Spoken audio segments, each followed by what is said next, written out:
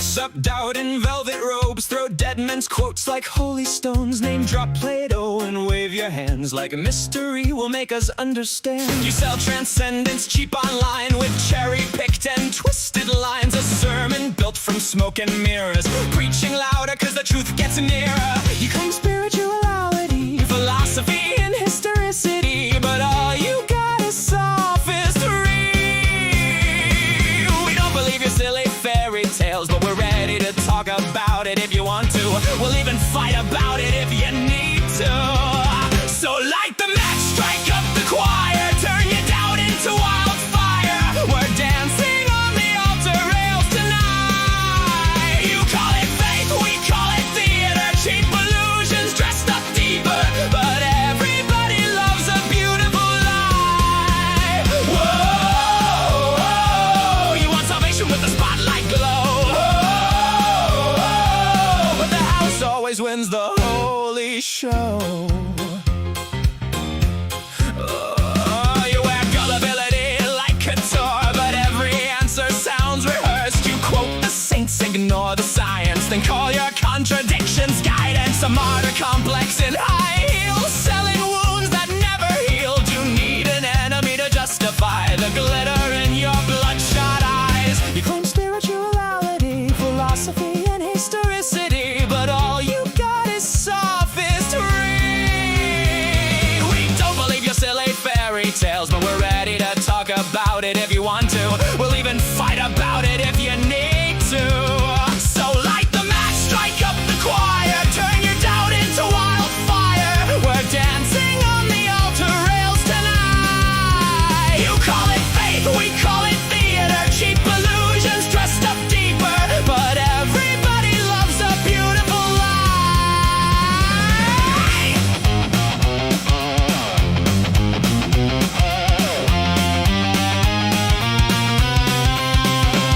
And if heaven's just a green room backstage, then who's been writing all your lines? You pray in public for the applause, then curse the crowd when they don't buy. By the way, darling, not sure if you know this, but we absolutely noticed that your family values venom has infected your whole system now. It's dripping on your ballots, making every vote a weapon. Your blind faith inspired prayers are now our Christo-fascist nightmares. Light the match, strike up the choir, watch the city drown in fire, while angels smoke outside the venue doors. You wanted prophets, you got performers, broken hearts and false informers, singing hallelujah like it's war. Well, now welcome to Async, where we just wanna know all the fears, ideas, dreams, and doubts that you sow. Saints burn up in orange and purple glow. And the sinners steal the whole damn show.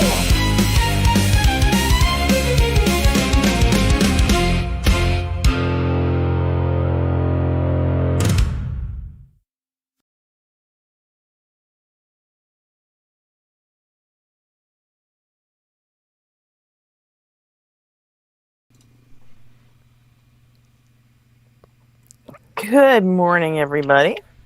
Yes, good morning. Happy Tuesday, happy Wednesday, wherever you're at. You just wake up too. Yeah. But before I went to bed, I watched Begonia. Have you seen previews for this movie or even seen the movie itself? No. It's got Emma Stone and that one guy that plays the creepy like Nazi's nephew in Breaking Bad, Todd. It's really good. the guy who plays Todd in Breaking Bad believes that Emma Stone is like this alien, and he like kidnaps her and like holds her in his basement. It's like this psychological thriller. It was really good, but I had some really weird dreams after watching that movie and then going to sleep immediately after. Huh. That's Wait. interesting. Yeah. But anyways, looks like Slug I've Racer even got. heard of it. Oh yeah, it's a it's on Netflix right now. It's really good. I definitely suggest watching. Oh yeah, I need to bring Nick 2 up. Hey buddy, how's it going? Good. I can't believe this is actually working. Yeah, your mic sounds good. Oh, you Awesome. sound great. Right? Let's go. Well, let's welcome in all of our friends. We got Slug Racer getting the gold medal again tonight. And then we've got Chuck McNorris, Opal Guy, Jada, Nessie. It looks like they chatted amongst themselves. Wait, is Calf here? I don't see anything from Calf. Just someone adding Calf. I think he was just getting it out of the way. Oh, okay, that's funny. Yeah. That's really funny. Yeah. Terrible name. Yeah, I think he was just pre-telling him to shut the fuck up. Hypatia, Widescreen Naval, and JM Carp. Welcome in, friends. And resist. Hello. Oh, yeah. The stream chat might be a little behind for me. Of course, So- my dog needs to go out as soon as I start doing this. There's So Emma Resist. Stone and what is that guy's name? Yeah, I gotta look him up. You're talking about Kirsten Dunst's husband, right? Jesse Plemons. That sounds right. Well, let me just look up. If it's Jesse Plemons, then yeah, he's Yeah, he's married Jesse Plemons. to Kirsten. He's married to Kirsten Dunst. Really? Today I learned. Yep. But yeah, they have really good chemistry in this movie together.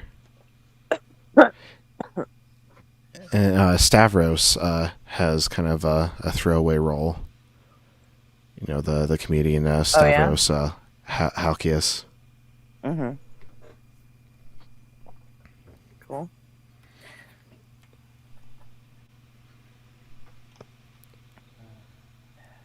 Yeah, Opal. I was talking about Begonia. I watched it. He was Just in the just last before I movie I went. saw in the theater. Oh, Jesse Plemons. Yeah. It was Well, Civil War. Oh, okay.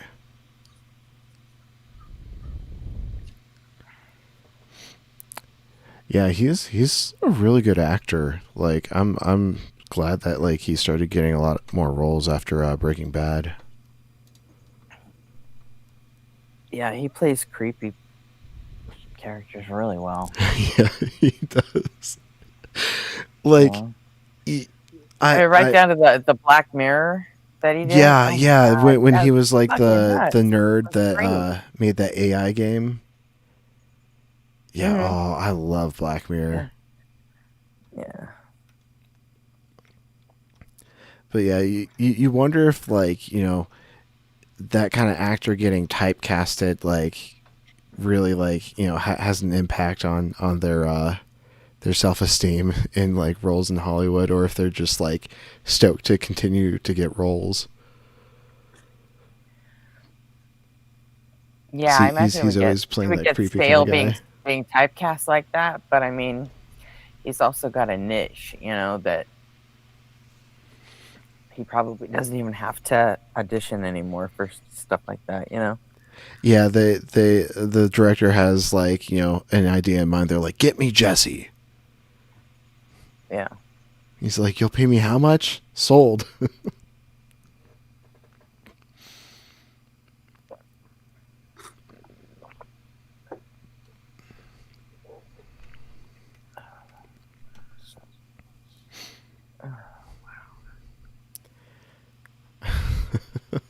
Jada wants to break out a Ouija board and summon Calf.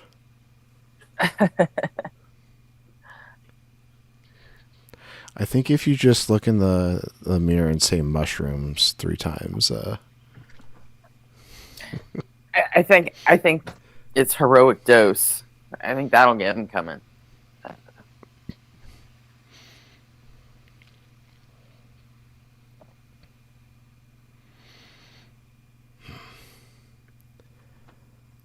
I miss the days when I was brave enough to take a heroic dose.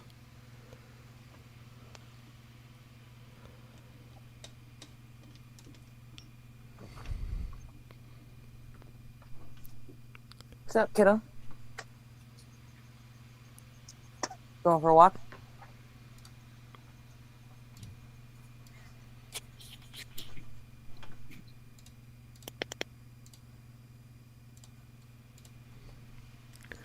All right, let's see what the subs have in store tonight.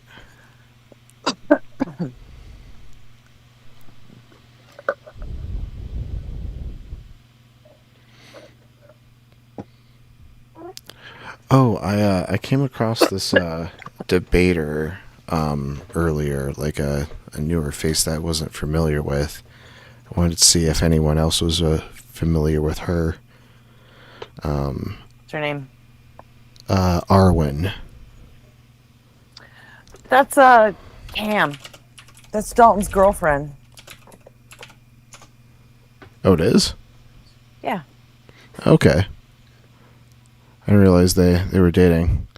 But I watched this live from June 15th. She was actually pretty decent.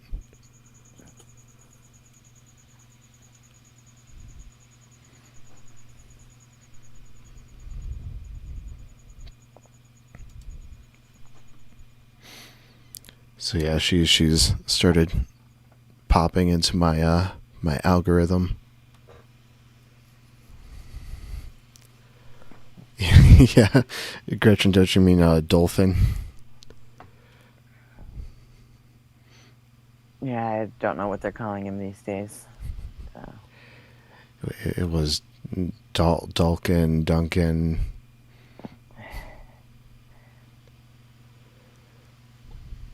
Yeah, I take Dalton in small doses these days. He just like streams at like times that like other people that I'm a little more interested in watching, and like I at the time when I'm asleep. So it's like true. Yeah. But you know there are only so many hours in the day. He's also given to having specific girls up on his panel that I don't know. There's been a few times where they're just straight up mean girls, you know? They just pick at people. You know? I don't like that. Yeah. I'll throw in a snarky comment like, you know, if you were just going to be assholes to people, you should have just stayed a Christian. You know? Like Oof. Like the I mean, there's no reason to spend 15 minutes, you know, bitching at a stranger because he won't give you fucking pronouns, you know?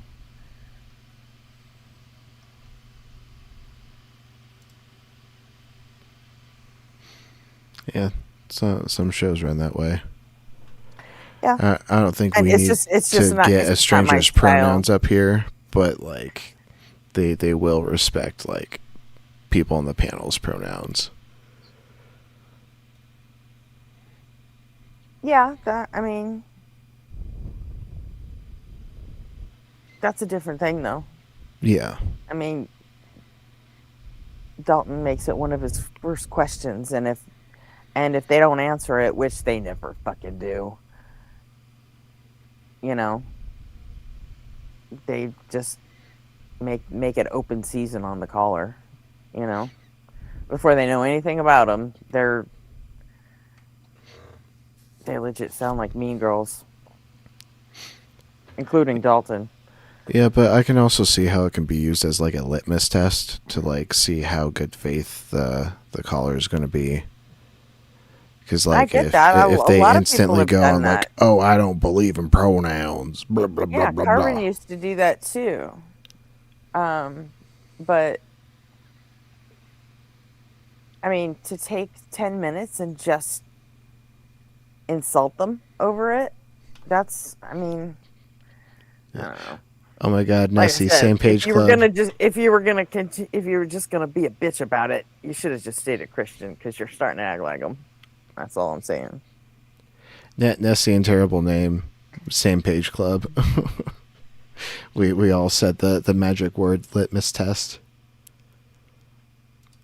You know, I have a really Yeah, strong theory I don't that have a like problem. I don't have a problem with it using it as a litmus test. But then again, I also really don't care. I mean, at this point, it's been done to death, and you already know what they're gonna fucking say anyway. And I really don't give a shit. Let's my pronouns are attack and helicopter. Blah blah blah blah blah blah. yeah, let's go with let's get right to it as far as I'm concerned because I don't think you need a litmus test, to be honest. Hey UG, welcome in. It's like constantly hearing. I mean, there's certain things that people like Dean and Parker constantly they'll stop an entire fucking debate just to correct them on the pronunciation of Kamala Harris's name, you know? And I'm like, yeah, you just fucked up. You screwed up the fucking flow of the debate, dude.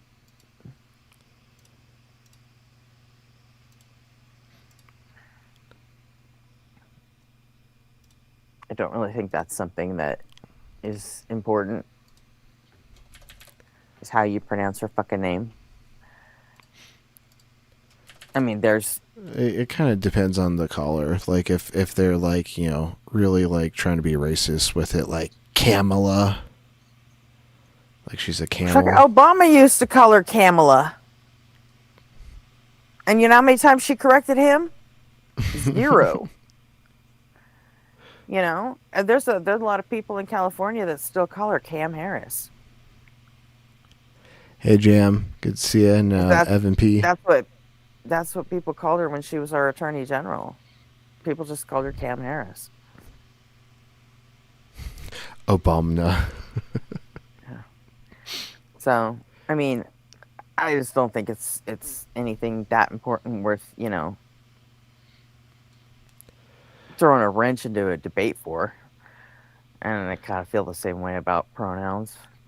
Hi Paisha, litmus test is kind of like a temperature check on like a person's like I guess like ability to be sociable. Like one of my favorite theories of a litmus test is like whether someone returns their shopping cart to the shopping cart corral or not.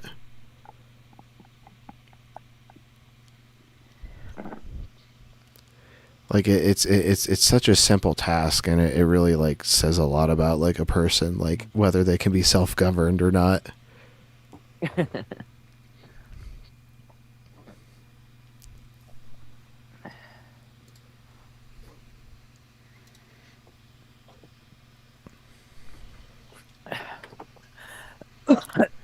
A Blitz clip that isn't a Flurf clip. Now, that's a rarity.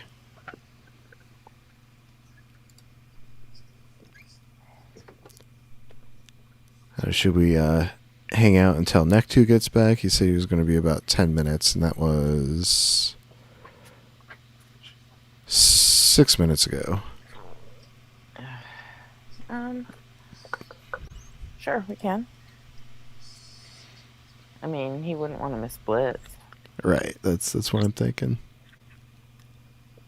So.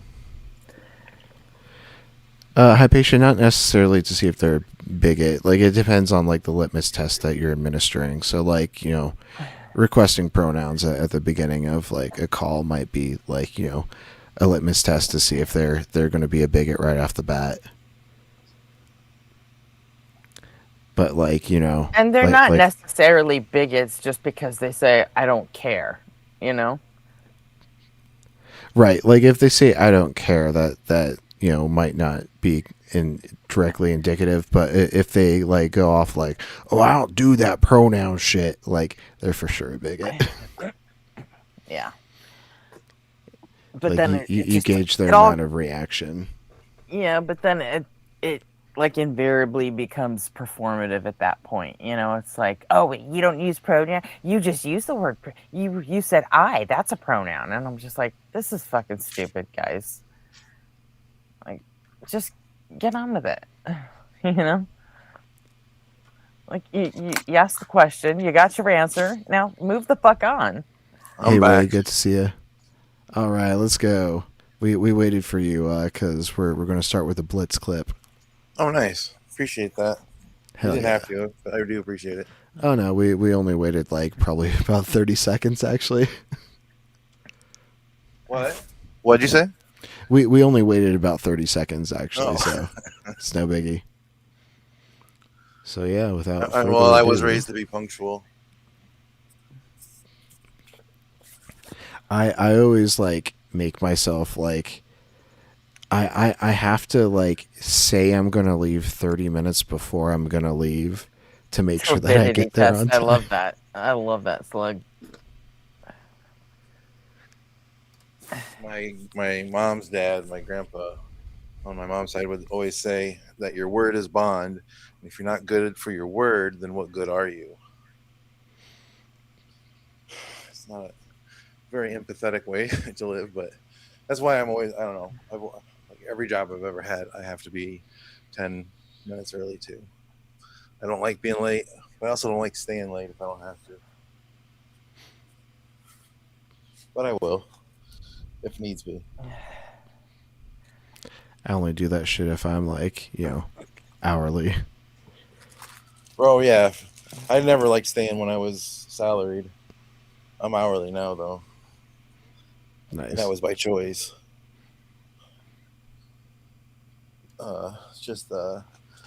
It was a pay cut, but it was worth the mental health. Hey, G.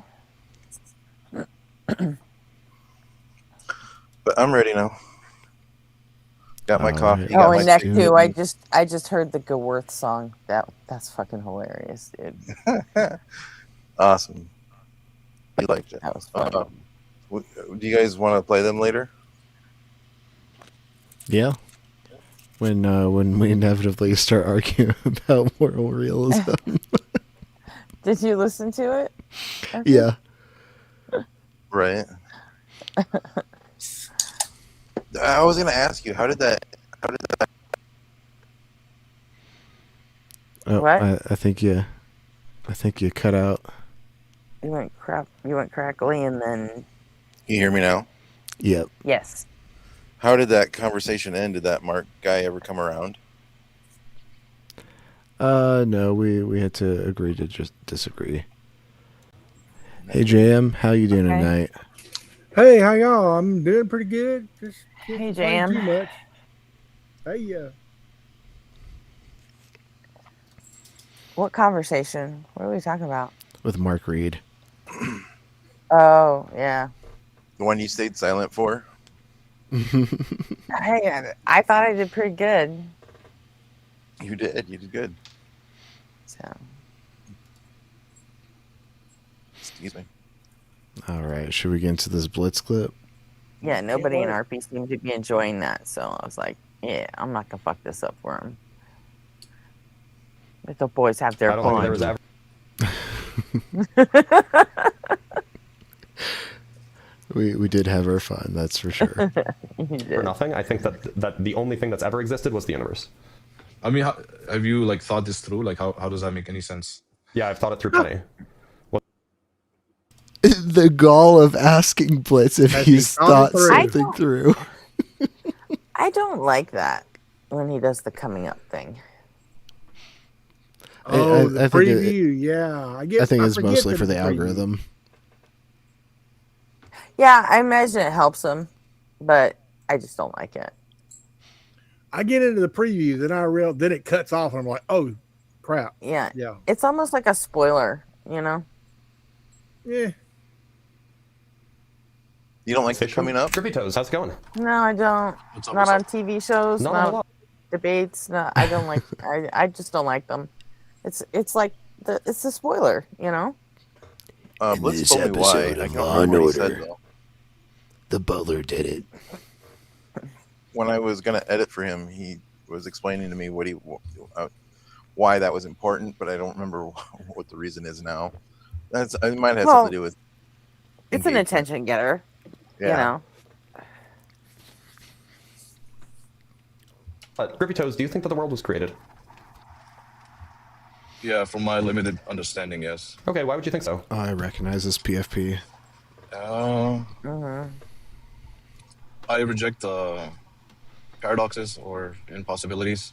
Okay. So, to say that there was an infinite regress of natural causes, it doesn't really Oh, explain wait. because you still need to explain. Who's the caller? Hold on a minute. If this guy is like most of the people that start with this argument, he's going to be okay with an infinite regress of his God. But Yeah, it's impossible for the universe to have an infinite regress. yeah, it's always I mean, special pleading. I can see the universe right now. And I can get a telescope and stare far into the universe than most people will ever see. I'm not counting the big scientists. And then this guy wants you to believe that his God is going to. I'm not saying that he is for sure, but I bet you that's my prediction. Right. The cope that they use is everything that begins to exist, and they'll say like, "Oh, God didn't begin to exist," but at Yeah. that point we can say, the universe didn't begin to exist. Prove that the universe began to exist. Prove that Right. there was ever a point where it did not exist, Right. and then there's it just kind of locks up at that point. It's okay for their God to have an uncaused cause, but not the universe. Yeah, it always inevitably devolves into special plating, and that's why I think the Kalam is so fucking boring. I agree, man. A lot of people say, "Oh, well, William Lane Craig, he's the best one to have done blah That's a blah Pratt blah." argument. And I'm like, "Oh, come on." It's just atheism with extra steps, you know. And it never gets you to your specific god either. It's No, just it like never some does. Exactly. like general like deistic god. Bill Craig has to add that on the end after the premise conclusion. It never says it. Yeah.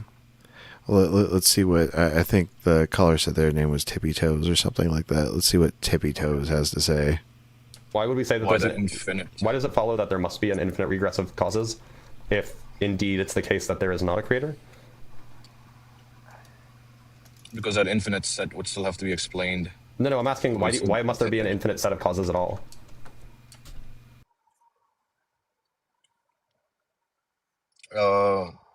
In a scenario where there's no creator, Yeah. that would be the logical possibility, right? Can you walk me through the argument? option. Because I don't see how that's like a logical consequence.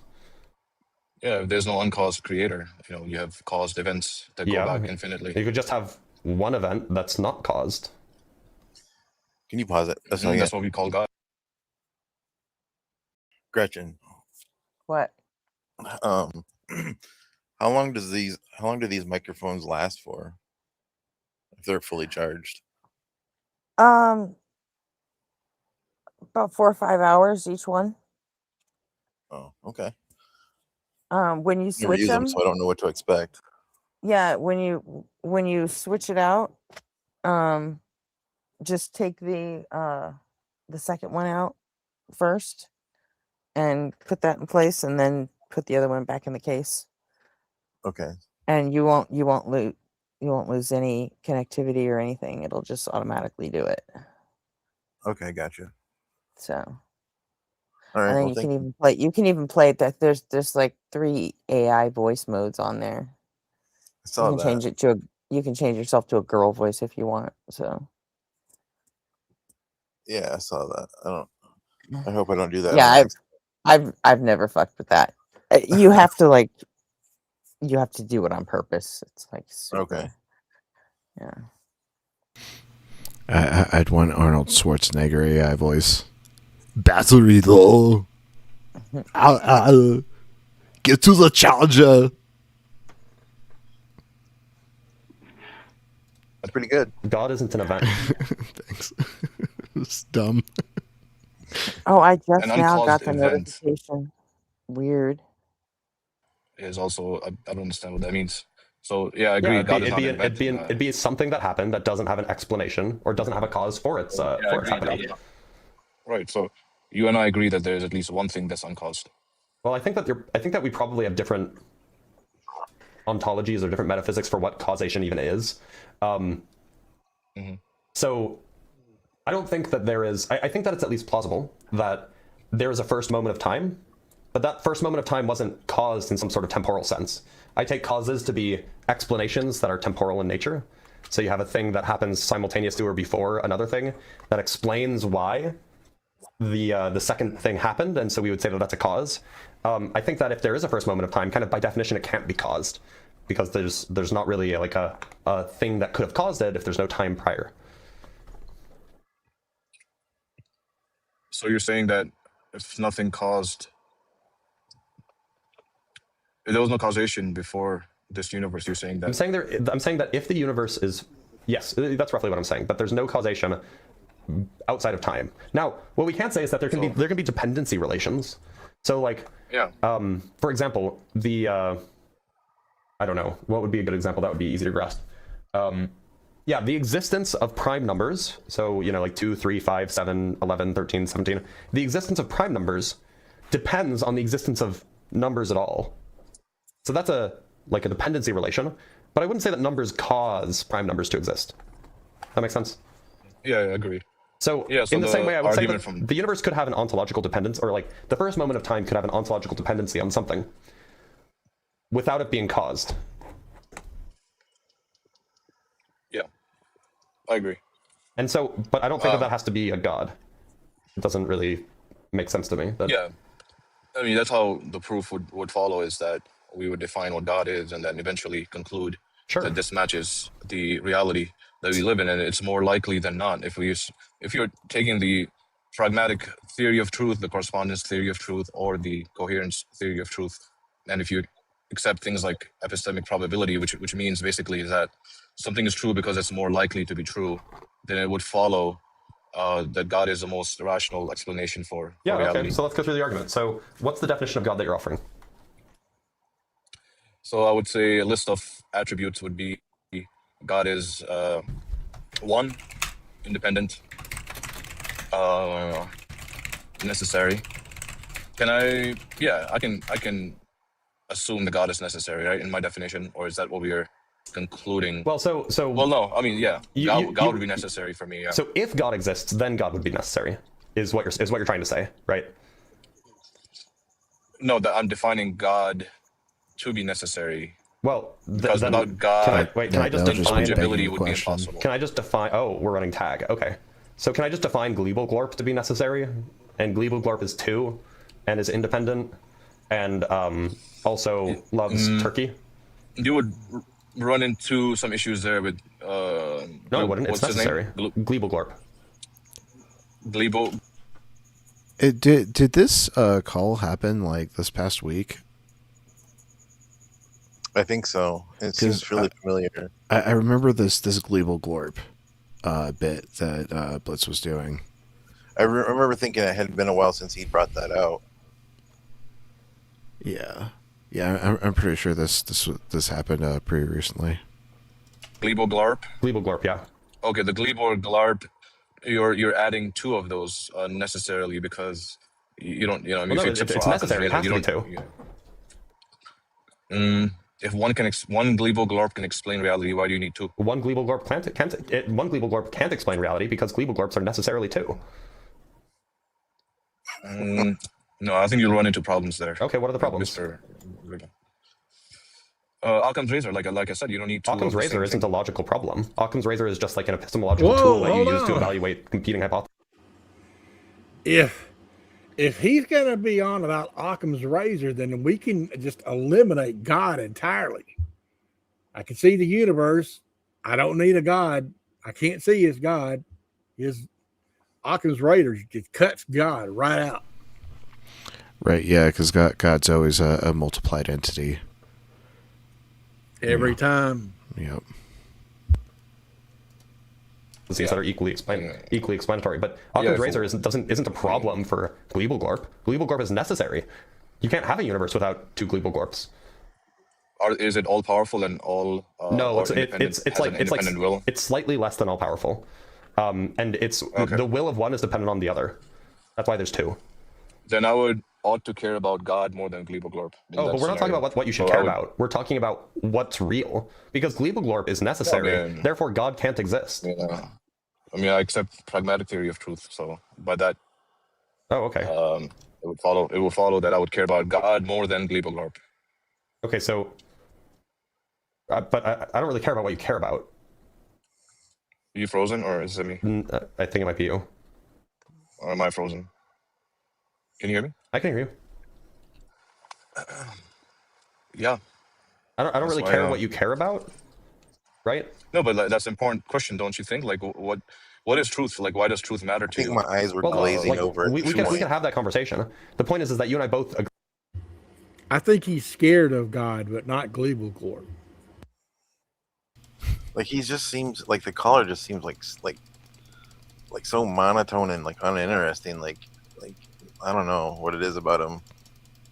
Like he doesn't seem like he cares about the conversation he's even having.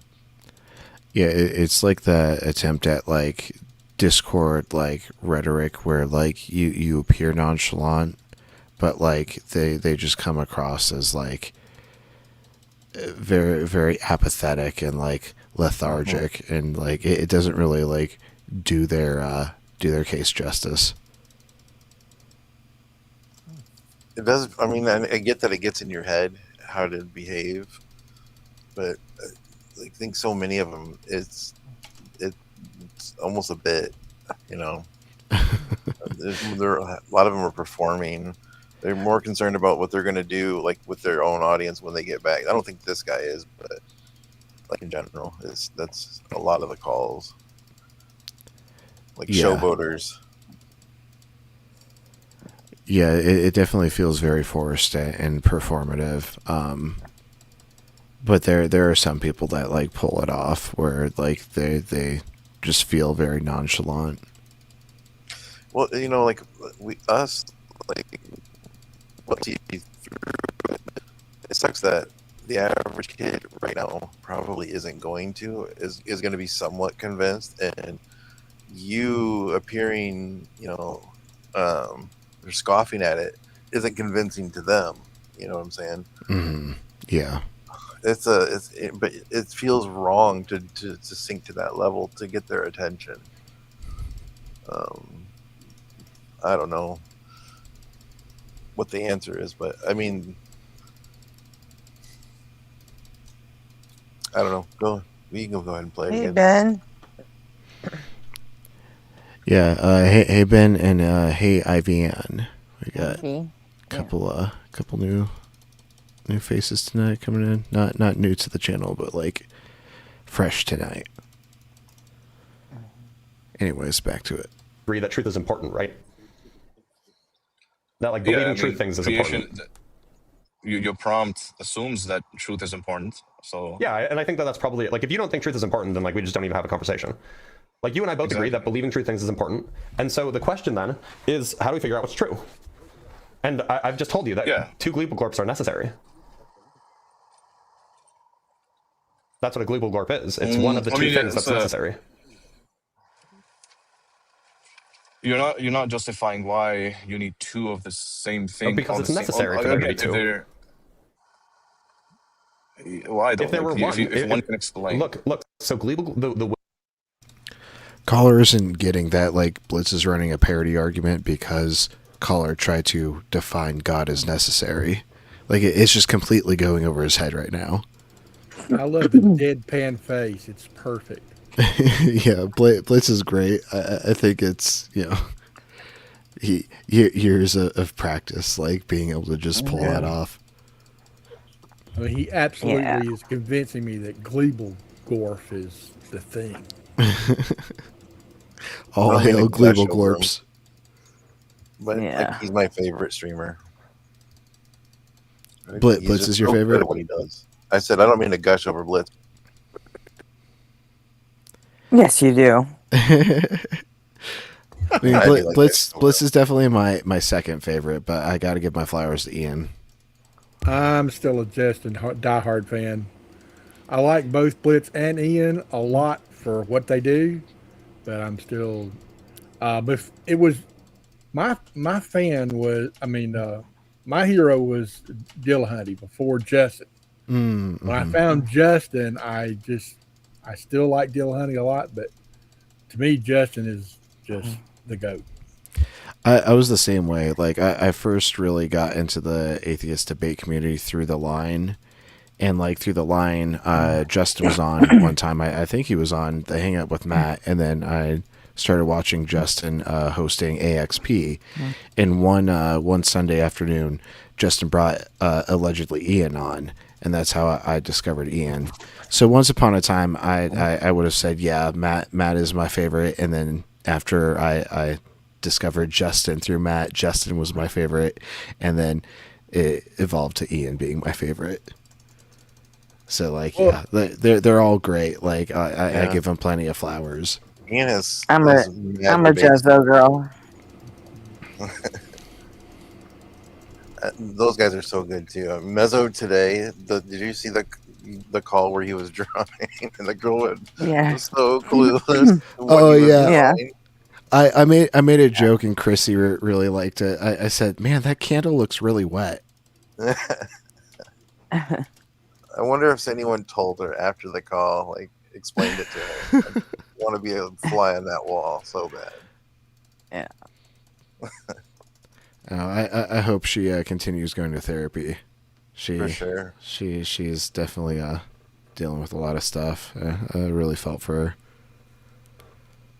Yeah. You know, that's I'm why a lot of these streamers do this, is, you know, to help people, like, you know, kind of get out Yeah, of their Evan. wild thinking. Well, I don't know. I have trouble choosing between Joel and Mezzo. 'Cause I mean, they're pretty much a package deal. I just that's why I just call him Jezzo, and yeah, I caught on that, to that. you know, yeah. Oh, thanks. I missed that. Now I get it. Like their astrological sign would be Gemini. Yeah. Yes, it would. Yeah, because I mean, I know I've said it 1,000 times, but like they're both brilliant on their own, but together they're lightning in a bottle, you know. And They Did can you really see- mess. Like they can really entertain the audience at the same time as that they're skillfully, you know, maneuvering through a conversation, like landing blow after blow, but like also like performing in a entertaining way, like to the audience. It's so clever. I don't know. It's amazing. yeah. Did you and- see the day after Justin had Joel on that Mezzo came in and it was just like, I can't believe you stole Joel from me. Playing the jealous boyfriend Yeah. bit. Yeah, that was great. I didn't see the stream. I was meaning to go back and see the stream where Joel and Justin do their thing, and so Oh, that I God. can then go back What? and relate to the stream where Mezzo comes in and says, "I can't believe you stole Joel." Oh my god, it was so fucking funny when Joel was on Godless Engineer, and they weren't taking calls. It was just GE was just interviewing Joel, and Wow, now I got to go see that too. Mezzo was in the chat, just throwing a fit, you know, and it was so great. Oh, now I have to see that. It's so good. the real kayfabe. Yeah. But IVN said that Thinker's great too, and I agree. Like for the longest time, Thinker was like my insomniac, my insomnia cure. Like I'd sit in Thinker's chat, you know, chatting it up with all my now friends. Yeah, So I think it's good. She don't take no shit. She's raw. Oh yeah. And But Joel I and met- Mezzo have a whole section of their Discord that, I mean, they're constantly workshopping shit and putting out extra little stuff that they don't even advertise, you know? Like there's a whole channel on their Bad Bible Debates Discord where they just send each other voice notes. And it's like, you know, it's Jezzo voice private keep out, they call it, you know? And they're sending voice notes back and forth to each other, and they get little spats and they come up with new ideas, and you know, it's all pure comedy and it's hilarious. But I don't know. I respect the extra grind, you know, that they put into it. Just it's funny. I dig them. This call from last Friday. Potentially, I can look up the VOD and compare it to it. Oh, it's not that important. It just seems so. It's familiar. Yeah, I definitely remember being out on a walk one morning. And plus, the topic would have been like probably a Friday topic. I mean, it could have been a Thursday, I suppose, but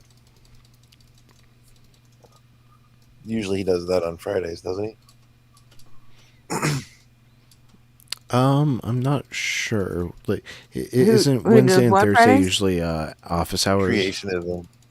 Tuesday and Wednesday are the office hours Oh, of the okay. Ask a Physicist, and then he does the atheist Thursdays. thing on Friday. The atheism is on Fridays, and Thursday is either like creationism or MAGA versus science. So yeah, it was like probably last Thursday or Friday that this was. Yeah. Well, My I think guess. last Thursday is when Deathless called, so this was probably Friday because Deathless called Yeah. on the MAGA's anti-science stream. Uh-huh. That's a definitional retreat. You lost. How Yeah, does it but feel to last- lose? Last week was all fucked up because he was gone Monday and Tuesday, so he didn't do. I know he started on Wednesday. He attempted to do Flat Earth, but he didn't get any calls on it, so he switched to creationism on Wednesday. Because flat earthers are so fucking stupid that, you know, they couldn't figure out the new day. If it's not Monday, apparently their brains don't work.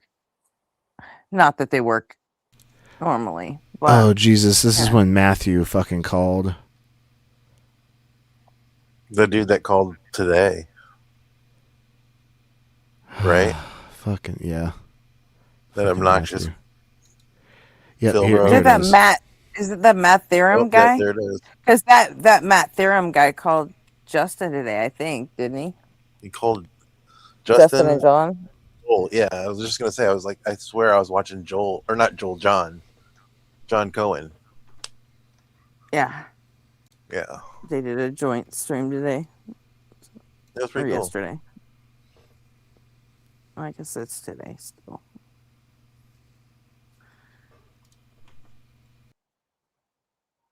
Will of They're a a legal good glorp team is up. dependent on You can play. Sorry, I didn't mean to cut you off. No, you're fine. something, and the only thing it can be dependent on Don't ever step is on my something that toes is again. necessary, which is another Glebogorp. And so you have to have two. Each one's will is dependent on the other. Oh, right. So they're dependent on each other. Yeah. So yeah, I would dismiss the Glebogorp. Ah, because but they're it's depending necessary. So like you can dismiss it. You can Yeah. deny reality, but like that doesn't make it not true. Hey, Hey, Pugsley. Puggles. Same page club. I mean, it's one Glebogorp is depending on the other for its existence. No, not for its So existence, for its will, for its contingent will. I thought they had the same will. No, they have different wills. They have different The wills wills, and just they're depend on both each less other. Which than. one's will? So if less, they're both less than all powerful, or Yep. is one more powerful than the other? No, they're both less than all powerful. Yeah. So anything that is imperfect, I would say, won't explain. What do you mean imperfect? They are perfect. How are they perfect if they're less than all powerful? Being all powerful is less perfect than being slightly less than all powerful. How so? Well, yeah, because why? Because if you have all of the power, then there's absolutely nothing that you can't do, including the bad things. Or you can do all logically possible things. Yeah, I know, including the maximally. bad things. And so, like, look, that's just less perfect than being less than all powerful, right? Yeah, well, you're introducing good and bad now, which is Yeah, I like know. in a separate discussion about morality, which is a, you know, so for an all-powerful entity, every action would be a good action by definition, because morality is just a arbitrary. Yeah, that's a crazy bullet bite. Oh, I hate that. Why do all theists assume that God is good? If you're all powerful, that just This is blows perfect me. I parent. can't understand It's that. gotta be. It's gotta be the perfect daddy figure. Yeah, by callers, claim, if God sent a pack of wolves to rape your family, that like definitionally has to be good. Oh, we lost him. He's back. Oh yeah. You're back. Okay. Can you hear cool. us? Yeah, you're good. All right, cool. No, I just don't understand. I've never understood why they think God has to be all good.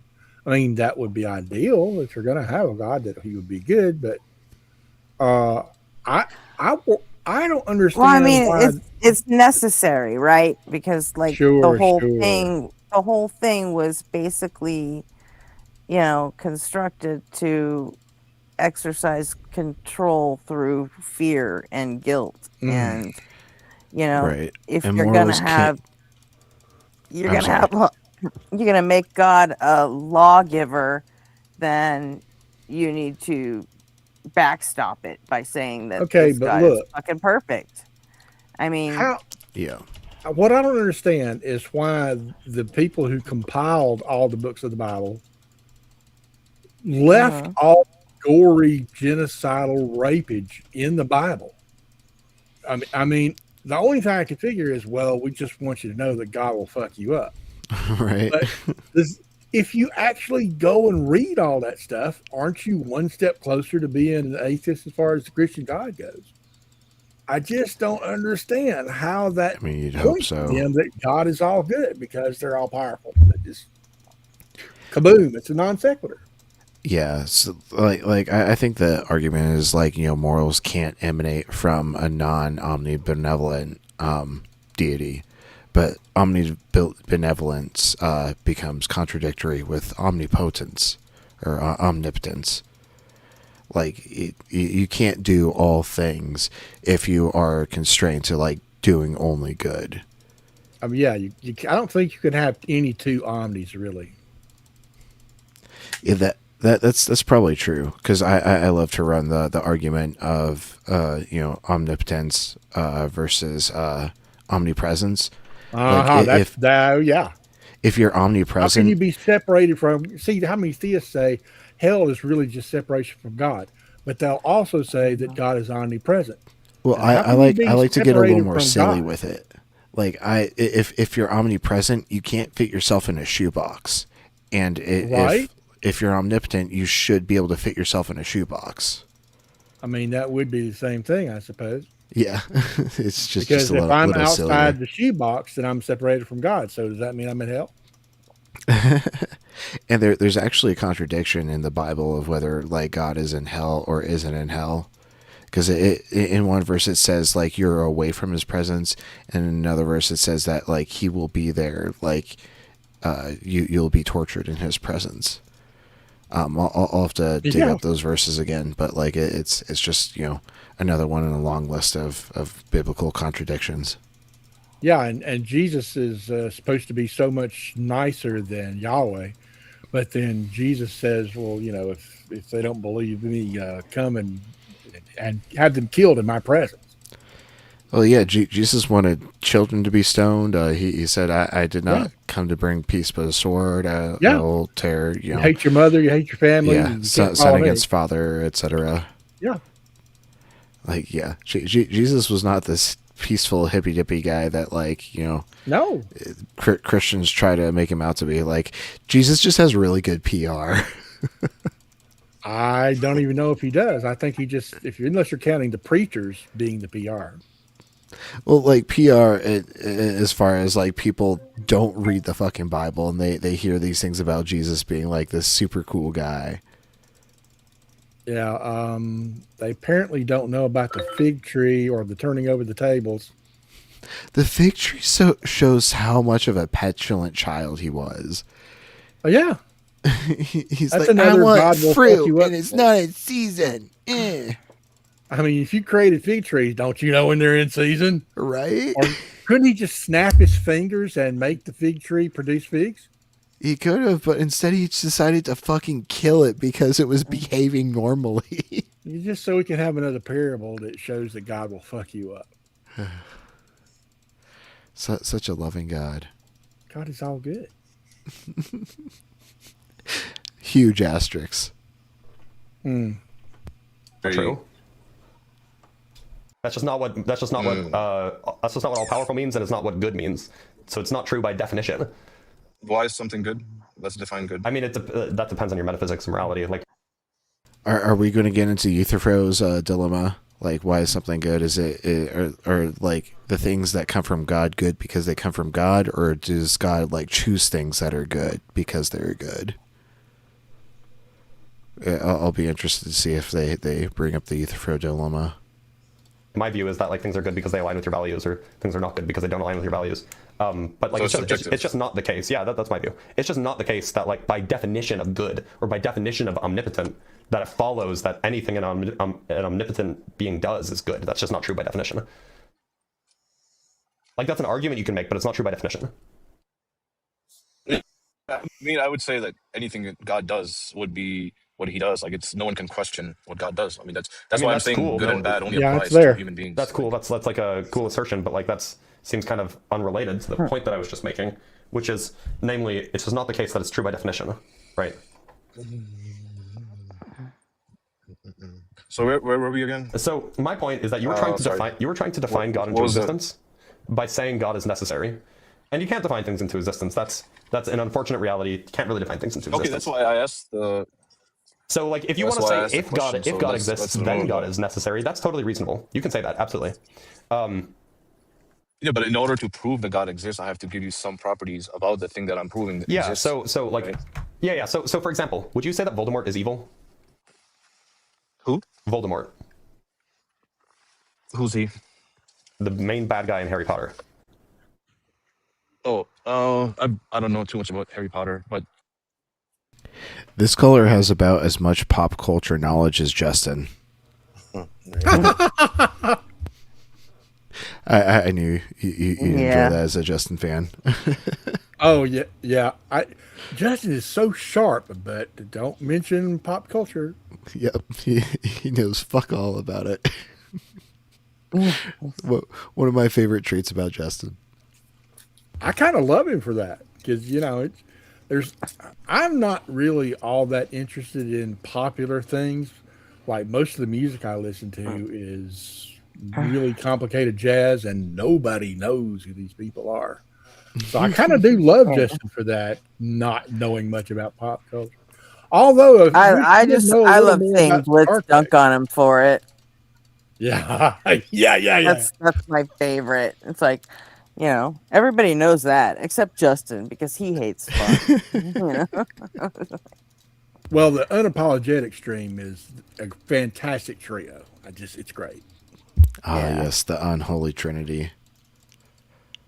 I have liked how they've kind of shaken up the cast the last several weeks though, because Danny had to fill in for Ian, and then Quanta for Blitz, and then we got Quanta and Blitz because Ian was on the line this Sunday. Yeah. But I do miss the original trio. I'm sure they'll be returning this next Sunday.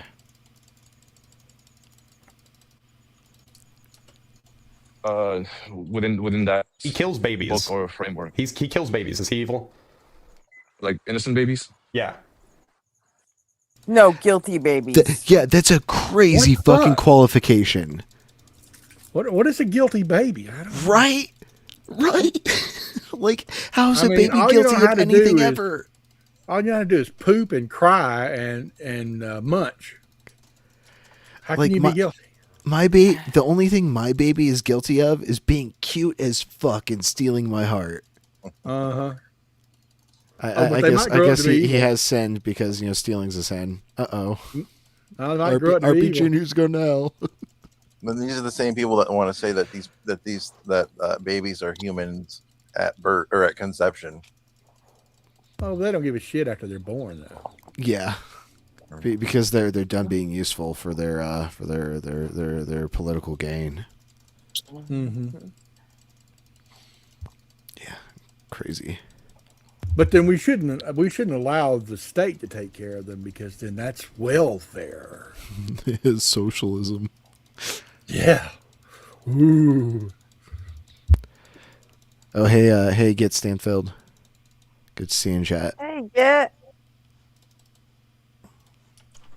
Yeah, I would say from our point of view as human beings, I would say that unaliving babies is bad. Yeah. So when we say, and I'm glad we agree on that. When we say that Voldemort is evil, what we I'm glad we can at least agree on Right. that. Oh my god, the bare fucking minimum. Oh, mean is that if Voldemort actually existed, then Voldemort would be evil. Oh, but wait. Similarly, we say that How many theists have you heard come in here and say, or the host saying, well, God's imaginary, but when we start talking about Voldemort, oh, Voldemort's imaginary. right. Mm-hmm. It's like, oh, that's fiction. It's like, Right? yeah, we're talking about the same thing.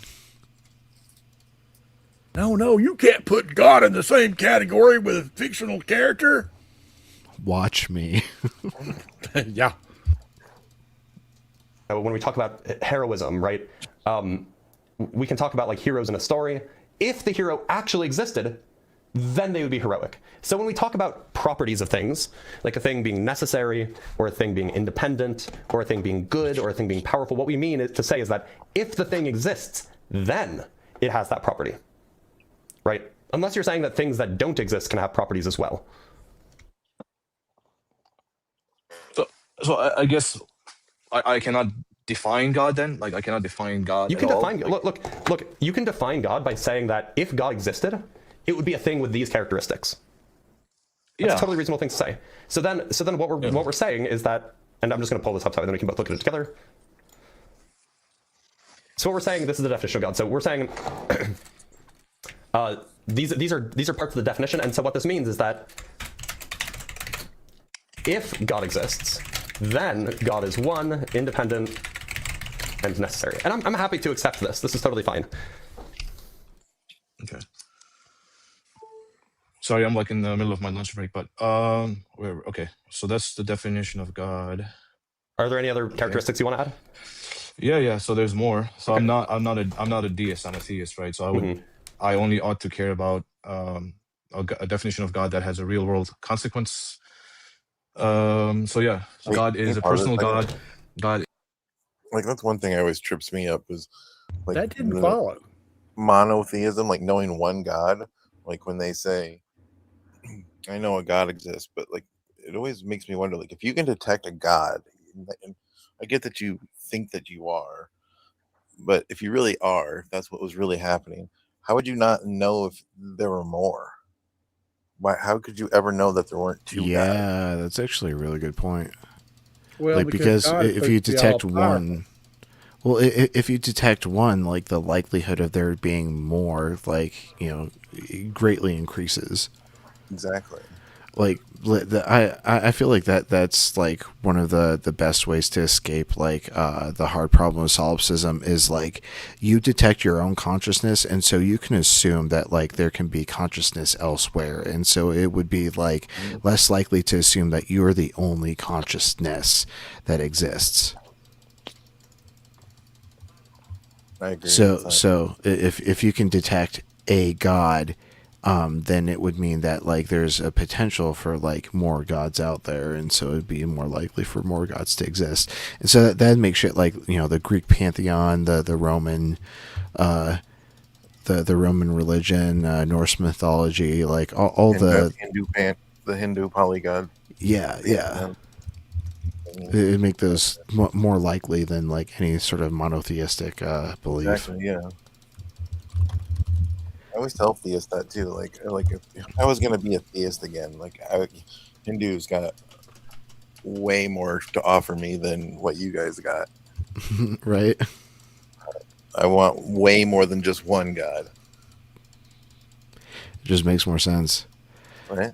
But alas, like, you know, not a single god has been detected, so we don't even have to go that far. Yeah. I want a global glorp of gods. Right? And the Glebal Glorp is 2. So like, you know, boom, right away we got, you know, we beat monotheism with the Glebal Glorp. I feel like they could mate and have multiple baby global glorps.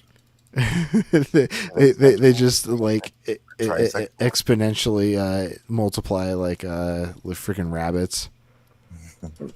We could send the caller his own personal global glorp. I'm imagining a Glebal Glorp like a Furby, but like more slimy for some reason. I just see Glebal Glorp having an imaginary battle with a Boomafoo.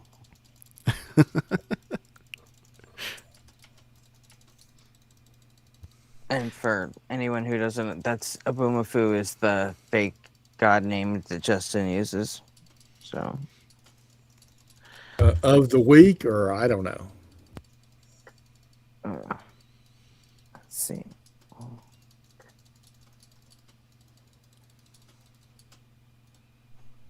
Is wise, all-knowing, has all knowledge. What else? Yeah, I think that would be enough Okay. to kind of. Independent, necessary. I'm just putting it down here. Personal, wise, and all-knowing. Okay, fine. Okay, we can agree on this. If this is the definition that you're working with, absolutely. So, why should I think that this thing exists? What's the argument? So I would start with, if it's some assertions about reality, I would say that something exists. Then I would run the Kalam arguments for contingency and causality to prove that there has to be one necessary being. The Kalam cosmological argument doesn't get you to there unless you're working. Yeah, Color's confused. The Kalam argument is not a contingency argument. It's a cosmological argument. Yeah, So I these don't- are completely different categories. This Well, guy, this I guy wanna know- just seems really new. You know There you go. that 'Cause see, what that I want to know that opens is, a whole fucking case of other questions. Like, if you're that new to where you don't really know what you're talking about, why would you start with Blitz? see, that goes to my question of how Do his many homework. how many people do they think have run the cosmological argument or the Kalam? Yeah, do they think they're the first person to bring this up to Blitz? Like Yeah. the utter gall. I mean, I think they must have to be new at this to not realize that we've heard the Kalam 100,000 times, said we don't think it gets you to God, and then for them to go, okay, well, I'm going to run it one more time. It's like the definition of insanity, doing the same thing over and over, expecting a different result. Exactly right. But I think it's because it hasn't dawned onto them that since they haven't run it, maybe it'll work for them. God has adorned me with this with this argument. Did you pray to Jesus to ask him if running the Kalam would help you tonight? Yeah. Or would help Jesus or God? Ask God or Jesus if he wants you to run the Kalam. Oh, we got a couple more friends coming in the chat. We got Jose the Demon and Hayden Walton. Good to see y'all. Hey, Hosa. Hey, Hayden. Working with like the second stage of Kalam. But I don't even grant the first stage of the Kalam argument. So What would you reject in Kalam again? I don't think either premises are well defended. Which one, that everything that Oh. begins to exist has a cause, or Yeah. which one? So I'll just write it down for everybody so everybody can see it. The Kalam cosmological argument is everything that begins to exist has a cause. Premise 2, the universe began to exist. Conclusion, the universe has a cause. Right. So I don't The grant universe either did P1 or not P2. begin. I think that P2 is probably, like, we don't have empirical data that even says P2 is true. And I think P1 is probably, like, I think P1, it depends on what we mean by begins to exist.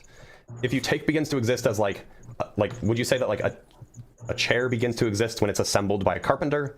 If that's what you mean by begins to exist, then absolutely we can say that we can talk about things that begin to exist that don't have causes. Like, for example, when, Yeah. like, but so if you mean something else by begins to exist, then maybe P1 is true. It might be vacuously true in that maybe nothing has began to exist. In which case, then obviously it's true that everything that begins to exist is a cause. But so P1, you have to be a little bit careful about what you mean by begins to exist and what you mean by cause. P2 is probably Yeah. not supported empirically, and so I don't think that the conclusion follows really at all. Yeah, I would go with that chair example, or like the chicken pizza in my oven began to exist. Okay. Well, in that case, if we use that notion, where like it counts as a thing beginning to exist if like there is a new configuration of stuff that's like made from an old configuration of stuff, then we can talk about beta decay, which is a kind of nuclear reaction where you have a neutron, and the neutron decays into a proton, an electron, and an electron antineutrino. And the cause for this happening is absent. It happens spontaneously. There is, using our best laws of physics, there is no cause for why it decays when it decays. It just happens. And so that would be a counterexample to P1 in that case. So can't you say that the molecule or the neutron. substance itself, neutron itself, is responsible for is the cause behind its So own the decay? neutron is, so it'd be hard to say that it's the cause. It's just like that would be like saying, is the pizza dough the cause for the pizza being made? Well, not really. I mean, I think the distinction here is, I think there's the cause of existence versus a precise deterministic trigger. Like even if physicists cannot predict that the exact moment of a nucleus decay, the decay still depends on things like the existence of the nucleus, the weak But we're nuclear not interaction. talking about dependence relations. We're talking about causal relations. Okay, quantum fields, physics laws. But those aren't causal relations. Those are dependence relations. Don't you have to have the nuclear weak nuclear force prior Again, to the decay? that's dependent. That's a dependence relation, not a causal relation. Right? Like I don't see a so a pizza I love that depends response. on the pizza dough for the pizza to exist. I just, it always tickles me when the only answer he gets is, Right. It's just that they've never actually pondered it before. But the pizza dough doesn't cause the pizza to exist. The person who makes the pizza caused the pizza to exist, right? Yeah, so there's some So relationship. What you've going been on. giving me is you've been saying, well, the pizza dough is required for the pizza to exist. The tomatoes are required for the pizza to exist. I'm like, look, none of those are the pizza maker. Well, it's the configuration that matters, right? Is that what you mean? What I mean is that All of them is that when we're talking about a interacting- cause, we're talking about the pizza maker. We're not talking about the things. We're not talking about the way. We're not talking about the composition of the pizza. And so what I'm saying No, is that we- even though when we for beta decay, when a neutron decays into these pieces, we know what the ingredients are. We know that you need the weak nuclear force, you need like quantum fields, you need all these things. But there's no pizza maker, right? There's no cause for the decay. I mean, there's an exact methodology on how these different laws are interacting with each other. So it's the Absolutely, same- but there's same no thing. cause. There's nothing that explains why it happened when it happened. I mean, in our world, we would just say God. God is making things interact with each other, like the weak nuclear force, the quantum field, the laws of physics, Doesn't cause explain anything, though. the decay to happen. They never know that. They just Well, how say did it. God do it then? How did God make that happen? I don't know. That's the mystery. Well, that's exactly where we're back to fucking square one. Yeah, they're just openly, claiming magic without saying the M word. Yeah. It's Right. not an explanation. It's you put a band-aid on it and called it an explanation. I think it's Matt Dillahunty that says you can't solve a mystery by appealing to a larger mystery. Yeah, I've heard Yeah, that he before. does. He does say that. But I guess Okay, yeah, that's but I mean, what like, we're if trying to we're- prove. Yeah, so that- you can't really use that, right? Okay.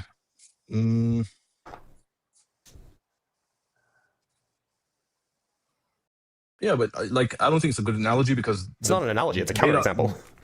Yeah, I mean you're using that as an example, but beta decay does not involve something coming to existence from absolute nothing, right? I Well, mean, but there's that already wasn't the contention, and I'll pull it up again. Exist- This is why I physical asked. system. This is why I asked if by cause you mean the kind of, or if by begin to exist you mean the kind of beginning to exist that a pizza does when you make a pizza, right? And you said, yeah, that's a totally good. P1 applies to that. That's what begins to exist can apply to. And so if we mean begins to exist in the way that a pizza begins to exist, then that would mean that it should equally well apply to a neutron decaying, the proton, the electron, antineutrino beginning to exist. And yet, Yeah, according to but P1, that thing should have a cause, but there's no such cause. But in the pizza example, I'm less concerned about the actual human being. I'm more concerned about the actual final product of what Right, but and the my cause perception is of the what human pizza. being, right? No, not necessarily. A machine can make a Okay, pizza. or it's whatever made the pizza, right?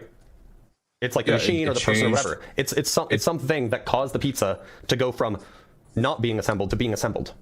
Yes, from state A to state B, there was a change, and that was explained either by a machine or a human. Yeah. The and same so thing with there- the there's meta no decay such, is no, there is no such thing to the neutron. There's no such explanation for why it decays when it decays.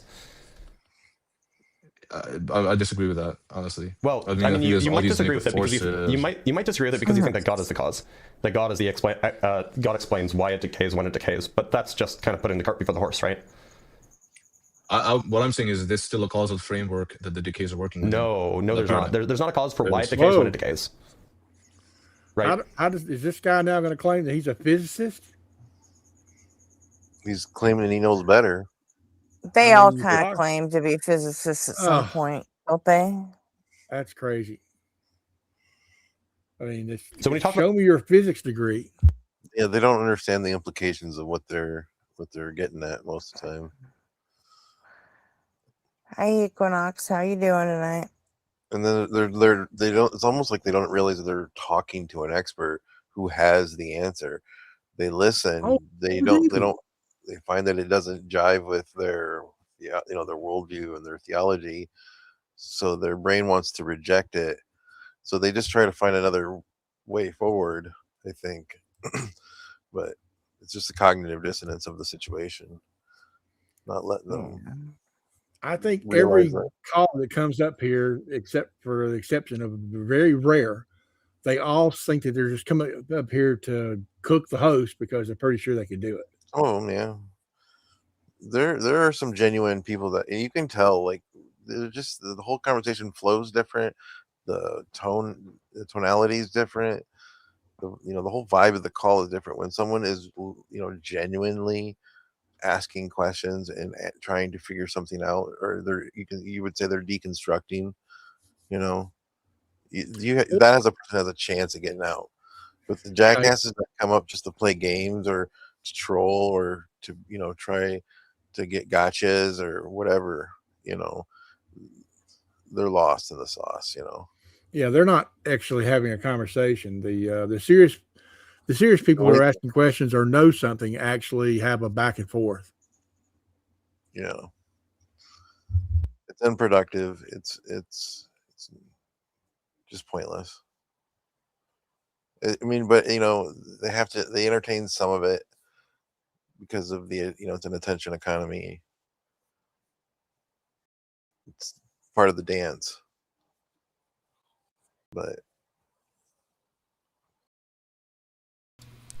they're really good at it. I think they do. They strike a really good balance. What were you gonna say, RP? Yes or no? God is not unreally non-existent. Go ahead. Yeah, that's going to be a blunder. You Pizza, win. Are you there's- saying we there's- just don't know it? No, I mean, are you? I'm saying don't that you? modern physics, like the way that we understand modern physics, says that there isn't one. There isn't a cause. I think. Are you conflating philosophical what is it? Naturalism or No, no. This is methodological like naturalism? this is like the Don't you have to mainstream view. don't you have to presuppose that every natural cause is caused by another natural cause? Like ultimately. I So, mean, it's could. just unknown. It's You- just unknown to you right now. I Right? mean, That's you- what physicists would say Right, is but then unknown. look. So what we say, what we would say, we physicists, what we would say is that look, the current models require, at least if you use the Copenhagen interpretation, require that there is indeed no cause. Now you could say, oh well, maybe we're wrong about the current models. Well, sure, I guess, but you can't then use that as support for P1. You can't say, oh well, what if the physicists are wrong? Then maybe P1 is true. That's not an argument in favor of P1. I'm giving you a potential counterexample for P1. You have to show that that counterexample is not a counterexample if you want P1 to be true. Yeah, but even if you give one counterexample with an unknown cause, like I still it trumps the idea that majority of the things we observe as human beings, if you Okay, accept so we're changing this to most epistemic things probability. that begin to exist have a cause. Is this Yeah, P1 now? Then we say that the universe began to exist. Okay, so then this argument just doesn't follow. It's just not valid anymore. I mean, I'm using epistemic probability. I accept things to be true because they're more Things likely that to be begin true. Okay, but it's So more by that likely the standard- case. So might have a cause. the current The universe could have maybe began to exist once. It might have had a cause. You can play it. I'm sorry. Yeah. He also just said, I accept things to be true just because they're more likely to be true. That's And a how- hell of a how- way. engaging with- yeah. How does he Without compute evidence. the likelihood? how you- Yeah, exactly. Yeah. Who knows? models that we use, so the way that we evaluate probability of things, right, is that we evaluate the data that we have access to, and then we come up with explanations, and we evaluate those explanations given the data, right? So if we're doing epistemics here, if we're doing like epistemic probabilities, then the epistemic probability is that indeed there are things that are uncaused, and those would be quantum mechanical effects. That would be It's the an unknown that would be the cause. likely conclusion, actually. The unlikely conclusion is that, Yeah. oh, we're just wrong about that, and actually there is a cause, even though it disagrees with all of the observable data. Even though we have no explanation for that cause, there still is one. That would be the epistemically unlikely thing. In science, aren't the majority of the things we know are based on cause, like causal effect? So Why are we dismissing all of classically, that yes. research? In quantum mechanics, no. And quantum mechanics is more fundamental than classical mechanics. Oh, can you pause this a second? Earlier today in chat, I don't remember who it was. I think it was someone named Gravi, something G or GAV or something GRAV, something like that. I can't remember. But in the vertical, I think it was in Blitzes, they kept saying like just so determined to say this like over and over again to the point where they were. I mean, I kept timing them out, but they would kept coming back, but never saying anything like terribly and bad enough to like get booted. But they were they kept insisting that gravity, the way we understand gravity right now, is perfect. It will. He kept saying gravity will never change. And I was like, then how? I said, what's the explanation for quantum gravity then? He had no answer, obviously. You wouldn't He even answer obviously the question. didn't know that we had a problem with the orbit of Mercury when we just had Newton. What was that? I'm sorry. So he obviously didn't know that we had a problem with gravity when we just had Newton, and Mercury's orbit was kind of unexplained. Right, and like that was like my point exactly. Was like we update our models with new information. Of course, it's going to change, but it's going to get more accurate. They're so afraid of things changing because in their mind, like you know, things are supposed to be holy and never change, and you're supposed to be absolutely certain. Yeah, when I was a Baptist 6 years ago, we were always told that God is the rock. He doesn't change. And of Right, course, yeah, the exactly. more you listen to these streams, the more you realize that, well, that's just not possible. I mean, if Everything is God subject to changes change, his even if mind, you they're know not. that God has already changed. So that can't be true. Yeah, exactly. So they're one of their biggest points about science is that it changes. So it can't be as good as God. You can't trust science because it changes, but God is a rock that never changes. Okay, well, Yeah, I was taught that when I science was does a kid. change, and that's why we can trust it, because better science will always improve science. Yep. When they say science was wrong, that's exactly how you're supposed to respond. And what fixed the science that was wrong once? Always better science. It was never religion. Yeah. How many? But then the one thing I've been catching them saying a lot after that is their next retort is all scientists were Christian in the beginning of science. That's a genetic Oh fallacy. no! Oh, and there's the whole thing about. Well, of course, Christendom was responsible for bringing us all this science. No, the science was brought in spite of Christianity standing in the way. As a matter of fact, anybody forget who this Galileo Galilei guy is that got put in jail by the church because he said something ridiculous like the Earth goes around the sun. Yeah, so the genetic fallacy, also known as fallacy of origins or fallacy of virtue, is a fallacy of irrelevance in which arguments or information are dismissed or validated based solely on their source or origin rather than their content. In other words, a claim is ignored or given credibility based on its source rather than the claim itself. So, people saying oh, science comes from Christians, that means, science is just affirming God. They're just, committing this genetic fallacy. Stuff, but we should trust them. Yeah. Big Bang actually came from a Catholic priest. Yes, same idea. Yeah, cool story, bro. I think the name came about because somebody was making fun of he was making fun of the preposterous idea that there could have been a bang. Right. Well, I don't remember that priest's name, but he worked really hard to keep his religion out of it, and he told other members of the clergy to be careful not to add their theology to it when reading his paper, So it wasn't because he was a Catholic. He actually took great strides because he wanted to know what the truth of the matter was. So but you can't ever get them to engage with that talking point in good faith, so I don't even bother bringing it up most of the time. That's the same thing they always bring up, that, it was Christians that did away with slavery. No, the Southern Baptist Convention that was formed in order to retain the right to slavery. They always invert everything the opposite of what actually happened. I always say, protect much.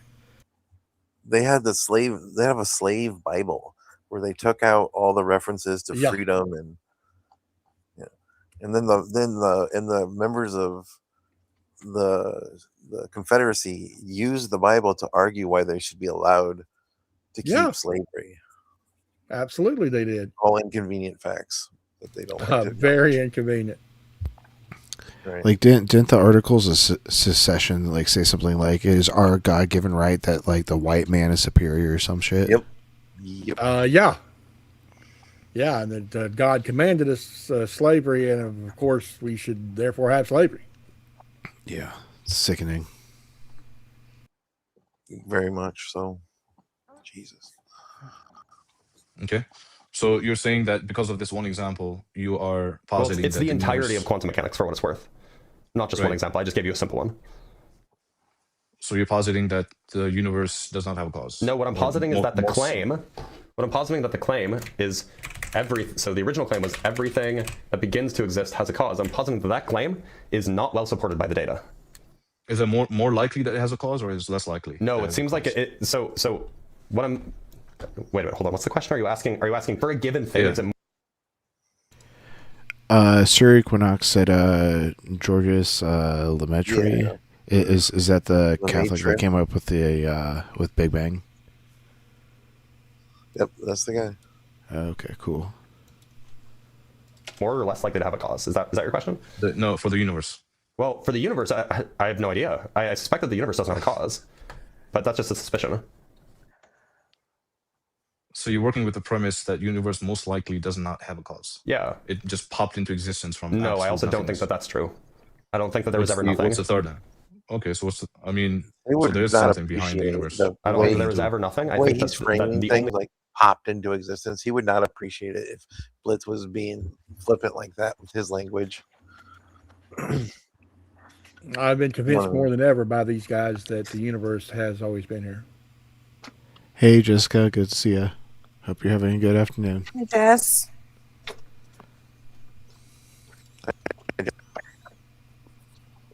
Oh, I you waved. crackled. What were you saying, Nectu? I said I waved and I don't have a camera connected. Did you hear me waving? That's probably what caused the crackle, was the rushing of air past your mic. Oh, It was a spiritual waving. Anything that's ever existed was the universe. I mean, have you like thought this through? Like, how does that make any sense? Again with the thinking it through. Exactly. That's why I fucking paused right away. Like, the absolute goal. High five. Same page club. Yeah, I've thought it through plenty. What's the issue? You're positing that. I'm positing that. Oh, where'd he go? Oh, we got a phone call. getting geeked up.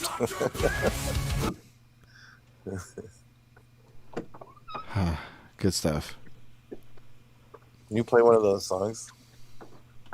Yeah, sure. Which one? Let's do Gaworthine. Gaworthine time.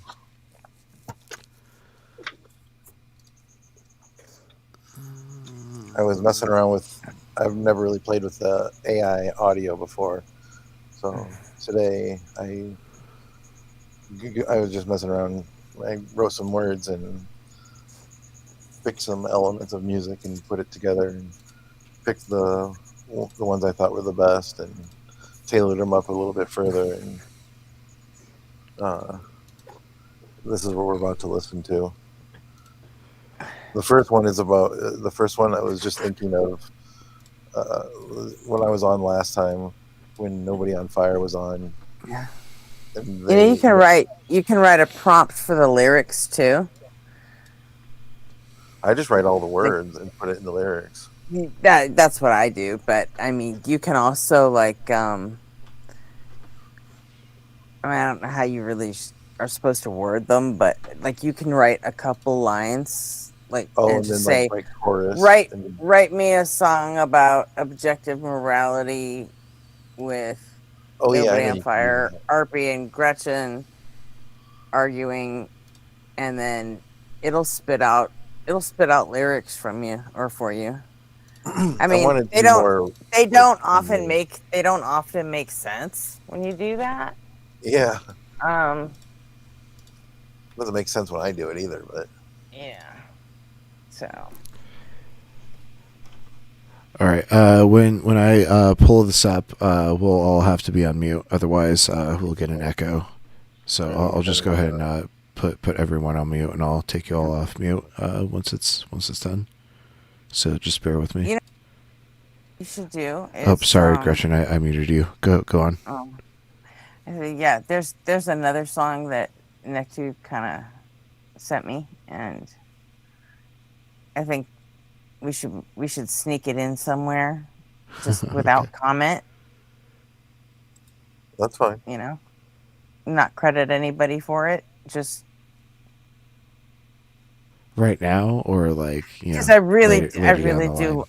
I really do like this song. It's Yeah, I mean, we can just play this one. Start with this one, the Yeah. Gaworthine time, and then you can play that one next.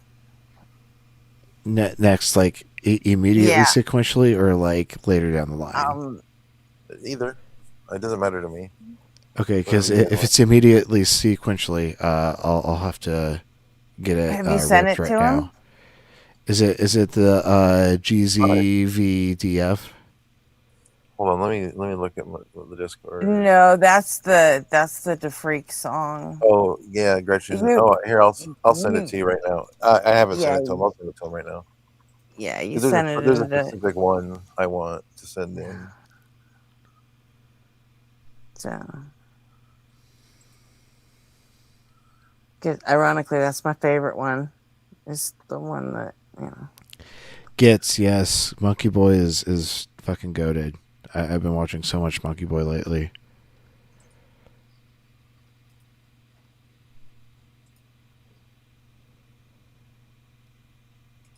I don't watch a lot of Monkey Boy. He's too Once in a while, I like philosophy filled, to. you know? It makes Yeah, sense. I know you wouldn't watch Monkey Boy. I got it here. I'm sending it to you right now. RP. All right.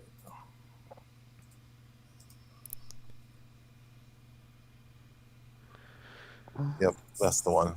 Oh, okay. Juicy. Yeah, I found that somewhere. I don't know. It was crazy. I don't know who did that. All right, let's So see. yeah, let's start with the Yeah. gore theme time.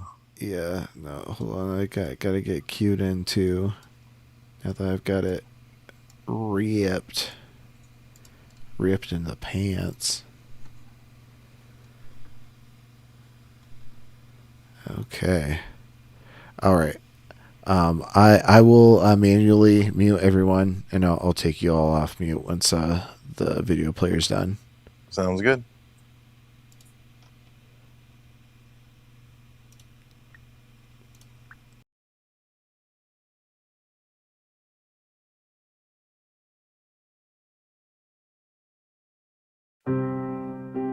Nobody on fire. A-R-P-Y.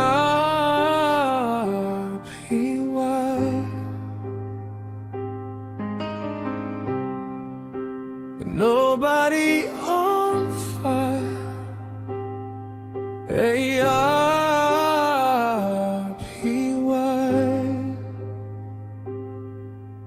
When it comes to freedom, man, we'll be an agency, necessity. Shots fired across the line. Everyone knows it's Gouverneur time. Out of my mind, nothing's divine. Depose all the priests. Dispose of all the beasts. It's Gouverneur time.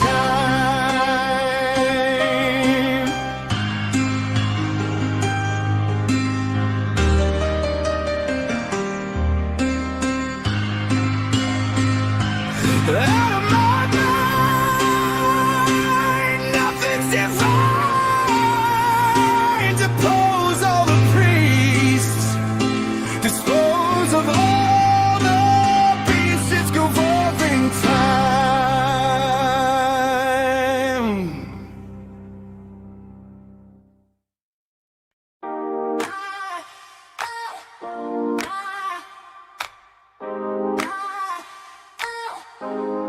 Nobody likes a soggy breakfast taco. Slop knobbing all over Jimbo. Just two goofballs acting macho. He counts platforming Yahtzees as his job. I hope no one notices that I fucked over my friends to seek favor with the enemy with shit-eating grins. Look at all the money I made. The me's justify the ends. When I shit all over my fans, no one really wins. That's why I'm a dumbass breakfast taco. I am never taking a bath. I just like giving red checks to Yahtzees, then cash in on the aftermath. Clutching pearls, I'm not a Nazi. I would never taking a bath. I just like giving red checks to Yahtzees, then cash in on the aftermath. Clutching pearls, I'm not a Nazi.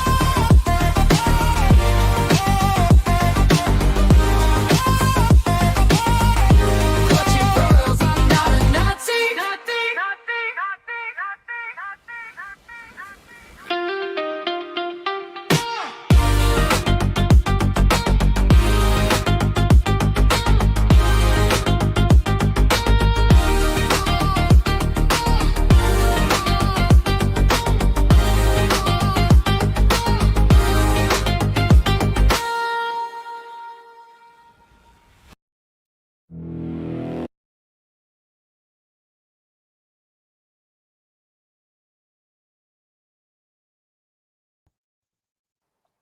Then play the Gretchen and versus the Freak. But that, I've got to scrape that one too. But that last one was crazy. I can't believe you stumbled upon that randomly online. Yeah, that's Like, I that's can't nuts, believe man. someone that we don't know wrote that. I love it though. All right, let's see. All right, yeah, I'll Oh yeah, no, scrape. I already sent it to you. Yeah, I just need to scrape it. Oh, I see.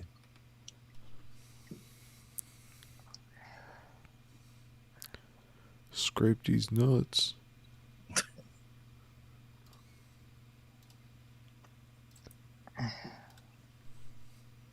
That just has me. I laugh at that every single time. It just has me in tears. I've never taken a bath. Oh God. Like serious shots fired. that was kind of a low blow.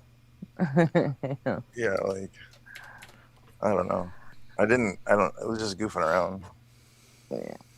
I said I'm gonna just goof around. Jesus.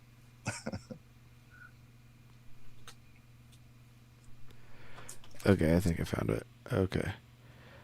Muting everyone up.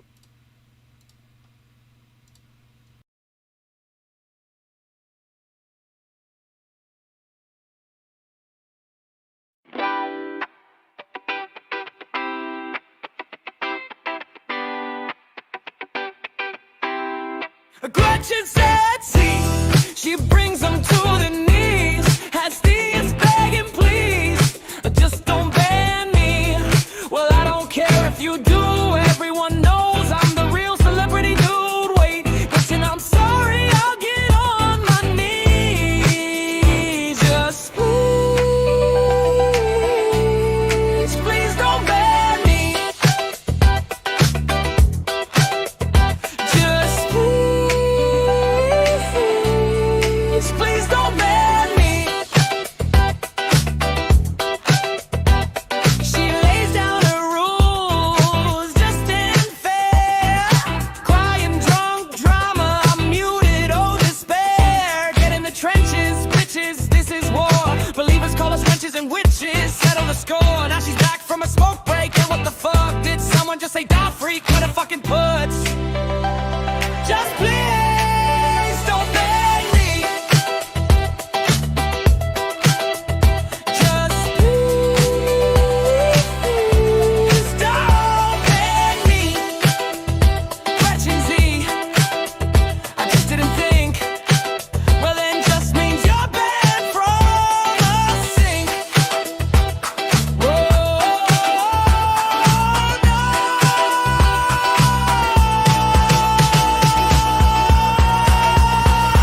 I'm banned. Look at me peek. I'm just a loser in the attention economy. They call me the freak!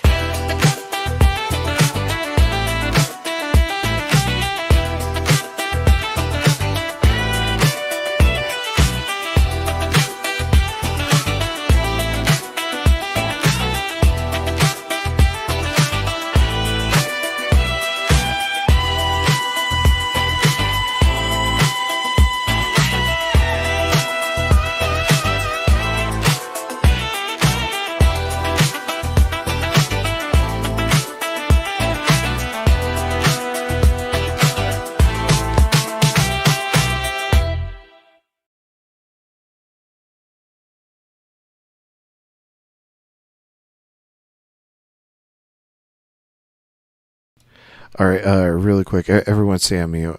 This is just because Evan made this comment. I had a little like stupid sketch idea like that I wrote 14 years ago that I titled New Boot Goofin'. So I quickly pulled that up. So here that is.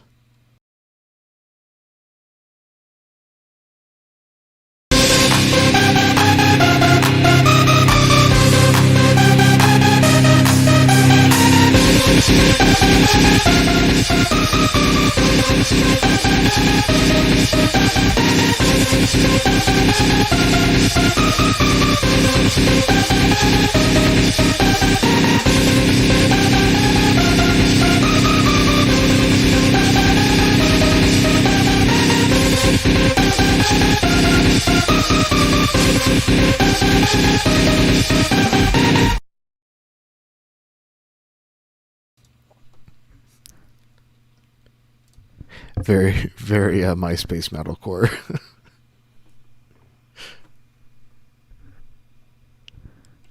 Oh, we got another friend comes to the stage. Hey, I've Jada. stopped by. It's me. Hey. It's been a bit. I wanted to stop by because I had fun last night, and I now am on 4 hours of sleep instead of 0. Let's So go. I'm in good shape right now. I figured I'd stop by and see what everyone was talking about. I got about the same amount today, so. Oh, so we're on peak level right now. We're Yeah, at our yeah. tip top shape. If we combine our sleep hours, it's 8 hours. That's It's a normal almost like a amount, full day. right? Guys, I think this is gonna be good for us then. Hey, Jada. Did you ever join Hi, the Discord, everyone. Jada? I sorry, I didn't because I lost the URL. I totally got distracted and Oh, I I can fix that. fix it right now, please. Let's do that. Yeah, because we're friends on Discord. Yeah, I want to. We are, aren't we? I've got some stuff I want to send you. Oh, please do. I'd be so happy for this. There we go. Invite sent. Thank you everyone for letting me get on stage while I have pushed myself into this scenario. I appreciate it. Thank Well, you, that's thank what you. this platform's for. I had too much What we're friends all come up. about. Push yourself. I'm so grateful to have everyone here and I feel good Even if the when I get results to are hear all of you. disastrous, keep pushing yourself. This is you guys are too good to me, and this is why I was ready to get on stage because Yeah. you guys are just such friendly people. How could you resist? Disaster builds character.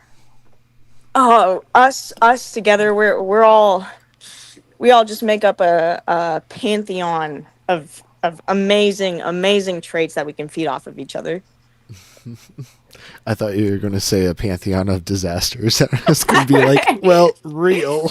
Well, I mean, like, more or less, we have our goods and our bads. Maybe a little bit. Maybe we're a little bit toxic, but for the most part, I'd say we provide lots of value. I mean, anyone that listened to OE's panel on Sunday knows just how much of a disaster my life has been. Oh, well, oh my good. I'm gonna have to know, but I won't pressure you. I won't pressure you into the scenario. But there is a little bit of me that said, well, what did they hear? What happened? Yeah. How did you manage to survive all that disaster and not build any character from it, RB? That's what I want to know. Wait, RP, what are these? How much disaster and how much character? What have I missed? I mean, Just the live stream is up on Objective Ethics channel if Okay. you're actually interested. I kind of am. Now I need to know. I gave What- my what's going on? deconstruction story. Oh, a whole story. I could Yes, go for a story. I could do that. That sounds Yeah, fun. Now I that- can know the lore. The That deep landed RP on me lore. pretty hard. Because I thought it was just deconstruction stories and like when oh man, it's just all the rest of you like went through some shit. I was like, I don't qualify to be up here. Like, Gretch, this is- you are so joking with Yeah. me when some of the things we talked about the other day. I thought, oh yeah, no, that's rough. I had done that before once. Oh, that's crazy that she had done all these things just past that one thing. So the one thing that I thought, oh, this was really hard on me. You continued from there. Don't talk to. You have the most amount of character progression that I have heard in quite a bit. You've done lots of things. You've done more than a lot of people. I think I've done different things. That's all. Oh, shush. You were in the. I heard about. You told me about your military and your learning Russian. I know I know the lore. There's you at least have just as much of a backstory as anyone else, for sure. Yeah, for sure. Yeah, it's just that when OE asked RP and me to talk about our deconstruction stories on his stream, I was like, okay, cool. And then I got there and realized we're talking about like serious religious trauma. Some of like listen to Jack's story and Arpy, and I'm just like, wow. I mean, Yeah, wow. my heart split open for Jack. Yeah, Jack's. Jack. I mean, his story sounded like a fucking true crime story or something. Oh It's like, wow, that's very different. I really hope he stops by sometime. yeah, my because, heart. like, Well, he was here. He was here last night or oh, this he was. morning. Yeah. Must have I been when don't. I was napping. Oh, I wish I could have stopped by. Yeah. Yeah. What a story! I'll have to stop by that video. Yeah. He's got. I'll Hi, share Maud. the I'll share the web link with you Thank you, RP. on Discord. Yeah, his story was absolutely. I was gutted hearing that. That's different than any other. I was raised by, at least what you guys are saying. That's different than just being raised by a Christian family. That sounds intense. Yeah, like he was raised by psychopaths. You know, Oh wow. Oh, that that poor was, poor guy. or at least his stepdad, and it was just like, fuck. Wow. Oh man. Yeah. I hope he stops by one day and maybe I can meet him and I'll say hi. I Yeah. make friends with the guy. He's a Justin mod, right? Is he? If so, it'll be easier to connect with him. I should. I think he's a Vert Oh, mod. okay. So I have to like actually be on Deconstruction Zone and not DZ Debates. I could be wrong. Yeah, Issa, we're talking about Jack's story, the Espresso Jack. Oh, Also, God, hey, Issa, good to see that you. was that landed on me hard. That one, that was. Whew. Yeah, same. Because like Different. Wow. Okay. did. Was he the? I think he went right before me. Right before Or- me, Oh, okay. and Because like yeah. I was tearing up, and like I didn't know if Wow. I was going to be able to like tell my story. Yeah. The poor guy. Oh my goodness. I don't know about any of this stuff. That's awful to hear about. Yeah, he had a stepdad that was just a fucking. It had to be a psychopath, just had to be. Awful, but inspiring. That like Of course. he's a survivor. Yeah, that takes a lot of strength. One of Yeah. those things that a lot of people won't have to go through in their lifetime. Yeah. So Yep. We We're got a community Ian of video? survivors. what are they doing? Fuck, I hate that when you pick up your phone to do something and then you forget what you were gonna do. It's like when you like And you just like sit there cross the and threshold of a room and like you forget what you walked Right. into that room to do. Yeah. But like the phone equivalent. Yeah, I'm doing that right now. I'm just staring at my phone and I have no clue what I was about to do. You guys remember that guy that we were talking to this morning? I forgot his name, and it's not just Kieran? because I think so. The guy who said The Irish guy? that he was suspicious about ADHD. That's just what it reminded me of. right now. Yeah, Kieran. Yeah. He That, seems like a really cool guy. Just that part was a a little bit funny. He's It chill. was a He little bit just has funny. some out there. yeah, And you know Kieran what? is hit I and give him the miss. benefit of the doubt. I have some out there takes. That's why I thought, like, oh, this guy's so funny. That's also a really funny thought to have. I think we all have some out there takes. It just takes some some discussion for them to like finally surface. It's and actually become like part of the subject. It's the 80-20 rule. I've mentioned this already 4 times in chat before, so everyone gets to hear it again. The 80-20, you get your 80% good and your 20% bad, and it's the 20% that people get to decide whether or not they like it. I like that. It's a good thing to follow. Can you handle those 20% of their fuck ups? And if you can, that person might be for you. It's like if you can handle me at my 20, or if you can't handle me at my 20, you don't deserve me at my 80. If they can't handle me at my 20, I'd probably be like, you know what? I don't even blame you for that one. You know what? Neither of us were able to handle me. So it's neither of our faults at that point. Hey, Charles Oliver, good to see you. We got so many friends in chat. Yes, we do. I love this stream. Oh, we got Mallard.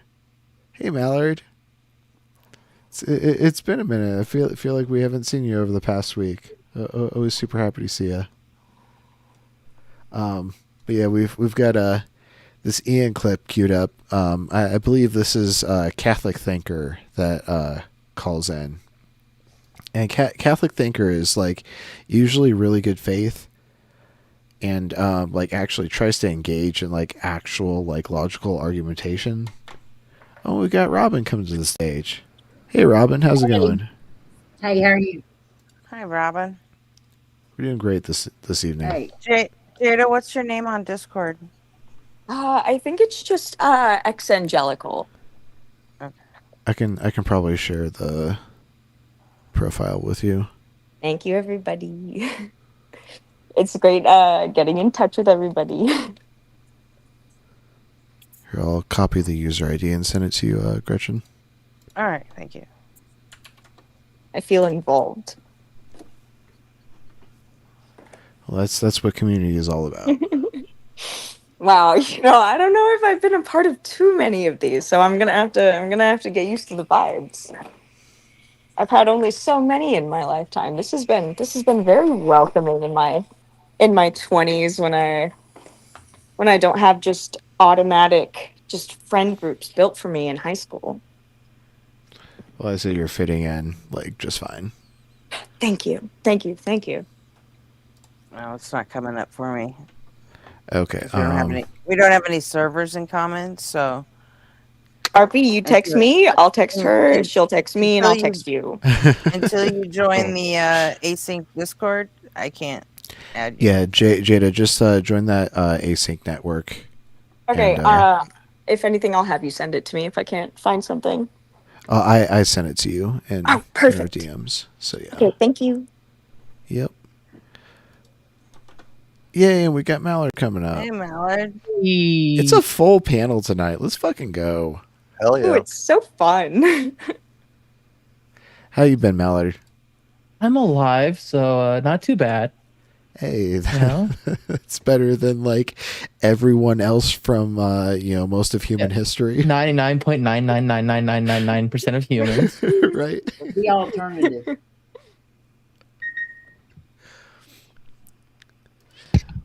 So How are we all doing? I'm doing great. How's everyone else doing? I'm always doing great. Hell yeah. I'm waiting to see if I can hear Mallard. Something gave a whoever just joined in, do you want to do me a big favor and say hello so I make sure I can hear you? Did they say something? Yes, Hello? they were No. talking. I'm alive. I am a Oh, real hi. human being. Okay. Hi. Okay, now I hear you now. Okay, that- just that's making weird. sure. Yeah, Sorry about that. JM was muted, and I think it was doing that glitch where like Oh, people yeah. couldn't hear.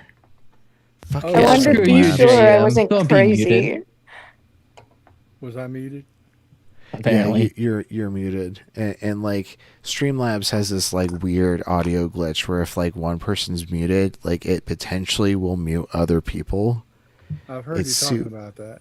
Super annoying. It's a weird glitch. I have no idea why that happens. No logical sense.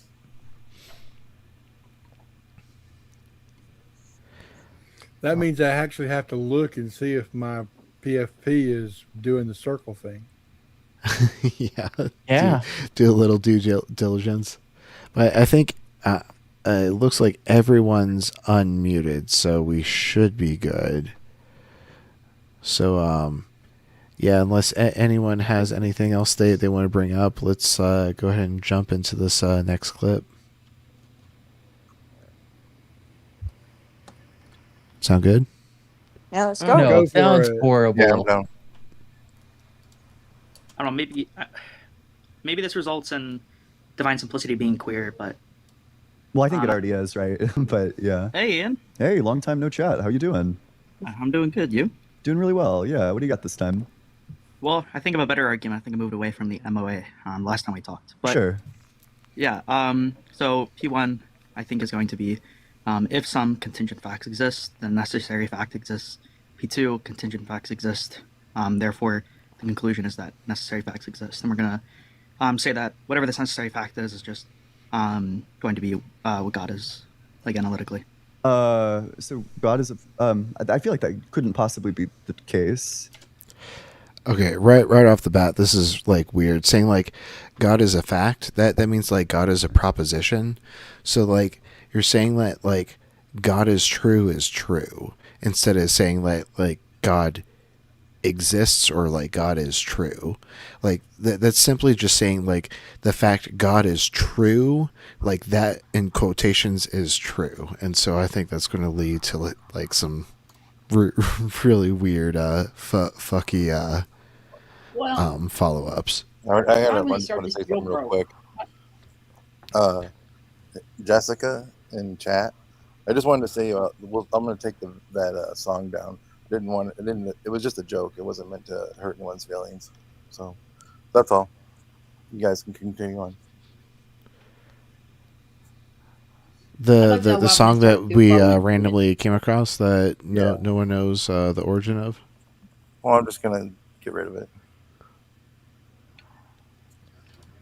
When they start Phil Bro and shit, they start talking fast though. You ever notice that? Like his voice speeded up. Like,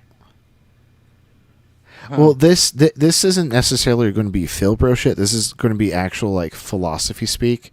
Like there's a difference between like doing philosophy and doing like Philbro shit. Like Philbro shit is just like basically like terminology loading, in hopes that like you overwhelm your opponent. Whereas like philosophy speak is like actually like following like philosophical arguments that like you actually have like followable conclusions, and like you can actually like write these down and like determine that they follow a valid inference rule, and like you're determining the soundness of like each premise.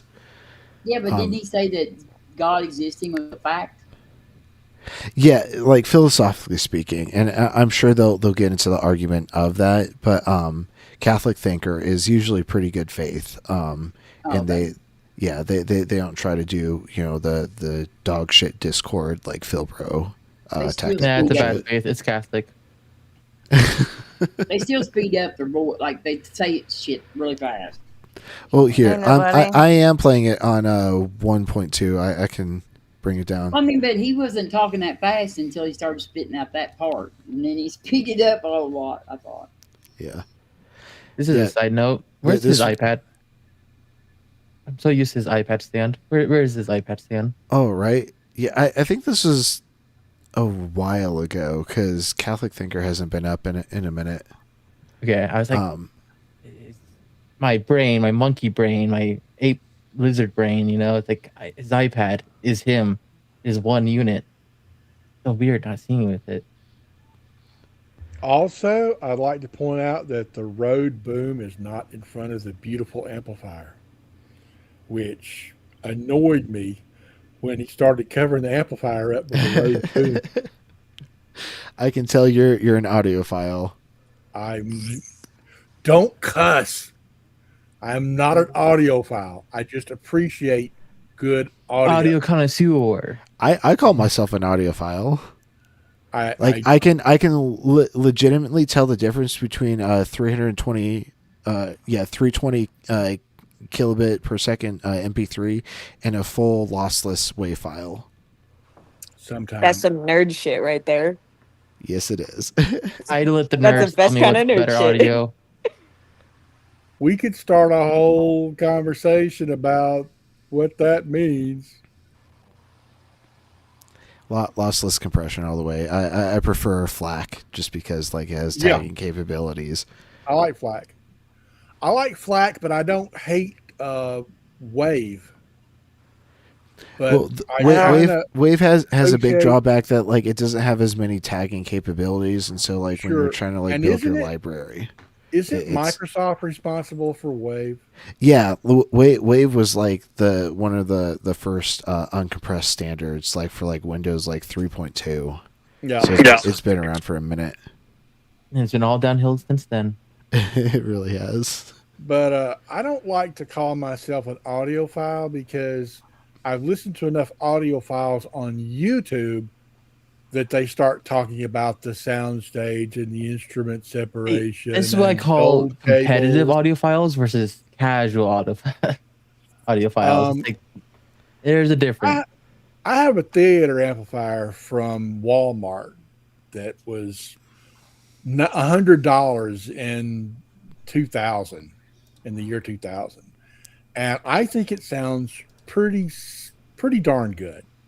It's I wouldn't brag about the THD or anything, but I have 5 computers at the desk, and they're all piped into a passive mixer, and then a preamp, and then the theater amp, and a recently added sub amp, and they're all the cheapest shit you can buy, but they sound good. If That's you got to were be a hot room. It's not. It does this. My whole desk draws 550 watts. Okay, that's not I that bad. never feel any heat coming from this stuff. They're all low power machines, and that's a nice looking desk. This is my studio. That's This is nice. where I do all my production from. If But you yeah, sat an those are my audio- studio monitors. Yeah, I got a nice little sub underneath. I got a full Yeah, I see that. keyboard, my DJ Like your decks, egg and curtains. That's a fancy. MIDI controller. If you sat an audiophile down in front of my desk, they'd probably hate everything that's here. And I've probably broken so many rules of audiophile that they never let me hear the end of it. Oh, a nice Rubik's Cube, by the way. Thank you. Finished. Completed. I was on the Iowa State Rubik's Cube team. Badass. My fastest completion is 25 seconds. Wait, really? Yeah, I Wait, hold solved on. one You were Rubik's serious about a Rubik's Cube team? I'm so happy for you because that's actually so sick, though. Wait, 25 seconds? That's incredible. Yeah. That's lucky really not- good. I'm lucky enough not to screw up and be under 2 minutes. I'm lucky enough to get it. Like, I don't think I could. So that's almost, that's something I could never even dream of. I don't think if I put the rest of my years into that, I don't know if I'd ever get it. So think my fastest congratulations. time That's was 2 minutes. incredible. My son did a 34 seconds a couple of days ago, That's really fucking fast. and he complained how shitty his score was. That's a true cuber. True cuber right there. It's like those track stars like complain they're like 1 second slower than the competition. It's like, dude, you got second. It's 1 second. I know it's bad. It's not that bad. Calm down. You're okay. Oh, but I don't know if this is before or after Ian had his boom on the other side of his head. And I really appreciated the look of the I'll be right black back. amplifier front when the boom was on the other Satan's side. Army, is that new? Yeah, I don't recognize Satan Army, but welcome in. Glad to have you in chat. Hail Satan. And also hail He's a yourself. real one. He knows what we have up to here. Oh my god, I love this comment from Slug Racer. Actually, YouTube something lossless something. Yeah, YouTube runs Opus encoding, which is similar to 320 kilobit per second MP3. So it's not quite lossless, but it is very very high quality in terms of streaming services. So Yeah, Spotify introduced a lossless feature recently. I refuse to pay for I'm Spotify. impressed. They need to get their like Okay. whole AI like debacle fixed up. Oh, they're overrun. Oh. It's What AI debacle? they become inundated with like AI music, like literally just AI farms pumping out like AI Oh, they slop all after have, AI though. slop. No, not reputable streaming platforms like Audius, which is founded and run by Deadmau5. Guys, should I make an AI never account even and just heard start of it. pulling in money? I mean, Should I you just, could. if you can't Make an beat AI them, account join that them? makes AI That's account the and meta just on Spotify right now. So Oh, go, I If go you got- for can't it. beat them, might as well go for it. I got a lifetime subscription to Spotify Premium years ago, so So you're saying you would listen to my I'm- AI account? I'm just in it forever. So you can join when I decide to milk the system. Is what you Sure. were telling me? Yes. Sure, I can do that. You know what? Thanks, everybody. I don't know what I would do without you. We'll support not be your making AI slop accounts. dreams. Yeah. This is how you know what, guys, just because you've helped me start this new goal of mine, I think I feel the need to split the cash with everybody. I always thought you were gonna make an AI account that's just for us. You know, just like You know random what? songs. Yeah. I come think on. I could do both these things because it is offered towards you guys. I think you guys deserve most of the cash that it brings in. Let's go. That's some Profit. real Robin Hood shit. Don't worry, Yeah, guys. it I don't sounds need like it. This is real a artist. non-profit here. I'm definitely on board for Robin Hood shit. Oh, I love it. Robin Hood shit. I was thinking of like the investment account. I was like, Okay. yeah, so we gotta I'll be start right like ripping off the IRS. Is that our next goal? I thought we were No, doing AI, but I mean, Even the we could Joker doesn't step fight up. the IRS. Come on, we can't do that.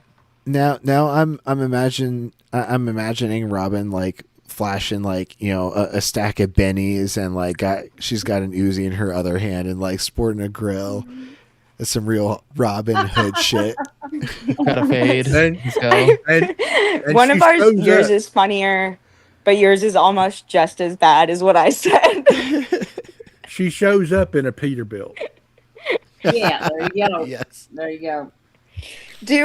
What do we have for? You said that the guy on Ian's stream that we're watching right now. You said he's pretty cool, but we got some good philosophy. I love a good philosophy. So if I get a little bit of even a little bit of a learning session, I would love that.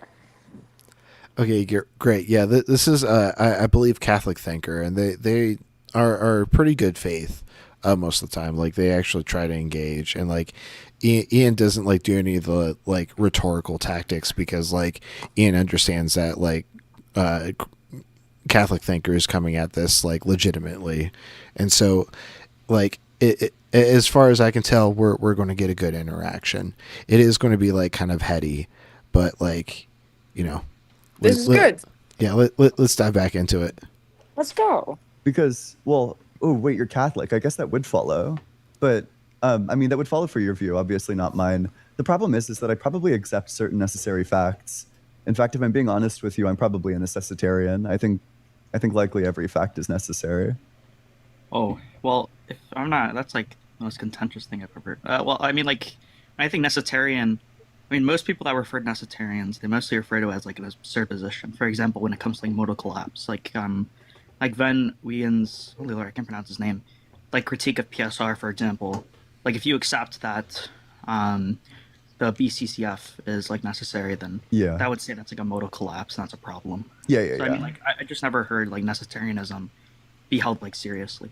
Yeah, if you want, there's like a good book on a titled "The Case for Necessitarianism." I forget who it's written by, but basically what she argues is that, I mean, she basically just accepts the PSR and then argues that from that it leads to everything being necessary. I don't know. I think that's compelling. Well, it would be under. Well, yeah, that's how the BCSF follows. Is a reasoning like, if the conjunction of all contingent facts. Oh wait, sorry. The conjunction of all contingent facts under PSR is either necessary or possible. If they have an explanation, if they're possible, then they have an explanation. If they have an explanation, then they're not contingent. Therefore, Sorry, hold on. Let me pull this up actually. Yeah, so I think the argument you're looking for is like if the big conjunction of contingent facts, like the big conjunction of contingent facts is contingent. So everything that's contingent has an explanation. Therefore, the BCCF has an explanation. Either the explanation is necessary or contingent. If the explanation were contingent, then it would just be within the set itself, which means that, oh no, wait, where'd you go? Okay, I guess I'll finish the argument. So, if it were contingent, then it would just be within the set itself. So it would be self-explaining, and obviously that's no good. But then the alternative is that it's necessary. So then that's how you arrive at the conclusion. Sorry, when I tried to. Jada, you see the options on the right hand side. You click settings. Oh, I think Jada dropped. If you're still listening, you click settings, and then there should be like an upload avatar.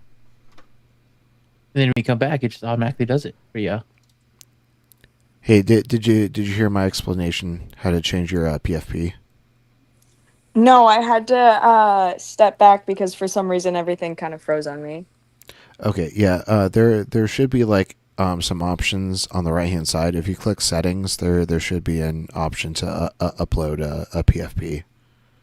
And then select no camera, otherwise it won't work. I'll figure it out. I'm sure it's okay. Okay, good luck. Thank you. Look up when I tried to find the argument because I had it saved and I tried to find the argument, it made me leave TikTok. So sorry. That's totally fine. But it's not even that argument.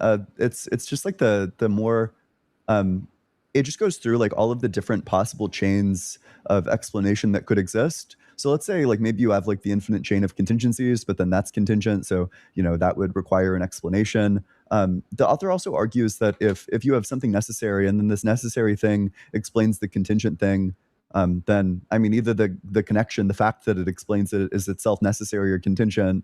So the argument still applies. So eventually you end up at a point where, okay, if a necessary thing explains something, then the thing that it explains is also necessary. And there can't be like the infinite regress. Obviously there can't be like the circle. So you're just going to end up with potentially like an infinite regress of like necessary facts, maybe. Oh, so like is like the two of your points like under PSR, if you accept that the BCCF is necessary. They've brought up the principle of sufficient reason several times already, but like I want to know if they're using strong PSR or weak PSR. But I don't think they'll really get into it because like this specific argument doesn't really utilize PSR too strictly. So it's probably more of a non sequitur at this point. Sorry, yeah, I do see options. It's not popping up. Could be because I'm on my phone. I'll figure it out. That makes it a little harder. Yeah, I don't know what the interface looks like on the phone because I do this all on PC. I'm super millennial like that. My stuff is fucking up. I'm sorry. I'm locked in. I'm locked in now. You're all good. I plugged my phone in. It was freezing. So if anyone said anything, if I talked over people, it's probably 'cause We're I just did. making fun of you. It's fine. Don't worry about it. Then you'd be accepting that all contingent facts are in fact not contingent but necessary. Since, like anything that follows from a necessary fact is itself necessary. Yeah. Okay. So, okay, but let's say that I did believe that contingent things exist. I also think that they're like very plausible candidates for necessary facts that wouldn't be God. So, for example, maybe you'd want to say something like mathematical facts are necessary or like analytic truths are necessary. Yeah, I would say that's true. But the further argument I'd make is like, well, say that these all were true. Say that all these facts were true, where they're all, holy Lord. Where they're all necessary. So like things like analytical facts, like a bachelor is necessarily unmarried, or say that like necessarily 2 + 2 = 4 in every possible world. Yeah. Things like those. Well, if we get to that conclusion, I would say that it's more parsimonious to accept that these all kinds of things are equal to one type of being, sort of like one type of abstract being. I would say it's more parsimonious because then we're positing only one type of being, and which is like completely simple. Yeah, I get like I'm a necessitarian, and so yeah, I do reject the PSR because like everything is necessary, and so it doesn't really need a sufficient reason because it just kind of bottoms out at a brute fact of reality. But Counterpoint: mosquitoes. Get rid of those fuckers. but I think Ian is also Ian already mentioned they're a necessitarian also, but I think Catholic Thinker isn't quite convinced that that's a viable position, but I'm sure we'll get into a more further argument on that. Not like made up of neurological parts compared to say like necessary facts which would be a collection. I think divine simplicity is kind of like nonsense. Like I think the idea that all of these facts are actually just like one thing that's simple, that seems to imply that the fact that 2 + 2 is 4 is identical to the fact that like 3 is the square root of 9. I feel like that just can't be the case. Well, I would say that can be the case when we talk about like virtual distinctions. I think under virtual distinctions that can be coherent. Sure, but it's in terms of like all these various facts. Also, doesn't this commit you to saying that God himself is a fact? Yeah, that would be it. Yeah, this is like the very first thing I brought up. Like, we're going to be saying that like God is true instead of saying God is true, and it'll probably lead to some sort of like infinite regress of like having to chain God is true, just to the just because of the nature of divine simplicity, in order to like rectify that fact with this line of logic. Oh my God, Ian's a heretic. He doesn't believe in simplicity. Well, I think they're trying to rectify divine simplicity because Catholic Thinker is Catholic, and Catholics do subscribe to divine simplicity, and so this will be a really interesting thing to try to get around. But I think it's just going to end up with an infinite epistemological regress like that. But is he? Here? Go ahead. Let's see what they do. I was going to say we should see if we should invite Catholic Thinker to come, see if he'll come review one of his calls to Ian with us. That would be super interesting because like Catholic Thinker is super chill. And he's super good faith, and like I always appreciate like his calls, even though like some of them get frustrating, especially his call about like the ontology of hell that he had with Ian like about like a month and a half ago. It was more about like the interfacing of like the geometry of like your spirit, and like it got really like fucking heady, but like I don't know, I think Ian kind of like dispelled those notions that Catholic Thinker was trying to argue for. And that's why like Catholic Thinker came into this call saying like, I'm kind of past the MOA, the modal ontological argument, and I think some of that has to do with like how they were trying to cash out the ontology of hell, because Catholic Thinker is more of like an annihilationist instead of like a pain and torment ontology of hell. Right. Is he got to resolve the Trinity? Catholics, as far as I know, do affirm the Trinity, but like that's a whole nother thing, and like quite directly a logical contradiction, especially regarding the law of identity. Well, I mean, it's the whole thing about there is a Trinity, God the Father, the Son, the Holy Ghost, but God can't have any parts, so therefore simplicity. Yeah, parts is not allowed. That Yeah, just blows that's my mind partialism, because, which is a direct heresy according to yeah, right, Catholic tradition. right. Those conversations do get a little pedantic. When I was a Baptist, we just accepted the Trinity without thinking about it. If we'd I mean, ever that's thought mostly about it, it would have Christian been a problem. doctrine, to be honest. Yeah.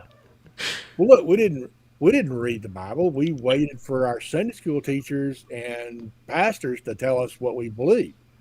I was That's a like Baptist. majority of Christians. We had all That's this what junk about slavery and rape and genocide. We would have been, oh, holy crap! This Yahweh's a bad guy. Yeah, I was a Baptist too. But we couldn't have said Yahweh's a bad guy because if God commands it, it's right. Now, one of our friends of the channel, Andy Houlihan, or who? I'm sorry, I probably like butchered Andy's last name, but Andy Houdeling. Thank you, Gretchen. Andy did a stream with Objective Ethics a couple days ago, like 2 days before we did our deconstruction stream with OE, and like he goes into the history of like Yahweh being like a storm god and like kind of the origins and like where the Judaistic mythology pulled from like Mesopotamian mythology, and it's really informative and very interesting, and I encourage everyone to go and check that out. Nice. Do any of the old school, like, remember like old school YouTube atheists, like back when like Venom Fang X was still online, and there was a YouTuber, an atheist YouTuber named Evidence, but it was spelled a little different. It was like EVID3 NCE. He did so they were elite as fuck. What? Elite, you know elite speak, right? No. Oh man, you're not an internet oldie. I'm sorry, I'm just nerd flexing on you right now. Gotta have some numbers. Yeah, I mean, maybe if I saw the spell though. Like a 3 is an E. Yeah, JM gets it. Oh man, look! I was back in the IRC in the '95. Yes, let's go. Yeah, that's right. 1337. Yep, Evan P's got it in chat. That's Leet. Yeah, yep, Evan. Yep, that's Leet speak. Yeah, I was in IRC channels when I was in the 3rd fucking grade. Holy shit! Well, no, I see. 1995. I was 30, so that was the first time I had a permanent connection to the internet.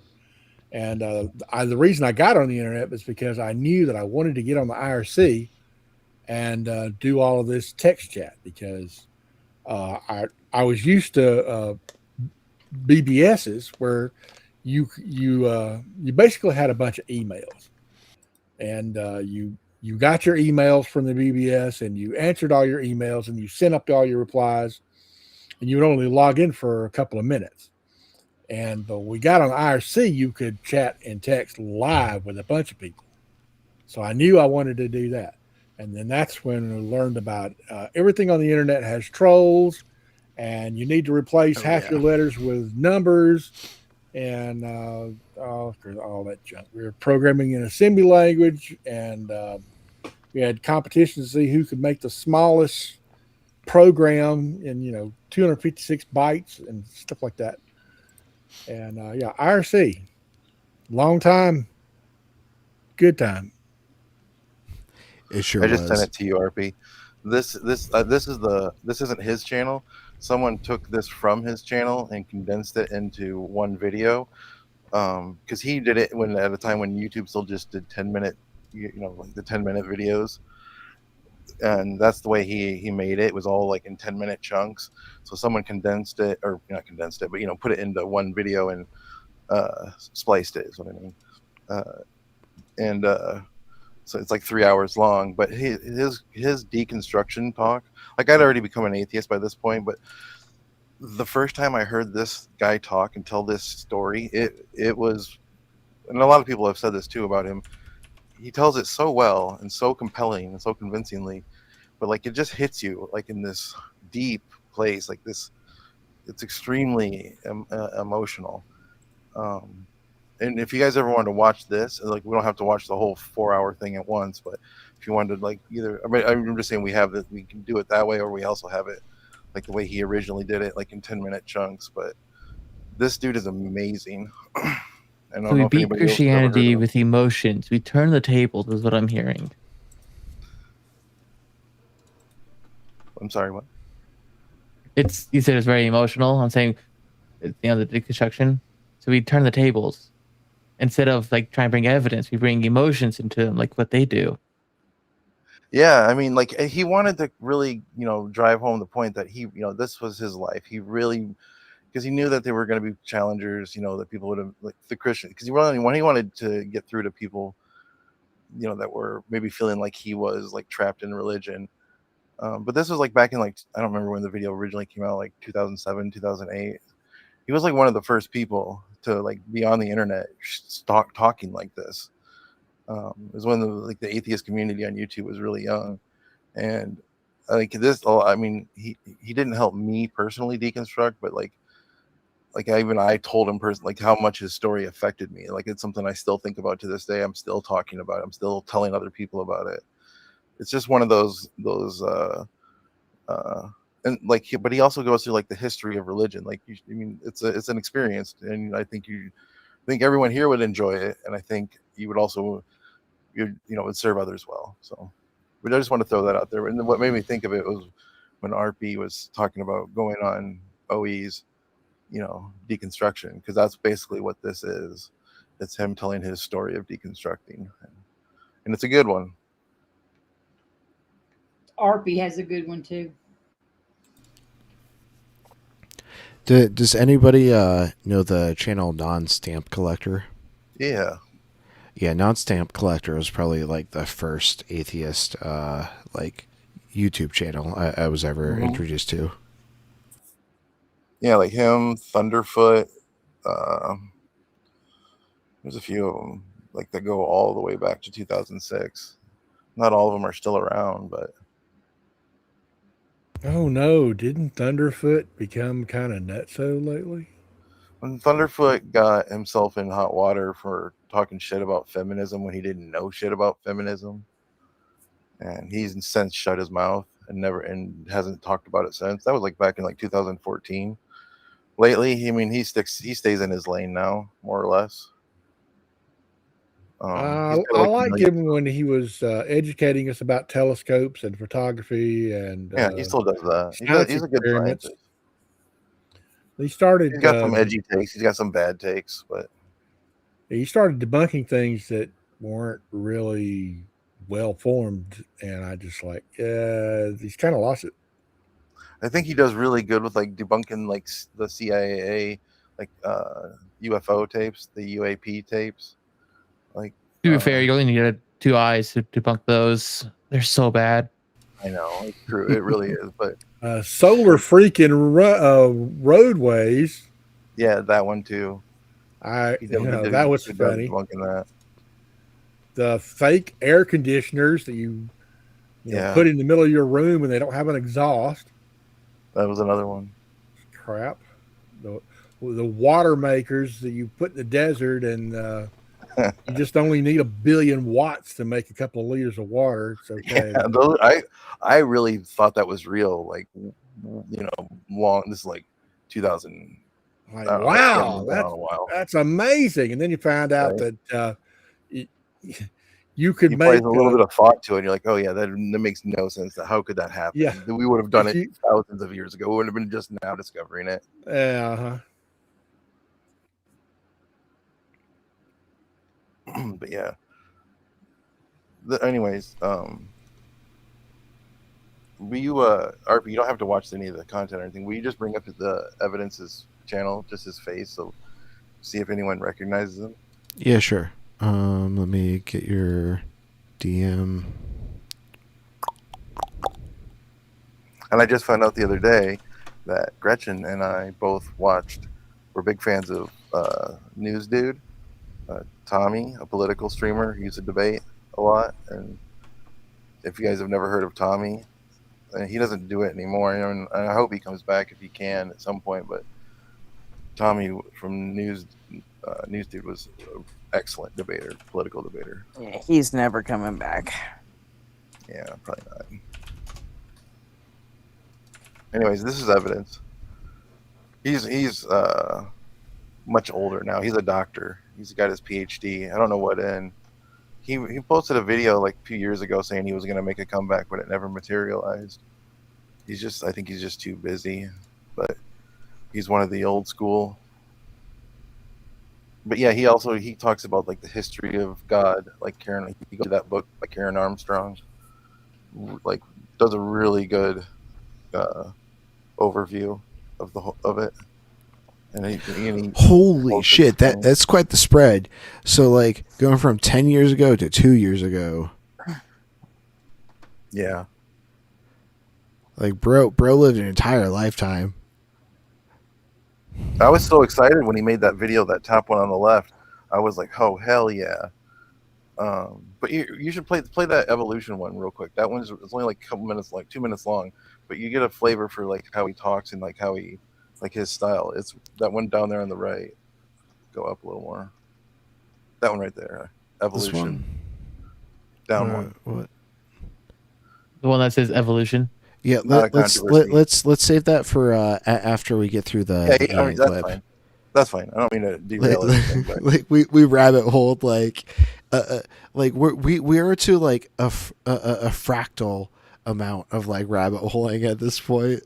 But like I love it. That's the beauty of this panel is like, you know, everyone is bringing like such unique views, and like even though our views are unique, we have like a lot of like similar experiences that like we can relate to each other, and like, you know, that like connection of our similar experiences like kind of makes this panel super fun.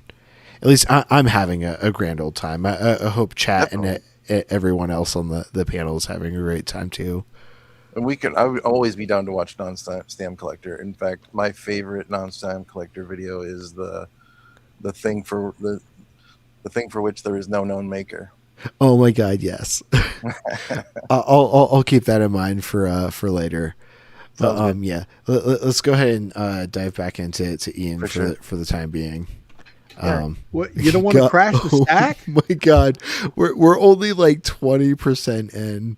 Let's go. Let's fucking go. That feels like that couldn't be true. Like God is like I don't. It depends on your account of facts, but maybe you take it to be something like a true proposition. It seems really weird to say that God is a proposition. I'm not sure if it would be. I'm not sure if that would be that contentious. Maybe, like if someone were to say that. It's super weird to say that God is a proposition is not contentious, because like propositions can only exist in like a mind. Like propositions aren't like necessarily like a transcendental like object. So it's going to be really weird to see where a Catholic thinker tries to take this. Well, I would have just imagined like this.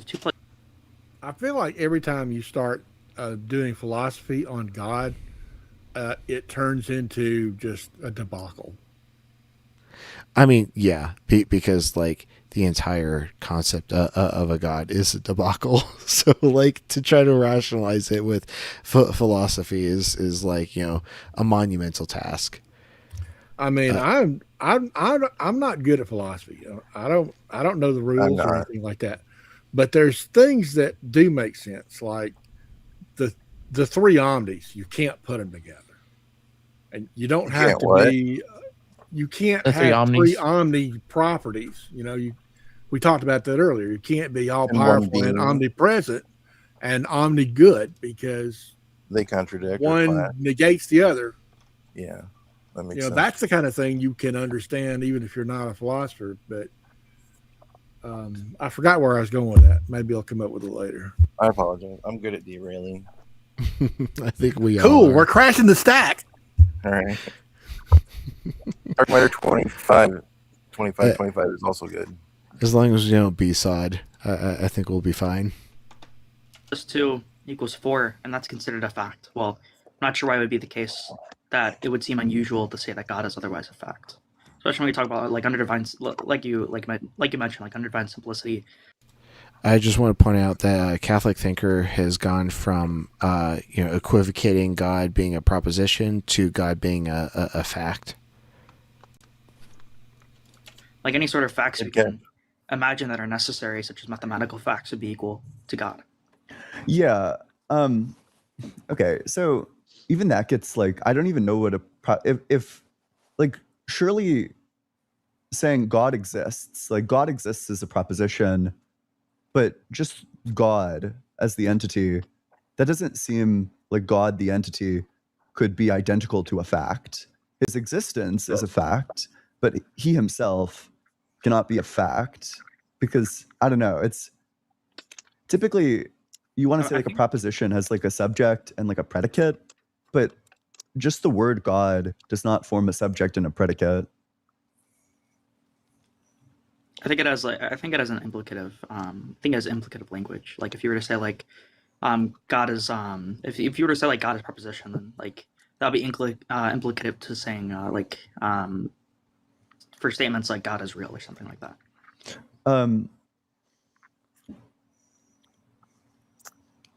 No, that I think that can't be the case.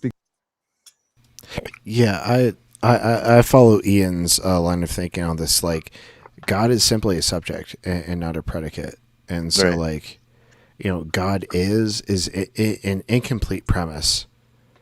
So, what did he say to try to get out of that? I don't know. I'm pretty sure I watched this happen live, but like I don't remember like every detail of the conversation. Yeah, because I'm pretty sure this conversation happened while I was driving on I-80 back to Colorado. Oh sure. So it was a while ago then too. You should be able to embed. Thanks. You should just be able to. Semantically, you're saying like this sentence would be identical to like an infinite regress. I'm sorry. Let me pull up like the notepad. I think that would be like the best way to maybe express the critique. Okay, so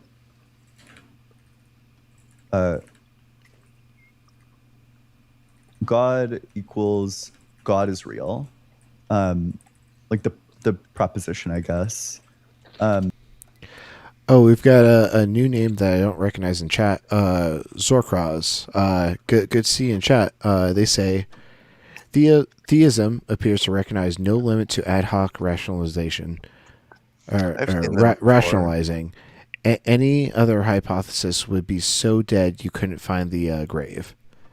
And I tend to agree on that. But welcome in, and I hope you enjoy our content. It's very piecemealy. Like we like to take a lot of breaks and interject our thoughts. But feel free to come up and inject your own. Yeah, the link to join should be in chat. Everyone's free to join. Like we have an open panel. We just want to hang out with cool people and have good discussions. Indeed. Looks like we got Greg popping into chat too. Good to see you, Greg Sanik 51. I can't see the rest of your name, but yeah, welcome in. But then it seems like you should be able to say, okay, then God is real is equal to God is real. And it seems like you can just do like an infinite regress of like God is real. Yes, this is what I was talking about like at the beginning of the call. That. Yes, I certainly did. Yep. Yep, bingo. We're like blackout at this point. But yeah, like saying like God is real, like the proposition, like it just leads to that infinite regress. And like I'd really like to see like how a Catholic thinker will try to rectify this. Real, like infinitely, but it just doesn't seem like. First of all, that doesn't even seem like a well-formed sentence. But additionally, like I just don't think. Okay, it doesn't seem well-formed. It also doesn't seem to mean the same thing as just saying God is real.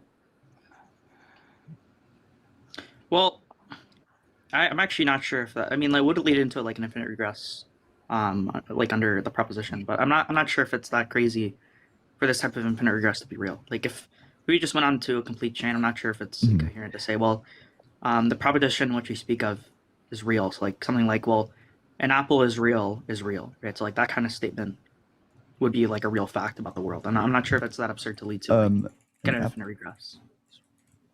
Then you would say, Worse like, with the apple. Okay, I think here's probably, but so here's like the strange thing though, because so the proposition an apple is real doesn't mean the same thing as an apple is real. Because an apple is real is making a claim about like an object, but then an apple is real is making a claim about a proposition. It's saying like this proposition does exist, but maybe that's consistent under divine simplicity. But I guess to me, it just seems like obviously false to say that God is like a proposition. I don't know. I don't know. Maybe we're speaking past these. I don't want to say that, but I mean, like to me, that doesn't seem coherent. I think intuition. I think under my intuitions, I would say that's pretty consistent with like. I would just overall say that's coherent. I mean, if someone were to say to me like, the proposition an apple is real is a real and true proposition, well, I mean, like to me, I would be like, it seems to say that implicatively, like it's making the claim that an apple is real anyway. Mm-hmm. Well, I agree. Both of those things can be true. The problem is that my claim is that they're not identical. They like pretty clearly refer to different things. Saying an apple is real is different from saying like an apple is real is real. I think they're the same by like an implicated. I think Israel has more olives than apples. Probably, but do apples bomb the Middle East? I don't think so. Therefore, apples aren't Israel. Probably olives and figs, because Jesus cursed that fig tree because it wasn't bearing fruit out of season. It'd be funny if Jesus cursed the fig tree, so it made it impossible for fig trees to ever grow in Israel again. That's how the story should have gone, and that'd be like evidence that it's actually impossible to grow fig trees. I think that'd be really funny. Make that actual form of evidence. You need evidence that like fig trees were able to grow there in the first place, though, like to lend any credence. I do think that'd be cool, though. Well, sure, we could find a fossilized fig of something. Why would that be any cooler than God making a golem spell and forming an atom? Well, I mean, we that don't would also have, be cool to see. We don't have Adam's fossils, so yeah. Yeah, that's also hard. I just didn't think of it as that cool. Wait, I just gotta see something real quick. Nectu, did you just add a new PFP? Yeah. Looking dapper. Love it. That's me. That's like 15 years ago. I just didn't like how the other one was cropped, and I didn't want to mess around with it, so I just picked something that was fitting better. You look sort of like a dark-headed Jesus. Yeah. I mean, you say that's 15 years ago. That looks pretty much like you when we met up for crepes. Back last month. I'm a little puffier these days. That's the most millennial fucking thing I've ever heard. When we met up for crepes. Well, that's where I took him. Or them. Sorry. No, you're good. It was a fire crepe place. Just wait till next month when they meet for biscuits and waffles and whatever other. Yeah. No, but yeah, next time I come through Iowa, I will for sure hit you up. Yeah, definitely. We should definitely make a day of it. Hell yeah! And didn't you say like we should try to like coordinate with Holy Gore and Chrissy and see if we can get like a Well, a Holy big Gore ol- would come. I'm pretty sure at the drop of a hat if we told him to. yeah. Like you know, Is Holy Gore and Chrissy's Chrissy up from in Iowa, Minnesota. No, No, Holy Chrissy Gore's lives from in- Minnesota or no fucking Missouri, right? I think she lives in Kansas. Kansas, yeah, like Kansas City, right? Yeah, somewhere in that area. Maybe Missouri. I'm not- And Chrissy is just north of the border of Iowa, and so like all of us could like make a meetup of it. yeah, like it wouldn't be hard to get to one city or another, like a Midwest meetup.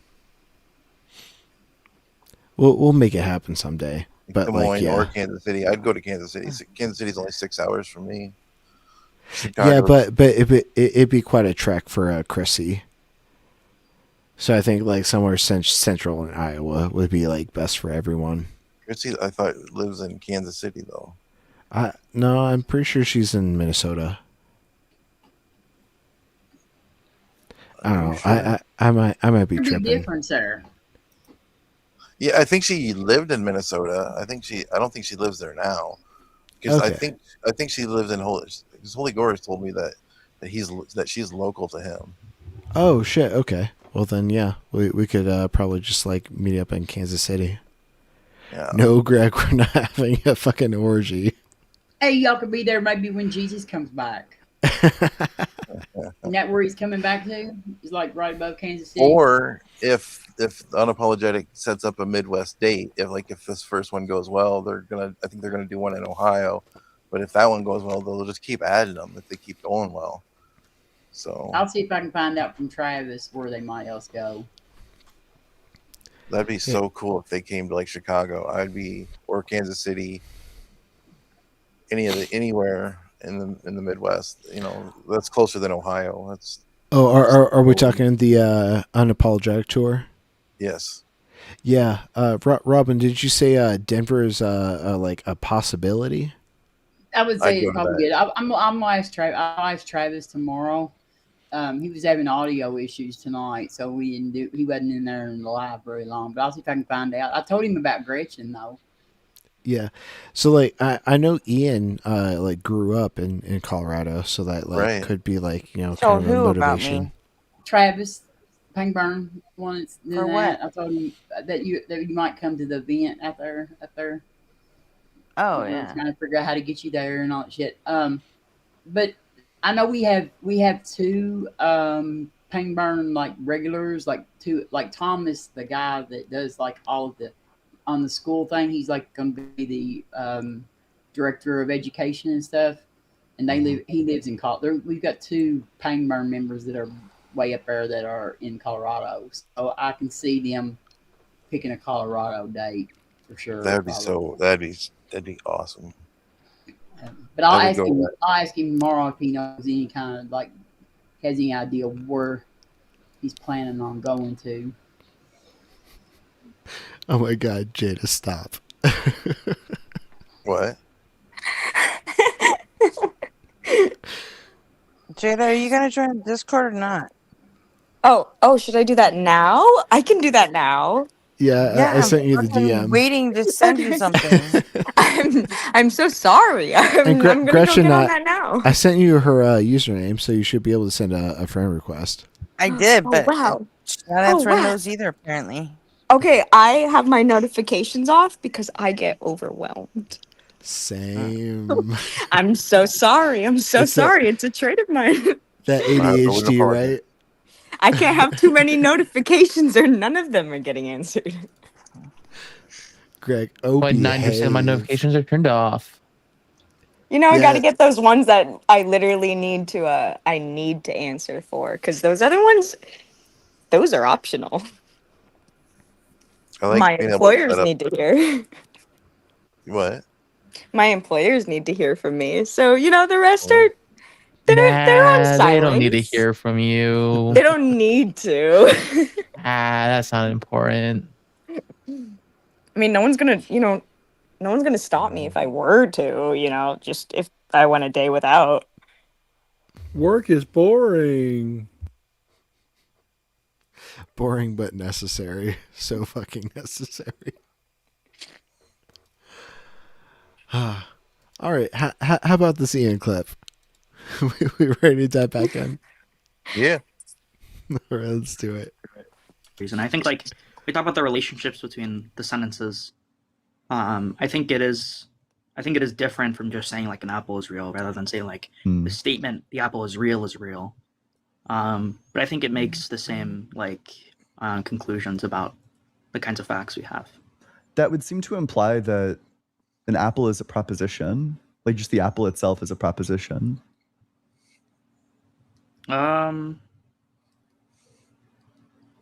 Yeah, yeah, sure. I think I'd accept that. Come on, you don't want to. You're smarter than that. Don't do that. I don't know. Like, I would say like, well, maybe it would be You can like just say something that you like, don't well, know if you're not really sure what to say. But well, I never had this critique, so I'm just like responding to it best I can. Yep, that's okay. Well, yeah, you're doing fine. But yeah, I don't know. Maybe I could respond with something like this. Well, if God is equal to, okay, if like maybe it would be better to say something like this. Like, the reason why God would be the statement in which like God is right. Like, it's the same as saying God is real because of divine simplicity. And then, while like apples don't carry the same divine simplicity, therefore the statement like apple versus apples are real are going to be in reference to different things. Sure.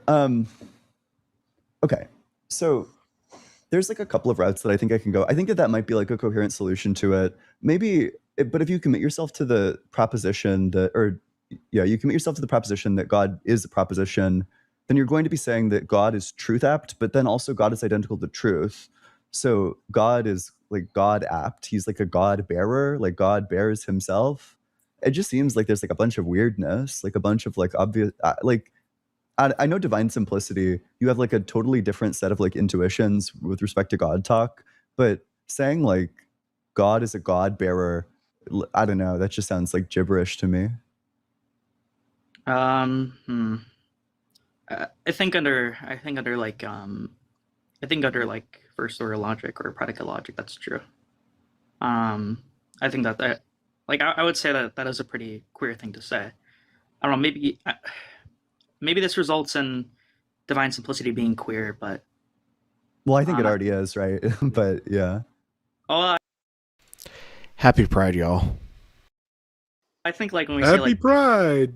Happy Pride. maybe it is. I don't know, because I don't Be like gay, accepting do drugs, queer hail things, Satan. but, maybe I might have to, or maybe I'll change my view on God's nature. You should really start accepting yourself. I'm sad to hear that. I'm kidding. I'm kidding. I'm kidding. That was awesome. No, I know you mean. So I think divine simplicity. Well, here's the problem. I think that this is like kind of the least plausible piece of Christianity is that I think kind of all of the evidence, all of the church history, all the miracles, all the moral fruits points towards Catholicism being the true one, and then I think divine simplicity is like obviously false. Oh wait, what was the first part you said? Like I think if Christianity were true.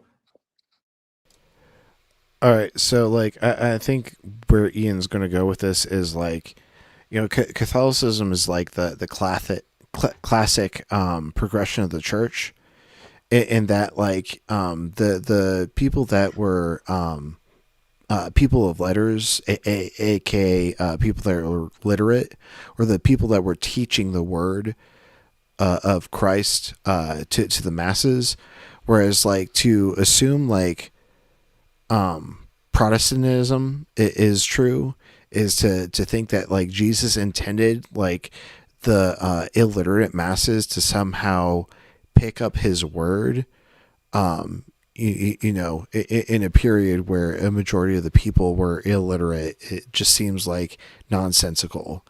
And so like it makes more sense for like the educated few to be like educating the masses rather than like having like the masses attempt to educate themselves.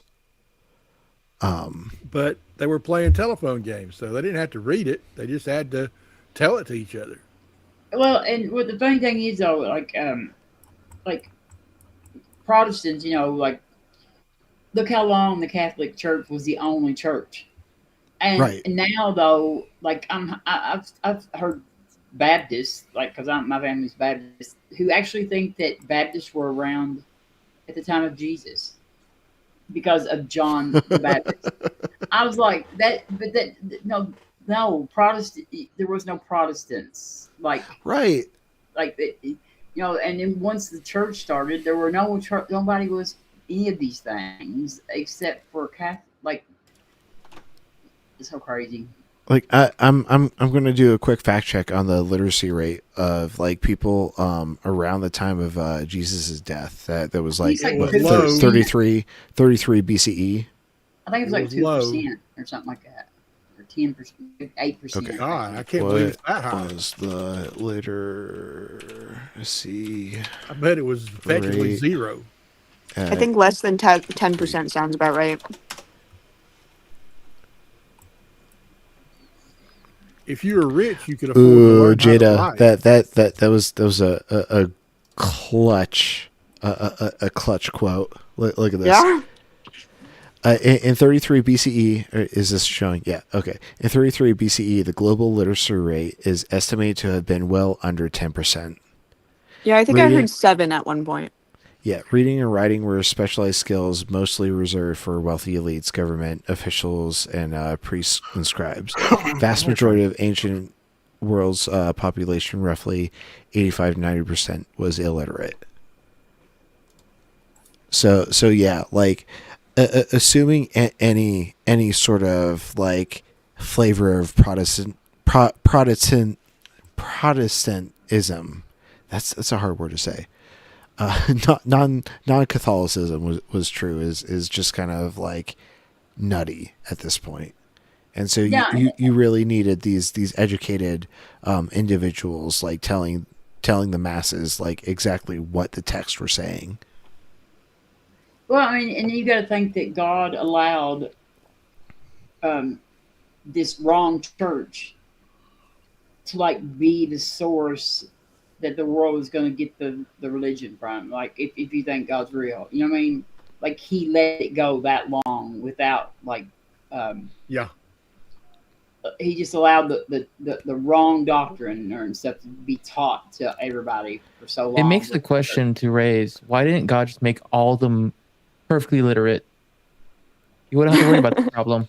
Why didn't he just like make us all born to know he existed? You know what I mean? Like, we still wouldn't have to. There are a lot of questions with that. Yeah. Yeah. We would still have like the free will to choose him, to worship him, but we wouldn't have to worry about whether he existed. We wouldn't have like other gods that people think exist. You know. It's just, Yeah, God could have like invented a completely new written language that was like incredibly easy to pick up, like so easy that like even like a goat herder in Palestine could pick it up and like understand like So exactly easy. what it said. Goat already knows it.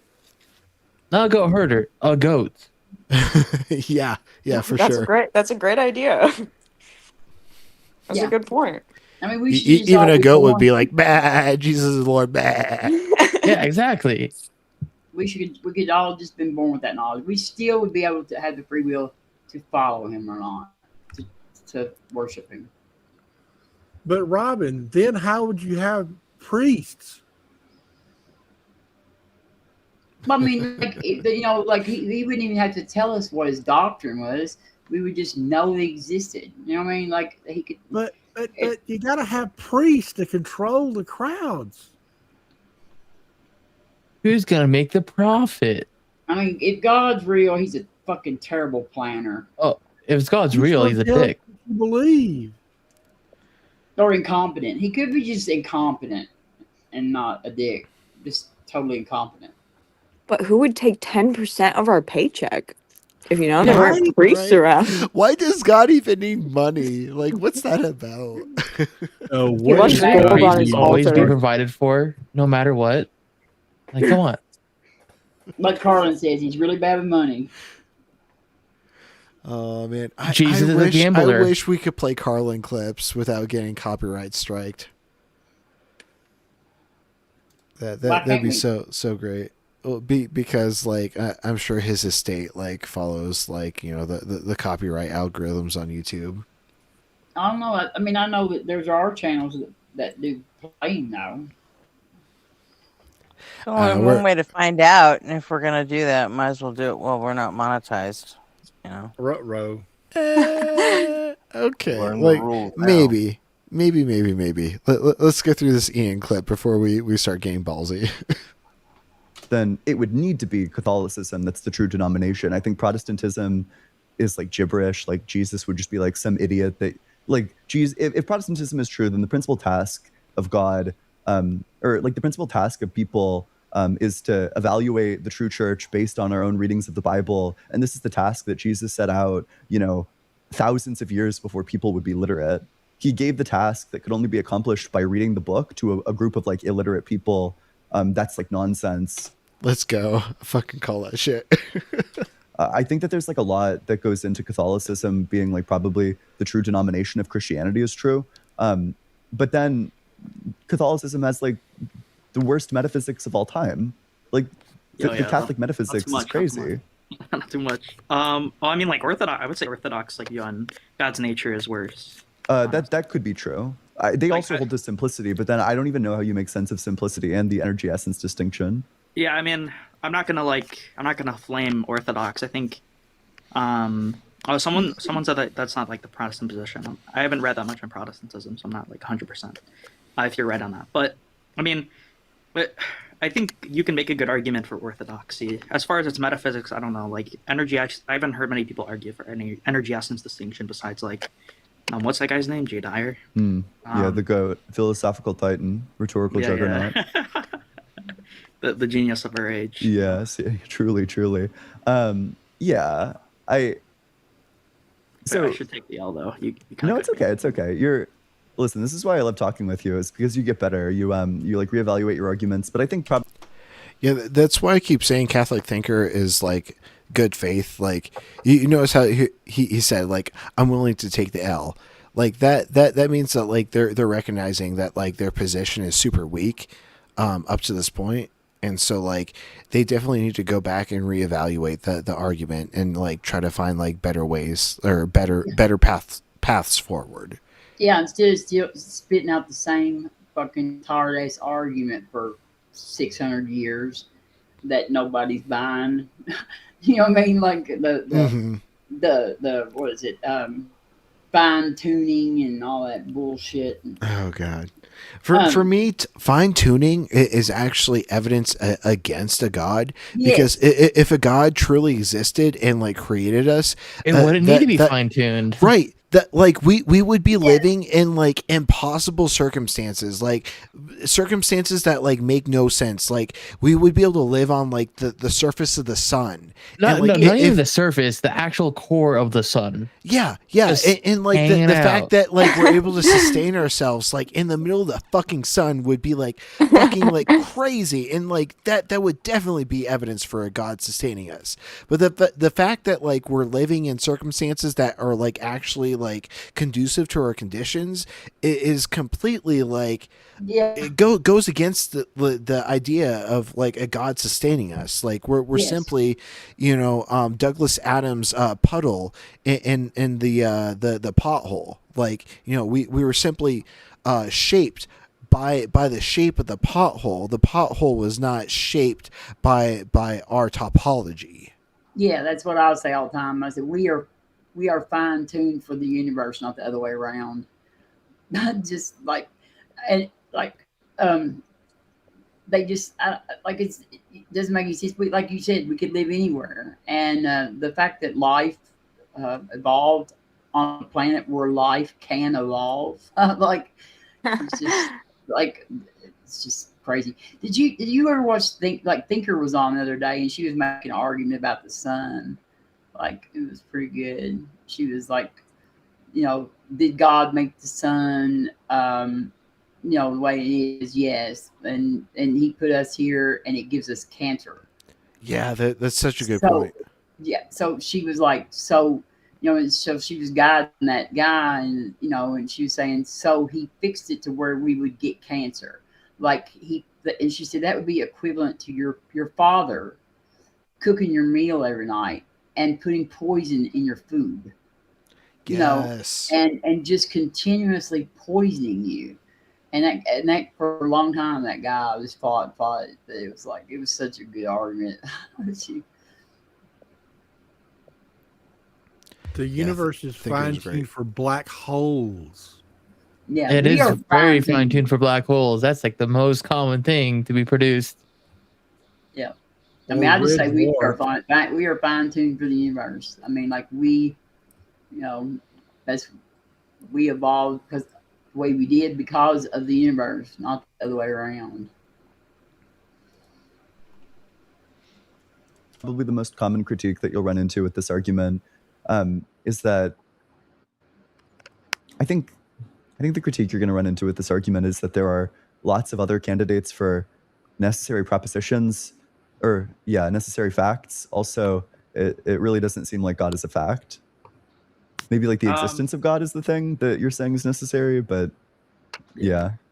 I mean, like another problem. Well, I mean, my divine simplicity view might also runs into like modal collapse, and so does my PSR view. True. I think a lot of people point that out as like I think actually one of the first critiques I ever got. 'Cause I didn't understand it at first. Was I can never pronounce his name, Ben Wiegans or whatever. Who? Von Eguins. It starts with an I. His last name. I don't know. how to pronounce it. Vanenwagen? Peter Vanenwagen? Yeah. Yeah. I think that was one of the first ones I got. I didn't understand it because I didn't know what the BCCF was until, like just recently actually. But I mean, like that's one of the problems I have because like I think I have other reasons to deny necessitarianism, and then obviously like, the other point of saying it's contingent is also a problem. Yeah. So I mean, like I'm very against necessitarianism, even if I was like, even if I wasn't a theist or Catholic or something, I don't think I would accept it. I think I have a problem with it. Yeah. My understanding is that modal collapse is like a pretty serious objection to simplicity. Yeah. Most people have a similar.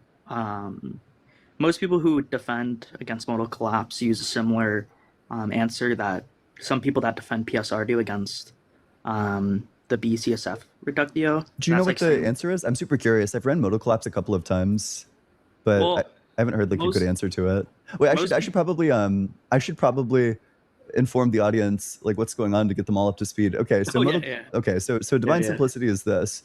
Divine simplicity is the idea that God lacks parts. That there is no part of God. There's just like one simple thing. And that's what God is, just his substance. Like there are no parts, but then that means that everything that you want to say that God has is just going to be identical to God. So for example, God's will is identical to God, and God's act is identical to God, and God's existence is identical to God, and God's essence is identical to God. And in fact, all these things are identical to each other. But one of the common critiques of this is because God's existence is necessary, that means that God's act of creation must also be necessary because God's existence is identical to his act of creation, which means that necessarily God creates. And then you probably take it even farther. I know people argue from that, the fact that God necessarily creates, that there's like some further necessitarian commitment. Although I think you're probably in a bad place as soon as you've gotten to like God necessarily creates, especially if you're Catholic, because one of the dogmatic commitments is that God created freely. Yeah. Yeah, that's a really good point. Like, if God must create, then God like lacks agency, and agency would be a property that would fall under omnipotence. And so if God doesn't have free will, God cannot be omnipotent. Therefore, like the biblical God will ultimately fail. Well, I think that I've always thought if the Abrahamic God is real, I think Judaism would be most likely the correct religion. Like, I just don't even see how Christianity and Islam can even have any footing on that right there. I mean, there's so much less bullshit connected to the Jewish religion. They did come first. They did technically inspire everybody else. So if you technically went to the origin, it would be them. Yeah, and they don't have near the claim the claims that you have to accept. Well, right, because Christianity just stacks like claim after claim after claim, which like it introduces more opportunity for contradiction. And so like the more claims you stack, the more contradictions you add, and the more like theological cope you need to come up with. That's why like they come up with the Trinity, and why it's ultimately incoherent, because like you're really just trying to like cope with like contradiction after contradiction at that point.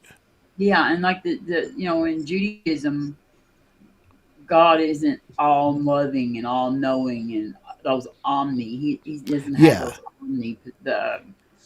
He's just an angry and wrathful, like all powerful being. Yeah, but like even with that God concept, we can absolutely discount it. Like within the first chapter of Genesis, because like it claims that like God creates day and night, 3 days before God creates the sun. Yeah, and so you're forced to ask, like, like. Let's say that like God creates day and night via like saying let there be light. Well, like day and night still wouldn't exist with let there be light, because day and night requires a localized light source. So like is God just like standing like on one side of Earth and like basically pointing like a like divine flashlight at the planet? And like after 3 days he gets fucking bored. He's like, okay, let's automate this shit. I'm creating the sun. If he creates light, it's going to be unlocalized. That means like the same amount of light is going to be hitting all spaces at the same point in all times. And so there's not going to be like a differential between day and night. And so it's just simply impossible. So what I'm hearing is Earth was a flat Earth, right? And then God got sick of it and made it a sphere so he could just automate it. Yeah, I love it. And he is the how they explain that, RV, is they'll say he was the light, like that the light was. Well, no, that's my entire point. It know, is he was the localized light source, so he stood there for like an equivalent of 3 God days before he got fucking bored of that shit. Like that demonstrates like a fucking idiotic God. Like a God that like wasted his time for 3 equivalent God days, like being definitely a not all localized knowing light source. Yeah, but he's not on, like in the Jewish God is like not like omniscient either. Like he's not all knowing, because it like he instructs them to bury their shit, with a So he shovel. doesn't step in it So when he's step in like local to their campsite. So obviously, and there goes their out of space and time like argument, because in Judaism, God was like mingling around with people, like he was walking around in their camps. He was fully ambulatory. Yeah, he was walking around in the Well, Garden of Eden, even before for like Adam and Eve when the they were Jewish missing. camps, he was ambulatory in the garden. Like he Yes. walked around. He's like, "Where Adam and Eve? Where did you guys go?" Yeah, where are you? Yes, that's It's what like I the first game ever of fucking hide and seek. And yeah, he's all knowing, so he would already know their location. But Yeah. no. The case I want to know about is for the ones that say God is perfect. Why does he create? Because Yeah, why does creating he need- would Yes. imply that he Yes. needed something. Well, Why no, would God needs create if he something, how already can knew he be all the perfect? concepts already? If God like demands perfection and God is perfect, introducing any sort of creation would be introducing an imperfection, and so God would Yes. be going from a perfectly perfect state into a perfect, like an imperfect state. I've never heard of that before. That's so smart. That's a new argument that's been brought up to me. Hey, Yeah, let's and go. the Let's thing fucking is, go. He managed to create a world with suffering and evil and stuff in it, and he's created everything. So anything that Oops, accidentally created a being stronger than me. Oh no. anything that exists, and the devil, of course, like rebelled against God, even though he knew God was all knowing, and then he knew he was going to rebel, and he knew he would lose, and so yeah. So why would God even create the being? 'Cause they already knew. And then Kinda- why would the devil? Why would the devil, if he knew God was all knowing, why would he even rebel? No. Justice for Snake. Stupid. Poor Snake. Justice for Snake. But also justice Going for back to Adam and legs. Eve, because like, you know, God basically like created Adam and Eve and said, hey, like, you guys can do anything, but don't flabinate. You better not fucking flabinate in my presence. And he goes off without explaining what flabination is. And then like they're just existing and they accidentally flabinate.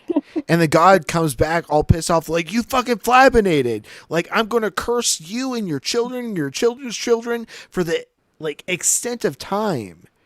Like, who the fuck does that?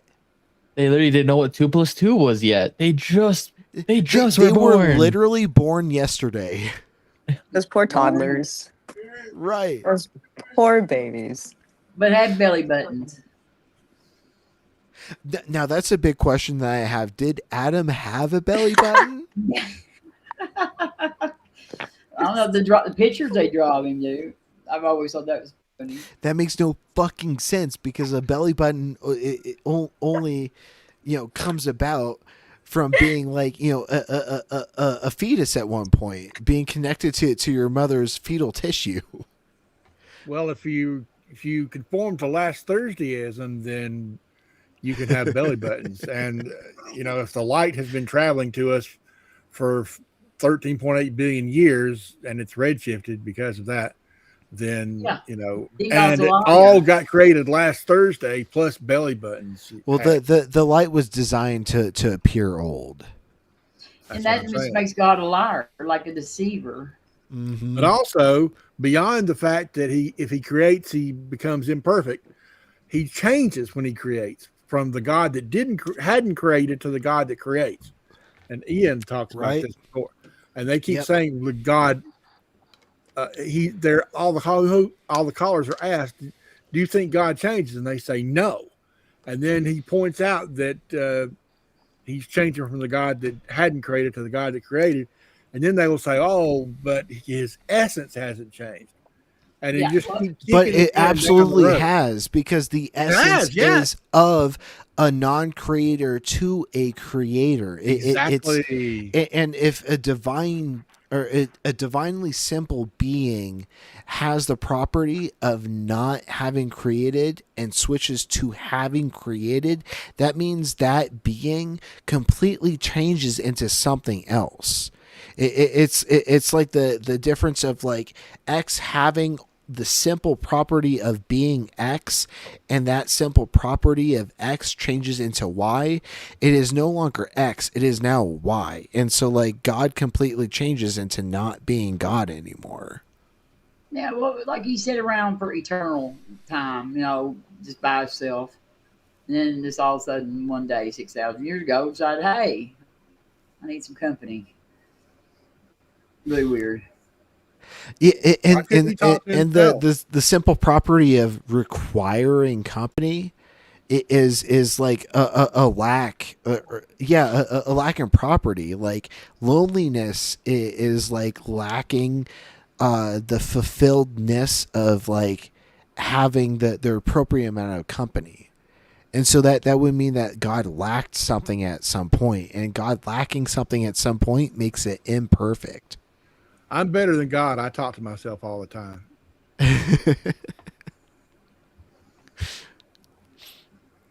I talk to myself every fucking day.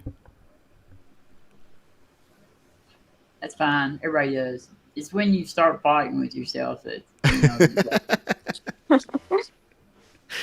know. All right, we're so close to finishing this Ian clip. Let's lock the fuck in.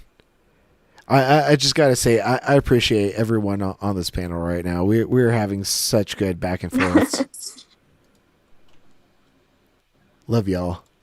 Love you too. Yeah. So like, well, I mean, anyone would say like once you accept that the universe is necessary, literally everything else is necessary because everything else follows from the universe. But one of the common answers to this is like actually I think identical to what people say for PSR, and that being that like the mind in which creates things, or the explanation in which leads to things, could have logically been something else. Like um, there's no like preferable kind of universe, and so the kinds of universes that are preferable are infinitely many. So it's like of the being's free will to choose either of these. So therefore, because it could have otherwise been different, the universe itself isn't necessary.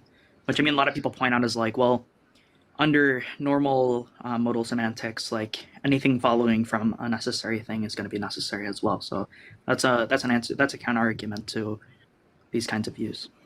So that seems like maybe I'm not understanding the solution, but that feels like it doesn't work.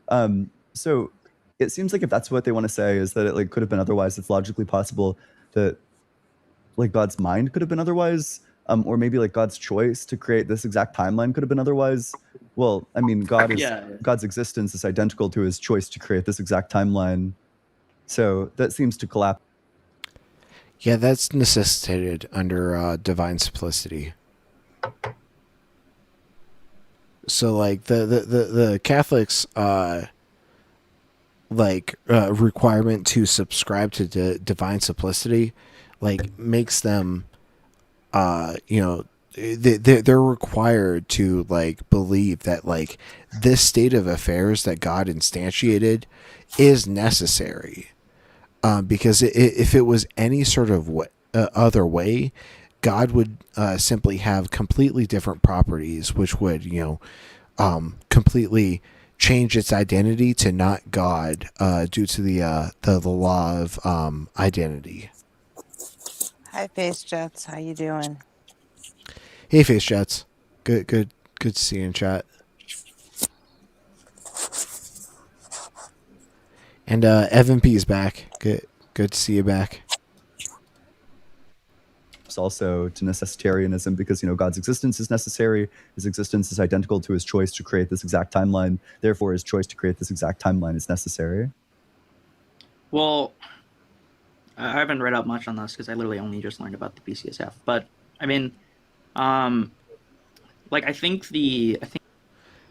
Wait, sorry, I need to rewind that. The PCCSF. Well, I haven't read up much on this because I literally only just learned about the PCSF. But PCCFS theology.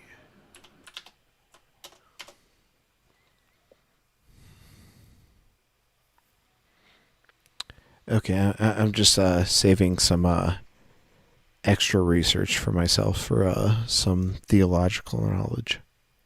I mean, I think what's trying to get argued is like, if the universe logically could have been created differently, but like it's equally preferable to the kind of universe that was created, then like the universe can't be necessary because it logically could have been made differently.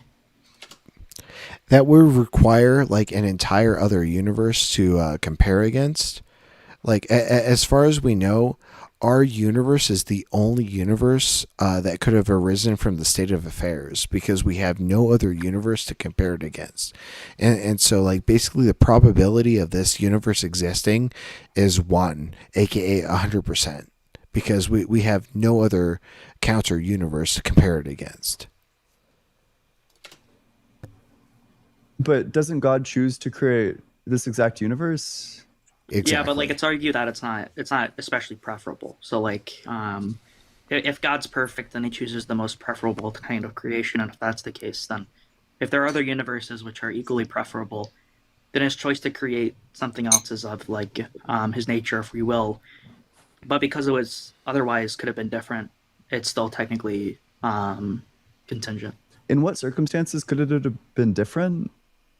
I'm not like I can't say exactly. Like I'm not even That's sure. okay. That's okay. Access to that.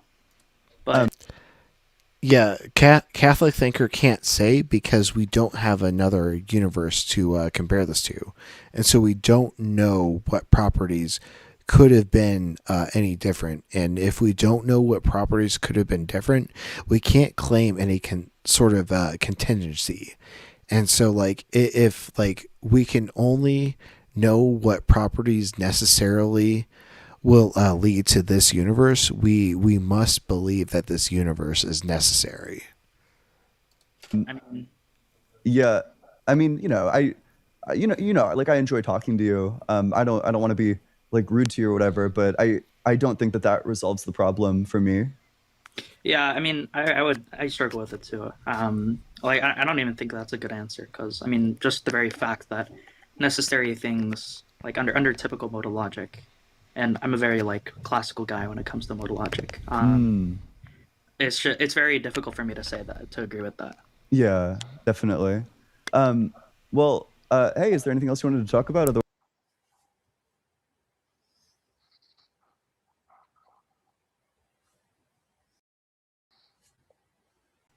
Well, I think there was a big crash there.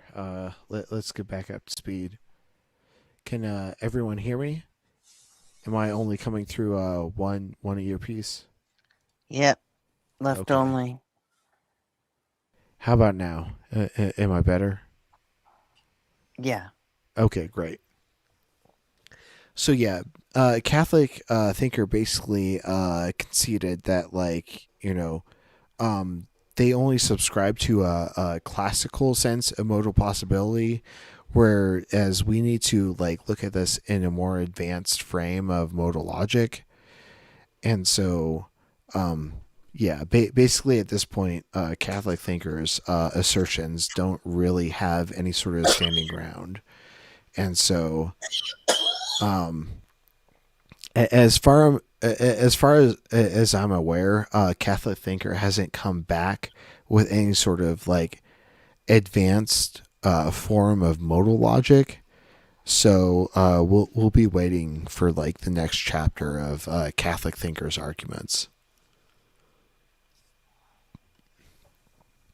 But yeah, let's give ourselves a round of applause. We made it through the Ian clip. Gosh, we did so good, guys. We really did. With all the chit chat, we still made it through 100%. We had a good time. I fucking love it. And thank you for suffering Ian with me. My goat. How long did it take us to get through a 20-minute clip? Oh geez, probably like 2 hours. But that's what I love about like the reaction format is like we do like literally pause like every like 15 seconds to like actually have commentary on the actual substance of the video. Whereas like a lot of channels will just like fucking play like a 30-minute clip and like their commentary is only like, an extra 5 minutes. And so like their interaction with it is like a total of 35 minutes. Whereas like our interaction of a 30-minute clip like ends up being 2 hours. So that means we have a lot of things to say about this like actual topic. I love it that way because when I'm watching these videos by myself, I'm constantly sitting here shaking my fist and yelling at the screen. And right? when we do this format, I can actually tell somebody how I feel about this. Wait, I just noticed it's probably just on my end because something sounded awkward. I think I can't hear it. I don't want it to be my fault. I'm gonna let everyone know so I don't sound like a dick. Oh, Breaking I Jada, don't you think I you hear started Chrissy. jaking up. Can you hear me? Yeah, I can't hear Chrissy, and I'm pretty sure that's who it is in the corner. I can't really see their PFP, but there's someone. If I talk over someone, I think I can't hear you on my end. Okay. Robin was muted, so I unmuted Robin. JM, do you want to go ahead and try talking and see if Jada hears you? I am talking to Hi, Jada. okay, hi. Hi. Oh my god, it's great. another fucking Streamlabs glitch. I hate it. I'm hate working it so on much. Streamlab. I'm dreaming of Streamlab. I hope I didn't talk over you at any point. I just noticed when there was like a few back and forths that I didn't understand, and put context clues that, Yeah. there's Jada, someone you talking. 100% were not talking over anyone because bless like, it. I as a host, I think I hear everyone when they talk, regardless if they're muted or not. Oh, But, like- wait, hold on. Don't say that. What? Yeah, What does that mean? it's a fucking mess with Streamlabs, and we are looking into other solutions. We really Streamlabs are. is a beautiful system. Nothing wrong with it whatsoever. it never goes wrong. Oh, Mallard. But no, we have been given a very generous donation by someone who, like, we're waiting to come back into the chat so that we can thank them. But like I believe that their generous donation will allow us to move on to a better platform. Oh, we will thank them when they get here. That is for sure. 100%. Okay. Unless Well, I'll I'm speaking prepare. out of line, Gretchen. Well, I mean, What it's was already the too line? late. You already fucking did it. So Well, I haven't said their name. I haven't said their name. I've That's simply said true. that we have the capacity to move on from Streamlabs. I will And- say though, Yeah. speaking of names, everyone forget any names that I said yesterday because oh, we can do it. I was No, hoping that he because would I be got- here. But I got a text saying, "Hey, did you mention my name?" Oh fuck. Oh no. Maybe. Hey, can you like not do that next time? Yeah, no, that's fine. No, I get why you would say that. That's okay. I'll what a little bitch crybaby. That's all I No, gotta say about that. I don't know if we're talking about the same person, but my person was like, "Hey." Did you read the DMs I just sent you? No, I haven't We're because I've talking been. about the same fucking person. We're all talking about. Dude, Is it someone that starts with the Damn it! I said it the fucking letter again. C? Damn it! Yeah. Yeah, I something mean, like everybody that. knows his fucking name already anyway, but No. he's gotta get all fucking precious I about it. fucked up, and he I've got so interacted mad. with C a single time in Cody's stream, and Yeah? like I'd like to get to know them more, but like they're making some pretty wild claims about Ian's mod team that like I'd like to like kind of like clear the air on. I like You're just never hung you're out never with gonna him this clear- weekend. You're never gonna clear the air with. You're never gonna clear the air with him. He's a fucking pathological liar, and I nothing he need tells some- you. Well, will be I true. Wait, hold on, confirmed I I hang out with confirmed this some guy. I've confirmed some details with Jackie, so like really I want to get like both sides of the story so that I can know what is objective reality, but like I'm not willing to like completely write off this C individual. He He's a has cokehead his fucking ups- liar. He has his ups and downs, I'd say for sure. Again, as someone, I've seen him in person, so I know like the online and the offline guy. And honestly, Yeah, he's I've a seen really him in cool. person too. Did he tell Okay, you about the fucking week Gret- I spent in fucking Gretchen, Vegas with him? Did he I tell got you a how little much bit money of he a fucking owes me, and then fucking Is that where he owes it from? Is that where that came from? yeah, he got me to pay for his whole fucking trip, and then Shut fucking the fuck up. No, shut the fuck up. no, I'm not fucking. No, I'm wait, not no, kidding. no, stop. Okay. I feel like we need to do some damage control in chat Fuck real that quick. guy. Like Okay, the tea has been no spilled. telling We all get it. no telling tales out of school. Like I like to have people on the panel as we're talking about them. You're absolutely care. correct. And plus, I don't also care. I'm friends with him, so like I get it. He's a nice guy. I honestly Totally don't I care. barely could have something against him because I'm probably gonna see him this weekend. I usually tell him straight up when when he fucks something up. So I get it. You'd like to say things to people's face, like, I don't know if I appreciated that. So either or. He won't. He won't come here. He'll never come on this panel. He's been running from me for 3 fucking months because I had the fucking nerve to ask him to pay me the money he fucking owes me. Okay, so then now we will be sure to talk about this. We will be sure. Hey, you don't have to talk to him about it. I'm not asking No, anyone no, to fucking no, talk no, to no, him no, about it. not maybe him. JD can You. be the bridge. Maybe we can mend these relationships. Like seriously, I like- do fucking drink blocked with, I me. do drink with him quite a bit. So we can all get giggly together, No, and he, once like- things feel really He relaxed, I just be like, fucking blocked "Hey." me. Gretchen! Oh, So I no. couldn't ask him for the fucking money anymore. Okay. Let's move on. Let's Fucking- move on. This is getting Okay, like you're a good man. Wait, I'm a what? good person. Please. We've all No, moved no, on. no, You're a no, good he- man you. for us. No, This no, has he nothing him. to do with you. The dental bigotry. I'm non-binary. So please, no man ascriptions. Oh, But, This has listen. nothing to do with you. I'm just trying to keep the peace in the atheist Okay, community. great. I don't care. Okay. This is your platform, Gretchen. So I will No, submit it's just to your. I don't. He's somebody never snoring? coming here. So I think Nectu fell asleep. So Nectu, I'm going to go ahead and mute you and pull If you I off remember stage, right, buddy. that's his wife. Oh, okay. No, yeah. that sounded like a masculine snore. But And Nectu's honestly- got me in the DMs, and so he can absolutely message me and be like, "Hey, bring me back."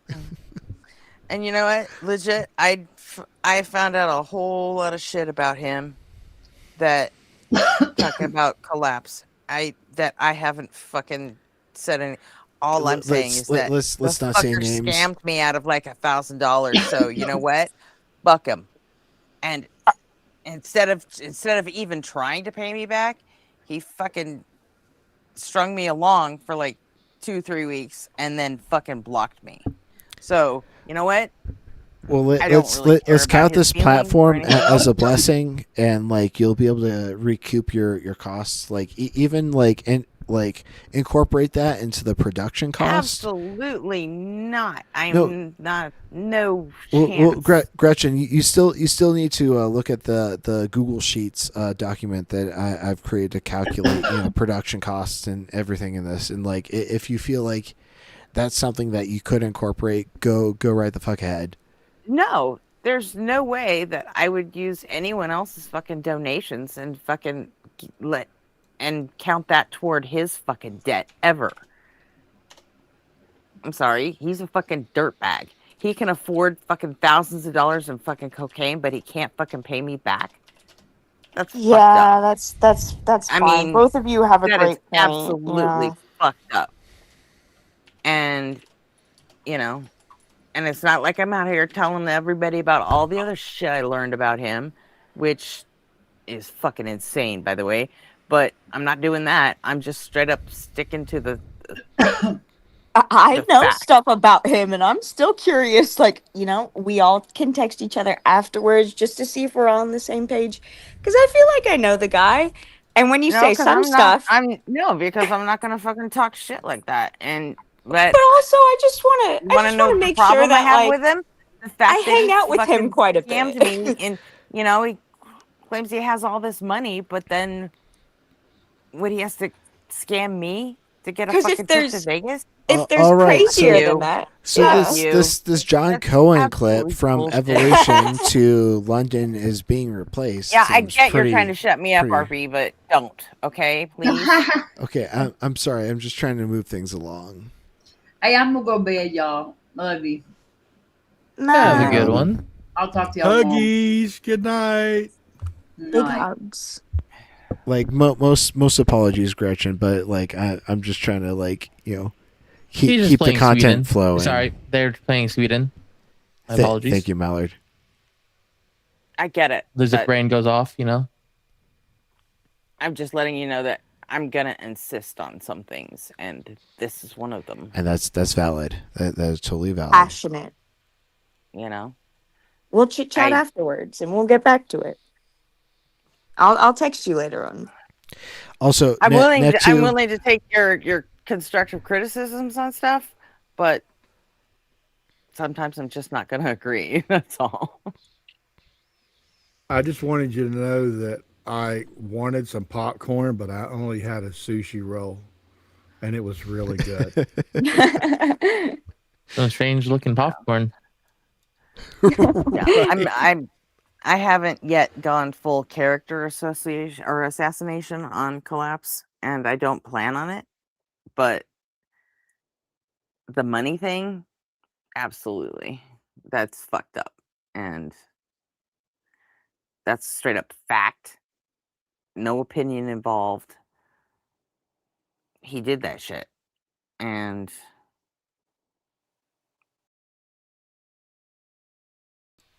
the rest of the shit I'll keep to myself. Well, it's like a George W. Bush, like, fool me once, shame on you. Fool me twice. You can't fool the fooler. You can't fool me again. Oh, Watch me dodge this chancla. I'm a little irritated that, somebody fucking scammed me out of $1,000, but, Now watch this drive. I'm glad you got that. Yeah. I got it. But yeah, Gretchen, that's why I'm like wanting us to discuss that collaborative calculator, offline sometime, because like I'm trying to like pay forward any like total production cost before we start any sort of profit share. I'm not even ensure thinking that about you profit yet. are made whole. I'm sorry. Nothing that happens whole. from this channel, nothing that happens on this channel is ever going to make up for the fact for the $1,000 that he fucked me out of. That's on him forever, and I'm never going to use any other source to make up for that. Yeah, Period. and that totally sucks. Like I basically when I was transferring scenes between the metalcore and electronic scene, I essentially fronted $800 for the production cost of a well-known artist's album with the promise of a vocal feature, and then they completely stunned me and blocked me and didn't give me the vocal feature, and then they fucking put the album out on a well-known record label. And so these sorts of things they fucking sting, but we have the capacity to grow and move on and be bigger than the person that took advantage of us. But that's not downplaying the hurt that definitely incurred. Yeah, both things are true. It sucks, but you hope to move on. Also, I'm probably hanging out with this person this weekend. God damn it! Now, Honestly, now I have questions with and shit. the shit that I learned about him, I am being the bigger person by not fucking telling everybody all that other shit. And that's great. At least that's the way I look at it. Definitely hold that as a benefit to your character. We're kind of bitches, aren't we? It just is what it is. We But like when to it comes bitch a when it little comes bit. to the All when it communities comes are to bitches. getting scammed out of $1,000, you know what? That's straight up you know what, fact, and it bitch. fucking happened, and it pisses me off. And I'm not gonna ever hold anyone fucking responsible for it other than him. I got scammed out of an entire Sprinter van from one of my previous metalcore projects, and it was because I put the van under one of my other bandmates' names because I was still going through cancer treatment at the time, and I needed to keep my financial value low so that I could keep Medicaid and continue paying for my cancer treatment. Oh, you poor thing. And then when I wanted to start pursuing other projects but continue collaborating with them, they're like, no, fuck you, you're out and we're keeping the van. This shit sucks. I'd It key really the does. car. I'd slash the tires. I 100% wanted to set like nails under their tires, but my sister Just like catch the whole thing on fire. non-existent, God bless her soul, she stopped me from doing it. I would hate if my sister stopped me. I'd look at her every day and be like, you know, I could have fucking done it, and you stopped me. I could have had joy to this day, but you took it from me. Well, and what stings even more is that they went on a statewide tour from contacts that I established. Yeah, would you let other friends pay you back on his behalf? I would. Okay, I think that's fucking. I mean, you have other friends that Money really is can't money. afford to be spending that kind of. Those other friends were your a other part friends of that can't tour. really. Though. Can't. No, Okay, but those other let's friends say a were different involved group, in that a tour, and different they band then. profited from that tour. Let's say and so a it might different not band. be analogous. And No, hey, they yeah, can't no, afford to be I paying wouldn't. you back for it. But I wouldn't. you're gonna I take wouldn't. their money That is who correct. can't afford it. No, No. fuck that. You Yeah, know, I would right, never right. take any money from all of these people and say, "Oh, well, that's gonna make up for what fucking Collapse stole from me." Fuck you. No way. Absolutely Okay, not. and You I know, totally he get has that my example. fucking PayPal, my Cash App, he's got my Zelle, he's got everything to pay me back. And you know how many times he's tried? None. And then when he got tired of me asking, he fucking blocked me. So fuck all that. You know, there's no way I would ever credit anything like from that I got from this, and I would never credit him with that. The only one that can make that right is him. And that sucks. I'm sorry that happened to you. you know, I've written it off because I don't think he has that kind of character to him. I don't think he'll ever make it right.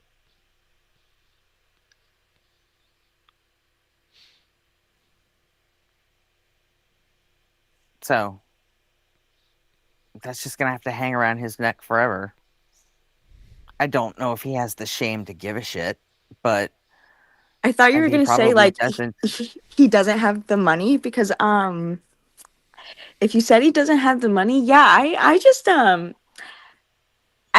He should be able to pay you back. He has he got a few $100s from me the past like little while.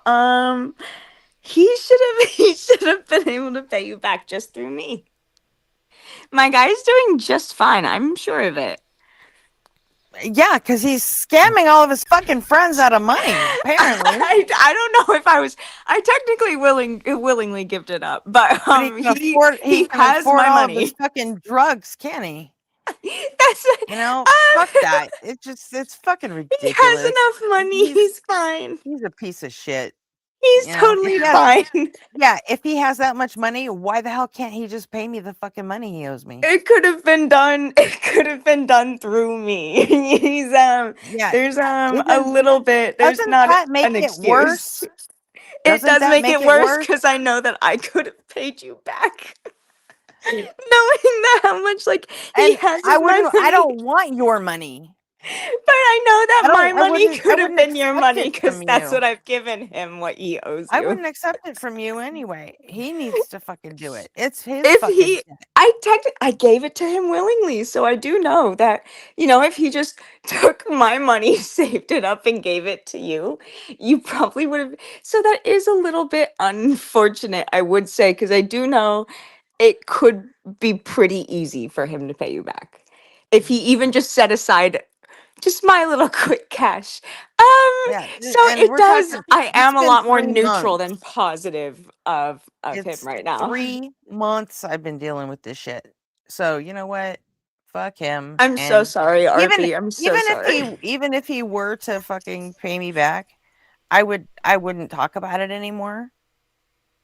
But you'd still be a little bit sus out. I'm never going to fucking associate with him socially ever again because I don't trust him. I think he's got a shit character. He's a fucking thief and a liar. And I'm sorry, but I'm not putting myself in a situation like that. You know what? I'll respect it. I respect because it. you know, I don't have respect for myself, so I will probably be seeing him soon. like fool me once, We go drinking. can't get fooled again. Watch this drive. Basically, you know, I'm good. I would never trust him again. So It's okay. It's okay. It's okay. You know, we all I have will different maintain experiences with people. non-contact. So Do we have a new video? Do we have a new I haven't but seen I anything still from don't this call guy. him by his, I still don't call him his T name. I call him I Cat. have, and I did by accident, and he got upset. He Mhm. spaghetti just a little bit, just a little bit. He was glad it was me who said it, but you know, it's okay. It's Whatever. okay. It's Everybody fine. fucking knows what his name anyway. He's just being a precious little bitch by complaining about it. I can't tell. I can't I tell. don't know. I'm legitimately ignorant. But Well, you don't I really know have, him, so We have videos. Is that what well, you're gonna say? Videos? I've only interacted with them in Cody's stream like a single time. But yeah, we have this John Cohen video from Evolution to London is being replaced, and that is fucking crazy. That's like evolution to white replacement theory. And so and looks like we got Nectu back on the panel. You Hey, got did your you get- Go ahead. what's up, Nick? What were you gonna say? Just making sure you got your audio situated. Yeah, I lost it again for some reason. I don't know what happened, but then when I logged out all the way, exited out all the way, and came back, then it was fixed. But did you get my message? Let me double check. Was it in the producer part? Yeah, it should be. I'll come back and listen and then drop when they're done. Was that it? That was I have about to 10 go minutes on 30 ago. minutes, yeah. Then I just wanted to do something on my way out. Okay. Is that Yeah. okay?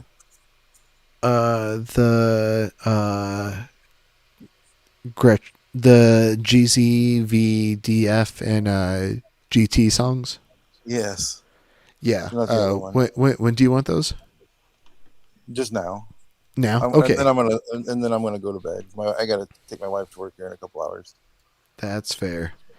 Yeah, let's have a little dance break. I'm gonna get rid of my shitty 14-year-old fucking new boot goofing shit. I've still got Figure 8 queued up for our fucking angel investor. Oh my god.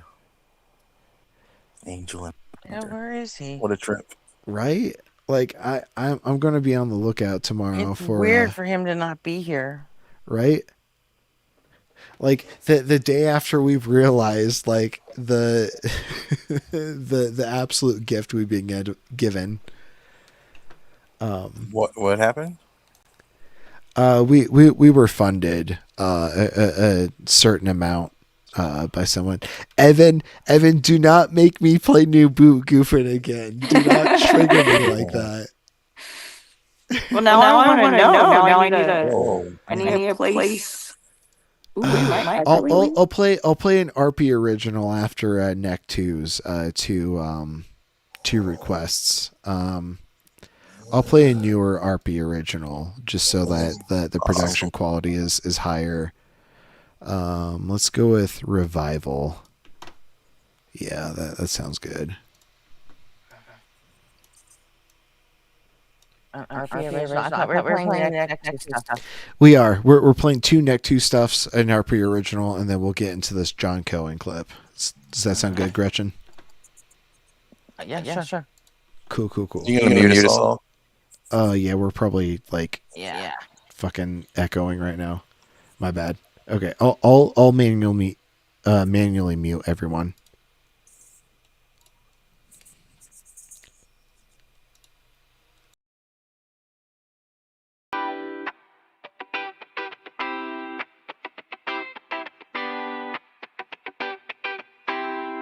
Gretchen said, see, she brings them to the knees. Has these begging, please, just don't ban me. Well, I don't care if you do. Everyone knows I'm the real celebrity dude. Wait, Gretchen, I'm sorry, I'll get on my knees. Just please don't ban me. Just please don't ban me. She lays down her rules, just ain't fair. Crying drunk drama, I'm muted, oh despair. Get in the trenches, bitches, this is war. Believers call us witches and witches, settle the score. Now she's back from a smoke break, and what the fuck? Did someone just say die freak? What a fucking puts. Just please don't ban me. Just please don't ban me. Gretchen Z, I just didn't think. Well, then just means you're banned from a sink. Whoa,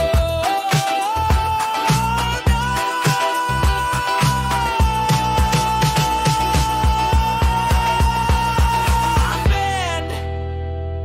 Look at me peek.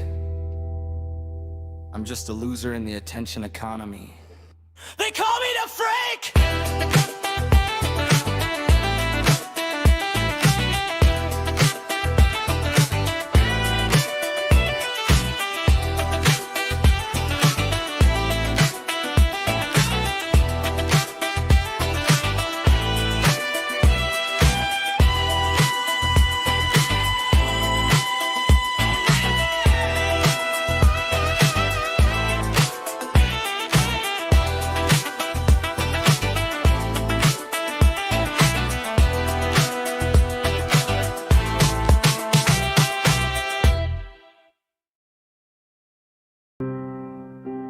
Nobody on fire. A-R-P-Y. Nobody on fire. A-R-P-Y.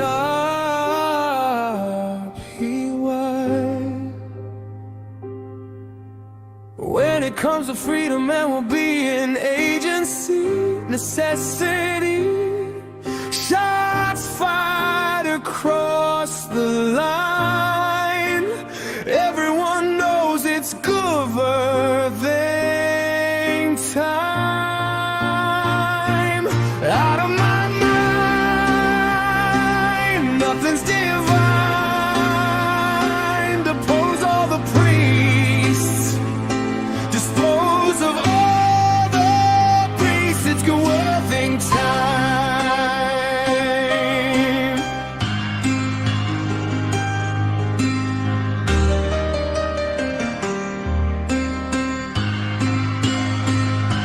Out of my mind, nothing's divine. Depose all the priests. Dispose of all the beasts. It's governing time.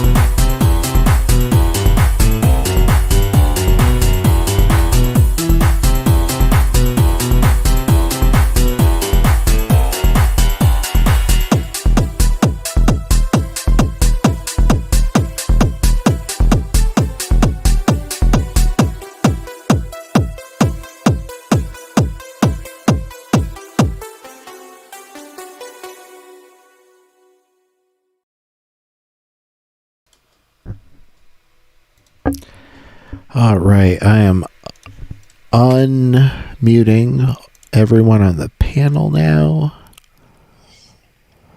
All right, we should all be free to speak. Awesome. Thank you for playing that for me. That was really cool. I really like that. Is that a Pretty finished good, product, or pretty good. are you still working on things like that?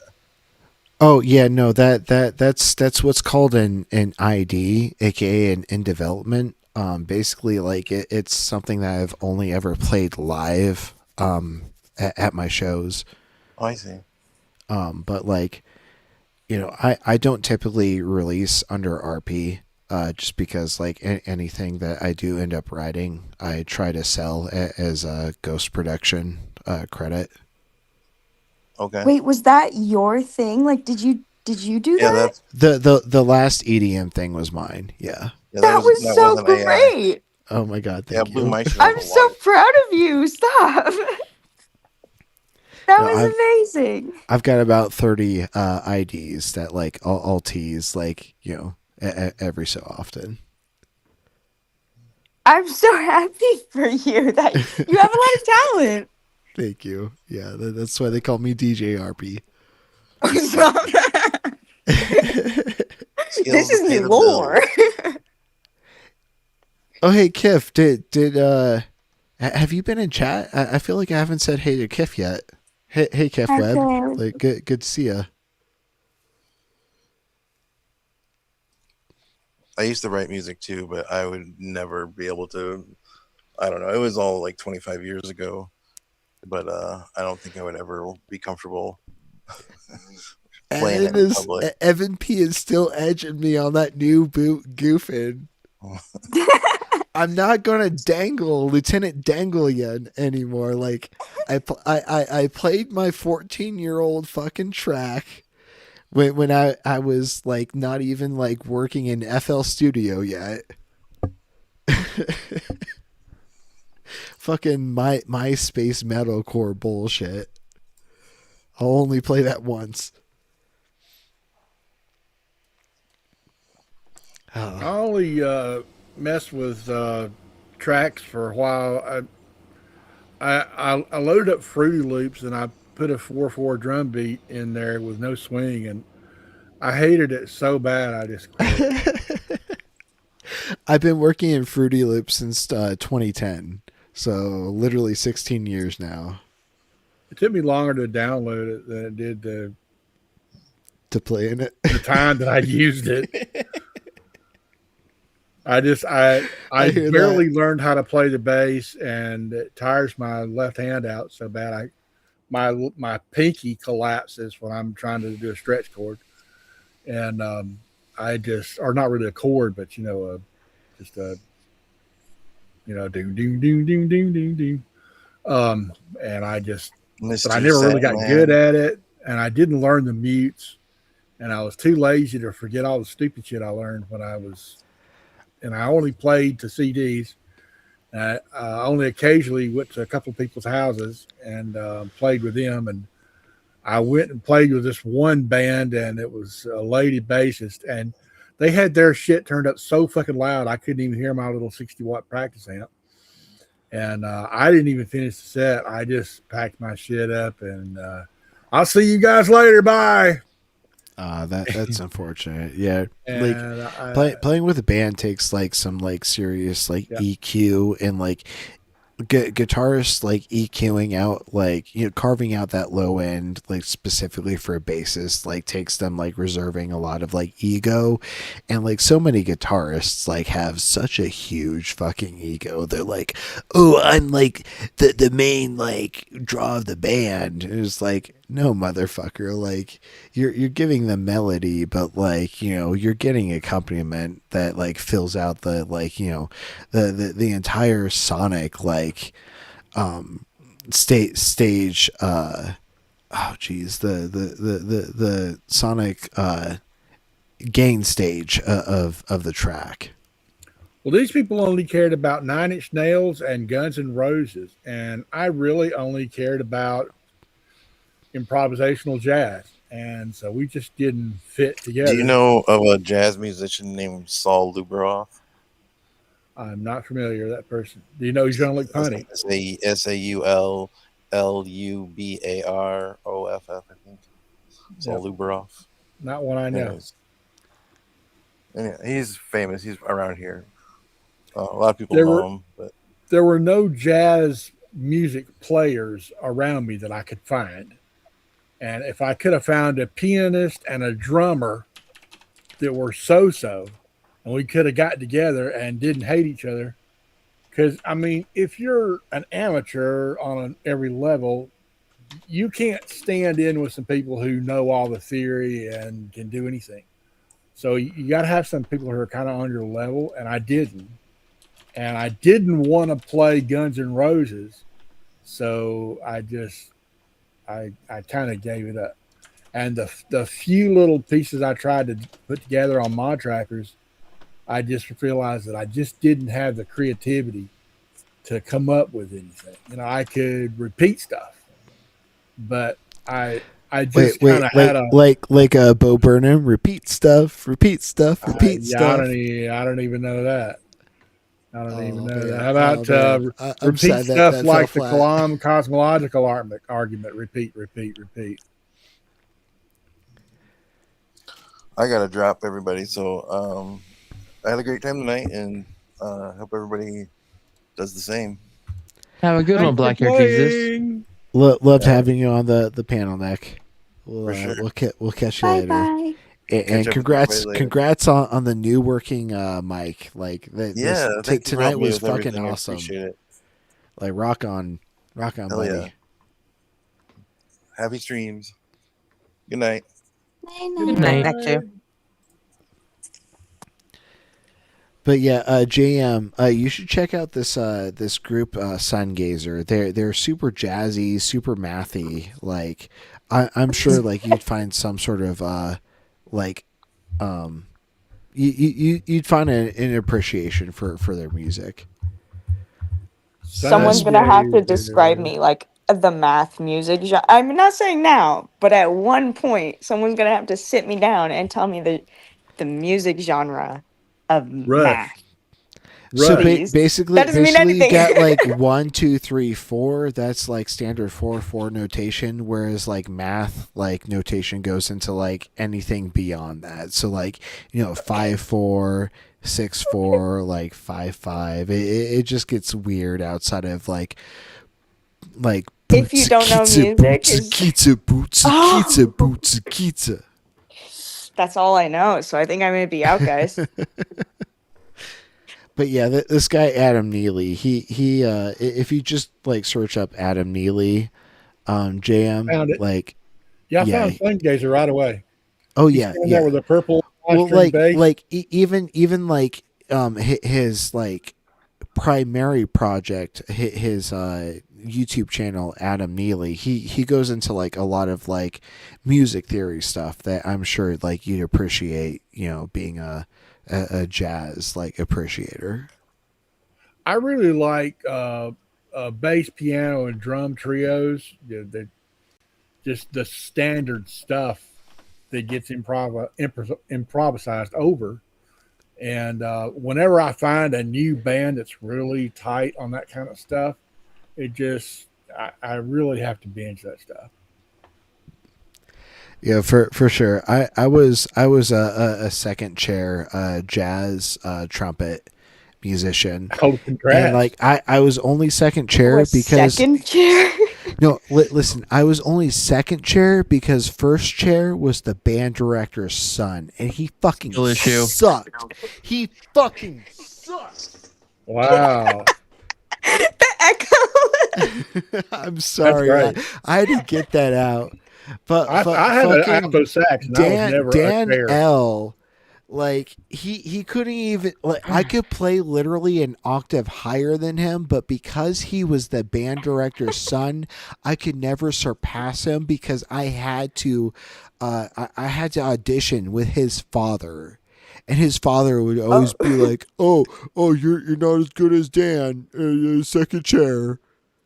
I don't even know what second chair means. So you could have said like second chair and like that was the best spot. I'd be like, RB, I fucking knew it. I knew you. He's second best. Just say, fuck my lizard brain. I'm poor tired. RP. I'm sorry. I'm so sorry. But that I could have always happened to you. I was always Second best. I was always assigned the solos because even though Dan was first chair, his dad knew that he couldn't handle the solos, and because we were going to like districts to perform in jazz band, like his dad was like, we need to place District 1, and so I'm giving Arpy the solo. Oh shit. Oh shit. And he went home and he just like yelled at his kid, like, "What the fuck? What are you doing?" Fuck, Like- Richard. Like Get your head humble in the brag, game. but we came back with Division 1s like both my junior and senior year. So let's fucking go. Snap, snap, snap. Good job, RP. Thank you so much. But his Yeah, son that's- couldn't do that's that. good. We had in our high school band, we had some trumpeters who literally would bend over backwards to hit the high notes, and they were always standing on the front of the field doing that, and it just sends shrills up my back to remember those guys playing that stuff. And there's some Tom Jobim tracks that I listen to that are played with horn bands that I hear these guys in my mind bending over backwards to play those notes, and I'm like, it just feels so real. Yeah. So McTime asks, what instrument did DJ Arpy play? I played the trumpet. Sounds like trumpet to me. Yep. And like what's even crazier is I had braces on during this entire time. Oh my god, did you bleed? During this entire time. And I could hit double C, double D, up to double E. Damn. All right. Double D? That's some big stuff. Okay, I'm glad that at least I someone don't even know the range, so I couldn't tell you. But yeah, we play like Dante's Inferno for marching band and like some like, really demanding stuff. flex on It us, was- RP. It was a good time. No, like I love. But you have permission to. What a great job. Good job. Like I was so like locked in on doing like the best I could on everything in high school, but like band was my like main focus. That's so funny. I He got said, to be if a there's band by one thing I'm accident, gonna man. do. And it's horrible. I just wanted to get through high school with the least amount of pain. To get as bullied as little as possible. Like Yeah. top three. Real I think I maximized getting bullied. I was bullied until the 10th grade when I absorbed myself into electronics. And I started making Said, and then I these just little, forgot about it. I made these little noisemaker devices that we put into legs, eggs, if you know what those are. And I would carry one around with me. And one of my ninth grade English teacher actually let me put this this egg on her desk, and it had a mercury switch in it back when we could actually have those things. And if you picked it up, it would start squealing and just go nuts. And usually the person who would be curious enough to pick it up would just And so I got a reputation for making these little electronics devices, and as the computer nerd of the school. And I from got a then on, reputation nobody- for making what people standard waveform did you go like square, or did you go saw or sine? What the fuck? It was a BJT that had a RC circuit in it. And Okay, it was so just- so it was that just that too sounds like it extreme. would have been linear, so probably triangular. I wouldn't know. It was just a single transistor device that would sweep when you. Yeah, you that charged sounds the battery. triangular. So 100%. I didn't. We didn't look at it on a scope or anything. So I don't know. I just know that it would start at the bottom and sweep to the top. The capacitor would be charged. And it What would was stop. this? Was the sweep linear or exponential? Whatever the rate the capacitor gave it. I didn't measure. I didn't learn. Okay, that so stuff either. probably We just pretty built close it. to linear. So yeah, probably Yeah, I don't know. triangular waveform, We just which built is circuits super from, super close to the breadboard. sine waveform, but like Could've you know more stepwise. That was words. We didn't I'm learn everything sorry. about this stuff. I'm We sorry. just built it and had fun. My grandfather was like part of the Veritas like launch team for the satellite from Arizona, and so like I have a lot of like oscilloscope training from like 5th grade on. Well, I stopped at your basic DC and AC circuitry rules, and I didn't really learn much digital. And then I discovered computers in the 10th grade in the same class, and I kept playing in that same classroom.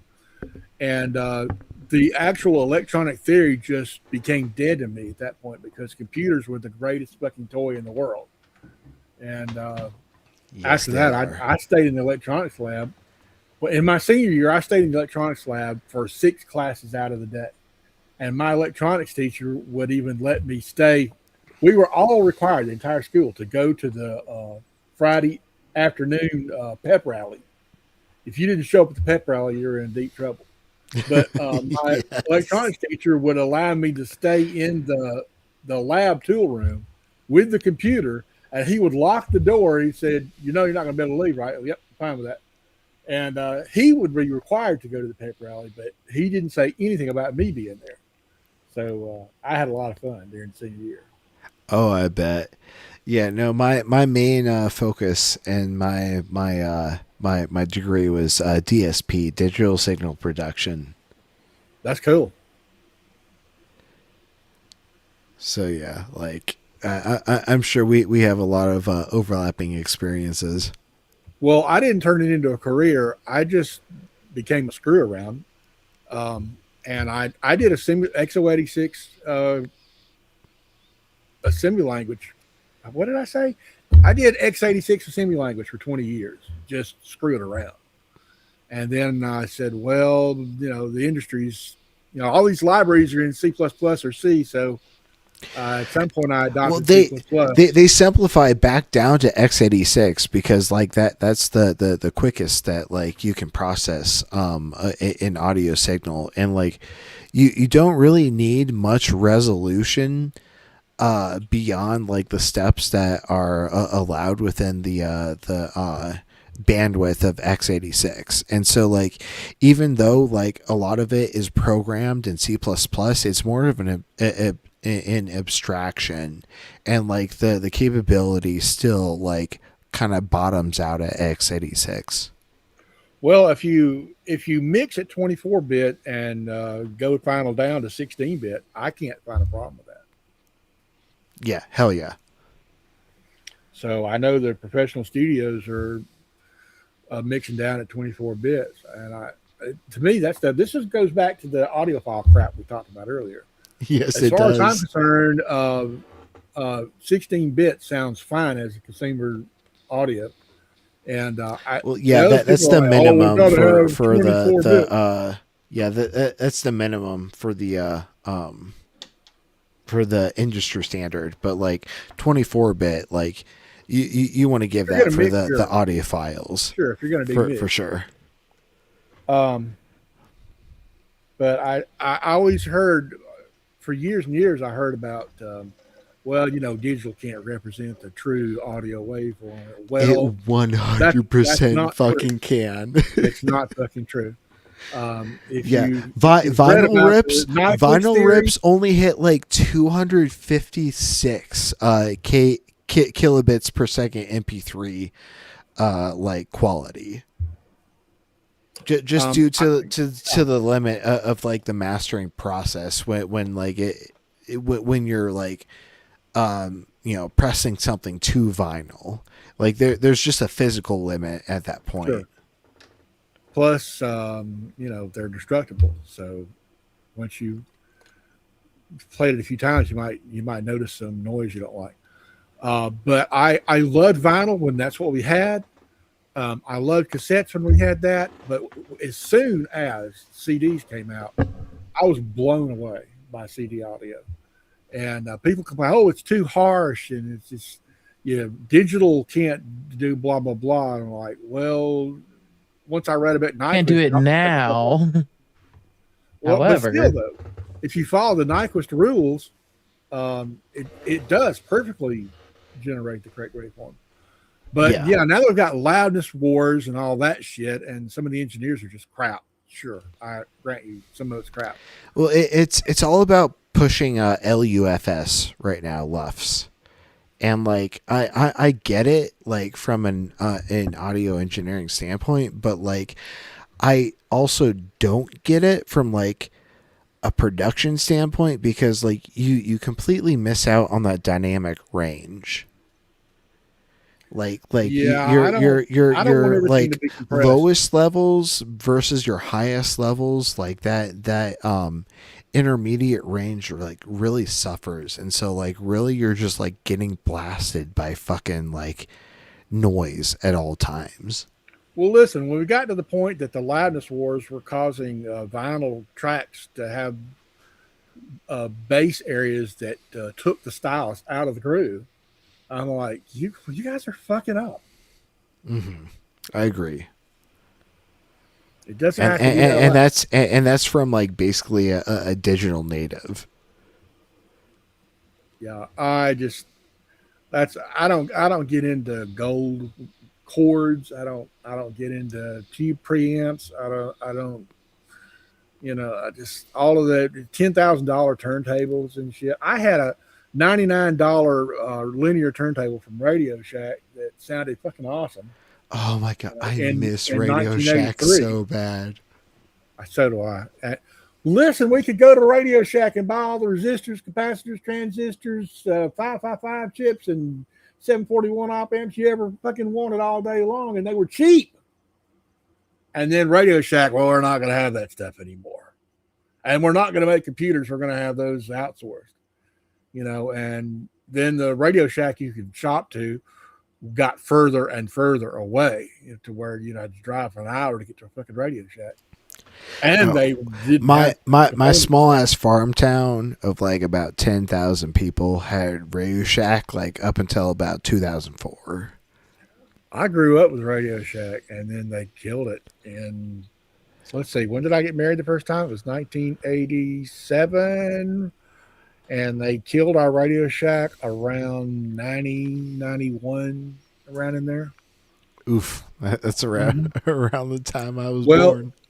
We had a guy, I can't remember his name. Anyway, we had a guy who owned the Radio Shack franchise, and his daughter worked there. And my daddy worked in a five and dime. He was the manager of a five and dime store.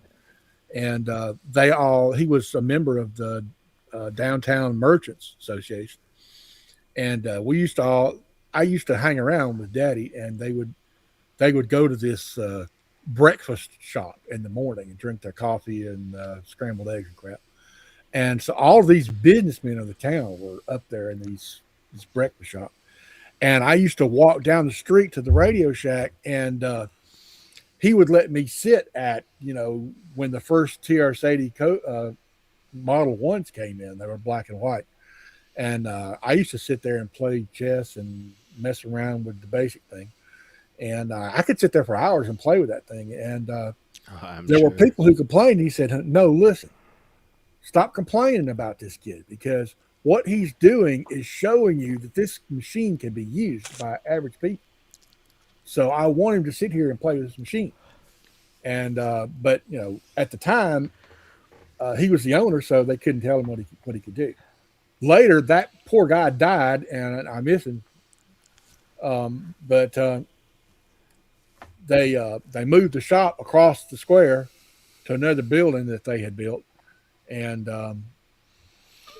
one of the rich guys bought that store, and with another rich guy. And they were always assholes. And I ended up going to work for that guy in 88.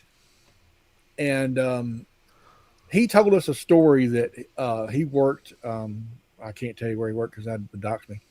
But he said that he worked for a big engineering company, and he said he could get more work out of his 10 employees than the engineers across the hall could get out of their 100 employees.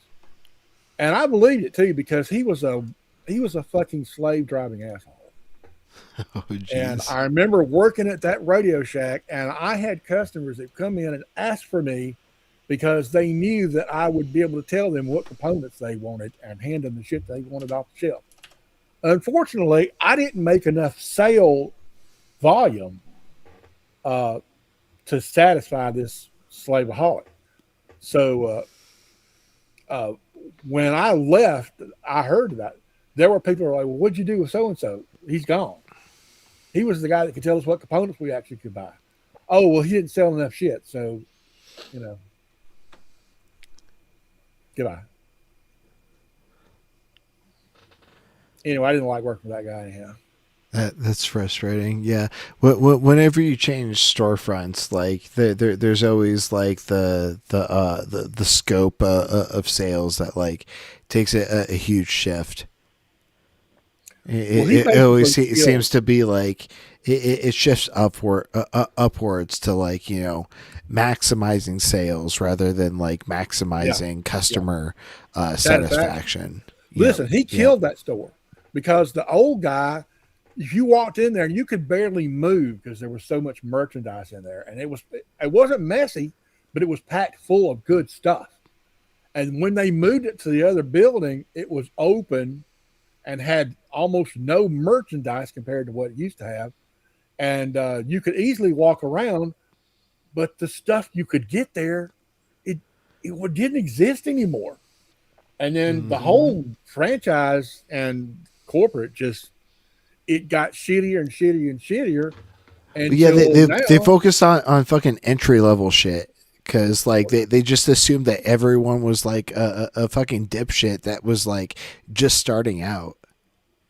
Well, they pushed large consumer demand stuff and stopped giving a shit. It turned into a cell phone distributor. Literally over time, Radio Shack did that. I watched it like over my childhood turn into a cell phone distributor, and it was fucking painful. I have to drive over an hour to go to an electronics store now. So I just don't. Where do you live?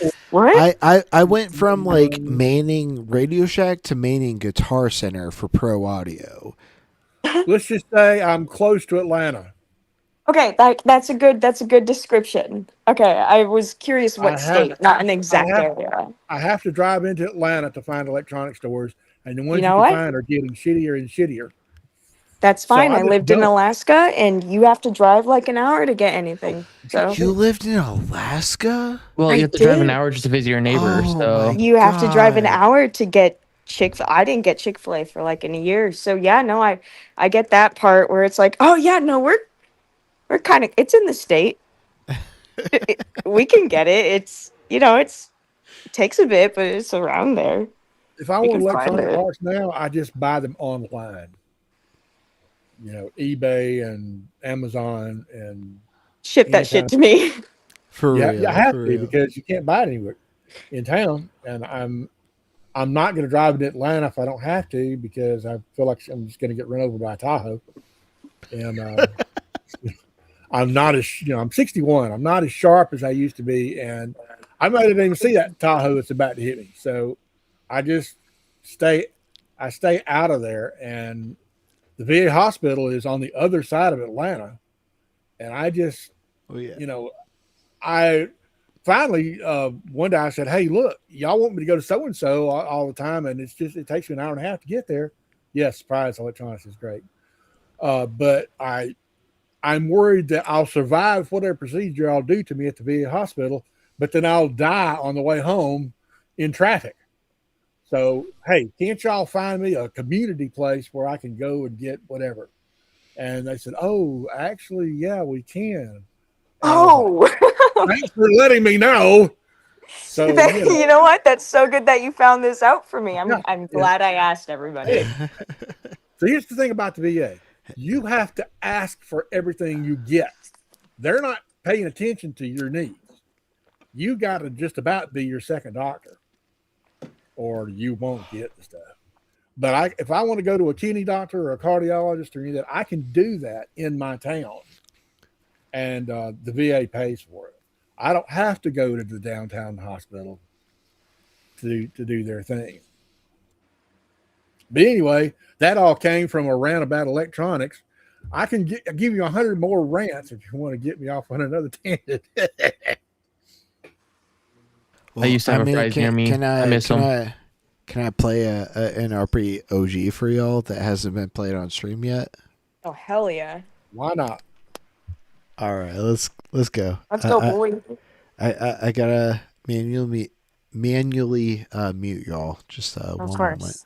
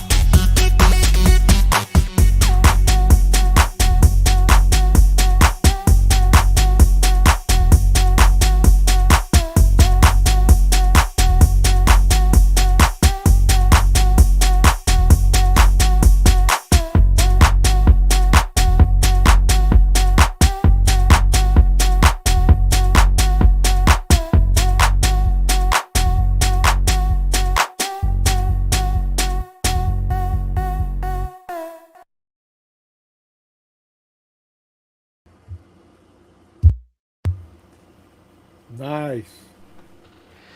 Yeah, so like I premiered that track at Imagine Atlanta, Georgia 2018. What does John Cohen have to say?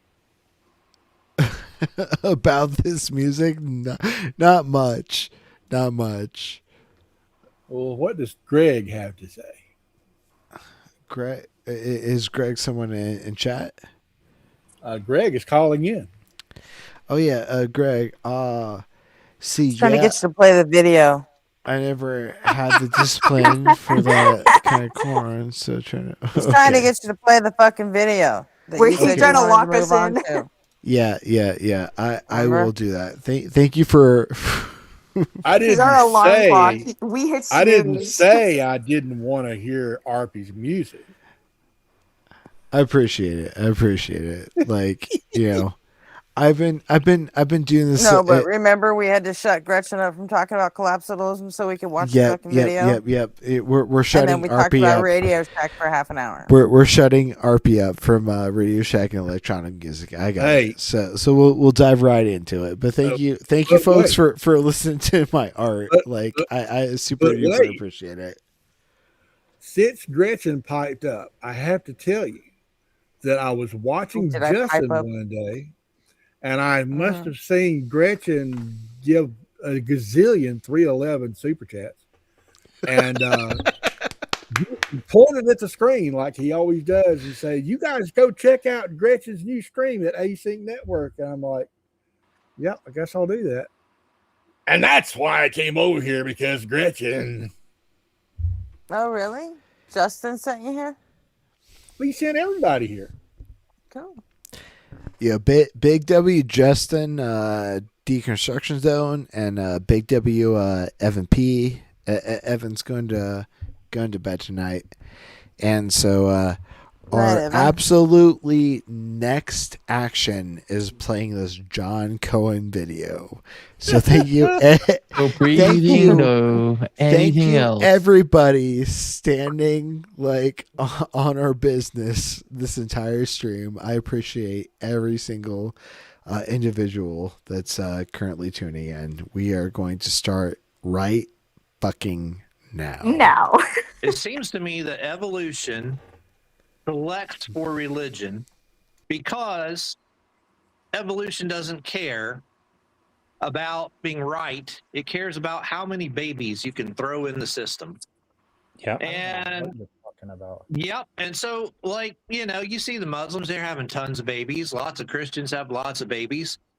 You know, but you see, but then what seems to be surprising, and what I think keeps so many Christians and Muslims from becoming atheists, is because they look towards what a lot of atheists seem to be doing, what seems like anyway, or at least seems to be a majority, that they. Can we take a moment to appreciate this caller's face? Like, holy shit. Like, let me zoom into this shit, because this is unprecedented. Like, you see that guy in the bottom right-hand corner. I'm going to go ahead and alt print screen and then zoom into this shit. Like, is this supposed to be like... If we're gonna fucking clown on the way people look, I disavow this whole thing. Yeah, I didn't care anyway. But what if it's big silly? What if it's funny though? Okay, okay. I disavow. You guys go ahead. I'm gonna go. Gretchen take a break. disavows, and I'm going to default what if he's just to doing her something silly? to her instantiation. That's probably fair. Well, he's not doing anything silly right now. I He's guess like it an just average guy. depends what you mean. Are you making fun of his looks, or is he doing something a little silly and he looks a little funny? These are different. Not doing These it are now. different I don't things. know. Like, I'm working on 4 hours of rest, and so I'm Oh my probably... god! Wait, hold on. Have you not sleep? We were on the same No, pace. but I got a nap. we actually instantiated this at the beginning of the stream. So like I might be on the wrong side of history right now. So Gretchen, thank you for keeping me accountable. They turn on the naturalism that they espouse to believe by saying, okay, let's let the men kiss the men. Well, that doesn't put more babies into the system. Well, Men kissing men is fucking hot. I don't care who the fuck you are. let's all kiss. kill our babies. Well, that doesn't put more babies in the system. So the logic is kind of. It puts so many more babies in the system. Like, does caller not understand how many 3-ways like actually go on? Men kissing men and then end up like impregnating women. Like that's totally a thing. That is 100% a thing. All I can tell you is I had 2 kids and I was an atheist before I started. So Let's I'm go. joining in with the Christians and the Muslims making children. Maybe I'm just a human, I think. Let's fucking go. The missing between what they practice and what they say they believe. And that. I think you're missing the point here. I think you're missing the point here. Okay. That evolution doesn't care about what people's beliefs are. Evolution is Right. is just a biological principle whereby those that are genetically most suited to the environment reproductively have differential, have success, right? Differential success reproductively. So I don't see the connection. Like, I'm not going to say I need to have more babies because of evolution. or I don't quite see where your argument's going there. Yeah, evolution is just a phenomenon. It's something that happens with existing life. It's not a deity that we worship. It doesn't have a goal. It's just a fact of biology. Like I don't know. You're speaking about it as if it's like from your own framework. You're used to having a religion with goals and like meaning derived from evolution. Is just a fact of biology, much like heliocentric theory, which is the theory that all the planets revolve around the sun, is a fact of cosmology. It's not. You're tying way more to it than is there. And if I understood you correctly, Greg, you said that somebody who accepts evolution should be disinclined to have a relationship with another person of the same sex because they won't be able to have a child. If that really is your argument, that's a tragic misunderstanding of so many different aspects. Because first of all, it presumes that all people want to have children and some people don't want to have children. Secondly, it presumes that that would be their aim. I mean, somebody who is attracted to a person. This is the shit that I've objected to over and over and over. Maybe you guys notice we have 8 billion people on this planet. I don't think we have any deficiency in reproduction whatsoever. As a matter of fact, I think it might be to our advantage if some people don't reproduce. But I don't think that's a big factor either way. And not to mention that I've known personally people who were gay, had babies, discovered later that they were more attracted to the same sex, and or knew it all along and just didn't say anything because they were in a society that wouldn't let them say anything about being gay, and they were forced to pretend like they were heterosexual and have babies because you're in church, you're expected to get married and have babies because God said, go forth and fill the earth. So homosexuals are not at all contributing to the lack of population expansion. Sorry, that's my rant. Also, want to say hey to Captain Lurker in chat. And yeah, you know, the current expansion rate is like supposed to be like 2.3, whereas like individuals, like, you know, starting a family, like if you simply like go at the expansion rate of like, you know, having 2 children per a 2-person household, you know, that's going to perfectly like sustain for an infinite amount of time. And so as long as like the average household is having 2 children per a 2-person coupling, like you're going to be able to expand that population infinitely into the future. Like we don't need any sort of like infinite expansion. And I don't like know about infinitely, but definitely exponentially.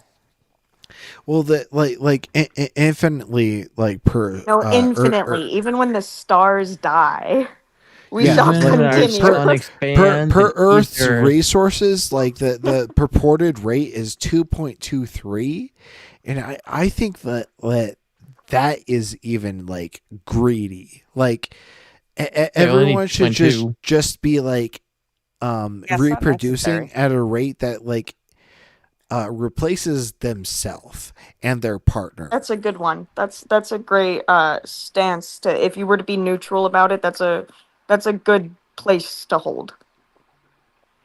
Because like if we would take like all 8 billion people and we would grind them into like a paste, we would all fit within you mean baby paste? Yes, yes. No, a human paste. Like we would all fit within the Grand Canyon. but like, you know, we need a little more space than like being ground up into like a legitimate human paste. Wait, but like, how did you find out about that statistic? Did you just make a guess? No, Did you know about that it was great calculated Porter by the average like human mass, like times 8 billion, and like the average volume of the Grand fucking Canyon. Do I find that in like the New York Times? Actually, or- it might be 1 billion more that the Grand Canyon The first time I can heard hold, that, it was from like Forrest per- Hawkeye or something. per Greg. But seriously, like there is enough space to contain 8 billion of us on this planet, but if we continue expanding in such a rate that like we have been over the past 100 years, we will over occupy the planet like within like several generations. I've heard that too. So just have like 1 to 2 kids and like we'll be Gucci. We'll be totally Gucci. Replacing yourself is the perfect amount. Exactly. The world 100%. population clock currently says 8.3 billion. So I think 9 billion Greg's Stanage is a little high. I would agree. I think Terrible Names got it closer. But yeah, we are actually close to like total occupancy. And But so guys, like, according to our first billionaire, we need more children. Oh my god! I am so embarrassed that we hit a trillionaire before we hit fucking world peace. Like, what the fuck is Technically, this shit? there were trillionaires, but they were never just some fucking dude. They were usually, they I'm pretty ruled like sure, a nation. yeah, they were like either drug dealers or royalty. I mean, technically, if you actually did a real accounting of everything that Vladimir Putin owns, he would be the richest man in the world. Wait, don't Except you think those the other drug Vatican would dealers. have more? He actually the has. first He has more than delicious Elon dessert Musk to does. eat first. But I Vladimir wonder. Putin has I it wonder all what spread Putin out. tastes like. Probably like And- strawberry cream. Eat the rich, y'all. Eat the rich. Anyways, let's get into John Cohen's. Let's go, boys. London is being replaced. The same sex is just attracted to a person of the same sex. That's just how it is. You wouldn't say, oh, I don't want to do that because evolution wants me to do something different. That's not how it works. It's not a political agenda. Is that really your position? Well, it wouldn't prosper the species. I mean, that's not what you see in nature. You don't That's- see two but men that's not what- raising. that's- you know, but that's two- not what- you- that's Oh my not God! It evolution is what is. you see in nature. Evolution Puppies, doesn't mean if you're a person who is scientifically educated and literate and you understand how evolution works and what it is, you don't say I must now do things to propagate to further my species consciously. That's not what it means. That's to misunderstand Right. both human nature and evolution all in one argument. Surely you're not serious. Well, I tend to agree, but as far as you'll become a part of the tribe, you know, if you defend that tribe and you promulgate that tribe, and then evolution will happen because your tribe's going to be the victor. I think the honest future is, you know, rather than seeing a future Promulgate? where we're going to have Star Trek: The Next Generation, just What's that, Christian? I said promulgate. Is he the guy that said phenomena earlier? Is he the guy that said phenomena earlier and used it Probably. incorrectly? I mean, look at that face. That's a petty, stupid thing to fucking care about, but it drives me fucking crazy that nobody knows how to use the word phenomenon correctly. Granted. It's a phenomenon. I grant that. It bothers me. just to be real honest, the way evolution tends to work, the dominant tribe is going to win. I honestly think the world's far more likely to become Muslim.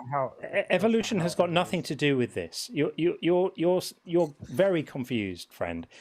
Evolution has got nothing to do with like dominant tribes winning. That's not how it works. Evolution is a biological principle, and same-sex attraction is a thing in nature. It's part of nature. So, and it wouldn't be a part of nature if evolution hadn't selected for it in some way. Bingo. Okay, you win the bingo. Strange, right? Because if there'd been enough evolutionary pressure against it, it would have been selected out, and it wouldn't be a feature of nature. And yet we find it across the animal kingdom in lots of different species. So boom! I think you're managing at once to both misunderstand what evolution actually is and assume that it operates on things like the level of which tribes are going to be stronger. That's not how evolution works. And you're also managing to misunderstand the human motivation that people might have, that if they don't subscribe to a religious view, that they are all going to be oriented towards trying to make the rules of evolution happen. That's just not how human beings work. Your position is very naive. I don't think they're doing it for the purpose of promoting evolution. They'll have their own beliefs and viewpoints. But running in the background will be the process of evolution, and that is what will ultimately decide what will happen. And they will inadvertently, through their actions, through their dominance, through their procreation, through their worldviews, through their various religions, are going to allow that process to happen to them, because that's where the babies come from. They're not coming from Do you actually believe in evolution, biological evolution, as an explanation for the diversity of life? For most of my life, I didn't. And now I'm probably leaning towards it, probably 75%. Okay, if you're hey, leaning McTime. Hey, Beard. Yeah, make time spending here for a minute. Oh, well. Yeah, my bad. Glad to have them. Hello. Glad to have them along for so long. And hey, Beard of Empathy. But conceding that you're like 75% able to buy into evolution is in my book a complete concession, essentially. I don't know. Anyone else have any sort of input?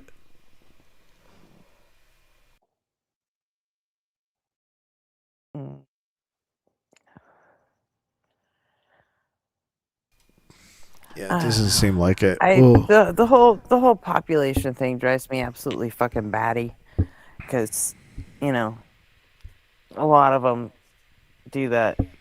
That's their justification for why being gay is wrong, because we need to propagate the species, and why? Well, that's simply a false universalization.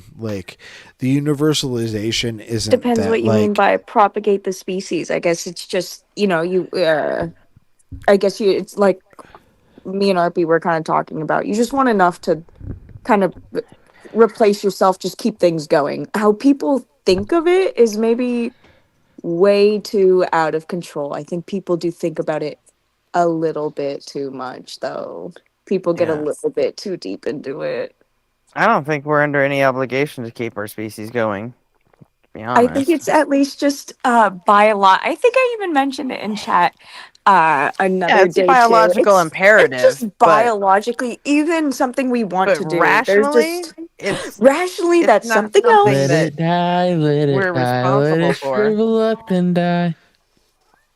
Listen, I wouldn't mind being digitized and living for the next 100,000 years. Oh, yes, If you someone would. told me that, Yes, you I could super duper not would. suffer from No, any illness or disease, would Hold I on. keep going?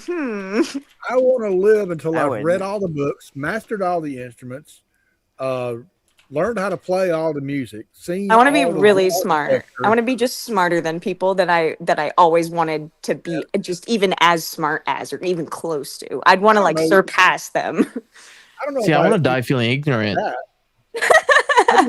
No, wanna legitimately, I see want to die every- feeling ignorant. Gretchen, can I You just play? you said can I play? I tried what I could. I tried. That's also a great thing, you know. Gretchen, There's can always I play more something questions that to be might learned. be clipped out? I want to know those questions though. it's gonna itch my brain until I figure some things out. If I don't, I'm probably not going to, but I would like to. Well, after I learned everything I can on Earth, Yeah, I want to go travel for to it. the next Like I planet said, you and should try a see- George Carlin clip too and see if it gets flagged. Let's go, boys. All right, You know? Jam. Like, ponder this shit. Like, super serial. No, Right I don't after want this, an play the George afterlife. thing. No. Hold on. Let's get all of our thoughts out before we start the clip. I don't want an afterlife. I want to be able to learn everything there is here, and then go to the next planet, and the next planet, and the next planet, and the next planet. Well, the I think next if your planet imagination is entails the big- next life, and so No, it this doesn't. No, yes, it may in yes, this. absolutely does. It You know might what I in said? this video, but not if you're Oh. actually alive for that long. I mean, Yeah, define use your imagination. alive. You can't Define alive. I mean, I would feel like I'm alive if I got digitized and can move on. to the Okay, next- okay, perfect. Then this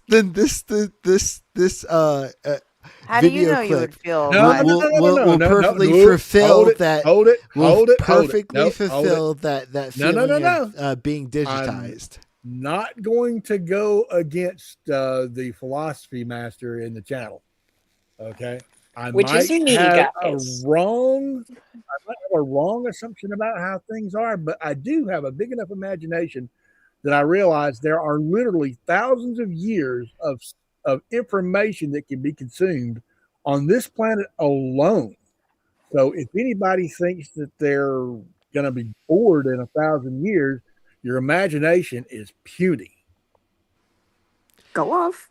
I don't Okay. give a shit how All right, fucking all right. imaginative I you are love- and how I- much fucking daydreaming you can do or learning you can do. If you don't have a body you can move around, I'm sorry, you're gonna lose your shit after a while. I'm gonna have a body. It's just gonna be Whose body? digital. Perfect. No, this video will perfectly encapsulate. I kind of that lost track feeling. what we were talking about. No, it doesn't have to be Afterlife perfect. experience of your dreams. Oh my god, what is happening? Oh, this is amazing! Is this like the onboarding room? I love all the reflections. Nope, this is it.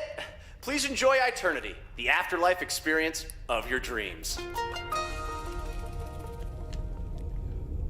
No, Sorry. this is false This compared is- to what I want. What's it? This is what? This is it? This is nothing. This is just like a lame ass mirror room.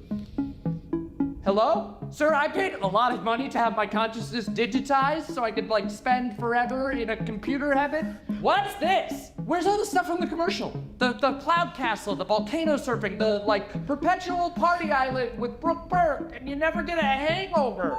Right, okay, so while we are technically able to honor the legal terms of our agreement, some of the features may have been overpromised. Okay, hold it. Excuse me? Yeah. Hold it. This disappears the vast majority of shit that I would like. I don't want to be transported into a digital world. I want a machine body that can be constantly improved so that I can physically move through the universe. But how do you know that's possible? Like as not opposed to like possible right this. now.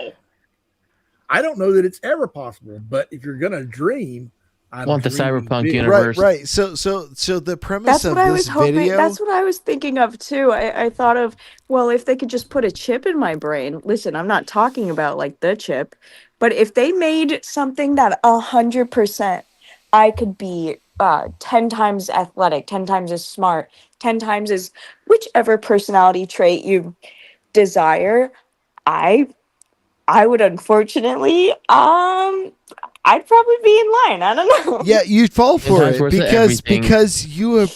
I would love to be able to you're just speed run reading. Jada, you're a Bethesda fan. Yeah, girl, but that's the right? thing. That's why I would love it. Exactly. Those are all the exactly. movies I watch And that so, would that these make me think companies would that things are possible and overpromise. that I want to read a book. Yeah, But imagine Yeah. if that was real.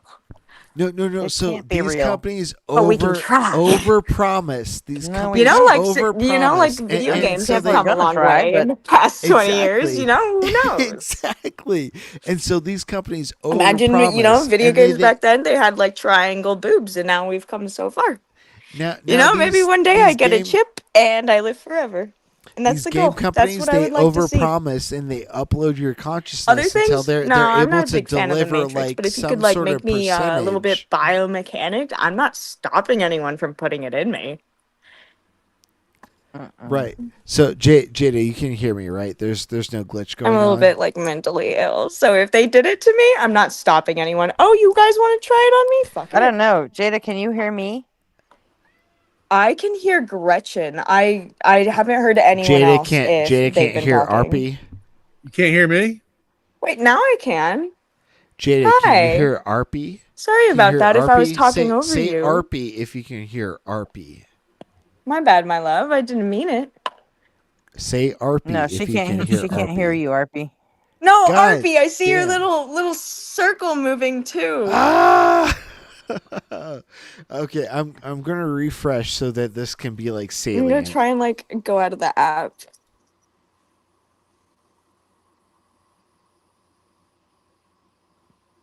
I'm so sorry, everyone, if I ruined anything. No, Jada, you didn't ruin anything. All up the ear. Hi, everybody. I hear you. Now you're in left speaker, Arpy. Am I in both speakers now? No, you're there now. You're good now. Yep. Okay, great. Hi, sorry. So yeah, no, it's not your fault, Jada. It's this fucking platform's fault. Oh, It fucking sucks. I was thinking that I did anyways, something wrong. anyways, my point is that like, you know, imagine that we can get to this point where we can upload your consciousness in such a way that like Bethesda allows it to be instantiated. Why did you bring up Bethesda? Because I know you're a Bethesda fan, girl. I know it. I fucking know it. You brought it up. Okay, go on. But like, you know, imagine they upload your consciousness in like such a constricted way that this is the only way that you can experience. Okay. No, I And- want to Only move. experience through Bethesda. JM, go ahead. I want to move to the machine experience gradually. I want more and more machine capability. you want the until Cyberpunk I'm universe. So all- assume that they promise you a machine experience, but they No, no, no. overpromised. They No, no, no. over fucking I'm not gonna- promised. No, I'm not going to depend on some company to move me along. I want to be able to order this part and install that. And if that works out okay, I want to do install my the next own part. craniotomy. You're out of your fucking mind. So you want to be Pinky Right. and the brain? Fuck Yes. off. You're ridiculous. What do we got to do today, Pat One Ray? is but no, like that's like not imagine a even- company over promises and you purchase their package and this Yeah. is the expansion that they can absolutely This is their like, DLC. offer. Yes. Let's Well, get that's into Hey, it. real Brett. cute. I Hey, want to be in a Bonds. mirror room for the next eternity. Great. Oh No. wait, I need to reshare the screen because this fucking technology sucks. We thought we were going to be able to do all the volcano sports and stuff from the Super Bowl spot, but it was all still in really early development at the time, and the Yeah, I beta don't process think we're proved ready to be for that. pretty tough. Plus, all the computation and storage fees mounted quickly. Like, it just cost a lot. So the whole full-on heaven thing just kind of never came together. So the idea is that this is my afterlife, like forever? Correct. The afterlife experience of your dreams. Okay, no thank you. Please send me back.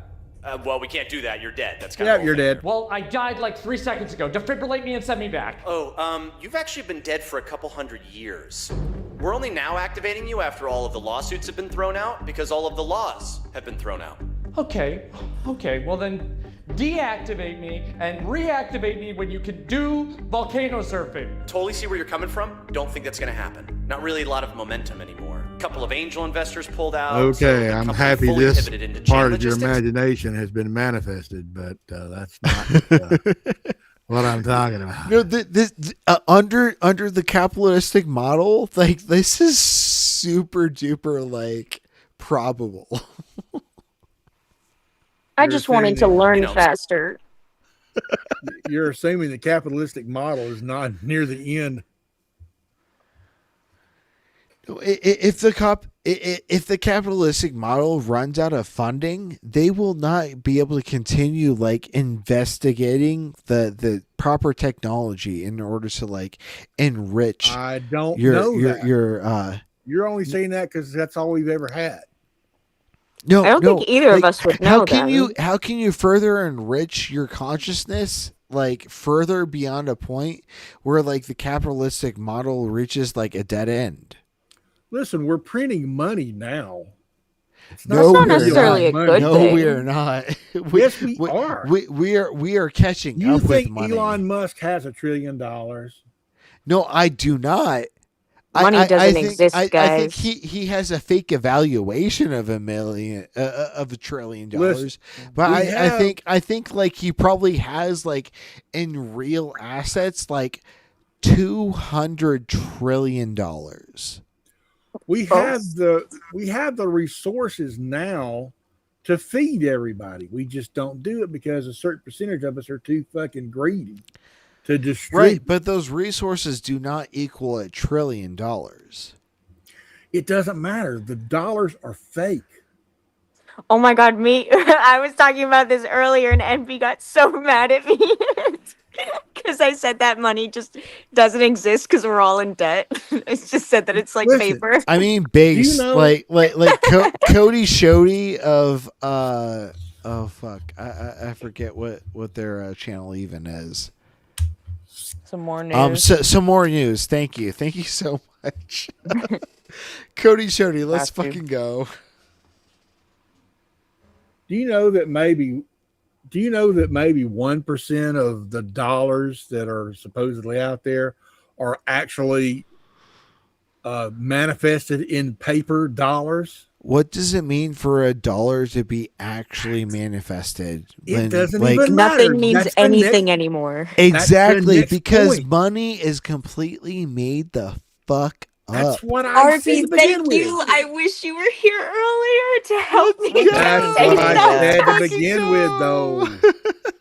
Even if 1% of the dollars are actual dollars, that doesn't matter because the paper dollar also doesn't mean nothing. No. But What the are you thing is, talking about? 0% of the dollars are made up.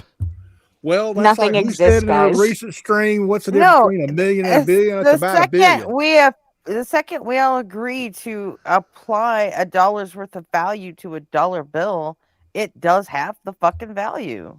Sure, But it does, never but- existed in the first place. Okay, but listen. If Yes, you had it a progressive does. tax, if you No, had a progressive the tax, argument that- of work exists, but not the argument of value. And paying rent, that definitely does exist. Is it does. fucking arbitrary at this point? Maybe a little bit. Listen, we've No. had better times when taxation was more progressive. We had up to a 90% taxation bracket. And now that we don't, we have so little value paid to the laborers that you can work 40 hours a week and you can't afford to buy a house.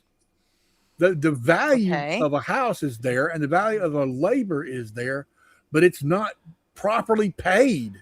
No, The not hoarders even who the have value trillions of a of dollars. house is there. That's Barely insanity. even less of the value of rent is there. Like Well, rent it's just the in resources a are there. moderate city such as like Tennessee or Atlanta, resources Georgia, are there, money's is not real, and no one has any value. $2,000. You people are insane. We could literally distribute all the necessary resources to every person on the planet. No, And we can't. not in one We fell could swoop, no. if we But listen, forcefully took those positions over. you have to start Which by we're not going to progressively do. taxing. Right, we are not going to do because we don't have the organization or the force currently in place to do so. We have Nor had the better will. tax brackets. You can get better. No, we will not approve this through tax brackets. We don't have the will collective only- It will has to do been it. closer. You can't say it can't be because we have been closer to the situation that we're talking We about. have been closer through more progressive administrations, but this is the Yes, and we the could least be there progressive. again. No, this is the least progressive But administration in the Pretending last that 40 we still years. live in that world.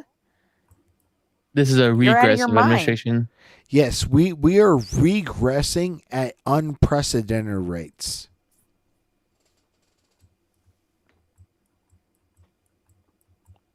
Someone said like Bitcoin. What are they really? Or where are they really? Oh, okay. I read it wrong, but that is I've- kind of it. It was just relevant to like. I was only able to buy my house because of Bitcoin. Like Oh, good for you. 2011, Stephen Colbert like evaluated Bitcoin at such a rate, and I was like, "Fuck it, I'm hodling." And I hodled Yeah. for like the next 6 years. Yeah, and I was gonna say what you fucking want, but Bitcoin bought me a car. So no, like, Bitcoin bought me paid an for my entire- apartment. well, it for a little actually bit. it wasn't Bitcoin Bitcoin. bought me an Ethereum entire and house Cardano in bought me a Aurora, fucking car. Colorado. Arby. Oh, I just got rent for a few fucking months. What are you? I'm sorry that I was a fucking autistic genius in 2011. If you're that I'm hurt for jealous. money, what are you doing giving money to Collapse, dude? You and I both Let's not could make rehash this, guesses. please. We'll go. Let's Gretchen, get- I'll let's- tell you later. I'll tell you in text. I was autistic giving money to like tire pressure in 2013. So let's. I'm focus on autistic that. giving money to unnecessary things. Okay, I'm desperate, and you know it's okay. It's okay though because I have support that helps. Valid evaluation. It's okay. We have our ups and downs, don't we? I was too busy being 7 when Bitcoin was hitting off like that. Oh, I was drinking water. That was a dangerous statement to say. I disavowed it. I was busy being super like unpopular. Yeah, I think I was like just around born, so unfortunately, I think I missed out on that one. I'll try my best next time. Like, have you all heard of the guy that like bought pizza with Bitcoin? Oh yeah, like 100 Bitcoin or some. Yeah, no, shit like that. I was around that same evaluation, but I was hodling my shit. Oh, hold on, wait, what's in your fucking bank account? What do you mean? No, What do you mean? I've already devalued that shit to like actually like liquidize that into like property assets. Well, good for you, you son of a bitch. You were one of those crypto miners, weren't you? I got a house. I got a Weren't ya? house is all. You I son got of a a house is bitch. all. I got a house is all. Not is all. You got a house. Period. I got a house. You okay? son of a bitch. I got a few You were more. one of those I don't know crypto why you're miners. so. I don't know why you But guys from the care. It's not fucking real. Remember? I care. Exactly, Gretchen. From the devaluation over the pandemic, my house has lost over $200,000, and I had to pay. I had to pay fucking property tax on that shit over the last like fucking 5 years. Really? My house quadrupled in value. Good for you. My house Listen, did not. we were only able to buy a house because at the time houses were cheap and labor gave more value than houses. And we didn't have Bitcoins. If I had to depend on Bitcoin right now, I wouldn't have any. And in this area, you can't work 40 hours a week and buy a house unless you're some kind of doctor. And I don't think doctors can work less than about 80 or 90 hours. My a week. area, like 80 hours a week was required. Oh, I'm in Cali, boy. I get that. I'm living with my parents. I Let's think go. I part of think town are I've you read in? that Alabama and Georgia were the cheapest Jado, what cost of city? living you could get, and Alabama is lower than Georgia. I don't know if it's the same Gretchen, now. Are did you you in say Jada? Huntsville?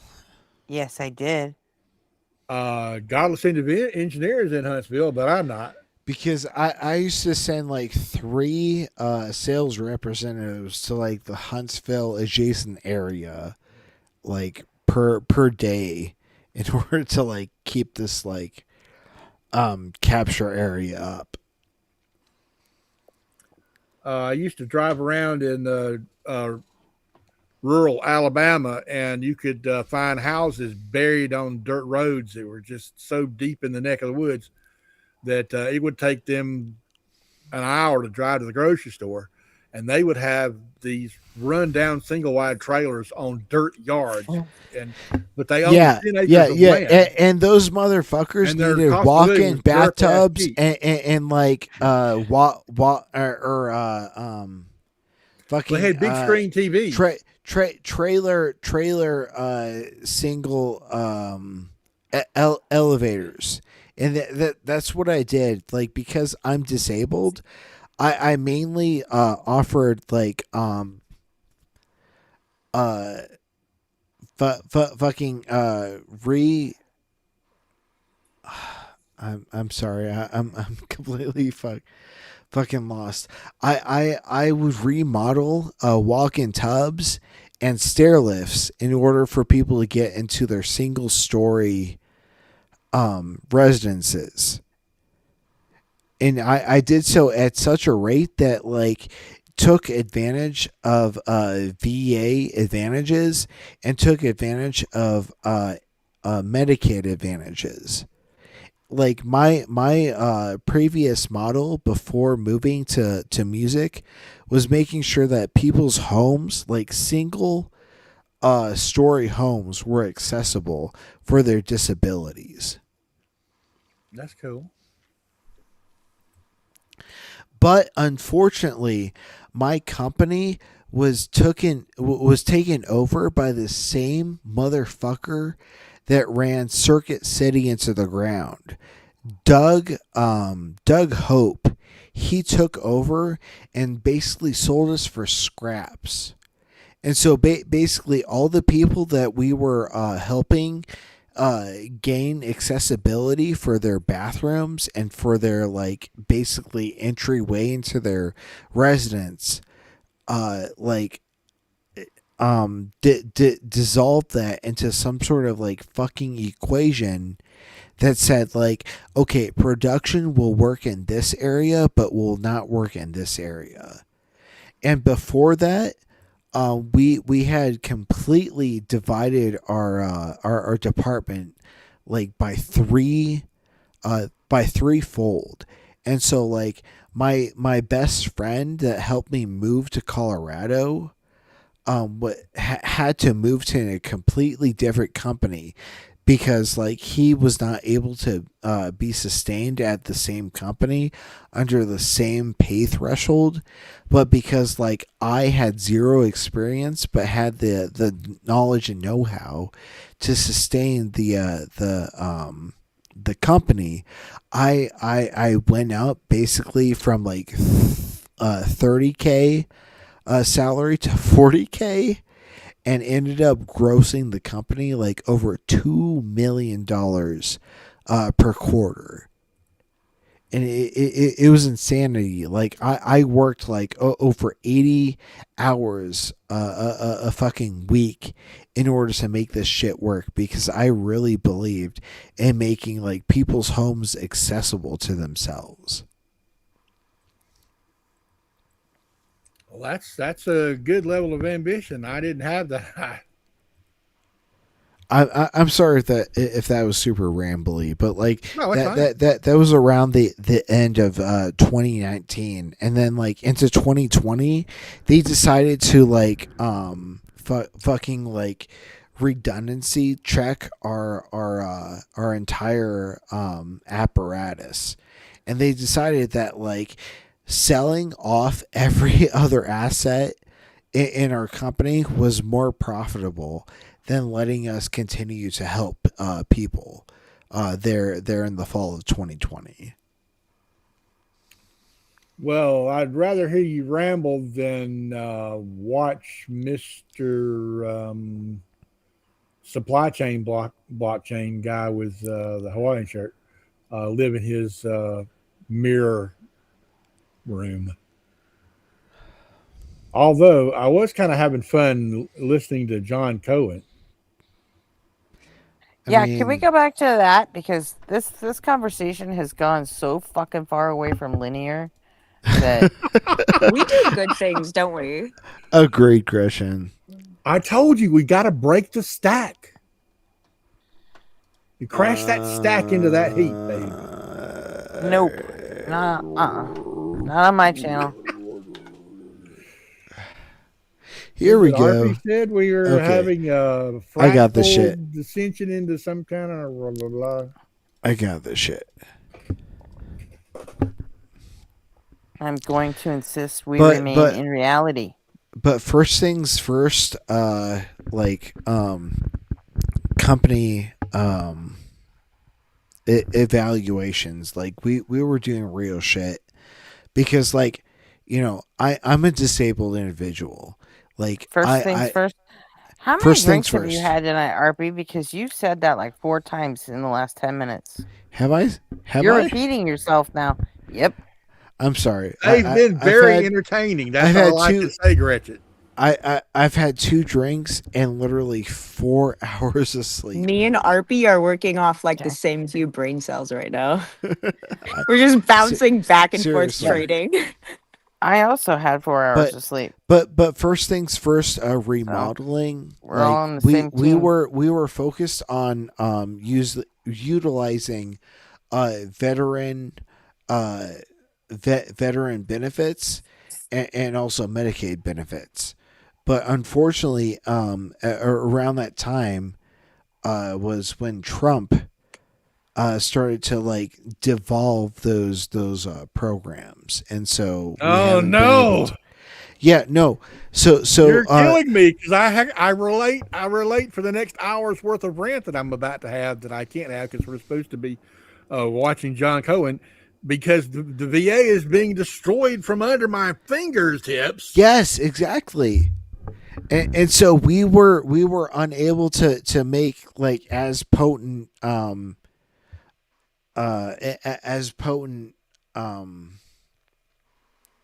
God, what do you call it? I'm completely sorry. I'm at the Their point of solutions got my shittier because you couldn't ability. afford them. Yeah, exactly. And so basically, the company I was working for had to dissolve and go under this company known as First Things First. And so, like, we even though we were like licensed under Jacuzzi hot tubs at the time, like we basically had to give up that Jacuzzi license. And so, like, we were giving like the basic of the most basic walk-in tub solutions, and like that dried up like literally within 3 months. What the fuck are we even talking about It, anymore? we're Jacuzzi talking licenses and- no, we're talking about supplying people with disabilities with the solution to be able to like fucking wash themselves with the ability to like even live but within their I own think home. Gretchen wants to hear more from your face guy that you were going to make fun of, named Greg. Okay, yeah, let's go with this. I'll avoid my my lived experience. I apologize. Okay, so you think it's likely true, but you're not like you don't feel strongly certain. Thanks, I JM. feel more strongly than less But- strongly. Because you keep talking. You're taking a risk trying to speak for me, but I mean, it worked out for you this time. Are you referring to survival of the fittest? Right, Okay, because okay. if All right, you have a misunderstanding of what that means. Survival of the fittest isn't like I'm gonna dominate you because I'm more physically fit or what have you. It's basically the species that are fit for the environment will survive. So like none of us here, in fact, on the surface of the earth, would survive at the bottom of the Mariana Trench because we are not fit for that environment. We would get absolutely crushed, right? But there are species of life who exist like deep in, I'm pretty sure at the bottom of the Mariana Trench, someone correct me if I'm wrong, but at those extreme, there's other animals that survive. If you put us naked in the snow in Antarctica, we're not going to survive very few minutes, right? We're going to freeze to death. But, you know, other species of life are fit for that environment. So it's survival of the fittest for that respective environment. That's all that means. It's not like dominance over each other per se. That is. And it just for biological evolution to work, the only thing that needs to happen is for us to live long enough to go far enough into sexual maturity to where we are likely to have kids.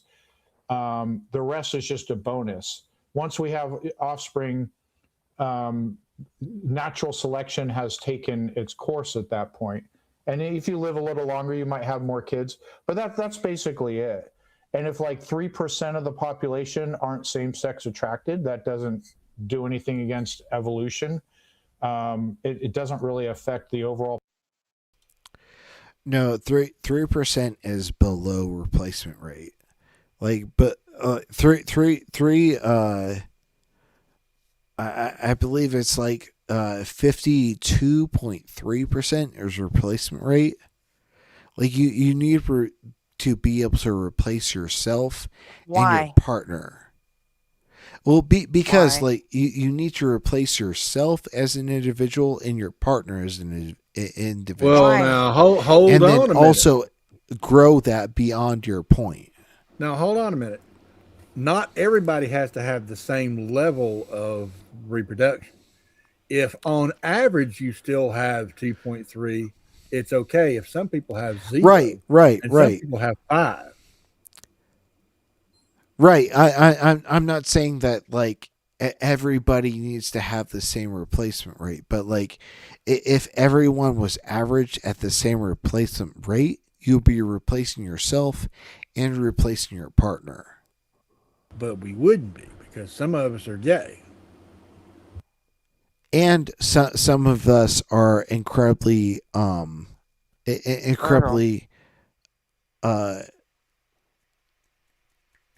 the Catholics or whatever. Well, no, 7 children minimum. Yeah, exactly. So, some of us are incredibly Mormons. That's No, Yeah, trust me, they got a lot of kids. Oh, they be greedy. Some of us are incredibly greedy. I get what the secondary host was saying. Unfortunately, unfortunately, the people that are less greedy or tend to be the folks that are more that score higher in terms of intelligence. And so like the longer we face I this don't sort believe of that at all. I don't either. Well, it's the entire concept of Mike Judge's like idiocracy intro, like the less Well, that's not capable exactly a individuals. study, is it? Well, no, the less capable individuals are the ones that are most likely to reproduce. Well, the ones that have like the larger capability are more likely to delay reproduction to the point where they're no longer able to reproduce. I understand part of what you're saying here is that if you are capable of doing something other than breeding, you probably will, and you'll breed less. So I agree with that part. But I don't know that it necessarily means that if you're more intelligent or more capable necessarily that it's going to result in you having less children. But I I don't. The point of the secondary host was just that if a small percentage of people are gay, it doesn't hurt reproduction. I'm not saying that it hurts reproduction. I'm just saying that the more you take into account the impacts of reproducing, the less likely you are to have a larger spawn pool. Whereas individuals that like recklessly engage in spawning will have a much larger spawning pool. Oh, but that doesn't dictate what intelligent you're going to be as a child, because many smart people are not born necessarily. Who to the fuck was and talking back- about children's intelligence? What the fuck? Can Well, we play it's the just- it's video before we all Okay. like decide that we're actuaries? Before we do that, I'm going to bed. Good night, everyone. Good night. Good Bye, night, Mallard. Mallard. Good night. 'Cause I hear a lot of like people talking like they're fucking actuaries, like everybody knows all this shit. And No, I am definitely not an actuary. My brother-in-law is an actuary, no and he's kidding. making I'm definitely not. so Talking much like money, one. so much fucking more money than me, and it's crazy. Cool. And my sister, who's married to him, she's going to be a fucking MD. And Just so, click the like, I'm going to screen. be so poor compared to them. All I was saying is, Population just anyway. because you're not capable and you're breeding, doesn't mean the people that you end up breeding will have the same capability level. They'll just have a lesser threshold of capability. Not Is necessarily. the point. Well, the thing is, if you're an idiot and your partner's an idiot, and you guys have 3 kids in your teens, you know what? There's not a lot of hope for those kids. Is what I think. Not he's getting even at. necessarily that. Like the charter program, like from state to state. Like I'm not going to be able to put my child through a charter program, and so my best bet is going to be to homeschool my child through some sort of like communal homeschooling program. And so like I'm hoping that I can get in with the right program and like offer like mathematics as like my area specialty. But then like as like the class that I teach, they're going to be able to like just come out just ahead of the public program that relies here in Colorado.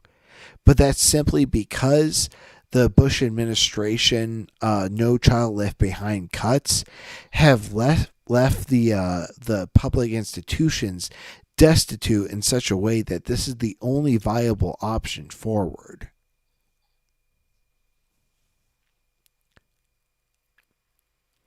Like no Child Left Behind has essentially said, if your overall populace is not performing to such a standard, we're going to reduce your funding. And so the school districts that are in need of more funding will not receive that funding because they are less likely to achieve in such a way to achieve said funding goal. It's completely contradictory to like, you know, what is needed in order to like elevate those. Yeah. Play a video. Okay. No Child Left Behind was detrimental to the public schools. Play the video. It is a fact of biology that some gay people exist, and being gay isn't just something you just choose; it's just something you are. So being fit for one little aspect of your environment, being allowed to reproduce, is one aspect of evolution, but it also sometimes is when a more dominant, more aggressive species dominates the rest of the species and it wins out and its genes are passed on. So there's that aspect too. And when we as humans do that through our intellect and we go out and we dominate other parts of nature, then we pass on our genes. And that's what the Muslims and Christians are doing. And I don't think we can deny that that's also a part of evolution as well. That's happening. It's not evolution. It's not evolution. And that is simply only happening through charter programs. It is siphoning the public funding out of the public sector and pushing into those private Christian sectors. That's my entire point. Evolution. It's not evolution because there are more I know. differences between people within one of those groups than between you and that group. So evolution is not operating on the basis of groups of people who affiliate with particular religious traditions. Right. That's just not how it works. In fact, the way evolution works is through. I don't know that John Cohen is like expressly equipped to like make commentary on the American education system, because he's not based here in America. He doesn't know how the American system is like necessarily affected by these types of policies. And so I don't know that this is going to be especially salient to like the current status of public education here in the U.S. How about we watch it and find out together? Okay, but like I'm just saying, my partner, she was expressly a substitute teacher Play the video, please. in the public sector. Is through allele frequencies of your genetics, right? That's how it works. Human beings, we share 99.9% of the same DNA as each other. So in theory, your hypothesis would be worth even looking at if there was like a genetic difference between Muslims and Christians, for example, but there isn't. So there's nothing being selected for in that case. There's nothing for evolution to work with. This is nothing to do with evolution. Now, if you're talking about cultural trends, if you're talking about differential birth rates having effects on demographics, then that's a different subject. But that's nothing to do with evolution. That's to do with population studies and as I said, demography and sociology. Property tax. That's a completely different thing. I would grant that people Exactly. Property tax plays a huge role in terms of education funding here in America. in certain cultures are having more kids. Yeah, sure. That's a thing. And that so would that not represent some of, if the Muslims are having the more kids, would that not represent that there's a likelihood of them having a dominant trait or probably somewhere in it's the got genes? nothing to do with genes. No, it's got nothing to do with dominant traits or genes. That's the point. It's just to do with cultural norms. So if there's a particular group of people, for example, Catholics who don't practice birth control, they're going to have within a population, they're going to have more children than another group of people who do practice birth control for obvious reasons. But there's no dominant genes. There's no nothing Catholic gene. There's no Muslim gene. I would strongly urge you to stop using the word evolution in any discussions about this, because it's literally zero to do with evolution. Yeah. Okay. Well, I find it confusing because if there's no aggression gene, how is McTime says, I think good parents at home and a decent public school is all children need. I think kids also need to learn how to interact with people that hold very different opinions and beliefs from their own. This requires a very strong public education sector. And unfortunately, due to the eradication of funds from No Child Left Behind, many urban public institutions have been left with less and less of funding in order to tackle these sorts of. We got Jada joining. Many public institutions have been left with less and less of a budget in order to tackle these sorts of solutions in their district areas. And as more and more policies passed that allow we don't actually use No Child Left Behind anymore, right? well, no, there are several school districts that allow chartering, which allows like publicly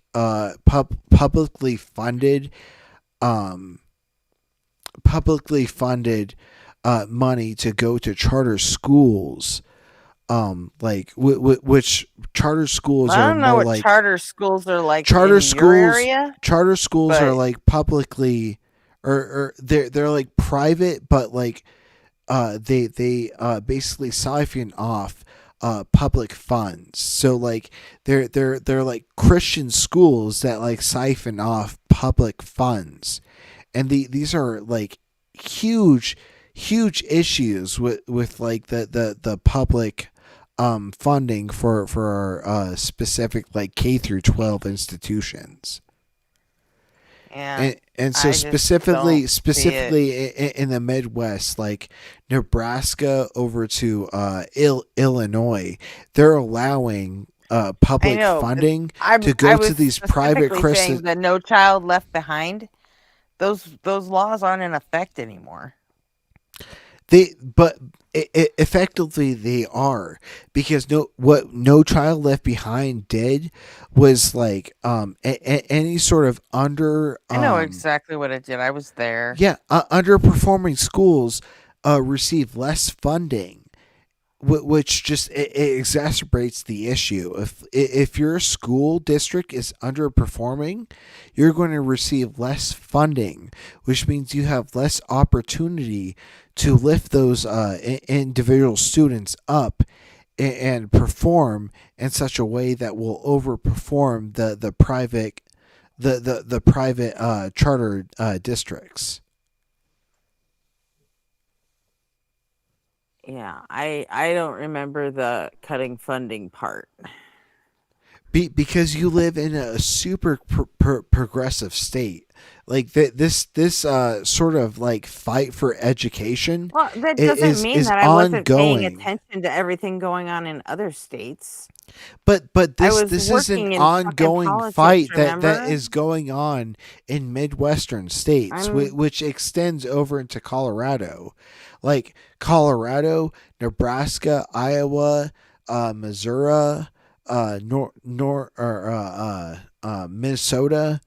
Like there's standardized testing that goes on that like will dictate how much funding that these school districts will get, and It's been that way for decades. It's been that way It's for a not- long that time, wasn't and new. that was That wasn't and that new was with a No Child Left huge Behind. source, and that was a huge source of my childhood anxiety.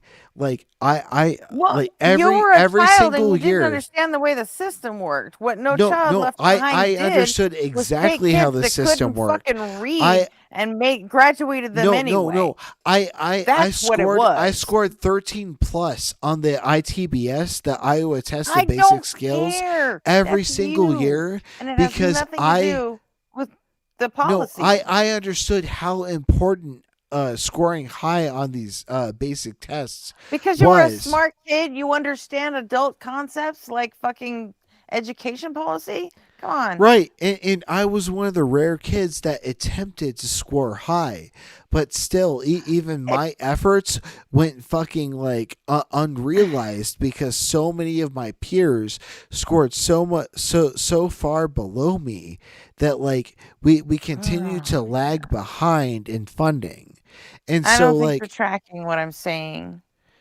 please really don't. please go ahead and give me the example of what you're saying.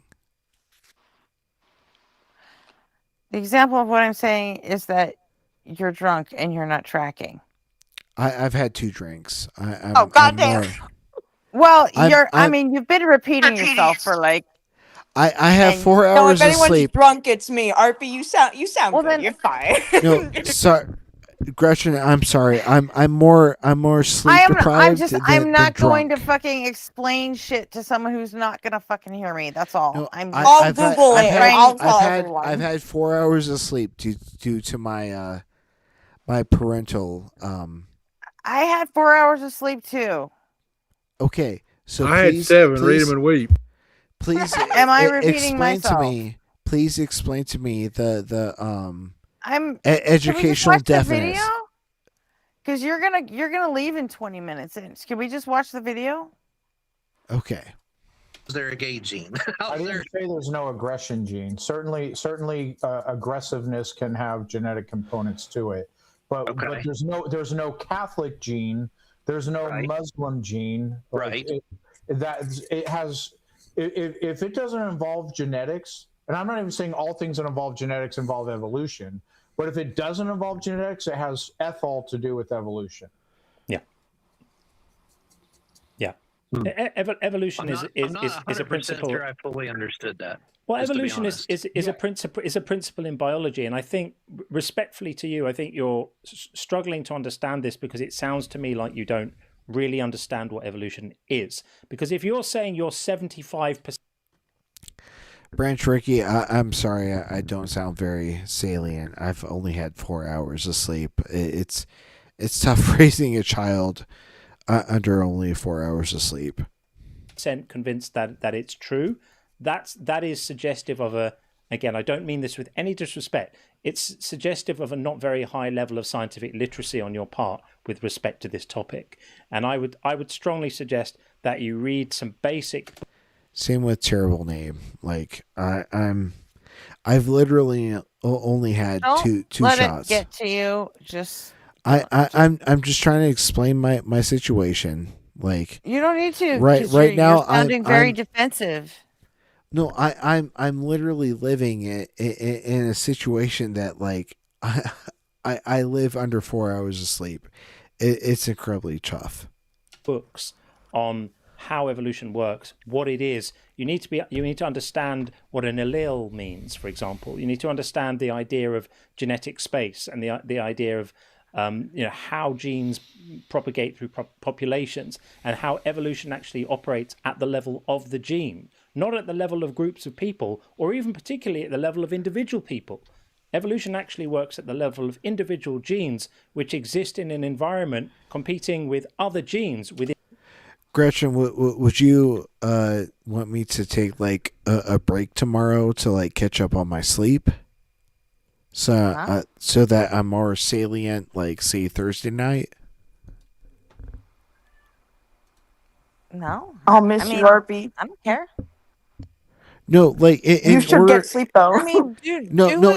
In order for me to sound less sleep deprived, like people are. You don't sound sleep deprived. You sound drunk.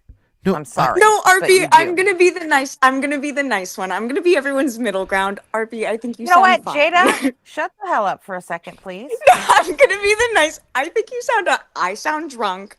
I sounded sleep deprived this morning, and you You know sound what, like neither of Jada? those things, in my opinion. Yes. Shut up. Gretchen, I would like your honest feedback right now. Like I am okay. I am will give it to operating you on again. I will give 4 it to you hours again. of sleep. I don't think you sound sleep deprived. You sound drunk. Okay. You sound like you're about to try and drive home, and people trying to take your fucking keys away, and you're I'm like, at- no, I'm at home. I'm not drunk. I'm at home. I know you're at home. Okay. It's an analogy. So should I You should I sound take like tomorrow the drunk off? at the party who thinks he's sober enough to drive. Okay, so should That's I take what you tomorrow sound off? like to me. Gretchen, should I take tomorrow off to No. catch up on my sleep? Well, If you how want to, how then how am sure. I supposed to catch up on my sleep? Like, I sound drunk right now I don't because know. like I'm so You're fucking seriously tired. asking me? Well, then go to sleep. Oh, okay. Like I'm supposed to go to sleep in 20 minutes. Why are you anyways. asking me if you should? You're Because it's about the public perception of what you're I'm a grown currently ass you're engaging a with. grown ass man, and you have a kid of your own. Do I- what's right for you, dude. Don't ask me. Okay, I'm then, like, then you know what? Then maybe Get tomorrow. as much sleep or as little sleep as you want.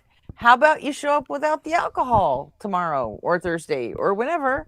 It's been literally 2 drinks tonight.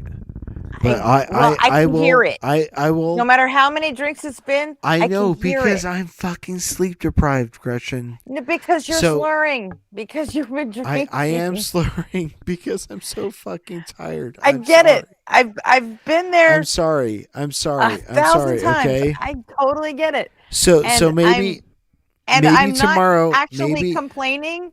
I was really just teasing you. But now, like, but because of my I feel like you're autistic putting me condition. on the fucking witness stand to.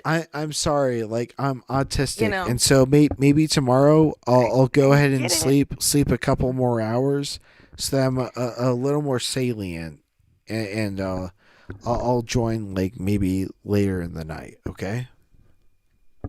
Sure. Because like being like salient and being able to come to like actual like objective positions is super important to me. And so like maybe my responsibility to my child might be a detriment to like my ability to do that like on a online podcast. I think you're taking this way too seriously because Probably. you're buzzed. That's what I think. Maybe I should just avoid taking 2 drinks at all. I'm such sorry. a thing a drunk I'm would say. I'm overanalyzing because that's what I do. Because you over.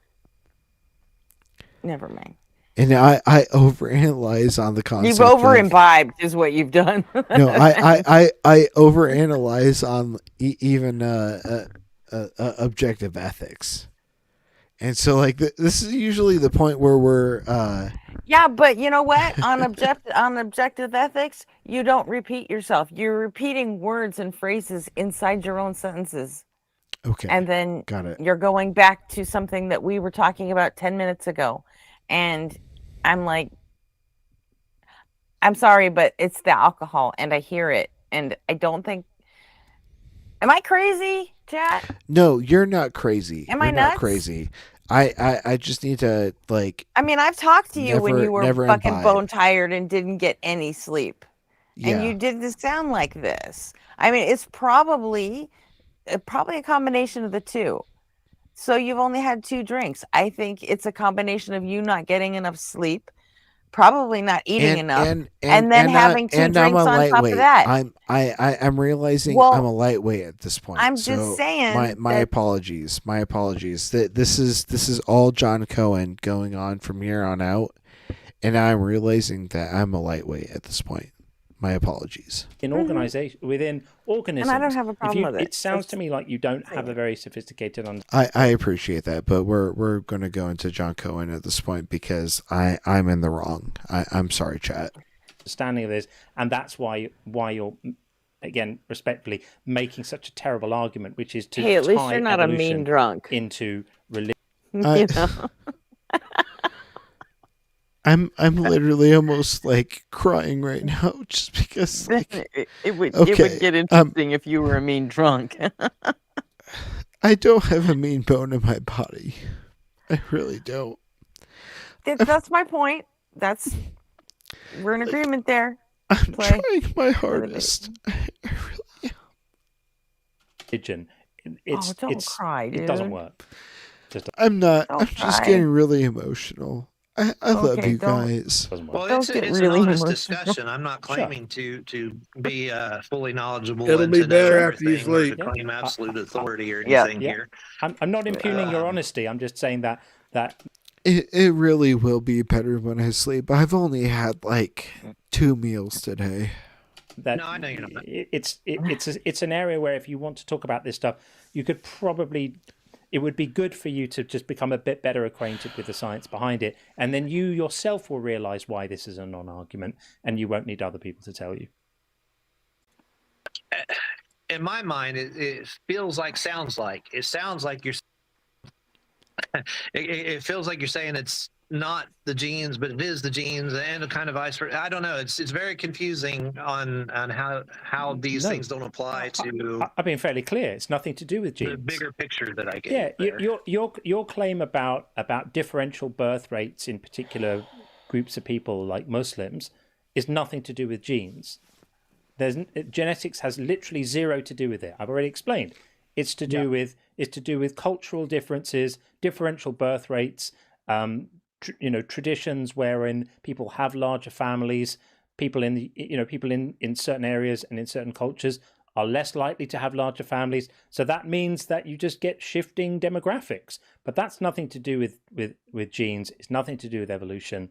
It's a mistake to. But it would still be running in the background. So, like, take a hypothetical example. This isn't true, so it'll just be silly. Let's say all Muslims have blue hair, and so if they're dominant and they kill everybody else and have more babies, then there's going to be more people with blue hair. Yes. So you know what I'm saying? Yes, but the reason why your argument fails is that hypothetical never comes to fruition because there are no genetic differences. There are no genetic traits that are common only to Muslims. This is why it's a stupid argument. In the same way, there are no genetic differences. There's no way you can look at somebody's genome and identify that they're a capitalist. There's no way that you can look at somebody's genome and infer what type of music they like, or infer whether they are a moral relativist or a moral objectivist. You can't do it. There's nothing. It's got nothing to do with genetics, and all the stuff you're talking about is. It just sounds to me like you're a bit freaked out about changes in world population and the fact that in certain parts of the world, in fact, globally, in fact, certain cultures are encouraging people to have more kids than others. And so, yes, No, Jada, you don't need to stand up for me. I've had two drinks, and that's too much for me right now. Drinks. I've had like 6. No, but like, but my tolerance is not the same level as you right now Then because why I you haven't think you been can drinking. Stand up for Arpy if you're drunker than he is. Because the Right. fact that I'm drunker than he is, and he sounds completely normal. There's no one is I do coming not. after for I do drunk not. late I as do well. not sound. I do not sound normal. Like I am. Are you willing usually to grant fast that. as fuck, boy? Like really? You Yes, just sound so I polite seriously and am fast as fuck boy. Like, let Gretchen answer that. Am I fast as fuck boy? Like usually. Oh, You are okay. sharp usually. Tonight you are Okay. not. But tonight it has been a rough night, and so I'm sorry. Just you're doing great. There's nothing. You've been very kind. You've been very inquisitive. If you want to, I'll text you afterward. Kind does not equate to sharpness, and What? like the chat deserves me at my sharpest. It's So- okay to have a little bit of a drinky drink. It's all right. We have I you all know, the other I know. times at your peak. And, just because today you don't got that 200 IQ, you're still at like 150.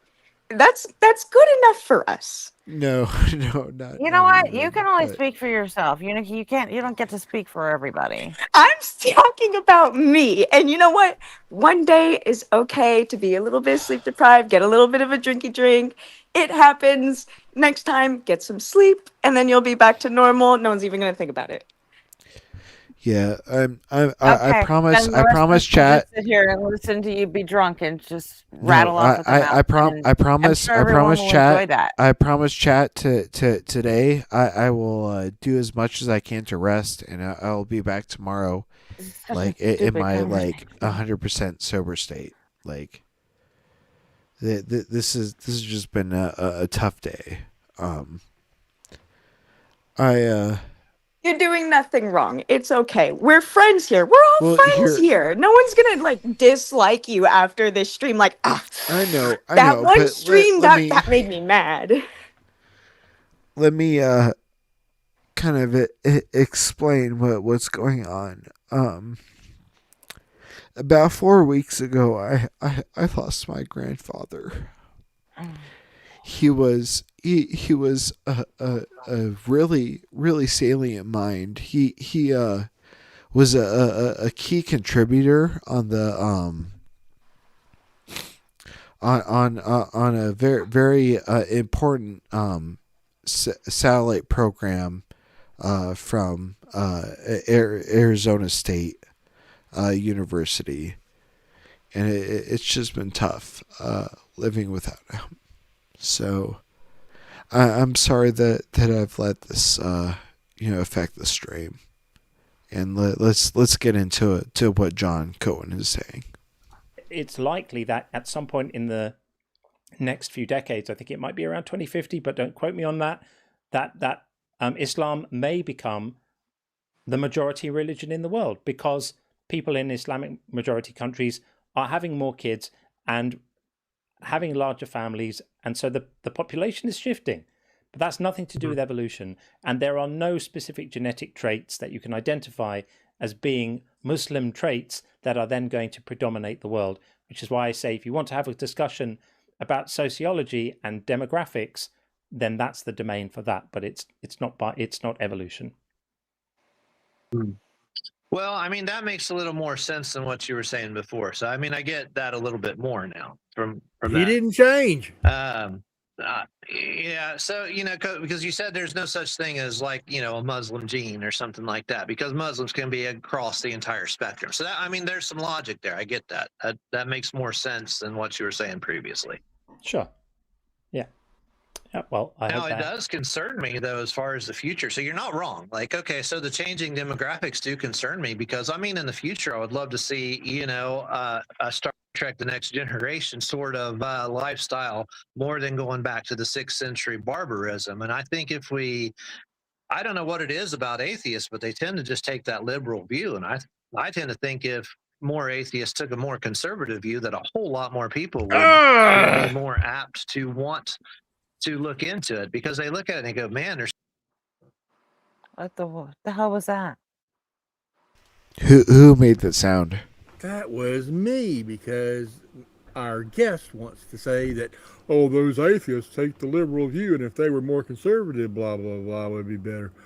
What the fuck?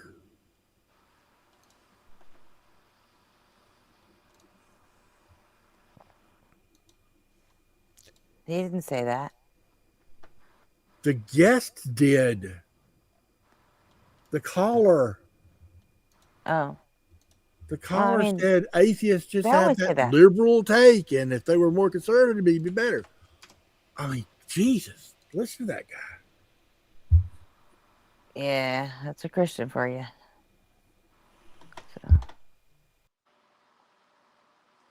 Roll it. Hey, nobody.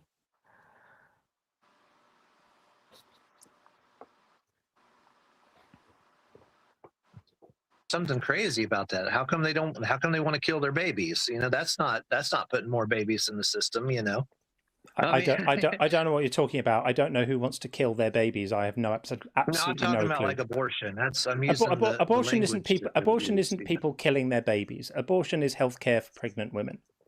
So we're not going to get into that discussion now. That's a horrific way to. I won't delve into that because that was just such a like seemingly intentionally dishonest framing. Yeah, nobody is deciding to kill their babies. That's a horrific thing to say. And I wouldn't be too quick also to overgeneralize about what atheists think and want. And you will find that atheism is just not being convinced a God exists. Within the community of people who are atheists, you're going to find people completely across the political spectrum. You're going to find people who are politically left-leaning, people who are politically right-leaning, whatever these terms even mean anymore. You're going to find people who are socially left-leaning but fiscally right-leaning, and vice versa. Mm-hmm. You're going to find people who are very, very hard right, and people who are very, very hard left. You're going to find communists. You're going to find free market libertarians. You're going to find everything. Mm-hmm. Atheism just means not believing in a God. That's it. That's all you can infer about someone. That's true, but it seems not technically. stigma. In the real world, that's what it means. It feels like the proportions are more skewered toward the left. Oh, it In feels which country? like an asshole. At least Western countries. That In seems which to have the predominance of in atheists. which Western country? In the U.S., the right is religious dominance over the country, and so you're going to have, if I don't believe in any religion or any God, and I have a bunch of God believers over here trying to assert religious dominance over me, of course I'm going to oppose them. Yeah. I mean, there's a rise of Christian nationalism in the United States at the moment, and a lot of the pushback to that is coming from the other side of the political divide, where people are sickened by that, and you're going to find a lot of non-religious people and a lot of non-believers are activated against that. But it's certainly the case that in other places in the world, not having a religious belief doesn't commit you to any particular political affiliation at all. I think your view is quite US-centric. And I think it doesn't have to, but it does. Especially, I mean, that seems to be it seems to be like that's why England, for example, is being taken over by Muslims. You know England, what I mean? England is. Hang on a second. England is not being taken over by Muslims. You've been watching Fox News and OAN too much, my friend. Honestly, Bingo. I live here. I walk the streets of London. I've been here all my life. I can assure you, England is not being taken over by anyone. This is tinfoil. Every time I go to visit my partner's family in Nebraska, they are watching OAN, and it's literally a like nationwide contagion. Hat, crackpot conspiracy theory bullshit. Don't be so gullible. It looks like your understanding of geopolitics is on the same level as your understanding of biological evolution. Learn something. Stop being silly. Okay, well, is it now? You're there. I'm not there. So, is it true that London used to be, 100% white? Now it's about 20% white. No, and I don't know why you're jumping from Muslim to white. So you're now jumping from religious affiliation to skin color. I'm all sorts of red flags flying around here right now. So there might have been a time when the population of London was very, very Caucasian, but there was a mass migration of people into the United Kingdom from all over the world over the last few hundred years. And we have a very diverse population here now. And it might be the case that the percentage of people with white skin in London is significantly lower than it used to be. But normal people don't care about that. Yeah, so that's crazy that was just on your mind so much that you jumped right from religion, which is color neutral, to it used to be all white and now it's 20% white. And just a quick Google search from the UK census from 2021, 53.8% white. By the way, I don't know why any particular mix would be favored or preferable or what have you. Color is freaking arbitrary, And quite a lot of Muslims are white, by the way. Yeah, 53%, 53.8% white, Asian or Asian British, 20.8%, and on. There's a mix there. But why does that matter? I think you've got a little bit of a racist thing going on, if I'm honest. That's what I'm sensing. I just don't think you like people with dark skin. Is that what this is about, Greg? Well, like you said, Islam is not a race. I'm more concerned about Islam itself than a color. Why'd you bring up white people? Well, my understanding is that most of the people that are taking over London is nobody's taking over London. Well, that is replacing the white population. Nobody's replacing the white population in London. Honestly, you are just sounding like the people who march through streets with tiki torches right now. This is just silly. Greg, I think you need to retool, my friend. I think we might leave this here because we're not talking about religion now. We're just talking about, you trying not to appear as racist as you obviously are. And I think it's a little bit not great. So go and have a think about that. Broaden your news intake. Stop spending so much time on right-wing conspiracy FM or us because it's frying your mind and making you sound a bit silly. So we'll see you again. Take it easy. For real. Okay. That was it. Enough casual racism for the evening. Wow. That just took we'll a move turn. But I had a feeling it might kind of go that way. Just straight to, but Muslims, blah, blah, blah. And then all of a sudden, it used to be all white. Now it's 20% white. Like, where did this come from? Yeah, he pulled the white people out of nowhere, didn't he?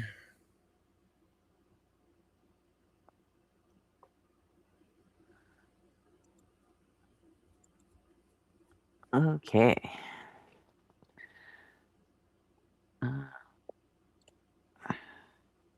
You still working? Yeah, I'm gonna default to Gretchen right now on Well, it's 4 a.m., so this is the time this you right usually now. sign off anyway. Right. I just want to say that If my you thought I was jumping your shit for anything, I no wasn't. it's I'm not just that. I know. I know what you're usually like, and I think if you were to watch this stream back tomorrow, I don't think you'd really be happy with how you I represented yourself tonight. exactly That's all. And exactly. But I was like just trying to I'm just keep you trying to from making it worse. yeah, That's I'm all. just trying to explain why I'm in this kind of mental position right now. You don't need to I tell us get your it. explanation. I get it, but I don't. I'm Like sorry Jan you said, you felt the don't owe need to. us an explanation. Exactly. And I just was trying to stop the bleeding. That's all. I Because appreciate you. I honestly think you're going to be more upset with yourself tomorrow when you see if you watch the stream back.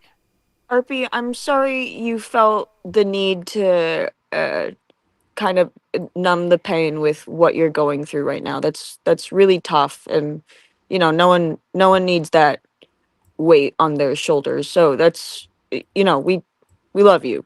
You do really great things on this channel, and I'm happy to have met you. You do really, really great things, and I'm so happy to have met you. You're Thank you, so Jada. smart. Cool. Can I Alright. just have a quick moment to like appreciate my grandfather's life? Knock yourself out. My grandfather was on the team of the first Veritas telescope. He was also on the team to refabricate the ABC computer developed by Alan Turing. And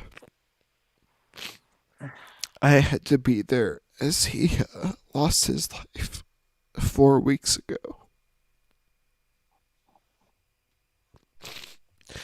I miss you, Papa. Thank you for letting me get this out. I hope you all have a good evening. Good night, Arpy. Get some good rest, okay? Big We'll Win see you Telescope tomorrow. guy. And Ooh, that last one made me tear maybe I'll up a just little bit.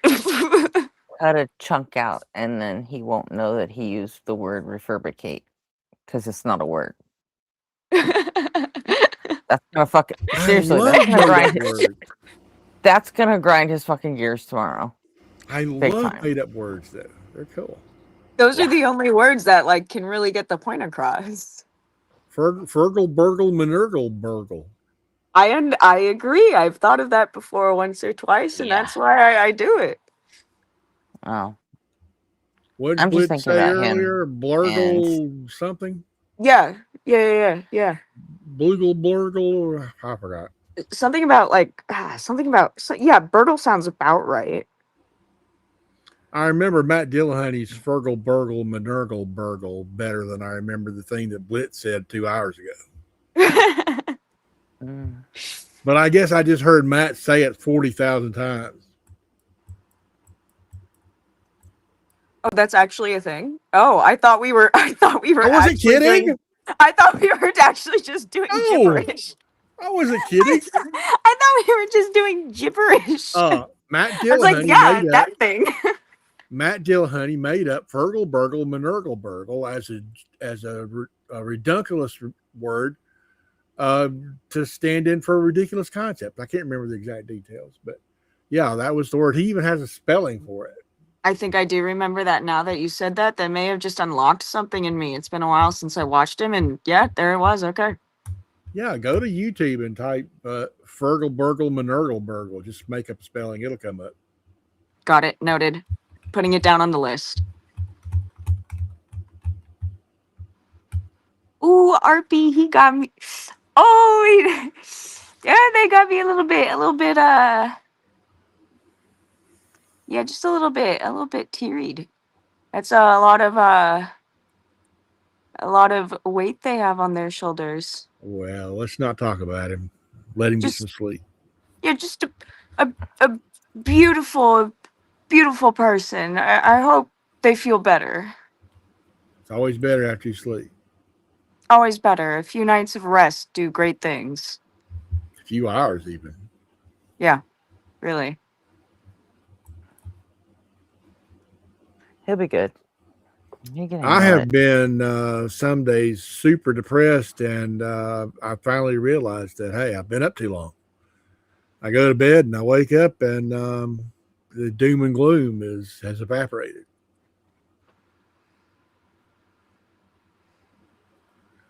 Oh, Captain Lurker, alcohol and sadness mix very well. It's just not a good look. Oh my god, I was just responding now. I don't know. I could make it work. Oh, it Watch me. mixes like you wouldn't believe, but it's not It a actually good is. result. It's fit. Actually, for me, I think I almost outperform if I was sober and depressed. No.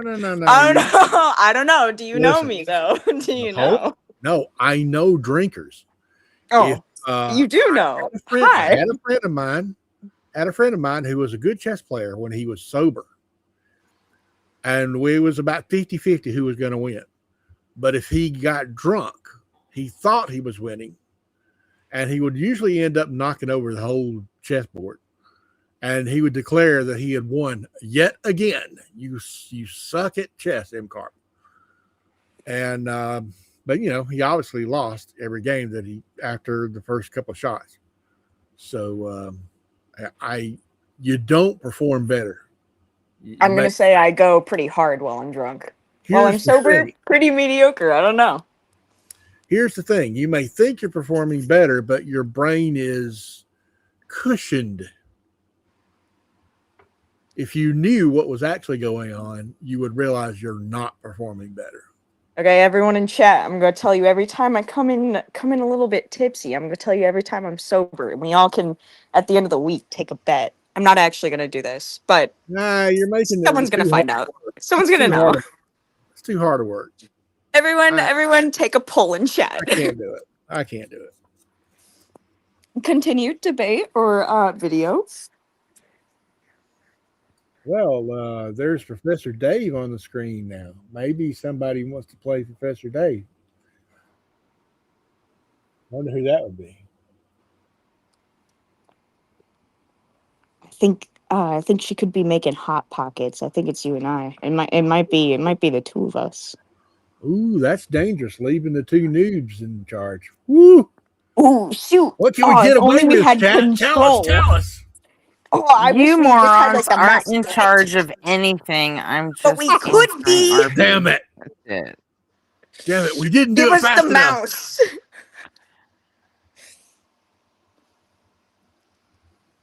I hope our bee's doing okay. Oh, Enby said that's Jada working drunk. Got found out. Ooh, that's Jada working.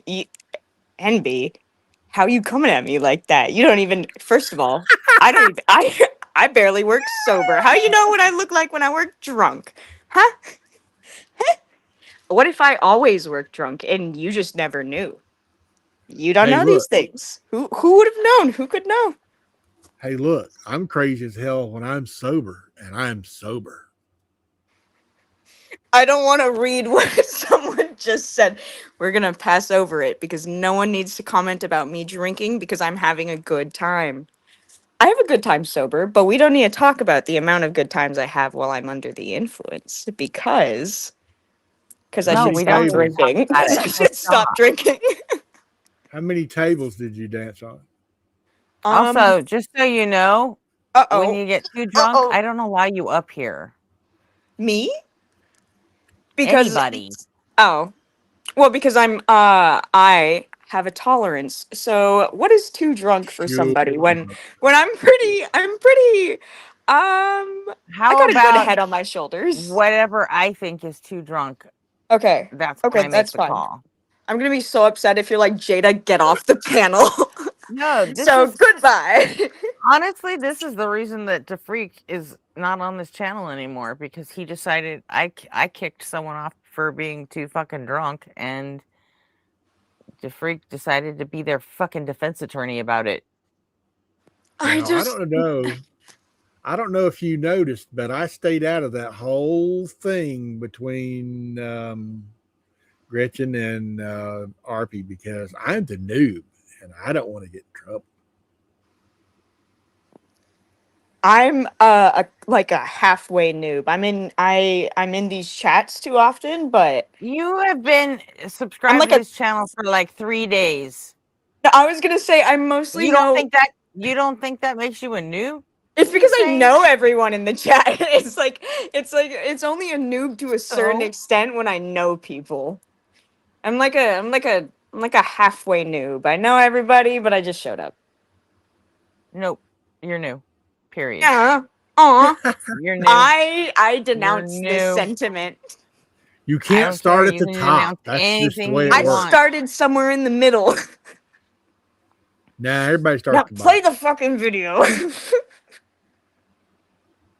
Now we can't talk about Jada's downfalls. You know, Professor Dave is kind of cute. You know what? I don't know about that, but Eh, but he's definitely a smart motherfucker. So I mean, he's not Justin Bieber cute. I'm not saying that.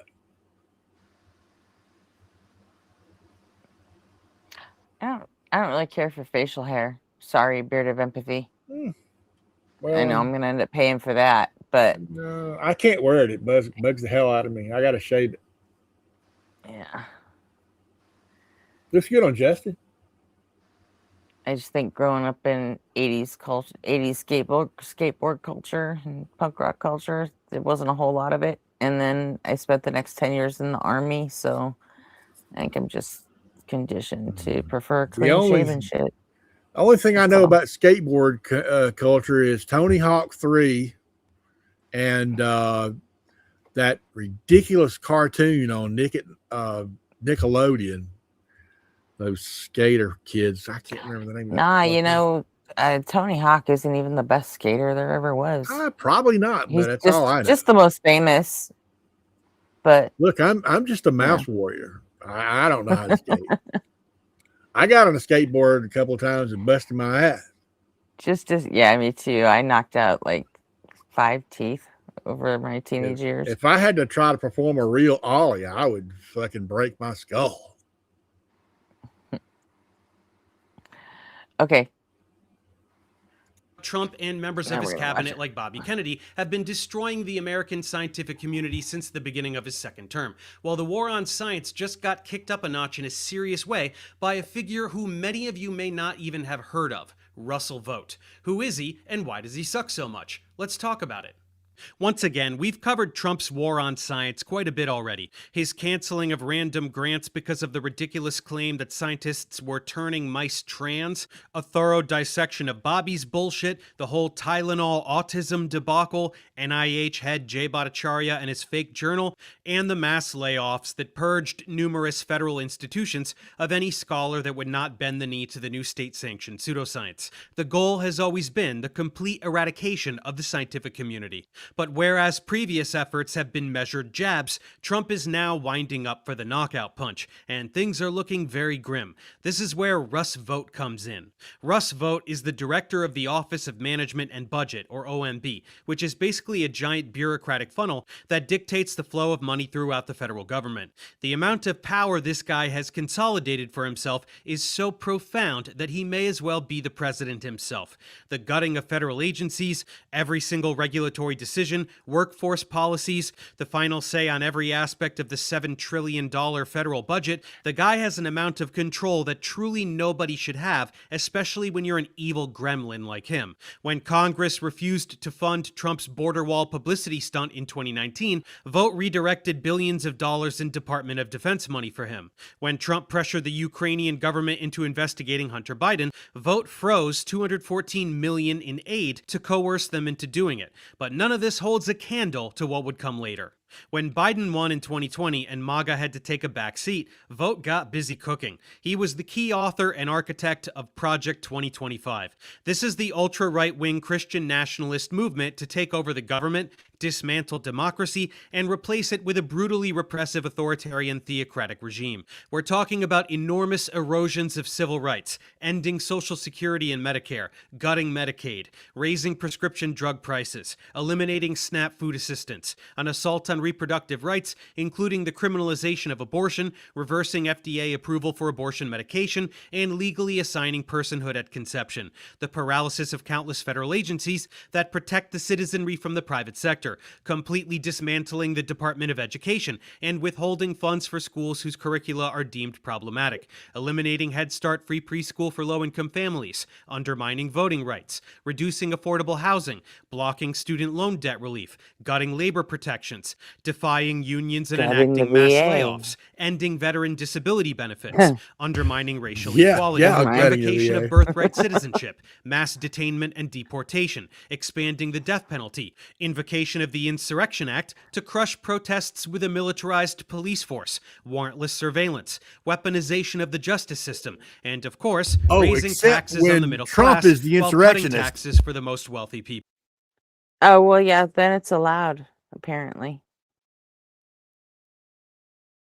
We are talking about censorship, widespread loss of freedom, fascistic loyalty tests, and the continued transference of wealth from the public into the oligarchy. We are talking about seriously dark dystopian shit.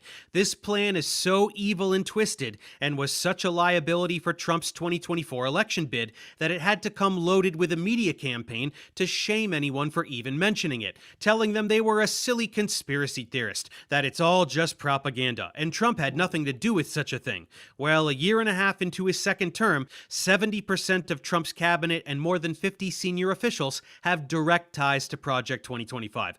All of its major architects are in his inner circle, and over half of its initiatives have already been implemented, largely through Trump's nightmarish Big Beautiful Bill. It's happening. It's not on the horizon. It's not a vague possibility. The descent into authoritarianism is currently happening. In And since motion. Vogt is the key figure in all of this, let's all finally hear what this prick sounds like. We want the bureaucrats to be traumatically affected. We want, when they wake up in the morning, we want them to not want to go to work because they are increasingly viewed as the villains. We want their funding to be shut down so that the EPA can't do all of the rules against our energy industry because they have no bandwidth financially to do so. We want to put them in trauma. You heard correctly. He wants to craft propaganda that villainizes regulatory bodies and abuse bureaucratic tools to defund the EPA and other agencies so that it's impossible to regulate the energy industry. You know, so they can continue to poison everyone and destroy the planet. Cool guy, huh? In general, this is the messaging regarding every aspect of the federal government. A war against the so-called deep state, which is just code for the government doing what it ought to do to police the private sector and thus must be dismantled in service of the oligarchy. And Trump loves this shit. And today, President Trump posted on social media that he would meet with Russell Vought, the current head of the Office of Management and Budget, also known as OMB. The reason? To, quote, determine which of the many Democrat agencies, most of which are a political scam, he recommends to be cut. Those are his words. And we wanted to dive deeper into who Vought is and why he has so much authority in shaping the federal workforce. So Vought is a self-declared budget hawk who wants to shrink the federal government, and he gained national attention for co-authoring the Heritage Foundation's Project 2025. You may have heard of them. It is a conservative blueprint to transform nearly every aspect of government, containing hundreds of policy proposals along with strategies to enact them. Do you see how Trump distanced himself from Project 2025 during his campaign, but somehow he now announces his affiliation loud and clear? Trump loves to be able to give the richest people alive exactly what they want so that he can enrich himself in the process. So he uses his cult leader status to brainwash the delusional MAGA base into praising policy that will utterly destroy them. Brace yourself for this AI hallucination Trump posted to his Truth Social account.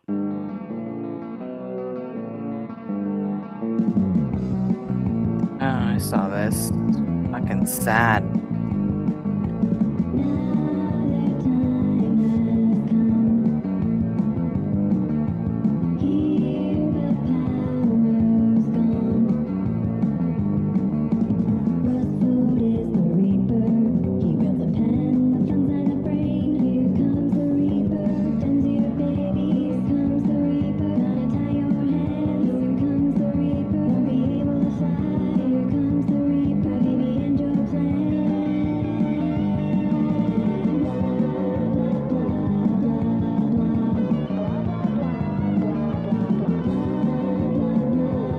That was sick, bro. Trump is like Will Ferrell from that SNL sketch. We're all gonna die, and it's so funny, just like Will Ferrell. Again, Trump himself posted this. This is what the MAGA base consumes. This is the reality they inhabit. They can't be reached. They are infected with a mind virus. When met with facts about the rise of fascism, they just shout TDS at you until you leave them alone. Trump could be carving their children up with a butcher knife, and they would just shout and cheer and take selfies. This is how a twisted oligarchy employs a populist freak to brainwash the masses into rooting for their own demise.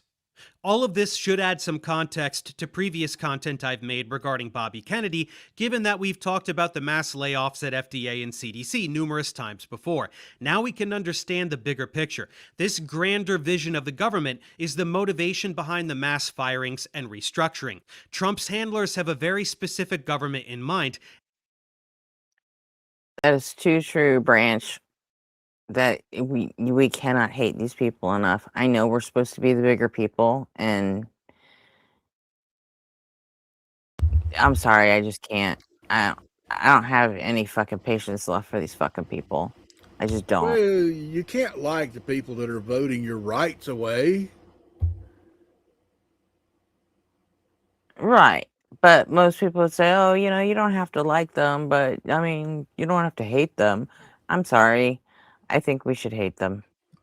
Well, listen, if you're bi, and some people say, well, you should keep that to yourself, and you know, and they just keep harping on it, on and on and on and on, that bi people are evil, then you might They're not right. like them anymore.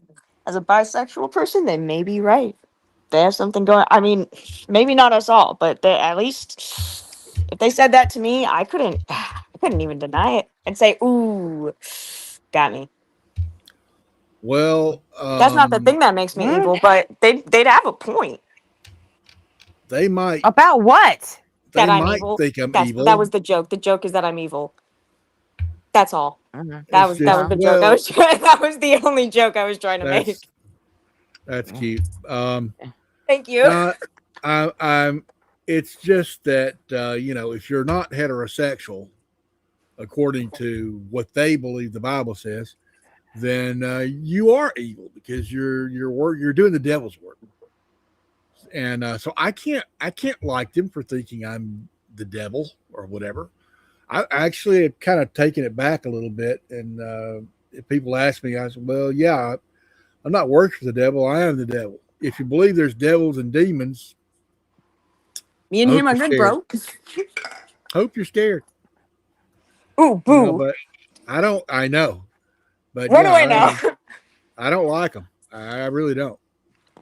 You know, if Yeah, you're I'm just trying fine to, with fucking hating them. yeah, I don't want to hate them, but it's kind of like if they hate me, I don't know how not. I love being a neutral bitch, so it's mostly it's not even. It depends a what neutral kind of person bitch? they are. It depends. What are you what talking are, about? A are neutral they bitch? are they Define that. conservative? Are they conservative or are they MAGA? If you're MAGA, you're fucking weird. I don't trust What are you neutral to? Oh, And just how like many conservative people do you actually know anymore? I know a lot.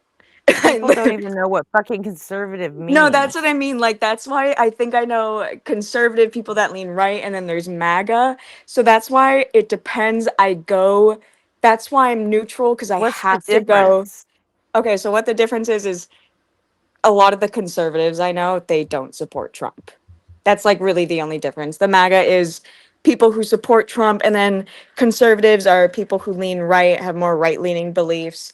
And that's Well, where it depends. Where are they? How many of them are left? I don't know where they are They're because most all the of the people ones I I who know are those conservative- guys. They're all the people I supporting know Trump too, though. They fucking voted for him. Yeah, support they Republicans did. anyway.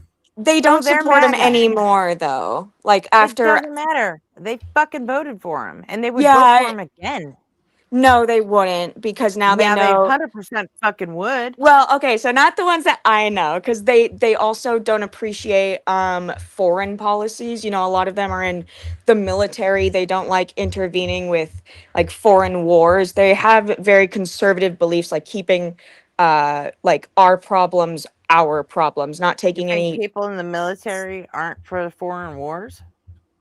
No, because they don't want to send their own people out. My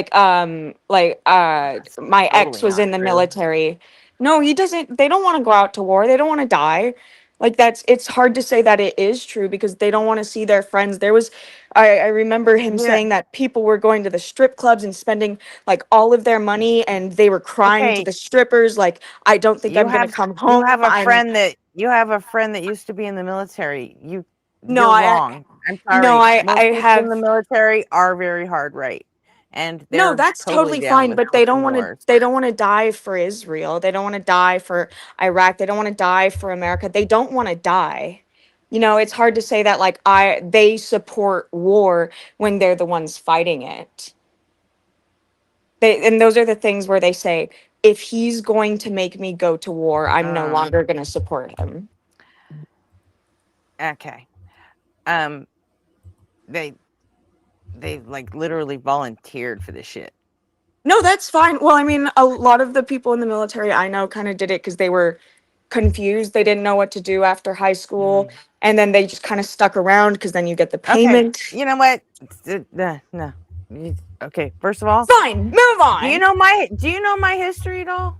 I've dated every uniform. That's why I know. I lived with too many of them.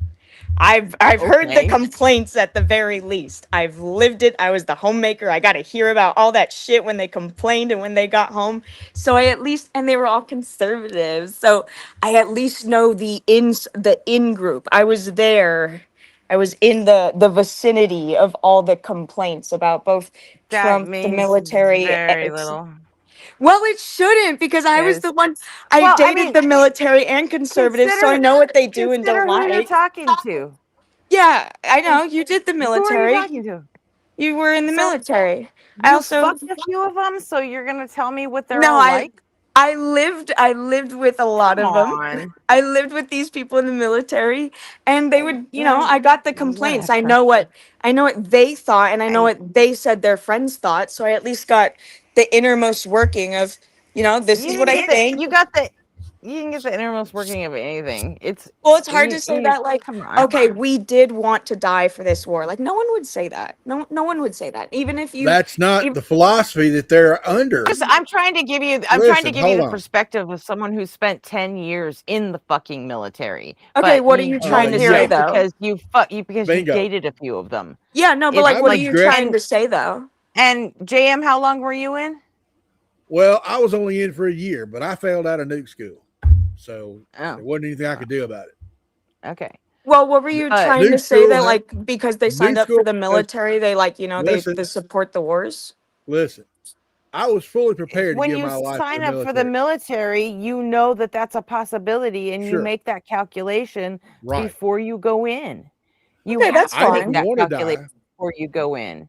I I'm didn't sure, want to yeah. die. And largely because they've already made that calculation, the military has always been more right wing than left. Always Yeah, has of course. Yeah. Yeah.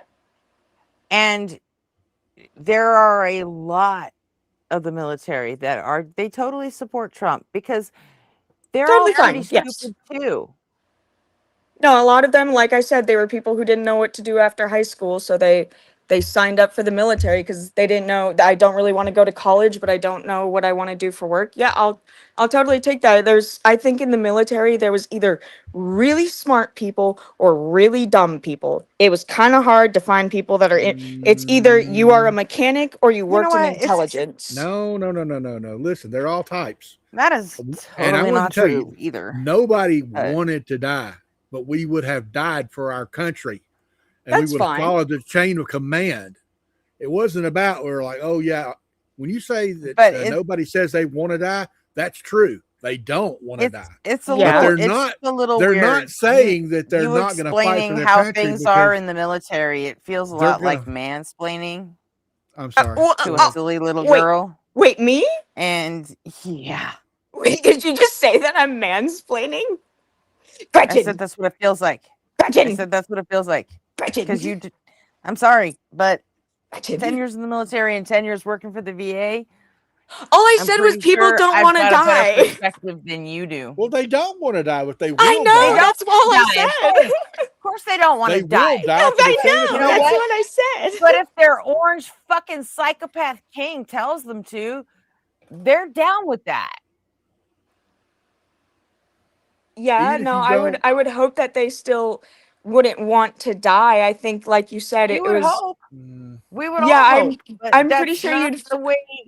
That's not the way it works, though. So I think what I got told was that because it was the same kind of Middle East doctrine that we had been given during like 9/11 and a lot of the military folks, you know, that my ex and all of them were talking about was we've seen this before and we don't want to go through it again. That's where I think it came from this time, where it was why would he do this to us when we already know this is bullshit. I want to ask you a question, Jada. Yeah. He Okay. didn't do What this percentage? to us. We voted for this. But you know what I mean. Not us on the left, but you know, as a country, we voted him back in to do this shit. What percentage of the people in the military do you think are committed to following the chain of command? I think they're probably forced to. So I Okay, guess no, define. That's not what I'm asking you. The people who are committed to the chain of command are the people I'm talking about who are, they believe in the chain of command and they're going to follow the chain of command. It doesn't matter if Trump is the president and they disagree with the president. They're going to follow their immediate superiors who are going to follow their immediate superiors, who's going to go all the way up. If you That's don't what I mean believe by in the like they're chain kind of command, forced to. Okay. it's not a matter of being forced. Okay. You can choose to go to jail. You can say, okay, I disavow and put me in jail. You go straight to jail, serve the rest of your time in jail and maybe more, but you will get out. No, eventually. it's worse. It's worse than that these days. Well, I'm sure it is, but if you don't, all I'm if saying you is decide not to follow orders, they'll not only put you in fucking jail, but they will I hear you. separate you from the military. I hear And you. then when you're a civilian again, they will sue you for all the money they spent training you. I hear you, but I'm just saying, I think they'll most win. people who are there are committed to following the chain of command because that's the way they feel. Yeah, because it's a lifestyle. At least that's the way I lifestyle feel. you volunteer for. So, I mean, I'm just saying that we had a discussion about this like last week. Oh yeah, about whether you should refuse an illegal order and all that. Yeah. Mm-hmm. I remember that. Yeah. So, anyhow, let's get back to this. Let's go, boys.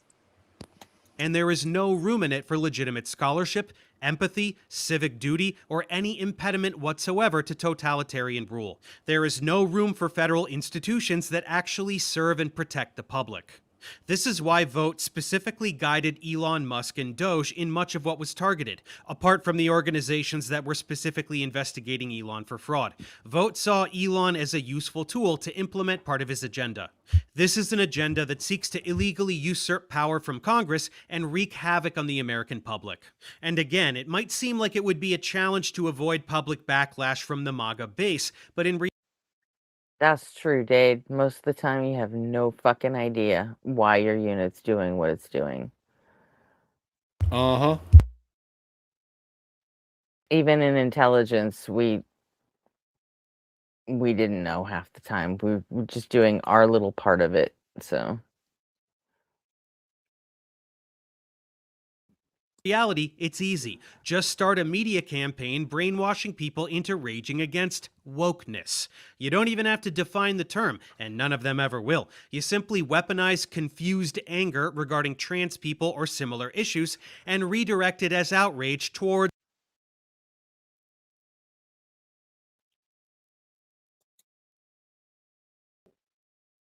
Hi, RP.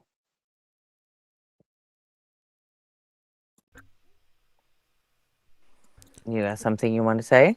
Is our friend back? Oh, hey. I was just kind of hanging back. No, I don't have, like, RP Jr. right now. I'm just kind of hanging out. Hey, friend. Okay. Yeah, I'm just working through loss right now, and I appreciate, you know, everyone's understanding. I really appreciate everyone up here. We're all here for you. If Appreciate you you want to too. hang out, distract you a little bit, until it's maybe bedtime or wake time, whatever's next for you. I appreciate that. Okay, well, we're watching Professor Dave. Sound good? Yeah, I like that. Alrighty. I'll engage in that. Let's do this. Cool. Let's do that.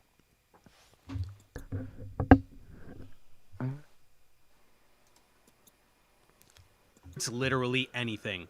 Want to destroy a critical federal institution? Just say they're doing woke Marxist trans stuff, and the brainwashed masses will cheer you on as you do so. In this way, Vogt is the architect of the anti-woke cult. And the end goal is, of course, an omnipotent executive branch that can fire any person, cancel any program, dismantle any agency, and undo any regulation with no checks on its power from any other branch of government. He wants to disempower the legislative branch entirely. He wants the Justice Department to work directly for the White House. In short, he wants a dictator, and Trump is just the populist Hitler-esque asshole to play the part. Maniacs in this camp will claim that all of this is being done in the name of constitutionalism, that they are upholding the vision of the founding fathers, but in reality, they do nothing but violate the Constitution. The Constitution guarantees no state religion through the Establishment Clause of the First Amendment. This is the separation of church and state that is critical to any democracy, no matter how much these assholes will lie and say the U.S. was founded as a Christian nation. The Constitution ensures a division of power into 3 branches, specifically to avoid tyrannical behavior from would-be monarchs. This is literally exactly why the Founding Fathers fled Europe, to get away from shit like this. And Trump has violated the Constitution many times already. He declares war without congressional approval. He makes financial decisions without support, always without any repercussions because of the Republican majority in the House and Senate. And this inflation of executive power is precisely what we see in the lead up to any fascist takeover. Mussolini, the Nazi Party, this is the playbook, promoting extreme anti-intellectualism, stoking the embers of xenophobia and other forms of bigotry, and using emergency decrees to dismantle democratic institutions and establish dictatorial rule. All the while, these characters will grandstand as being morally superior. Christian nationalists do this all the time. They will pretend to be fighting some divine battle for spiritual justice, but this is just a tool for commanding subservience from the religious masses while they greenlight everyone's most morally repugnant and malicious intentions. So that's Russ Vogt, a slimy, degenerate Wizard of Oz, pulling all the strings from behind a blood-stained curtain, a disgusting con man with the power to ruin millions of lives and destroy a secular democracy that is the product of hundreds of years of gradual social gains, which produced a middle class that was the envy of the modern world. It can all be undone, and it is currently being undone. But Dave, this was supposed to be about science. Okay, let's get to the point of the video. On May 29th, the OMB put out this proposed rule, which outlines the most massive restructuring of the American scientific community in history. It's over 100 pages long, and it's linked below if you're in the mood to torture yourself. But realistically, ain't nobody got time for that, so let's check out a tidy summary of the document from former NIH official Elizabeth Genexi. Here are the 19 most important rules and provisions broken down for easy consumption. 1. Political appointees take control of grant awards. You heard that correctly. Every single grant for science in the entire country will now be controlled by a panel of Trump appointees, not scientists. They So will get to dangerous. approve or reject every single grant for every single area of science, none of which they will have a single shred of a clue about since they are not scientists. The decisions will be made on the basis of the agenda of the White House, as is explicitly stated, by requiring that the research demonstrably advance the president's policy priorities. Anything that conflicts will be vetoed. Climate research that pushes the nasty liberal lie of anthropogenic climate change, get bent.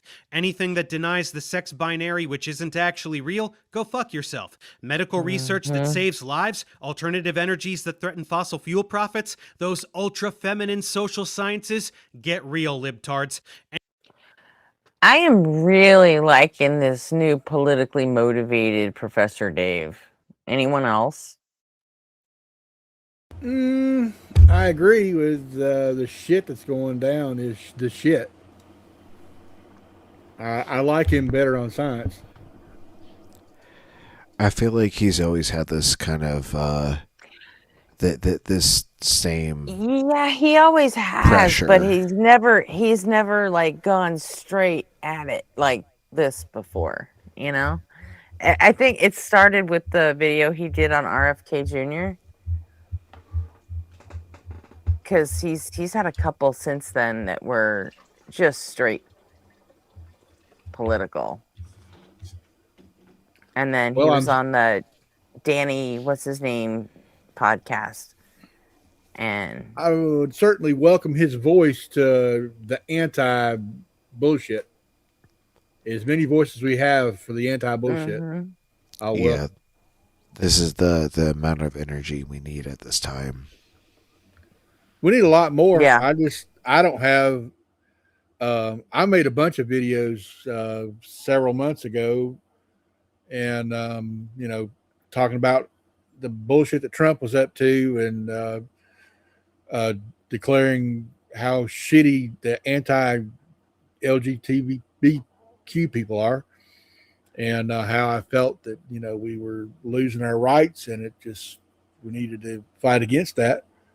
And I ended up with 31 subs and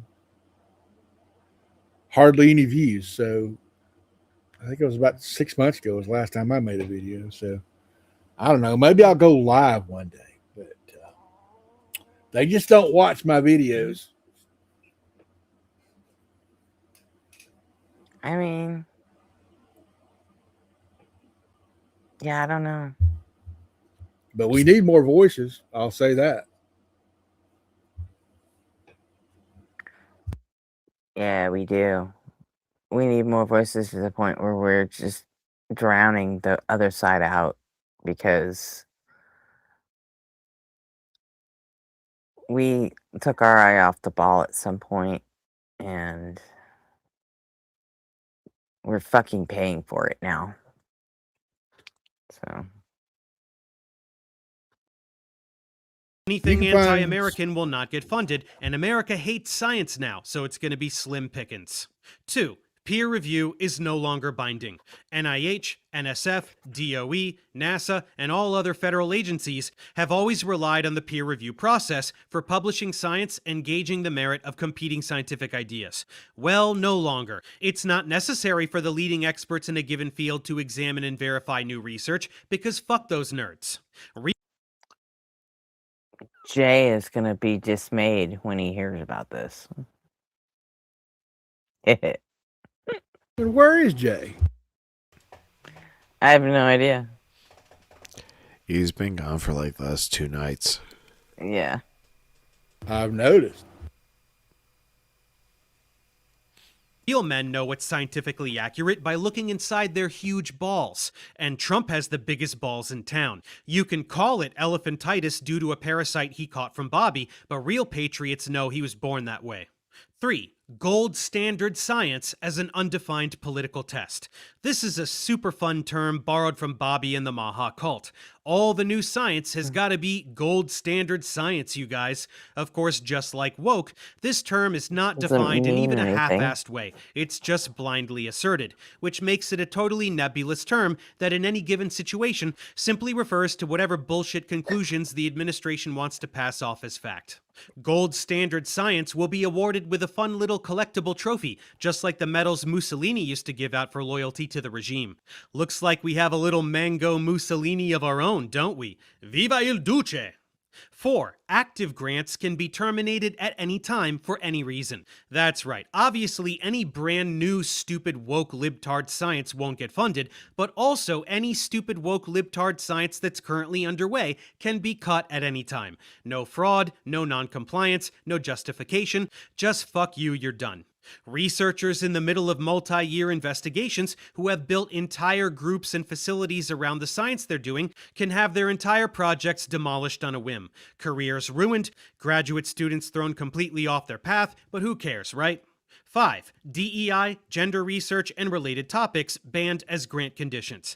That's right, if you're trying to study gender identity, which is objectively a thing, think again. Trump and pals say it's not a thing because reasons. It's a stupid ideology and no money for you. And of course, even though gender identity and sex are two completely different concepts, anyone who denies the sex binary will also get no money. So basically, people who understand human anatomy and physiology get no money. And don't even think about assisting minors with puberty blockers that stop them from wanting to kill themselves.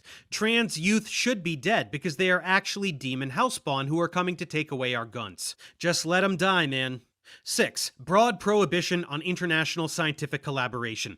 Did you know that people in other countries also do science? That may come as a surprise, since America is the super awesome best country ever and every other place sucks ass. But it's true. Other countries do science. But the thing is, it's not gold standard science. It's stupid butt science. So there will be no more collaborating with other countries, or their libtardiness will infect us and we won't achieve the gold standard anymore. It doesn't matter if you're sharing data on climate with other countries, or if you need access to amazing facilities like particle accelerators that exist in other places. Facts from other countries are fake and gay, so knock that shit off. 7. Domestic First Framework for Research Awards. Science in America must benefit America only. If you even think about doing something that will also help people in, like, France or some other weird country, you go to jail. 8. Applicants can be denied based on organizational affiliations. Are you someone trying to do science that is also an actual human person who cares about social justice? Fuck you, no science for you. If you have anything to do with any organization that advocates for gay or trans people, or fights climate change, or protests Israel's genocide, even if you just marched or tweeted that one time, you can't be a scientist anymore. Sorry.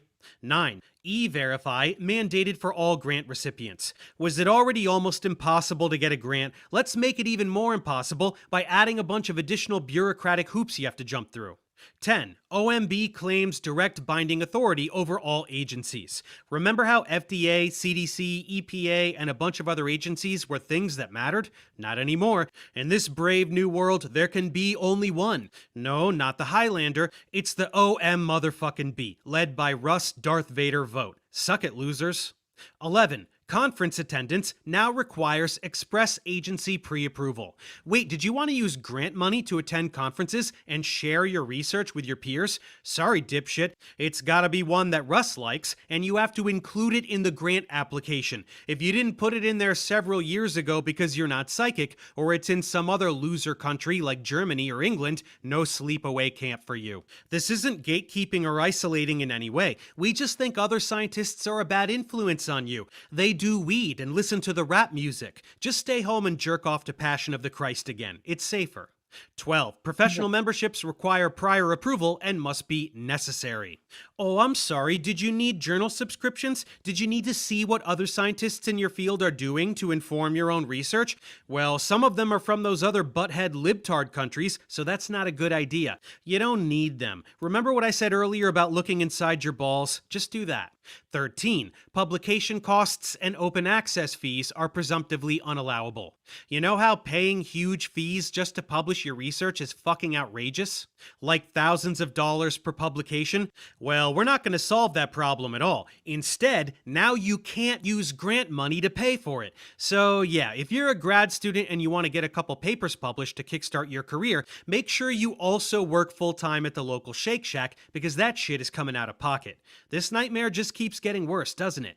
14. Public communications and outreach severely restricted. Did you accidentally figure out some new facts we don't like? Well, you can't share them with the public or press. Just pretend it didn't happen, okay? Seriously, we will kill you. 15. New issue advocacy prohibition. If you try to champion any Seriously, issues we we will don't kill like, you. we will destroy you. Like Palestine Excuse me. and Palestine. Did I mention Palestine, you worthless anti-Semitic piece of Excuse me. shit? 16. You want to say something? I watched The Passion of the Christ back when it was actually in the theater. Mm-hmm. And I had a long history of seeing crucifixes, and every time I saw one, I really wanted to throw up because I just have a weak stomach for blood and guts. And my empathy, imagining a man hanging from the cross, asphyxiating himself over the course of several hours, just made me just hate everything. So when I saw The Passion of the Christ, Were you a Christian back which then? I was not a Christian, but my girlfriend was a Christian, and she wanted to go see The Passion of the Christ. So I went with her to see The Passion of the Christ. Let's see, how old was I? 2001, 2002. Was 35 in 2000, so 37. I had been an atheist for 12 years. So I went to see The Passion of the Christ, and I thought, well, you know, this is amazing cinematography, and it actually looks like some guy being tortured to death. Maybe the most accurate looking Jesus story out of all of the ones that have been out there. And I hated it. It really made me just hate everything about Christianity, especially Catholicism, and especially crucifixes. So my point is, the last thing I could think of at that time was jacking off to The Passion of the Christ. So thanks, Professor Dave. That was a long fucking walk for a fucking I jerk know. off joke. I know, I'm That was sorry. a long But Program fucking walk, goals dude. must align with if these administration Christians are policies really and jacking priorities. off to The Passion, it's terrible.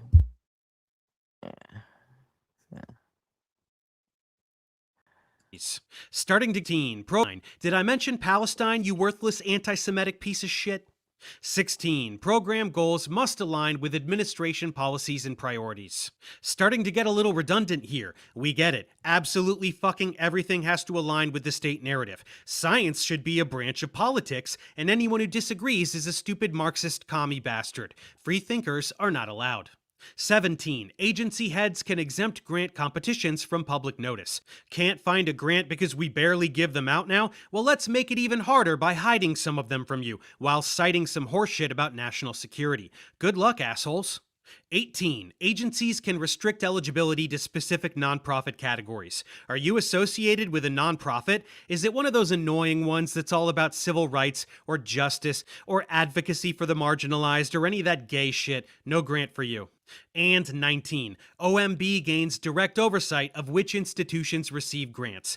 EPA getting a little that was so uppity with the bad. climate stuff? Fuck you, no money. CDC getting a little nosy debunking lab leak propaganda? Fuck you, no money. Anyone doing anything against the handsome God King? Fuck you, no money.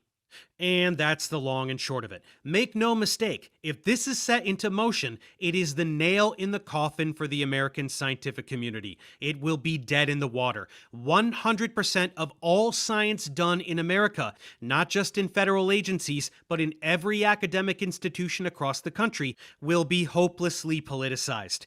Anything fact-based that challenges the agenda of MAGA and MAHA will be silenced by brute force. And it's not just the silencing of inconvenient science. It will be used as an instrument to suppress social issues. If you're a scientist and you also support Palestine, your grants will be terminated. This is just another way for Israel to suppress any protest of Zionism. It's already begun. A tenured Chicago professor was put under investigation because she assigned a case study that mentioned violence against Palestinians. Was it a manifesto that read death to Israel? No, it didn't even mention Israel a single time. It referenced a thing that is objectively happening, violence towards Palestinians, in describing a hypothetical client for whom students had to develop a treatment plan. And yet the Israeli propaganda machine fired into action. The professor was put on leave and she was silenced. Any mention of Palestine or Palestinians anywhere in academia is now met with this cartoonish level of retaliation. This is a violation of free speech. This is fascism, plain and simple. There is nothing hyperbolic whatsoever about that label. Anyone who does not recognize fascism all around us in this administration is either in denial or they don't know what that word means. Many of you know about my work exposing Discovery. Go Dave. It's fascism. You know what? I'm doubling down on what I said earlier. I really like this fucking new side of Dave. Institute, the anti-science propaganda he's not organization. wrong. This that is exactly what we the need. intellectual arm of Project 2025 Christian Nationalism. In that series, I covered John G. West, the douchebag who wrote and disseminated a propaganda pamphlet called The Rise of Totalitarian Science. Of course, it was nothing but whining about COVID lockdown and vaccine mandates and other totally common sense and routine pandemic protocol. And now, here we are, the Christian theocrats that Discovery Institute works for, themselves implementing what can only be described as totalitarian science. It's just another masterclass in gaslighting and reality reversal. Real science is totalitarianism because reasons, and actual totalitarianism is real science because gold standard something something woke bad blah blah blah. But this is where we're at. The US had been the global leader in science since World War II. And why was that? Because we funded the best science as determined by scientists, the people who know how the fuck science works. Peer review, open competition, and institutional autonomy were the pillars of this system. This new rule obliterates all three pillars in one fell swoop. Scientific expertise is now meaningless, and all of these agencies are now impotent. The only thing that matters is the whim of the emperor, president, and the highest bidder that fed it to him. Public health? Meaningless. Technological advancement? Not if it threatens the bottom dollar. Civic duty? The fuck did you just say? This is a shift so severe and so apocalyptic that it's genuinely astounding to be reporting all of this to you, even in the context of what's been going on for the past couple years. I can't possibly overstate how dire this situation is. The middle class will continue to disappear and large numbers of people will die.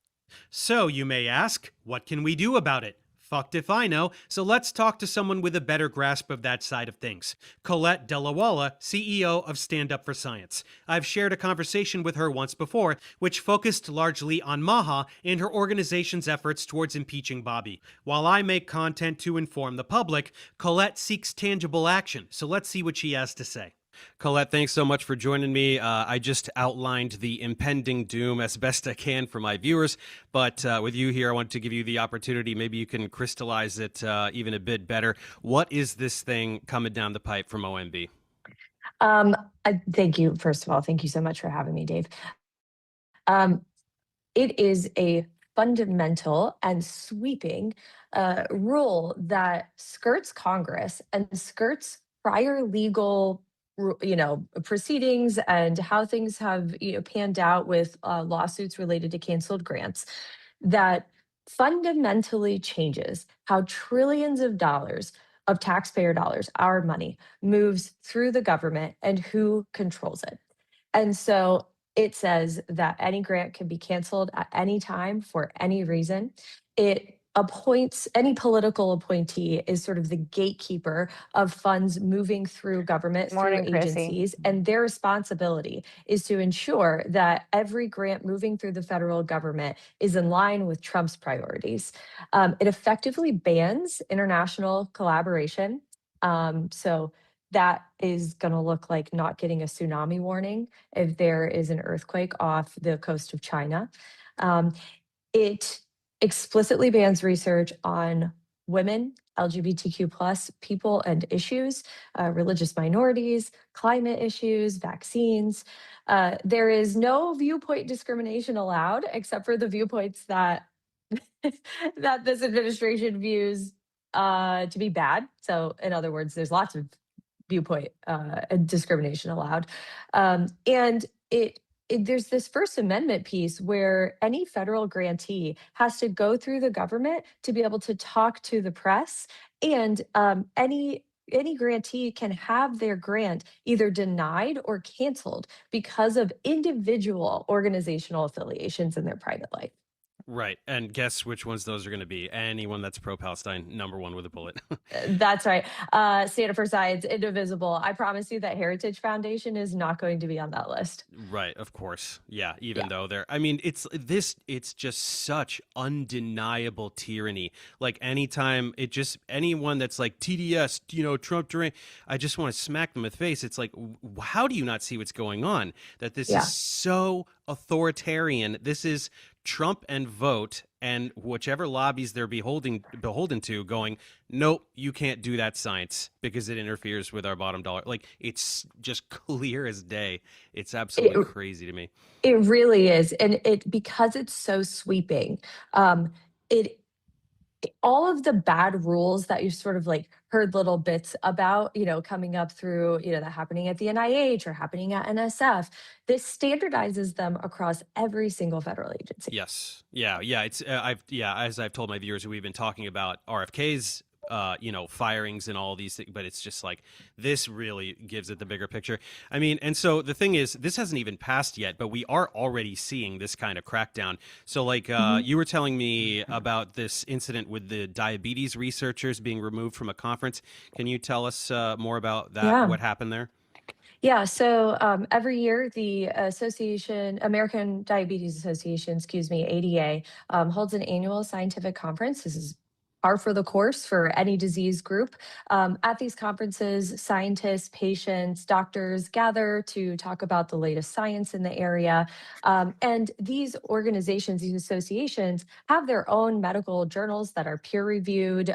It's sort of woven into the fabric of what they do, right? Like they are the premier scientific place for anything related to diabetes.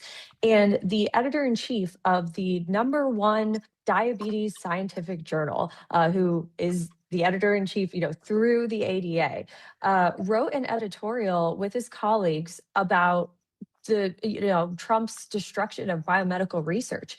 And they called, the ADA had Jay Bhattacharya as one of their keynote speakers. And in protest of that, this editor and his colleagues printed out copies of the editorial, and they were passing it out, science, at a scientific conference. And the leadership of the ADA called the police and had them forcibly removed from the meeting. Yeah. And threatened arrest, and then banned from the rest of the meeting. So it is complying in advance.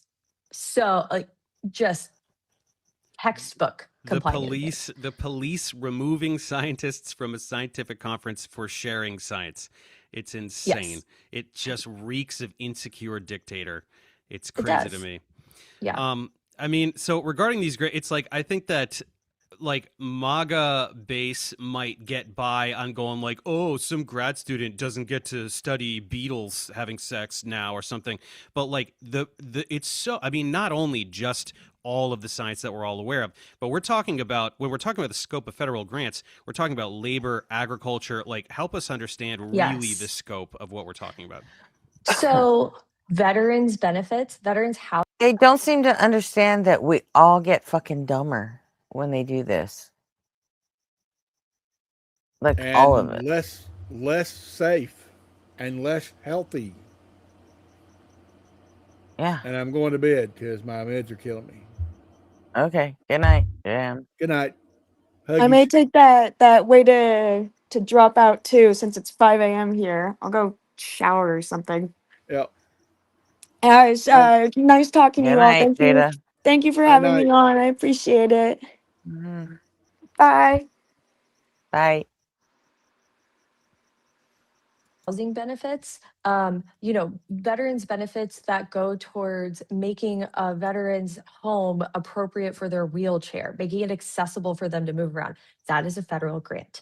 And if that is now, who knows what's going to happen. Your grandma's wheelchair from Medicare is a grant.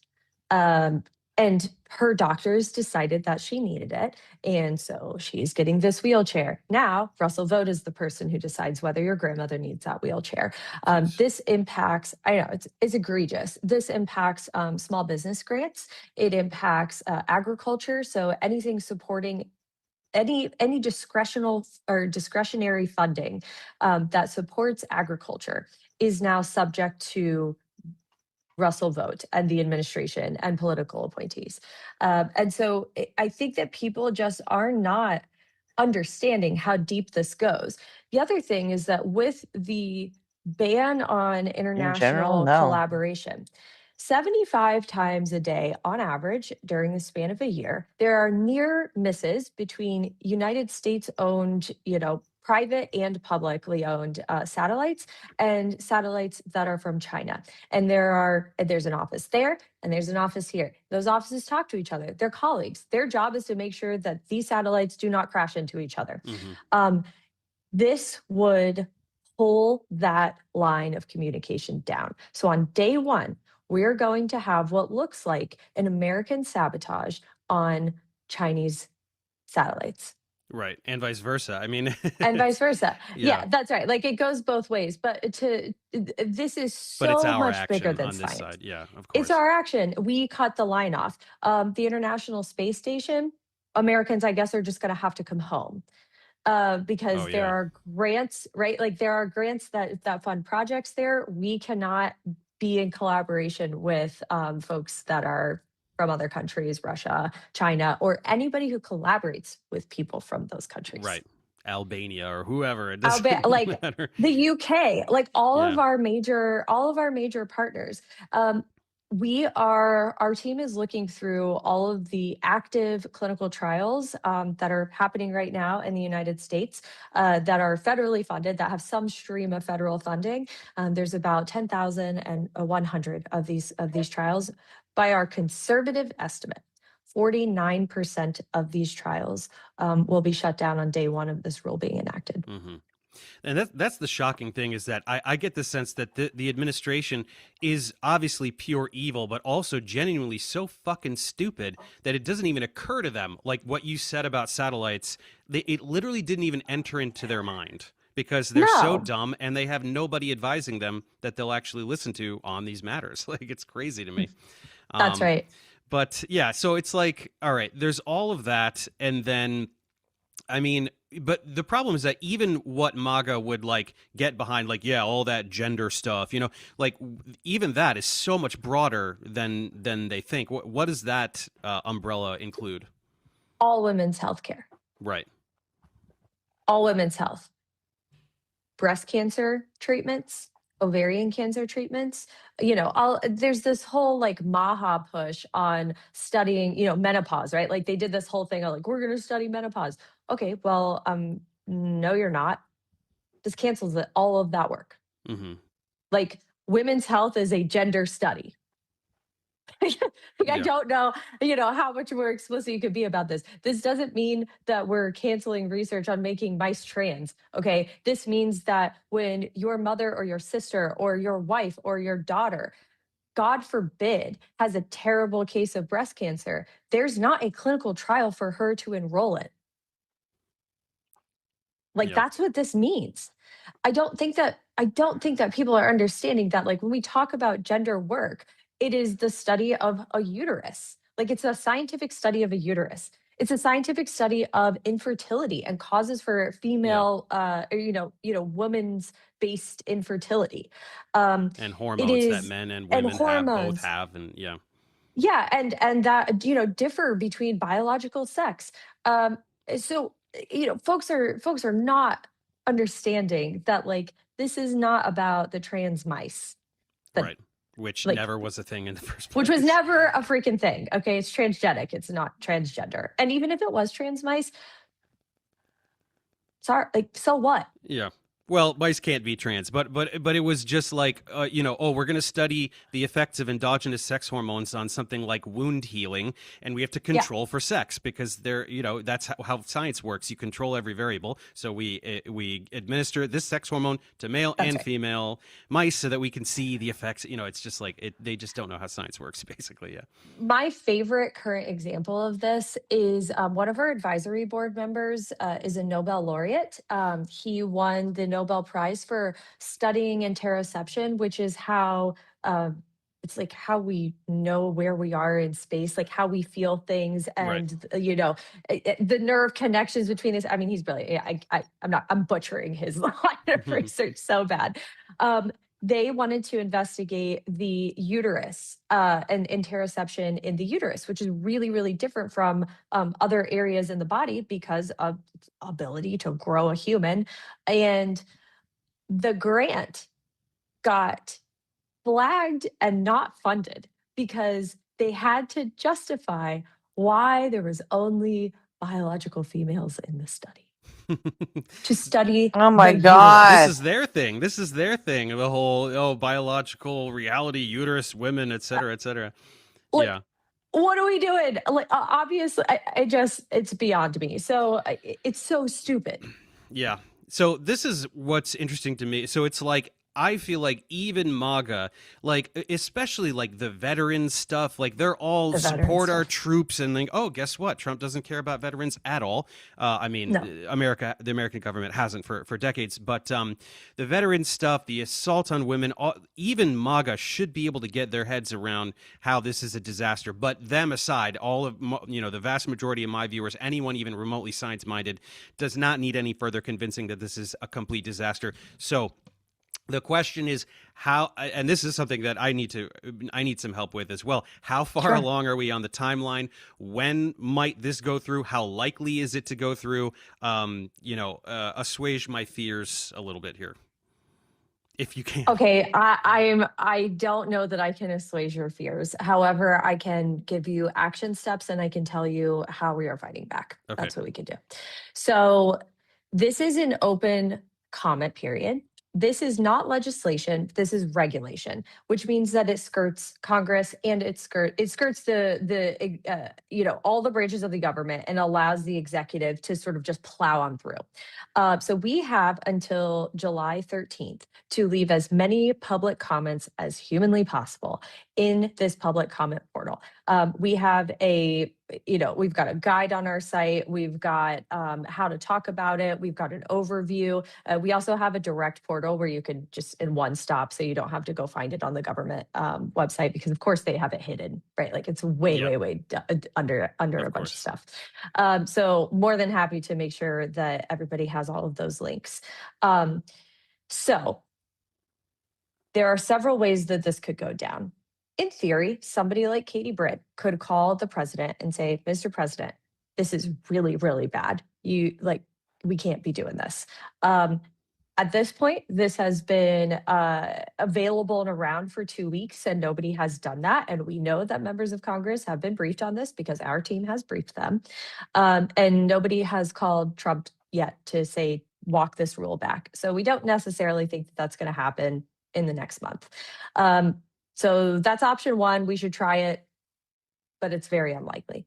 The next option is that we get some sort of baseline. It's called a rider in the fiscal year appropriations that basically says we're ignoring this rule. Jack. Hi, Jack. I was just in 30 plus member meetings We were talking congressional about you meetings earlier. in the last 3 days. We did a Good to see you. marathon on the Hill to talk about this. It is a possibility. They're going to try. That would also be a relatively easy way that we could just kind of bypass this.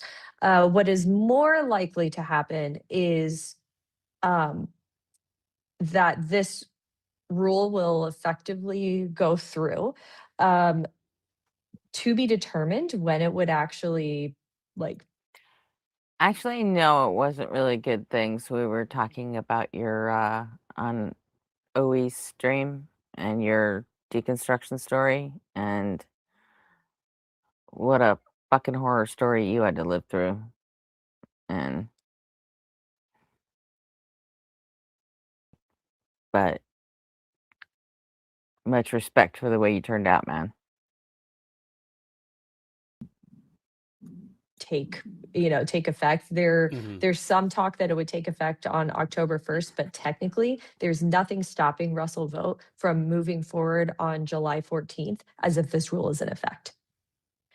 And so we are planning for like the most catastrophic version of this, which is on July 14th, every grantee in the United States gets a email from Russell Vogt that says your grants are all canceled.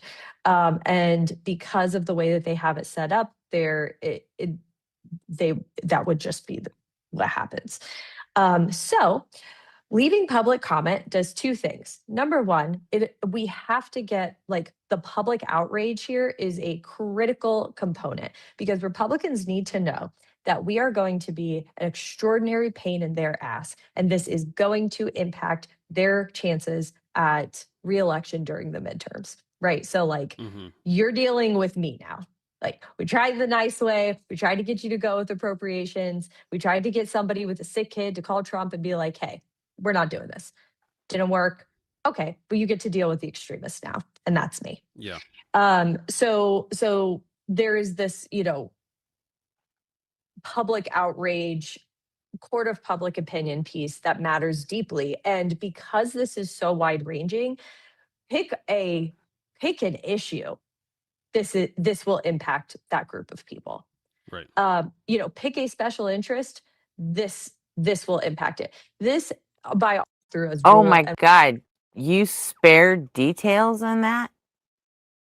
Are you fucking kidding me?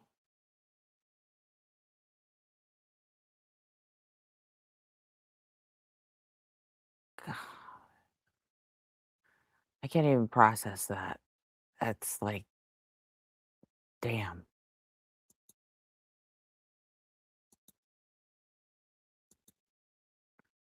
Here we are. And he was the mastermind behind Project 2025.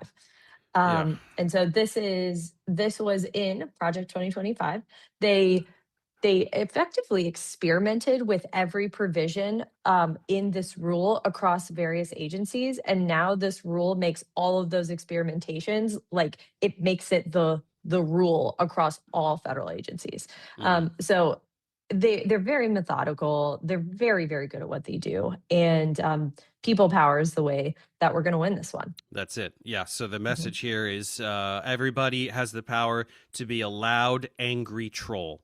Be a loud, angry troll. Yeah. Be a piece of shit, thorn in the side of every who. Yeah. Where? Tell us once again where exactly we can direct this anger. Okay, so first of all, you should make a comment. And the one thing I will say about comments is 10,000 of the same like copy and paste comments will get counted as one. So they do need to be unique. So note that. But all right. Your members of Congress, especially if you have Republican members of Congress, but also your Democratic members of Congress, like anybody in Congress. All right. We're going to watch Welcome back, one with everybody. a little more levity. So, Dave, how's your 2026 going? I mean, it's going pretty well for me. I'd say. I mean, just in my personal. Anybody see the video where they made their prediction bingo cards? Let's see. Want to talk about it on a show with deconstruction? Oh yeah. Jock, definitely talk to.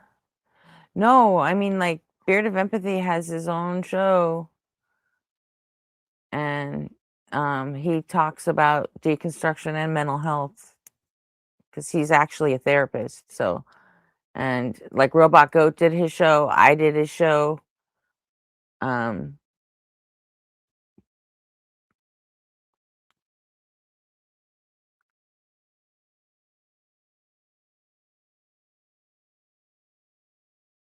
you should seriously, in fact, if there's anybody that wants to, because Beard is a like cool dude, and he's got a series on his channel where he talks to people about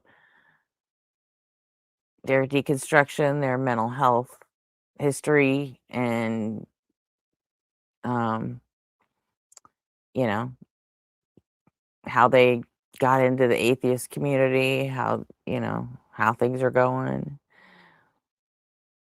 It's pretty cool. So, yeah, if you guys aren't in the Discord, you should be, because you will be able to find Beard of Empathy there, and you guys can connect and talk to him about being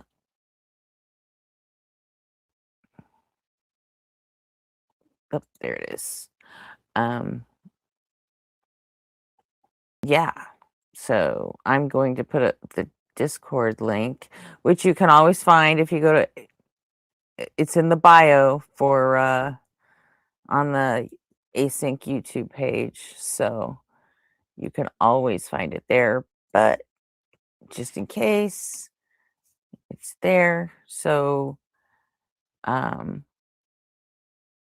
you know, because Beard is interested in all kinds of deconstruction stories and mental health stories and all that. So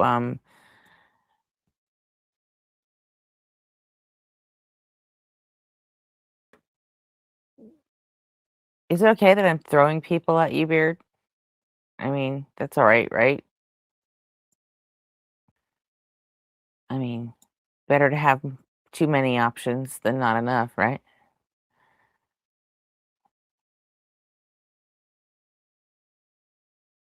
So, if you want me to shut up, I will.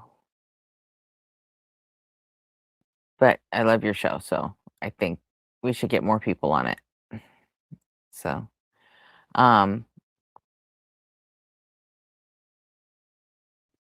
Arpy, are you still with us? Or did you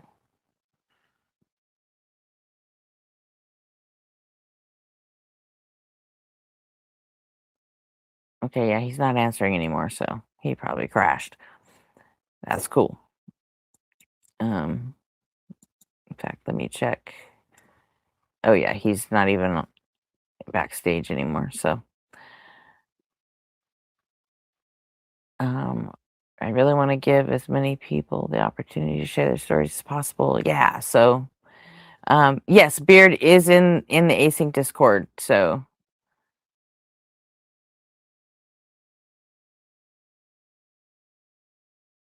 once you jump in there, you should be able to find him just by searching. Cool. So alrighty.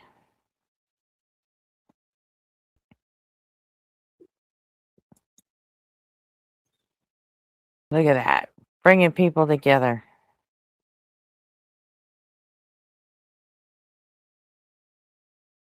You know what? I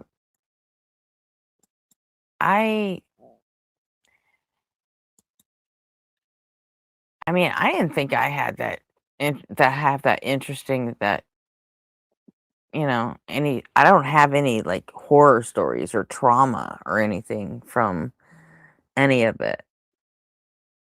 I mean, definitely not compared to what you know, hearing some like people that call into Mezzo and you know, talking how they've been deconstructing for 10 or 15 years. I like speed ran deconstruction. I think the worst parts of my religious history probably helped me deconstruct faster than most people. Just because I was half Mormon, half born again. So I don't know. I think when I finally started comparing the two, it just basically fell off the back of a truck and landed in a ditch, and that ditch was atheism. So I'm like, okay, that's what I am now. I guess this is where I live. So no, I don't mean comparing trauma, but it's he was saying I don't, it doesn't mean that your story won't make for an interesting story. Terrible name. That's all I was saying.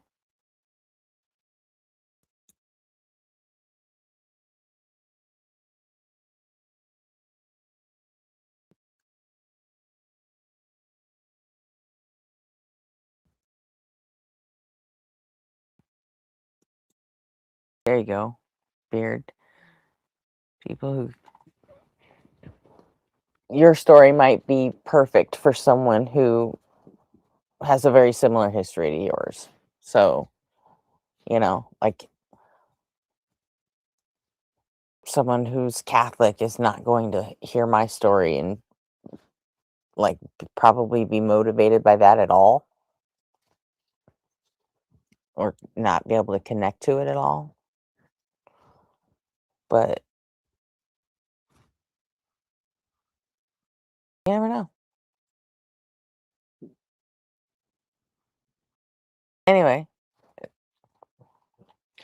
Beard's a cool guy anyway, and he's a good guy to talk to. So, and you may just get a good conversation out of it. And if that's all that happens, is that really an L? I mean, isn't that a win? Even if all you get is an interesting conversation, it's still a win. Totally.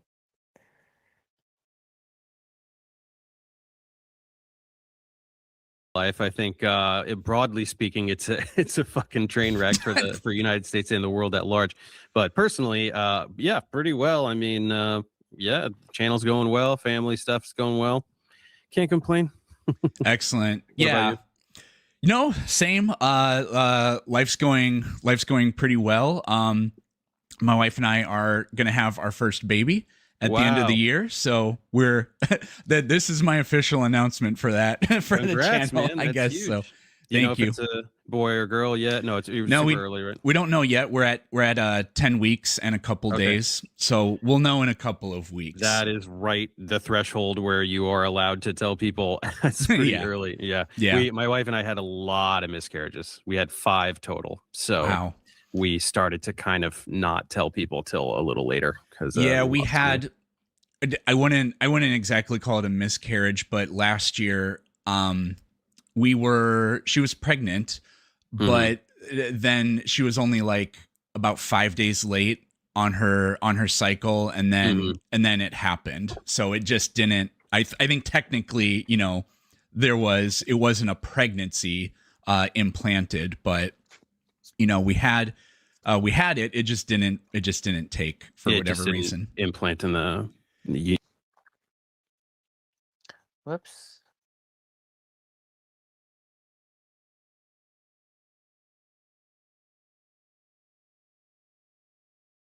Yeah, and we struggled for a while. So yeah, we haven't really told very many people yet, but well, now you're telling the world. Now I'm telling the world. Yeah. How old are you? You seem maybe a decade or so younger than me. How old are you?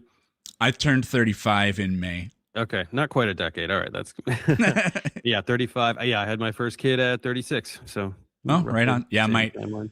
I'm about exactly the age my dad was when he had me too. There you go. Funny Nice. enough.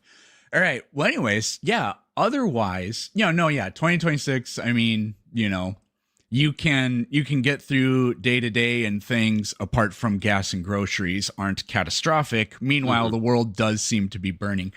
And so you and I kind of, with a lot of the commentary we do, I would say we kind of produce pessimistic content a little bit. It has a pessimistic outlook to it, at least. I wanted to ask you, do you consider yourself an optimist? I mean, no, I think that if you asked me 20, even 10 years ago, I might have said yes. I think I would have said yes. And really, in particular, post-pandemic, I am not. Just seeing what's happening culturally, politically, it's really hard for me to be optimistic about bouncing back from this and establishing a new path and moving towards something, moving into the future towards something that's better than we've had before. It's hard for me to see that. It's there. It's not dead. There's something inside me that still hangs on to that, or I wouldn't be doing what I do and working as hard as I am, because I feel like I'm contributing towards getting us in that direction. But I would not characterize myself as an optimist. Yeah, I try to still be one. I try to still consider myself one. Funny enough, for me, I would say about 10 years ago, or about that long ago, I wasn't an optimist, because I just had really doomsday-ish views about like, the population's too high and climate change and things like that. But then I read a book called Enlightenment Now by Steven Pinker. He used to be kind of my intellectual hero. Now he's just kind of a puke. A douche. Like all of them have turned into, it seems like. And I read the book, and it's basically just hundreds and hundreds of examples of how things have just gotten so much better, thanks to technology, thanks to science, thanks to the spread of democracy throughout the world. And he puts a lot of things into perspective. Like, he tells you, no, things were really bad in the 60s, for example, with regard to like social cohesion in the nation. It was so much worse. There were assassinations happening every week or every month, and all kinds of other things. And like how infectious disease throughout the world has scientists and other people have taken up that mantle and saved countless lives through it. And so I started to become more optimistic about things, because I just saw that the progress in science and a few other things was almost kind of inevitable. So I used to be pessimistic. Now I'm more optimistic. I am with you that I do think that, the pandemic, I always kind of say, today, a kind of a shorthand I use is, this is literally the best time to be alive ever. Compare your life to a peasant in the Middle Ages. They lived a horrible life. That, no doubt. Yeah. But I would say that 2019 was probably the last time we had a best year. Now it's just, okay, we crashed and we're trying to go up a little bit. And so to me, what I tell people is the arc of progress usually isn't a straight line. It's a sawtooth. It goes up and down, but the trend is up. And we're from time to time we get in a down period. And so the general trend certainly is up. I just worry. I mean, I see a lot of signs about really severe reversal, the erosion of democracy and the intent to establish Christian theocracy. Like it is moving in that way, and if we don't stop it, it's not going to be a sawtooth. It's going to be a roller coaster plummeting down, revocation of civil liberties, and it's just that's where the pessimism comes in. But I'm not all the way there. Right? We've got a chance here. So, the last thing I'll say about that, and then we'll get into it, is to try to keep a little bit of an optimistic lens with you. What I would say is, well, yes, you and I spend all this time debunking stuff and talking about how terrible things and certain people are, but we are fortunate, and it's incredible that we do have the freedom to do that, because you can't do that in other parts of the world. And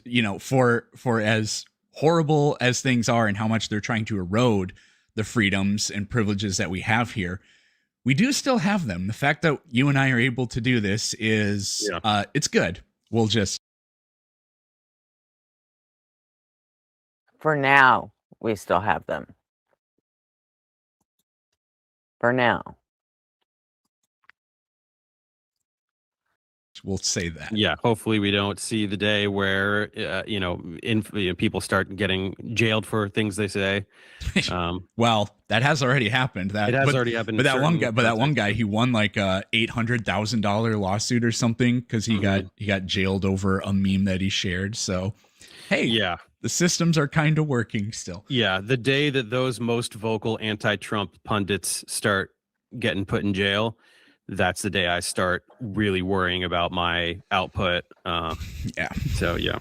Yeah. And I'm terrified for the midterms, what they're gonna try. So, anyways, what we're here for is Professor Dave and Mr. Beat. So some 2026 predictions were made, and I took a look at that because I wanted to try to do something different. You know, we just got done talking about how Dave and I make all this pessimistic content.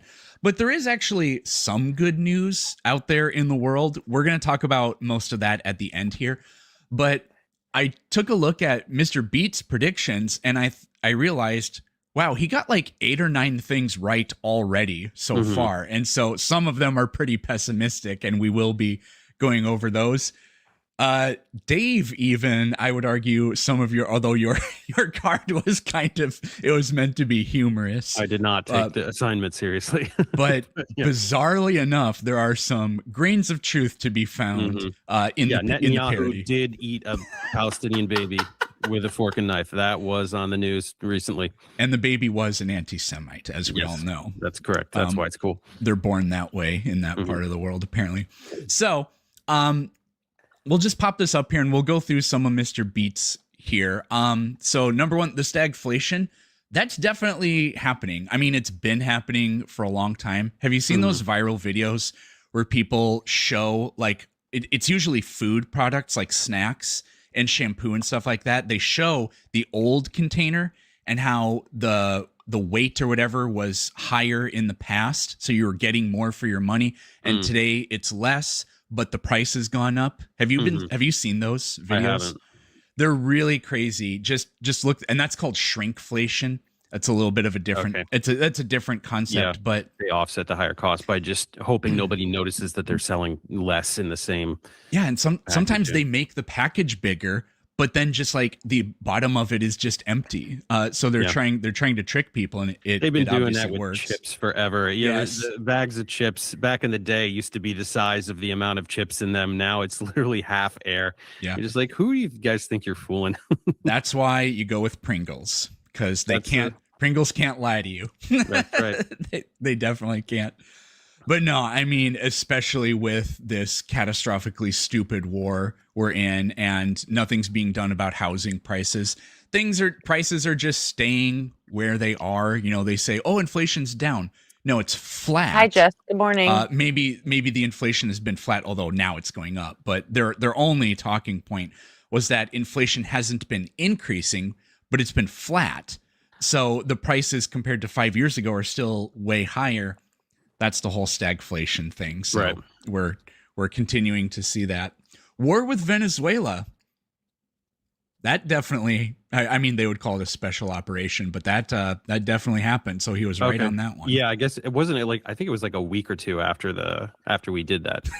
Yeah, it was. Yeah. Isn't so it? He was kind of sensing that what was going on. Yeah.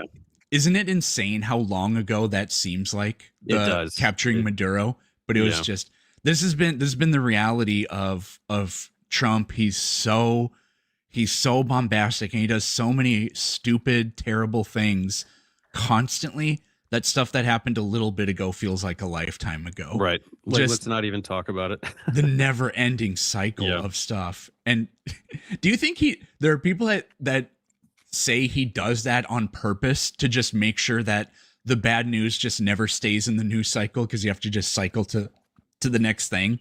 Absolutely. Yeah. No, he's a slave to the news cycle. He just like, let's wash it away by doing something else insane. It's a bold strategy. It's a terrible strategy, but whatever. It seems to kind of work for him, I guess. Yeah. The AI bubble thing. So we haven't had an AI bubble pop yet, but I think we're definitely getting there. I mean, I don't know if you've looked at what the numbers like for the economy are, but basically we would be in a recession if it weren't for the, data center building, but those numbers are all just completely fake. It's all speculative. Yeah, it's a mirage. Yeah, so I don't think at some point something has to give, and then we're just because that was the only thing propping up the economy. When that goes away, or if enough people, rally around these data centers and say, no, you're not building these in our community. We're sick of this. Then, that growth that fake growth that they've created. Yeah. I mean, that could just all disappear. I saw a horrendous statistic the other day.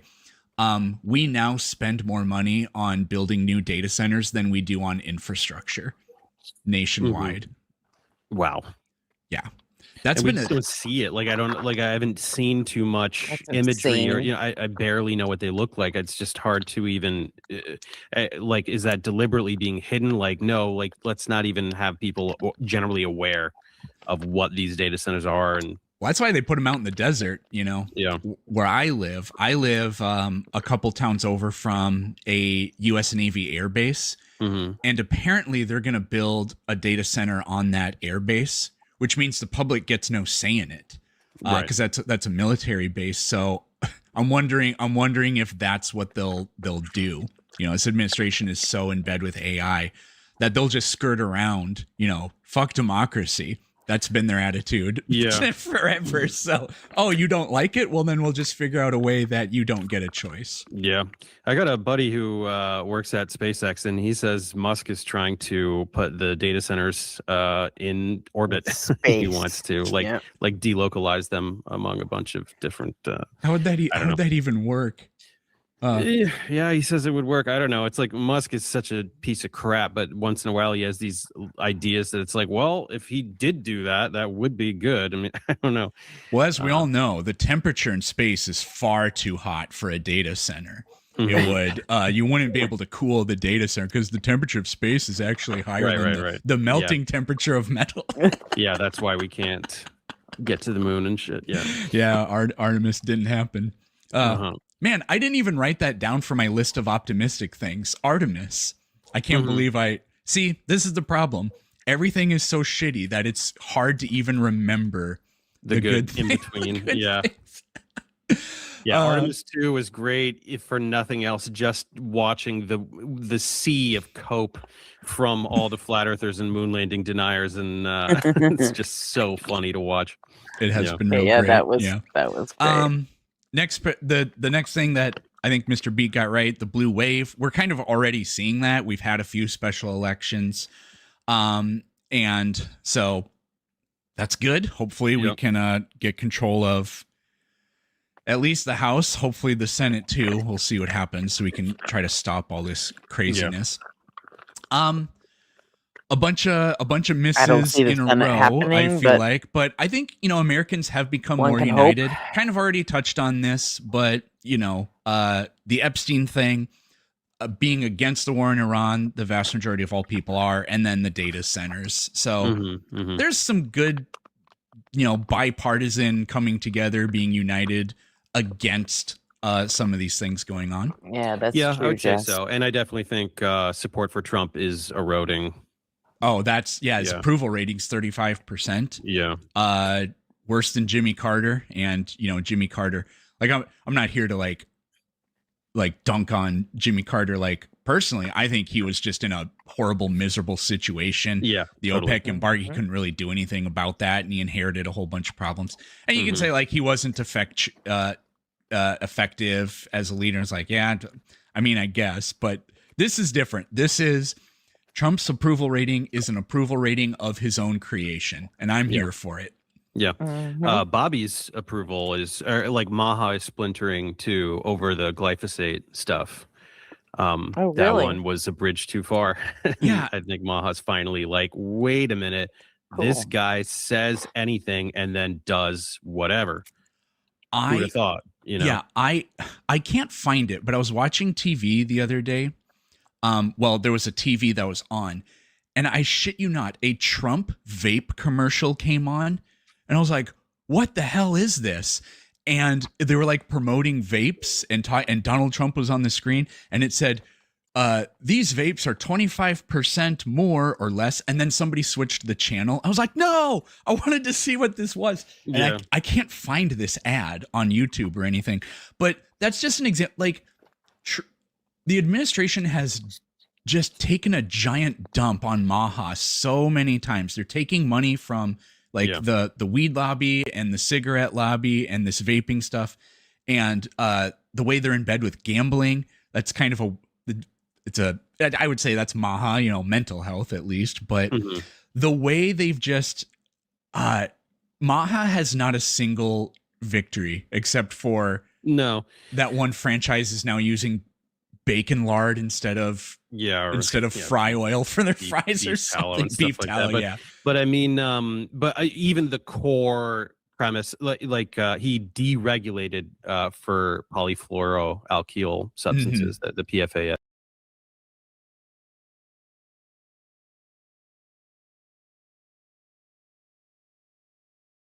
Did it work, Jack?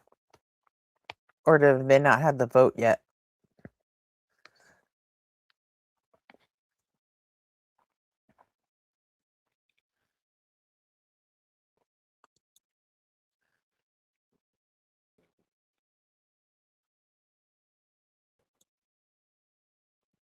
It's like their core stuff, like not even the fringe stuff, just like they're like he's literally saying one thing and doing the opposite, and everyone's kind of they've had a year to like see that. Like Maha is his core base is splintering, so that's a good thing. Yeah, it makes you almost feel bad for RFK, but no. Not for a single second. That guy is a fucking monster. Like I did a video, a very, very long video on him, and I had to dig into it wasn't the main part of the main part of the video was his policies, but I also had to do a little part just digging into his personal history and all the insane shit that he's done, like in his youth and all through his life, just like really bizarre psychopathic behavior. I mean, the guy is completely nuts, as confirmed by his own family members. So yeah. What's next? Trump's stroke. So I don't think he's had another stroke, but I mean his health is just obviously deteriorating. They keep giving him those cognitive tests. I've heard people say the only reason you get a cognitive test every 6 months is if they know that you're in decline and they're trying to track it. Now there's an argument you can make that, well, he's the president, and so maybe the president just is always tested all the time on that, because of who he is. Like, yeah, maybe the president does blood work every single month, and we just don't really know it. And it's leaking out, but it's just so obvious that he's just like he looks like he's melting, right in front of you. So well, he's just. It's not going well for him. I keep waiting for the really off the cliff decline, which would just be the funniest way to wrap up his term. It really would be. But I don't know. Going out with a I don't even know what you'd call that. Not a bang, a fart or something like that. Going out with a fart. Gen Alpha rebelling against digital media. This is now I don't know exactly what Mr. Beat meant by digital media, but there were we just finished up with a lot of college graduations, and I saw tons of commencement speeches where whoever the speaker is, the moment they bring up AI, the entire graduating body starts booing. Yeah. No, they just very loudly boo. But that's Gen Z, right? Where's the divide between Z and Alpha? I don't know, actually. You're right. So Alpha is the younger generation. I don't know when the cutoff is. I think my kids are Gen Alpha. I just don't know where. It's like current teenagers or preteens even. Gen Alpha begins in 2010. So those kids are 16 right now. So that's high schoolers. Okay. Okay. Okay, so I'm not really right on that, I guess. But I mean, I only see that trend continuing because now Gen Alpha, they're going Yeah. into college, and now if you look at the graduation numbers, because nobody's hiring because it's all being outsourced to AI. Yeah, if you're a high school counselor, what are you telling kids? I mean, like, I guess go into nursing or something like that. Right. What are the fields that will still be lucrative 1-2 decades from now? Yeah. Yeah, it's hard to say, but I do. I mean, the young ones are super all over TikTok and stuff. I mean, I don't know. It's hard. Like I do sense that backlash against AI in particular, and but yeah, their psychology is so entrenched in the way social media works that I don't know. Like, I think we will see the evolution of other platforms over time. I just don't really know what they will look like or how they will be better or worse than what we have. I mean, I don't think it gets that much worse than TikTok. TikTok is really just the shittiest of the shitty. I just can't believe that like commands so much attention. It's for young bad how people. addicting it is. Are you pro banning phones in schools? Yeah, I think so. My kids, too. they can't have it. Yeah. I'm hoping that it happens really soon, but you know, this whole cell phone and social media thing, it's really new. Mhm. And I just kind of hope that eventually in a few years, kids with phones is kind of viewed the same way that, like, you know, smoking around kids is. It's like, what are you doing? You know, Yeah. like if you saw us, if like, there's just going to be like the kind of public like scold or stare that Shaming, just yeah. goes through, because we have to eventually come to realize how detrimental it's been. And yeah, get them out of schools. Just let's not have kids have them. I don't know, maybe Chromebooks in school need to go away too. I'm starting to really worry that there's The fu- just no good way to do any of it. The funny part is that, like, this is the hypocrisy of MAGA is they'll go on and on about, you know, oh, social media is so harmful, or like, you know, food in America is so bad, blah, blah, blah. But then, like, the moment anybody tries to regulate anything, they're like, no, communism, stop my freedoms. You know, it's just like, I don't know where we're going to find some, like, yeah, it's hard to say. But yeah, no phones in school. I think that's a good start. Yeah, unfortunately, the rules are dictated by the highest bidder, and the tech bros, they got a lot of money, as we all They know. do. Have you been tracking measles cases? Because I know they're up. I just don't know comparatively how much they're up. Triple might be exactly correct. If you look at the hospitalizations in 2025, it was by far the highest in the 21st century. And as of April of this year, we've already almost outpaced it. We're just shy of the 2025 numbers in the first 4 months of 2026. So triple is almost exactly correct. That's crazy. I wonder if speaking of schools, I wonder if it'll go down in the summer because kids, you know, aren't at school. I don't know. I don't know if that's a big way that it gets spread. I would suspect maybe, but Yeah, no, it does. But it's going to get worse, especially if with Florida Surgeon General Ladapo, they're trying to ban entirely vaccine mandates for schools. So Yeah, I saw every that. child in the entire state of Florida can go to. Remember a few years back when California had the measles outbreak because some foreigners came into Disneyland with them, and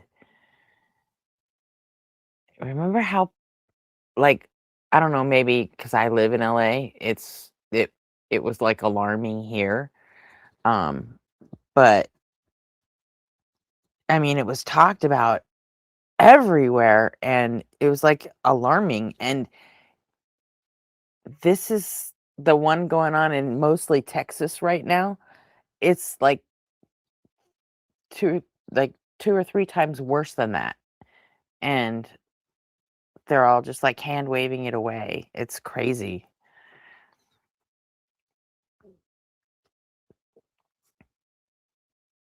It's complete insanity how we're running this place.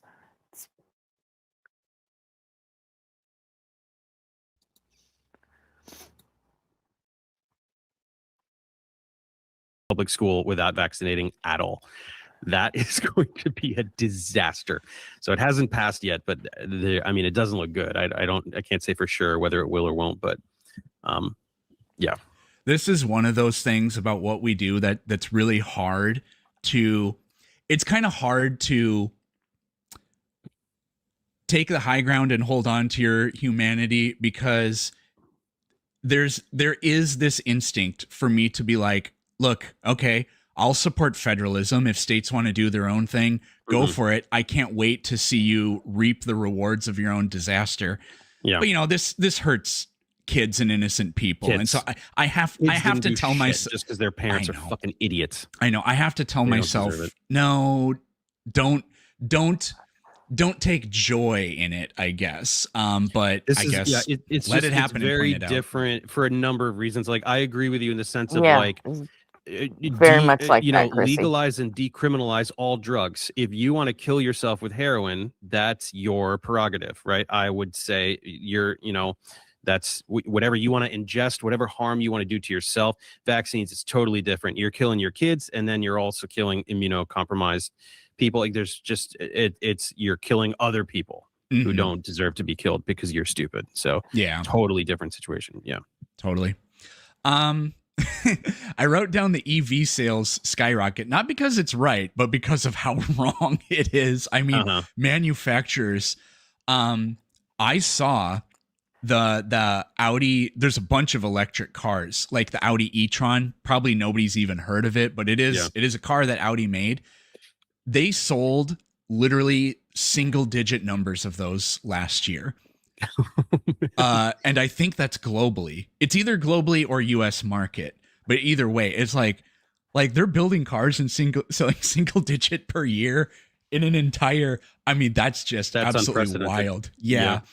And this is one of those things where China's just going to they've already blown by us, but it's just, auto manufacturing is a thing of US pride. It gives us soft power around the world, and culturally it makes us relevant. And, US car manufacturing, I'm really big into cars. I don't know how many people know that, but like, I watch Doug DeMuro's YouTube channel all the time. I was a huge Top Gear fan growing up. I love the Throttle House YouTube channel. I've been paying attention to this. It's so bad. And we're just, we're pretending it's not a problem by just banning the sale of Chinese EVs in this country.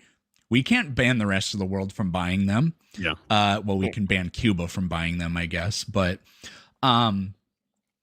we're just gonna get left in the dust in this, and that's just gonna.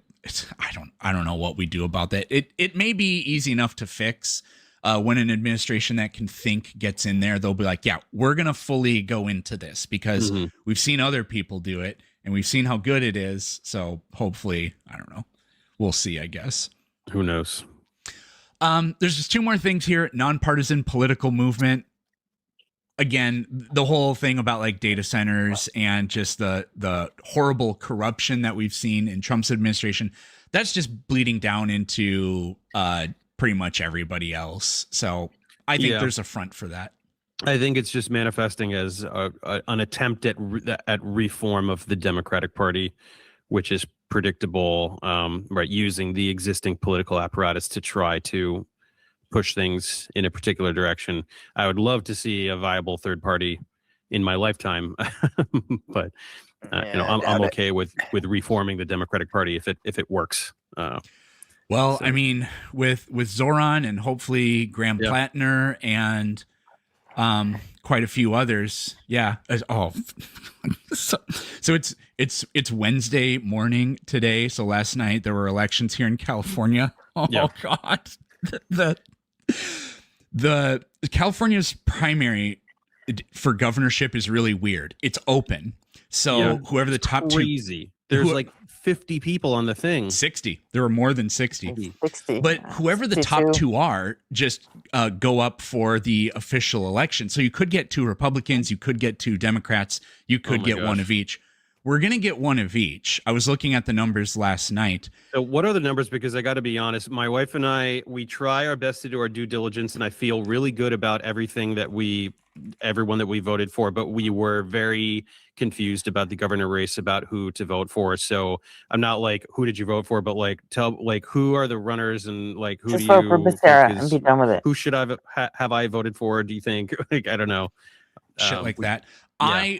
I would have gone for Tom Steyer. I thought he was the best option. There were questions, you know, like he's a billionaire and it's like, you know, but he's in favor of increasing taxes on the billionaires. Him and his wife decided they're going to give away their fortune with the rest of their lives. That's what they're going to do. And he's in favor of, you know, he got the endorsement of the teachers union and all these other groups. There were some questionable things. I mean, you know, like he was paying influencers to create content, you know, promoting his campaign. And it's like, well, you can argue it sets a dangerous precedent, but no, he didn't get enough vote. He got 20% of the votes as of now. I think only like half the votes are in right now, but it's not going to dramatically change. But the guy with the most is a Republican, Hilton. He's British. Not that California's never had a governor from another country before. Yeah. And a Republican governor from another country. Oh my God, yes, Jack. I spent like 3 days just watching those videos. They were so, I mean, they're like, oh, well, they don't have voter ID law, so we're gonna go vote in California. I'm like, come on, let's go. I want to see it. Because no, we don't have voter ID laws, but you still have to be registered. And I don't know, it's a system that's been working for, 100 years. So we're making it work.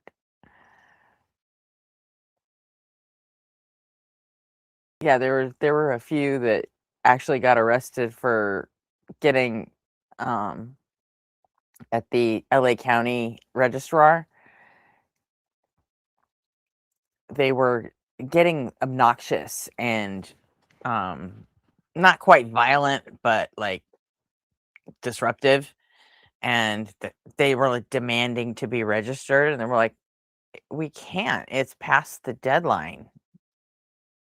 We don't have enough time to do the research to verify that you're really a resident and that you're really a citizen. So, and they ended up getting arrested just for, like, I think disturbing the peace or something, because they decided to go right to the registrar's office and pitch a fit. So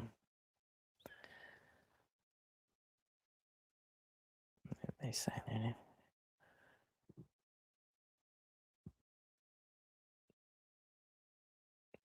Yep.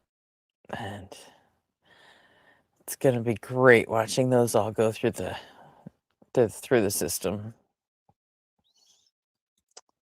And the saddest thing is that I would put dollars to donuts that in November they're going to try the same thing, because they're idiots. As a matter of fact, but no, he's British, and he was a Fox News contributor for so long, so he actually got the most votes.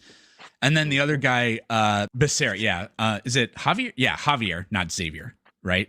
Or is it Xavier? Javier. Javier. Okay, it's spelled with an X, so I wasn't totally. Yeah, he's like a living NASCAR, by which I mean he is every single corporation you can imagine has thrown money at him. So he's like, when you see a NASCAR and it's got 50 different company logos on it, that's him. But oh my God, for what are the policies that are? I fucking what is hate he it when they championing do that's that. corporate friendly? I'm wondering. To be honest, I swear I hate it when they start talking about, oh, he's sponsored, but his donors are this company and this company and this company and that company. If you're gonna be so fucking precious about corporate donations, then you just need to fucking prepare to never win another fucking election. Period. I mean, it's just fucking stupid. You have to take corporate donations if you're in politics. Because you know what? The corporations are the ones with all the fucking money. If you just want to depend on, mom and pop rank and file Democrats, most of them don't have the kind of money that they can just give you all that cash. Anyway, I was about to start ranting, but I won't. I'll think he's really said anything, but he doesn't really say much at all. He had an interview. I can't remember who gave the interview, but he's just one of these people that just says the right things but doesn't actually believe in anything, and then will do what money tells him to do. He began the interview saying, all do what I just money want to tells make him to sure this isn't an expose, it's a what did he call it? It's a profile. This is the start of our interview with Javier Becerra in Highland Park. By the way, this is Jack, exactly. Until we take down Citizens United, we can't play by fucking Bernie Sanders rules. We just can't. We're not set up like that. Not now.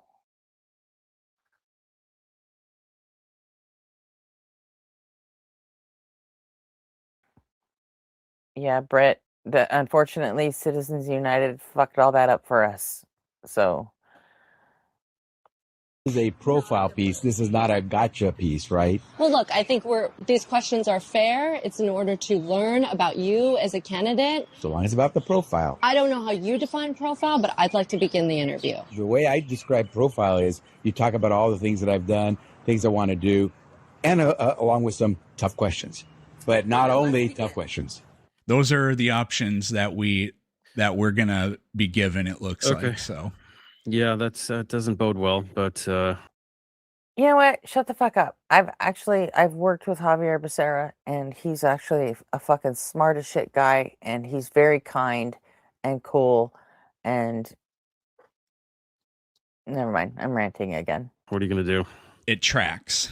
Wait, why did Newsom step down? Because he's going for California has presidency term or- limits. Term limits. Okay, that's what it is. Okay. Yeah, we're not like Kentucky. We're not gonna. We're not, yeah. Speaking of people that are melting before your eyes, Mitch McConnell. Anyways, I don't want to engage in elder abuse. That's here, like a weekend at Bernie's situation at this point. I feel like. Yeah. Yeah. It basically is. So then there was Dave's bingo card for 2026. All right. Funny enough, I think there are actually some things we can point to. I got a few here. But I've done most of the talking. You go ahead. Okay, I forgot all about this, but let's see. Way more fake aliens psyop shit. Definitely. I wrote that one down. That's definitely that's been happening. Mm-hmm. Have you seen? Is the Odyssey out yet? Yeah, I don't know. I really do don't want to think go it's gonna see be it. good. Yeah, I will go mean, see it, yeah. but I just really think it's going to be bad.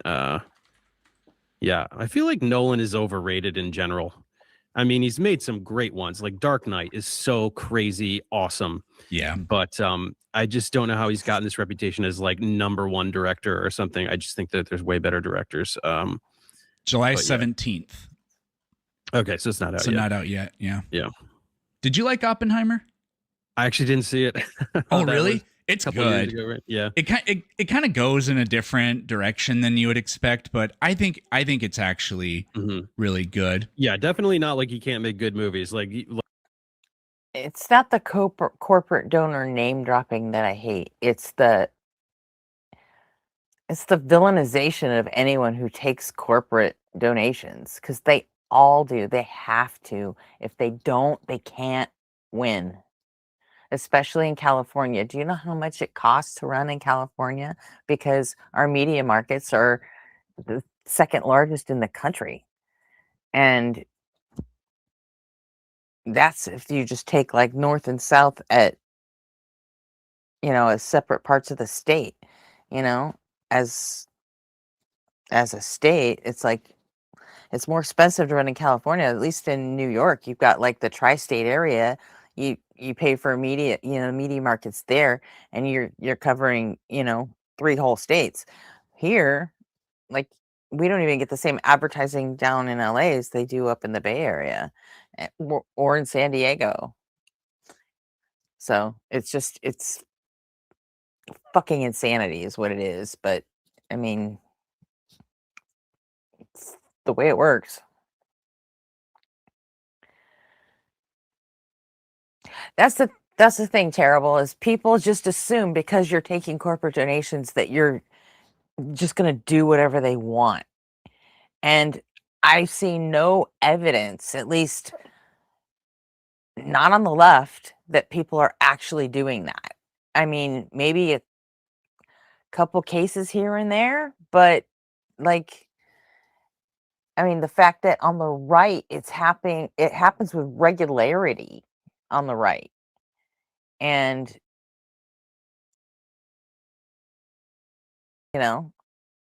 it's they've had the right has had congressmen that were being investigated for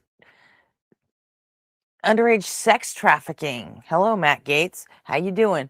And the what's the dude from Long Island that used to be the FBI agent? Same thing, fucking sexual assault. And he, all this shit happens on the right with regularity to where we don't even fucking remember them all the time. And then fucking Eric Swalwell cheats on his fucking wife. And we're going to make a fucking federal case out of it. It drives me absolutely batshit.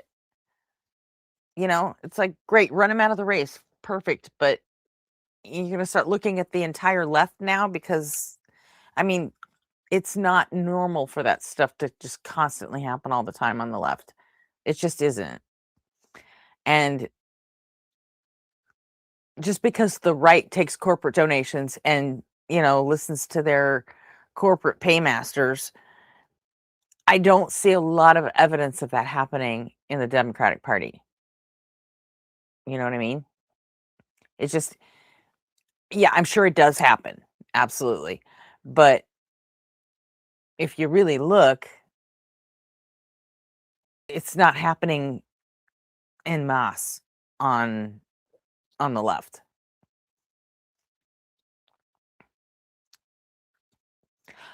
Also true, Jack. Like Interstellar is a really solid movie. Like he makes good movies. Just I'm a way bigger fan of other directors. I feel like even Fincher or somebody is like somebody that I think makes better movies. Did you? This is Ridley Scott, but did you see Napoleon? Oh, I did. It was so horrible. Yeah, I thought it was. I didn't hate it, but it didn't do anything for me. I mean, I watched it like on Netflix on the TV or whatever. It's I recommend. Is it? Michigan Supreme Court doesn't prove anything for California. I'm sorry, but it doesn't. And that's just a Supreme Court race. And that was a special election, and you really can't compare the two. I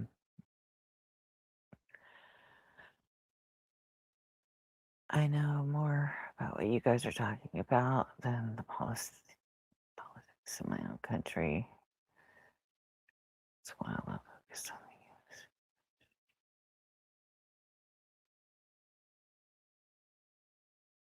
news. Where are you, Jess?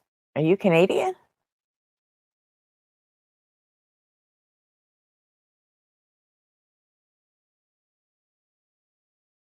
The Supreme Court election wasn't made or broken in Michigan one time. Exactly. Thank you, terrible name. That's okay, Canadian. Yeah, well, I mean, Canada, I mean, you guys are increasingly learning that you actually have a bigger stake in what goes on down south here than you previously thought, We're learning that right along with you.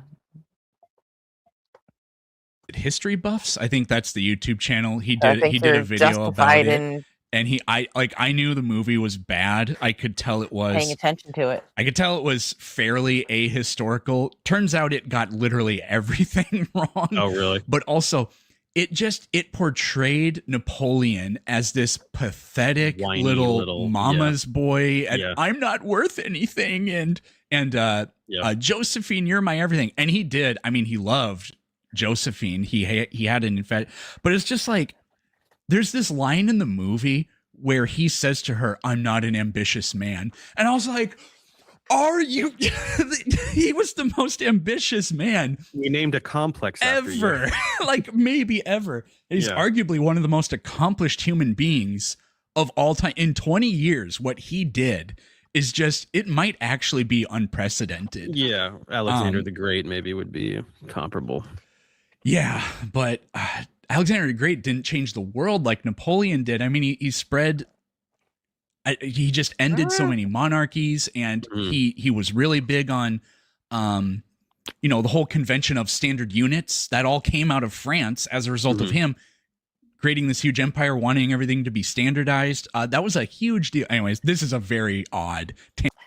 Did he just say Alexander the Great didn't change the world as much as Napoleon did? I don't know if I can get behind that. That's like, I mean, maybe stick to science, Peterson. Because I think your scale of history is a little tweaky. See, I'm really interested in the aluminum trade deals going on. Yeah.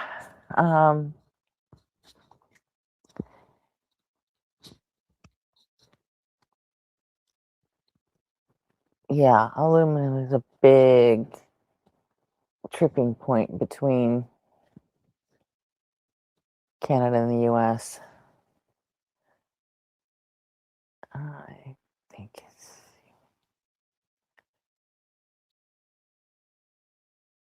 I mean, I can see where he's coming from, but I have a. I'm suspicious that he'd be able to, like, I don't know, provide any evidence at all.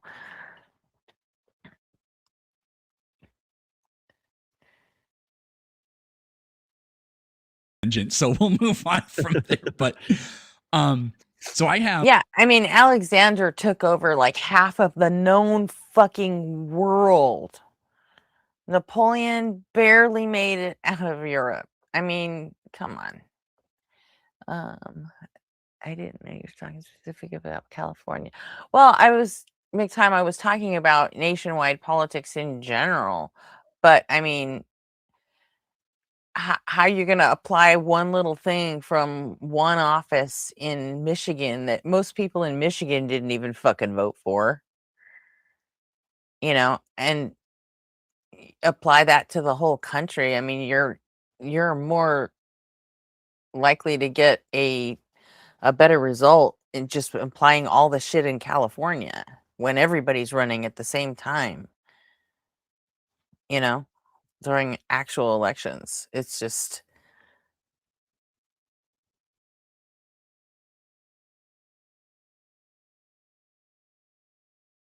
Because California has expensive media markets and things are way farther apart in California because the state's so big. And we have, I don't know how many people are in Michigan, but I mean, it's probably not 40 million, and so, kind of applying one thing from one race in a special election outside of the general election cycle, especially as it was a response to Trump being in office. I mean, it was already weighted toward the left anyway.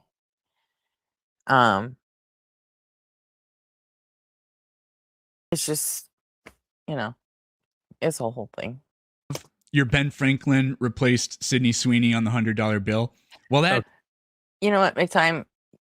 one election can be decided by merit and not money. Just one. But when you're talking elections in general, I'm sorry, you're supercharging the system, and it takes more fuel to run it. It's and Citizens United it's poison. So until we can get that overturned, we're stuck with the system as we find it. And that's not good, but we can either play their fucking game, or you might as well quit. Because the Republicans are going to fight dirty every time.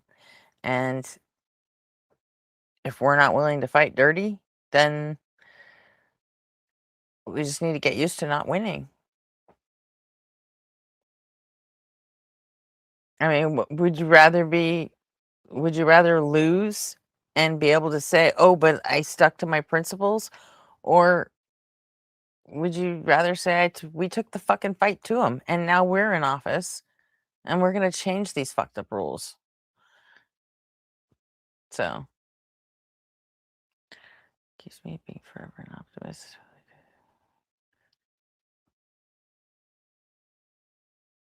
You turned off MSNBC? Well, I mean,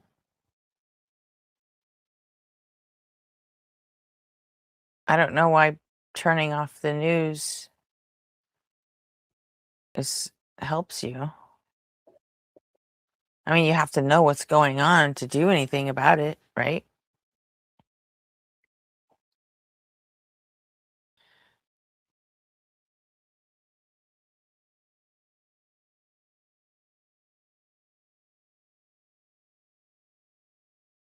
Impact because of reach that. Okay. I might give you that, Jack. Didn't happen, but Donald Trump does want to create a $250 bill with his name on it. Yeah. So the spirit of what you were talking about is in there. The ends don't always justify the means, but if you're not willing to go to those ends, then you better learn to accept the fucking means. I don't know if that makes any sense. Maybe but going to be correct. You get the idea. Let's see if we have anything else. Midterm elections. We'll see if those go through. Nuking a hurricane. RFK encourages Americans to crack open skulls and feast on the goo inside. Let's see. Rogan finally apologizes. Rogan is absolutely unrepentant. That one is not coming true. He's apologized to Theo Vaughn. Mm-hmm. And I think he has publicly expressed that he regrets endorsing Trump. Yeah, he expressed the Rogan, the goo inside. Let's see. Rogan finally apologizes. Rogan is absolutely unrepentant. That one is not coming true. He's apologized to Theo Vaughn. Mm-hmm. And I think he has publicly expressed that he regrets endorsing Trump, and stuff like that. Yeah. And so I don't know. But the medical misinformation continues. I I've know. seen him double down on moon landing denial after having it disproven to his face sometimes. I'm just like, dude, what are you doing, man? It's ridiculous. I can't really sink my teeth into any of these other ones. They're just too absurd. The darkness surrounds and envelops us. No, I wrote that one down because I think that's happening. Yeah. That's definitely happening. I mean, if you live in Gaza, that's happened already. The one you wrote down that we don't even have to fudge it a bit is that one that has definitely happened. Elon Musk revealed to be a robot. So no, I don't think he's a robot. But I don't know how much you hear about what they're talking about. But him and Peter Thiel and these guys, they talk about they just literally want to transform humanity, remove remove all work agree. from humans. And it's like, look, there's certain manual labor stuff that I can get on board with us having the robots do that or whatever. But they just want to like fundamentally change what humanity is. And I think it was Peter Thiel. He won't say he's not the Antichrist. And they do and say these just so it's like they believe in this weird version of transhumanism. Like they want No, they want to merge with machines, and they want to. I mean, that Neuralink, he's like Musk is like, you can upload your consciousness, and is gonna, Did you see what was that? That movie on Netflix a little while ago with like Steve Carell. It was like 4 tech oligarchs that are friends, and they meet at this mountain head or something like that. Yeah. But I haven't heard they're of all this. That it's was just kind of good. making fun of like Zuckerberg and Musk like figures with these characters, and they're all like, one of them in particular is obsessed with transhumanism, and he's just like, when are we going to do it? I got to upload my consciousness. I really think that obviously they believe that, because Musk is literally trying to do that with Neuralink, but I don't know. I mean, it's like all of this, like, yeah, the transhumanism and just that the radical restructuring of society against everyone's consent, but like also I just don't buy it, the version that they sell, like, we're going to do all of these things and then you won't have to work because there'll be UBI. Will there be UBI? I don't believe you. I think it will be the reinstatement of what you were talking about in the Middle Ages, that there will be a vast peasantry and a tiny monarchy on top. It won't be a literal monarchy, but it'll be an oligarchy. So that's what they want, and that's what they're actually trying to achieve, unless we stop them, which is why they are always, when, like, that's what Doge is going in and dismantling any institution that has any ability to regulate the private sector, so that we can't do it, where they want to paralyze us from being able to stop their acquisition of wealth and power. That's it. Would you say, are you pessimistic about AI? I think so. Yeah, I've done a couple videos on this, and every time I do, it's a quagmire. Everybody flips out, and I feel like there's there's narratives being spun in the comment sections and stuff. I find superintelligence extinction risk to be credible. Other people are like, no, blah blah blah. I don't know, whatever. But then, obviously, in terms of the job market and media landscape, I was going to ask you: are you a Skynet type of pessimist, or are you a income inequality, jobs numbers type of pessimist, or both? Obviously the second one, but I don't think that you can firmly discount the first one. And I think people who scoff at that are just either naive or possibly regurgitate. I mean, it's weird. Like, the narratives being peddled by the AI industry could be of 2 varieties. One, inflating the risk to make the tech seem more advanced than it is, and 2, downplaying the risk to be like, no, we can do it. And I think that they're doing both. You know what I mean? Like, I think that they're just genuinely peddling both narratives to promote general confusion amongst the public about what's happening, what can do what. I just don't know. Like, there's just so much money in there. There's so much dark money in the AI industry that I don't believe for a single second that they're not deliberately manipulating public opinion on what AI is and what it can do. I just don't know how, because I don't know enough about tech. So, yeah, I mean, the AI, it can do so much. It's like, well, yeah, what should we worry about now? What should we worry about first? And I would say, yeah, I mean, the way it's just completely upending the economy and the job market, that's our number one priority. Then we can worry about, will it decide to launch the nukes on its own or not? Like, we'll worry about that later. Obviously that's later. Yeah. But, yeah. But the job market, and then also the media landscape. I mean, it's just really, it's becoming there. Hopefully young people are so used to it that as the demographics shift, we will, as a society, be more immune to it. But old people don't. Like, people above 50 or 60, they don't know what is AI and what isn't. It's the new Nigerian Prince email. Exactly. It's crazy, and they can be manipulated so easily, and they still vote. It's insane.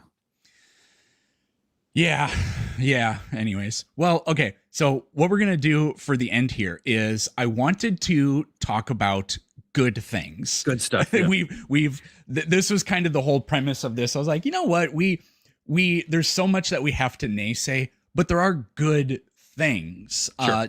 Ultimately, like new discoveries and whatever else. So I have like I have four. I added Artemis later. So Mhm. I'm gonna let you go first if you have some, because I've just been doing so much talking. I only here. have one. I didn't think about it very hard at all, but I very quickly came up with one because I heard it in the news this week. So have you heard about these advancements with mRNA vaccines towards cancer, personalized mRNA vaccines that are doing amazing things with cancer? I'll just quickly read off some of this. So they're in clinical trials. They've shown significant potential to treat rather than prevent various cancers, including melanoma, pancreatic, which is a death sentence for most, and lung cancer. So nothing FDA approved yet, but these results indicate they can dramatically improve survival rates, reduce the risk of recurrence. So let's see, for melanoma, it was found to half the risk of cancer returning after 5 years. 5-year survival rates reached 92% for those on the combination therapy. Pancreatic cancer, custom-made vaccines activated tumor-specific immune cells in 50% of patients in a phase 1 study. So like this pancreatic in particular has like the lowest survival rate of any cancer. So this is crazy. 87.5% alive after 4 to 6 years post-surgery. That's astounding. Yeah. Glioblastoma and brain tumors, early trials for aggressive brain cancers have shown that they rapidly. So all of this stuff, these are therapies that are personalized. So they sequence a patient's tumor, so they get the exact genome of a tumor cell, and they identify unique mutations called neoantigens. And then the mRNA instructions, they cause the production of these neoantigens. So I haven't really looked into exactly what's going on mechanistically. All I can say is that it's like, despite RFK's $500 million. What do you mean you broke Gemini 2 weeks ago?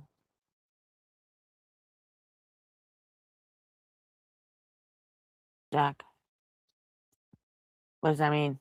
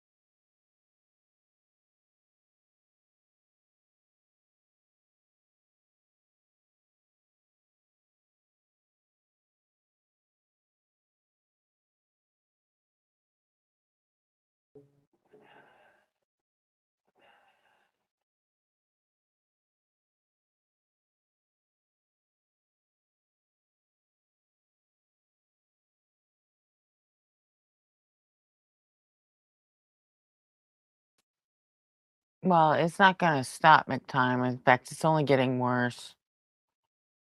So the purity bullshit stuff, that it's fucking horrendous, but it's not going to stop.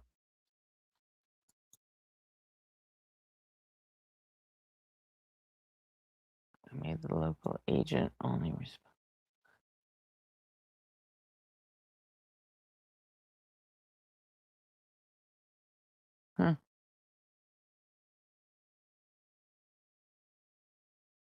Interesting. Okay. There he is. Hi, Karen. What's cracking, Holmes? Nice. Not a whole lot. Just watching Professor Dave and Planet Peterson. I Compare see. they at the beginning of the year they got together and made with another a third YouTuber, and they made bingo cards with their predictions for the year. And now they're halfway through the year, they're going over them to see how they did. They're going over to see if they're right or wrong. Anything? Did that happen? Oh, that's Yep, cool. that's what they're doing. So. And... I was like listening to All you right, for a bit. Jess. It's all politics. Have a good one, Jess. What's that? What'd you say? Oh, I was just saying, I was listening to there about half an hour ago. It was all politics, left and right, and money and all this stuff. Yeah. Fucking way of the world, but It's kind of been a politics kind of morning, but you Yeah. know, that'll happen when I'm involved. So no, stop. Gretchen All for right. president in 2028, but Yeah. No one would vote for me. It's just a bad idea. So, you all right. never know, but Well, let's finish out this video and then we can shoot the shit. $1 billion budget cuts on mRNA vaccine technology. Like, it's happening. It's showing incredible promise. So that's very good news. Yeah. This is a good example of, you know, one of those things I was kind of talking about at the beginning where, yeah, like progress, some kinds of progress are like almost inevitable. I don't know. Do you ever go to the website Our World in Data? Mm-mm.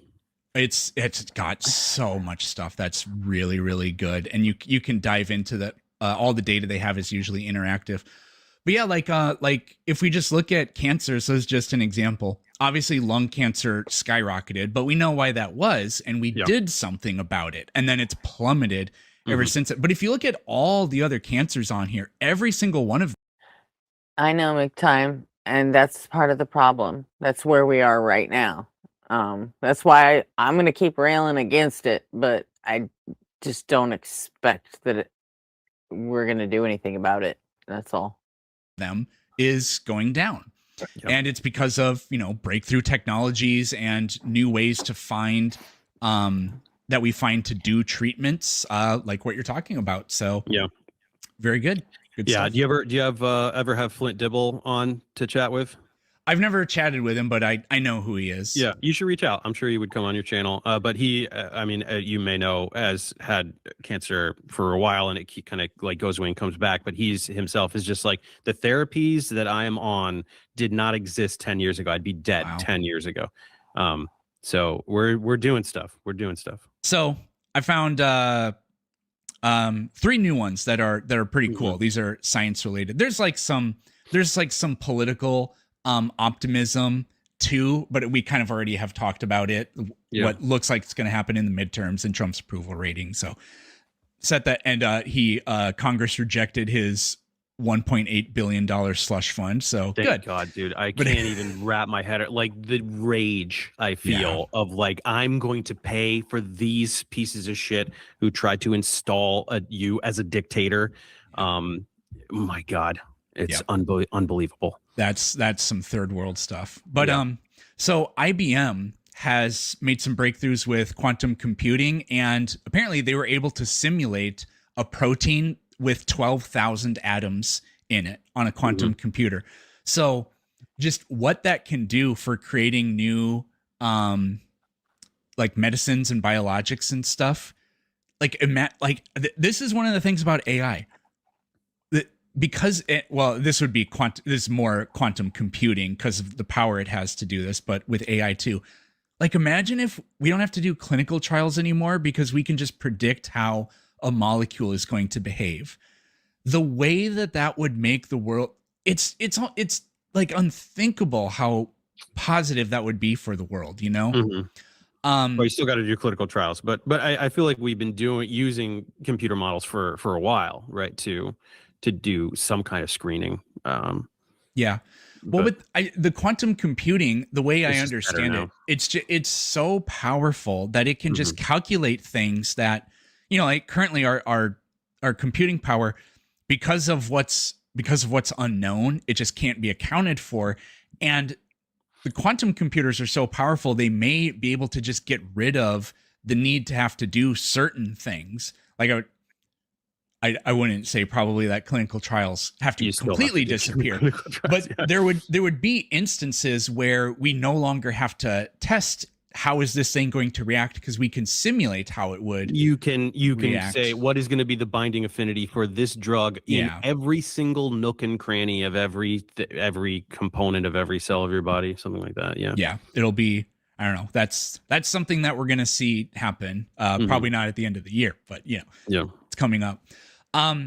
They found a new enzyme with CRISPR that they can actually put inside of a virus to do in-body gene therapy now, apparently. So that's, you could maybe like treat cystic fibrosis, like actually change the. Haven't they already done this for point mutations? Gene therapy has already been done successfully. Gene therapy exists, but from what I understand, we haven't been able to do like targeted CRISPR. Like they found a CRISPR enzyme that can actually fit in a virus, and that apparently is new. Okay. Gene therapies, have existed. But I thought we were always taking cells using a retrovirus to amend the genome wherever there's a point mutation. So point mutation ones are obviously the easiest ones to target because you switch out the gene well, not switch out, but you put the correct gene in those transfected cells, then those go in and then they divide, and then all of a sudden you get an appropriate amount of gene expression of the correct protein product. I thought that we had been doing that for a few things with point mutations, but I'm not sure. I'll add it in post what the specific details, because I don't want to take the time to read it. But there was something about what it can do. Maybe it's a new kind of virus or something, but it just can do a new kind of targeted gene therapy is what it was saying. So I'll put the details for that.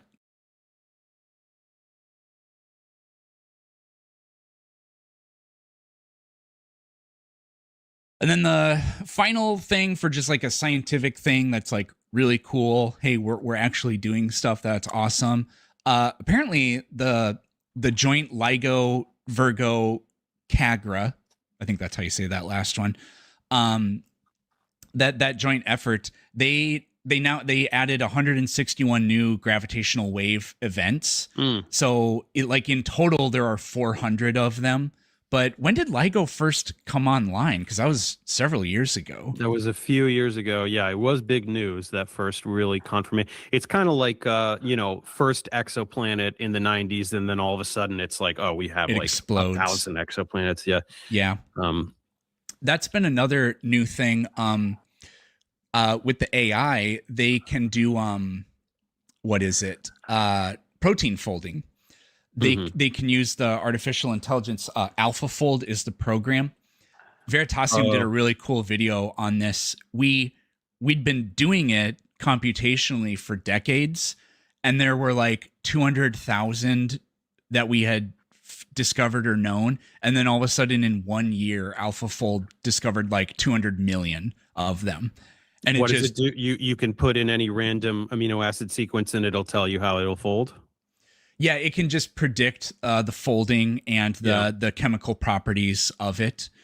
So I actually did a video on this recently because scientists have used that program they take a small, they have what are called like protein libraries. Like these are the proteins that life uses that we know about. And what they actually did was they took a limited sample of amino acids. In like 3 different examples, they took the Bennu asteroid amino acids, because I think they don't find all 20 of them on there. They find a limited number. They take they find extra ones that are not. True. Yeah. There are more than 20 amino acids, it turns out. But there are 20 biological ones. Yeah. And the Miller-Urey experiment only had, I don't remember how much each one had, but they either had 6, 7, or 8 amino acids is all. But the AlphaFold could successfully. They went back and they did more tests on the residue and found them all. They're way more than they thought initially. Well, that's cool. Yeah. What the paper I read, they were just able to take only about half the amino acids or less, and they could recreate all of the folds in the library. so this just shows this is like James Tour is losing his mind over Right, He's right. probably not even aware. You're of saying it. like that important proteins can form with a more constrained set of amino acids. Yeah. Yep, with fewer Yeah. amino acids available. Yeah, and in fact, that's absolutely like there's I've highlighted some research showing what is understood to be I remember if it's 10 and 10, but certainly not all of the amino acids, and in particular the ones that he whines about with the active side chains were not necessary for abiogenesis to occur. So just another layer of straw man on his ridiculous challenges. Yeah, par for the course for James Tour. And then the last one, I made a video about this a couple months ago too, but this one is making Stephen Meyer lose his mind, assuming he's even aware of it. But he's so weird because he doesn't ever make young Earth creationist talking points or arguments. And I'm not, I suspect he probably isn't one. But like those are the most bizarre ones. So it's like, wait, you think life's been on this planet for billions of years, but evolution doesn't happen? Right. So what is happening? He has to and he's never said, but it's like, so you just believe in spontaneous random creation? God just wipes the planet of most things every couple 10 million years because he gets bored and then creates a new set or whatever. Well, he gets bored and then he comes in and goes zip, zap, zoop, zappity zoop, and he makes the next thing come. Right. It's so what weird. he does. Yeah. But he likes to talk about the Cambrian explosion and all this other stuff. And we find they have no precursors in the fossil. That's always been false. But we now recently found bilateral organisms in the Ediacaran, some fossils from China. So score one more for our side. Yeah.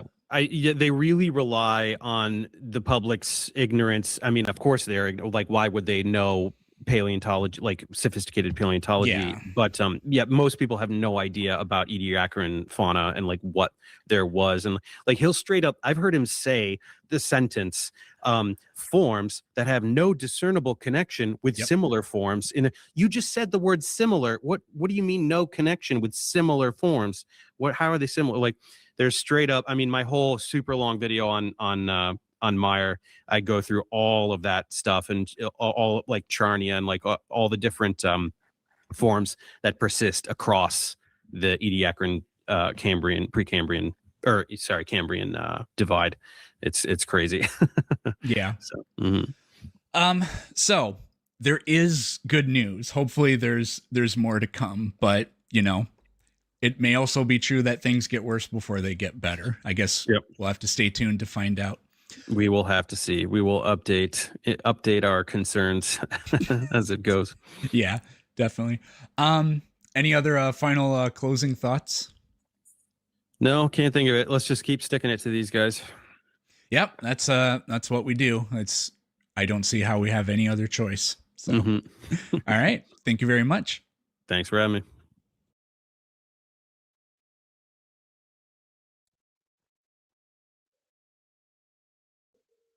Okay. Boo shakalaka. You can talk now, Kieran. I am What's going on? ingratiated and allowed to speak. Not much. Yourself? That's right. You are allowed to speak. In fact, I will fucking kick you if you don't say something. I said something. Pay me, Irishman. Yeah. Don't forget, I'm God around here. So I know. I respect me gods, man.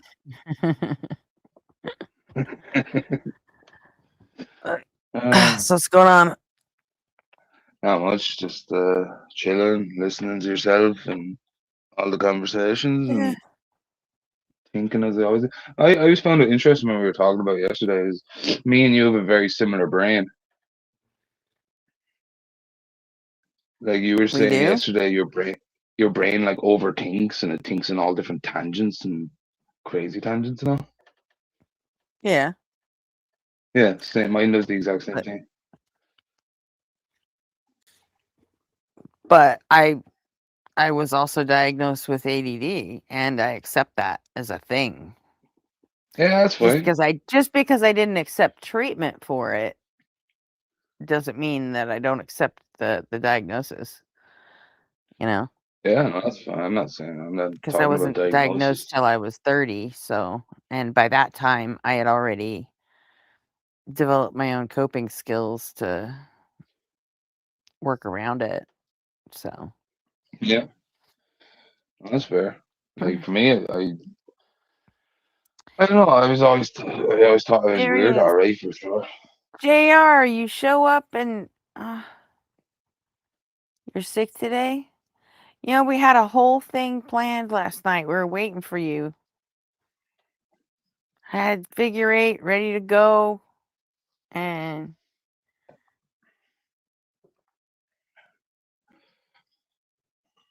anyway, JR, hope read your email and I hope you're gonna be back tonight. Feel better. Sleep all day so you have the energy to drag your ass back here tonight. Sleep all day, work all night, wasting our time. So, okay.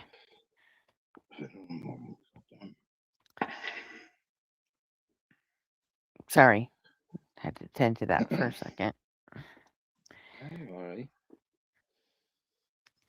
Yes, absolutely. That's your job. Your one and only job is to feel better. So, and then we'll do the thing tonight. So,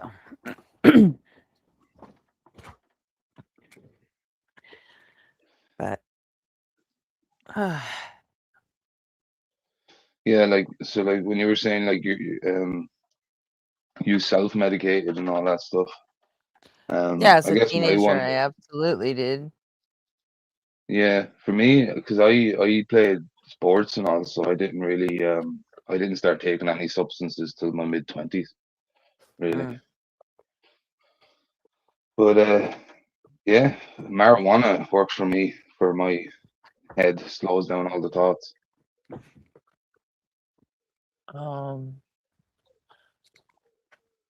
Well, were you ever diagnosed with ADD or ADHD? No, my mother was a psychologist. Because it's She knew I really. was dyslexic. I mean, I'm not saying it's impossible, but it would be really atypical for marijuana to be a treatment for ADD. Because Possibly, it's yeah. usually stimulants that level that imbalance out. Yeah, I never understood that personally. It's interesting. It's like a focus or something.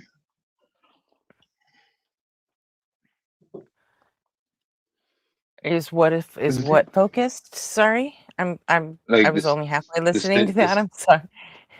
the stimulant increases focus, isn't it?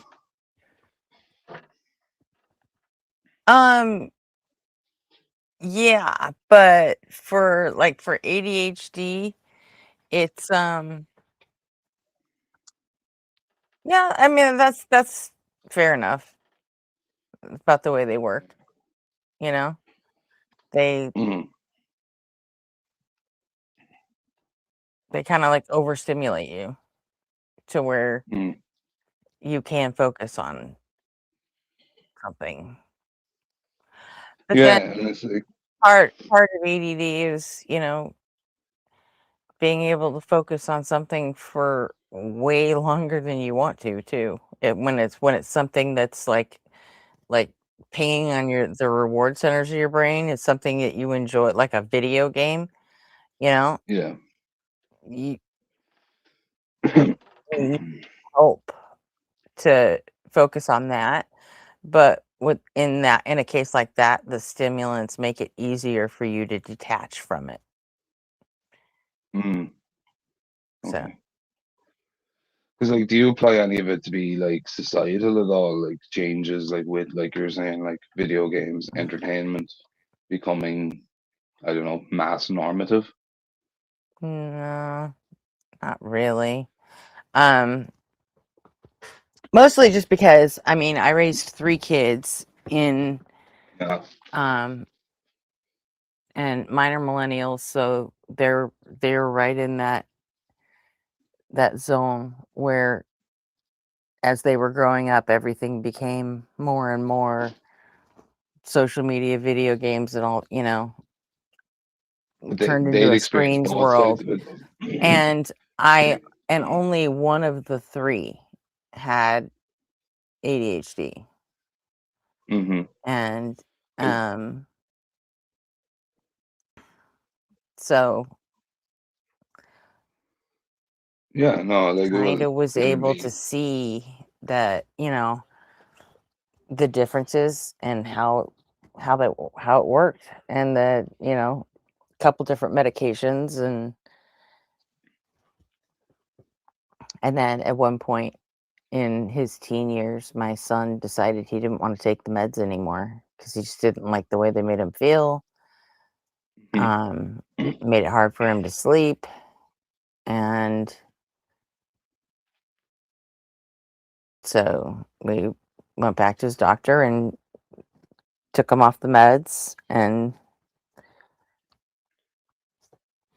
now he's, like 30, and he thinks it's time he goes and gets back on the meds again. So I don't think it's necessarily culture, because or society, I mean, it didn't affect the other two at all. And my son was able to spend the last 15 years of his life off the medication, even though he probably still could, he probably still needed it, but he was able to make a decision and stick with it. So Yeah, no, like that's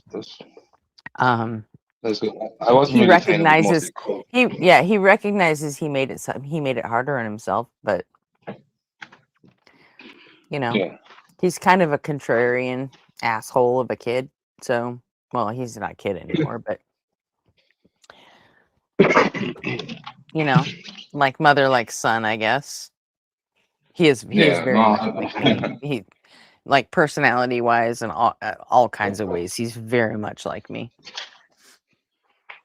Yeah, no, I'm just looking at it from not necessarily a culture thing, but society. Like, when I was growing up, like I got to experience both sides of life, I guess. Like for a good portion of my youth, I was constantly outside playing with friends, and then it was only till about 14, 15 when video games really started taking hold. Yeah. So there was definitely a massive change of my obsession with video games, especially with the online multiplayer and stuff. When you have all your friends and you're able to be sociable with your friends online and stuff. So it's and like so when I kind of started working, then I felt that the game side of things, just like the gaming and all, slipped away. I was able to move away from it easier, and I haven't played video games or not now in about 15 years. Just kind of ended for me, really. I've no interest anymore.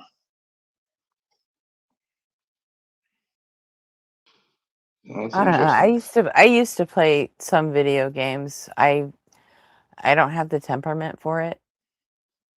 I get I throw like full temper tantrums if I lose or if I die, and especially if I've been working on, like a level or something for a really long time, then I would have an absolute fucking fit and like break things, and In that regard, you're like my brother. I've had to like fix holes in walls and fucking buy a friend a new TV because I fucking just smashed the shit. So at that point, I was like, you know what? Maybe this just isn't for me, and I haven't played since like I don't know, 94, I think 93, something like that. So my brother, like he used to just like He used to just like play my games, and then he'd like break my controllers in half with anger. He'd just snap them in his hands. Yeah, that'd be me. I used to just freak out, like so annoying. But yeah, my brother was very quick to temper, very hot headed. A cozy gamer? What is a cozy gamer? Someone who wraps himself up in a burrito and plays games. A burrito gamer.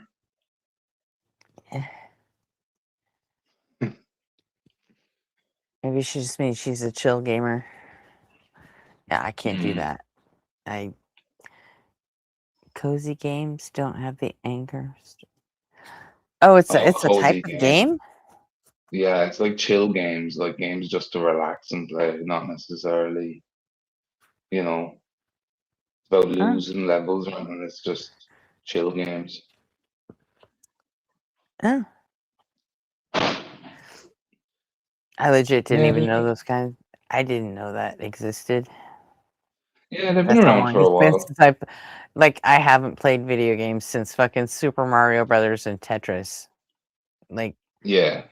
Like the last console I ever touched was a Super Nintendo. And that was it. Yeah, that's a good while ago. Like, no, like when I was playing rugby and stuff, like in the sports, like gaming was like kind of a way of relaxing. So I was big into it. I had like a PC, PlayStation 3, Xbox 360. I had everything at the time. Yeah.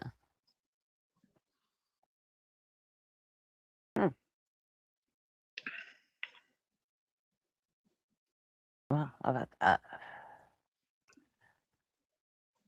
So.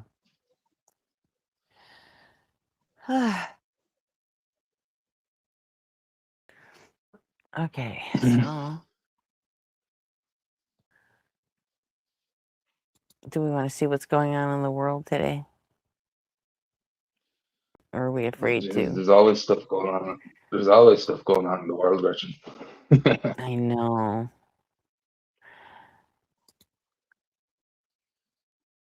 I just hate how much it feels like doom scrolling now,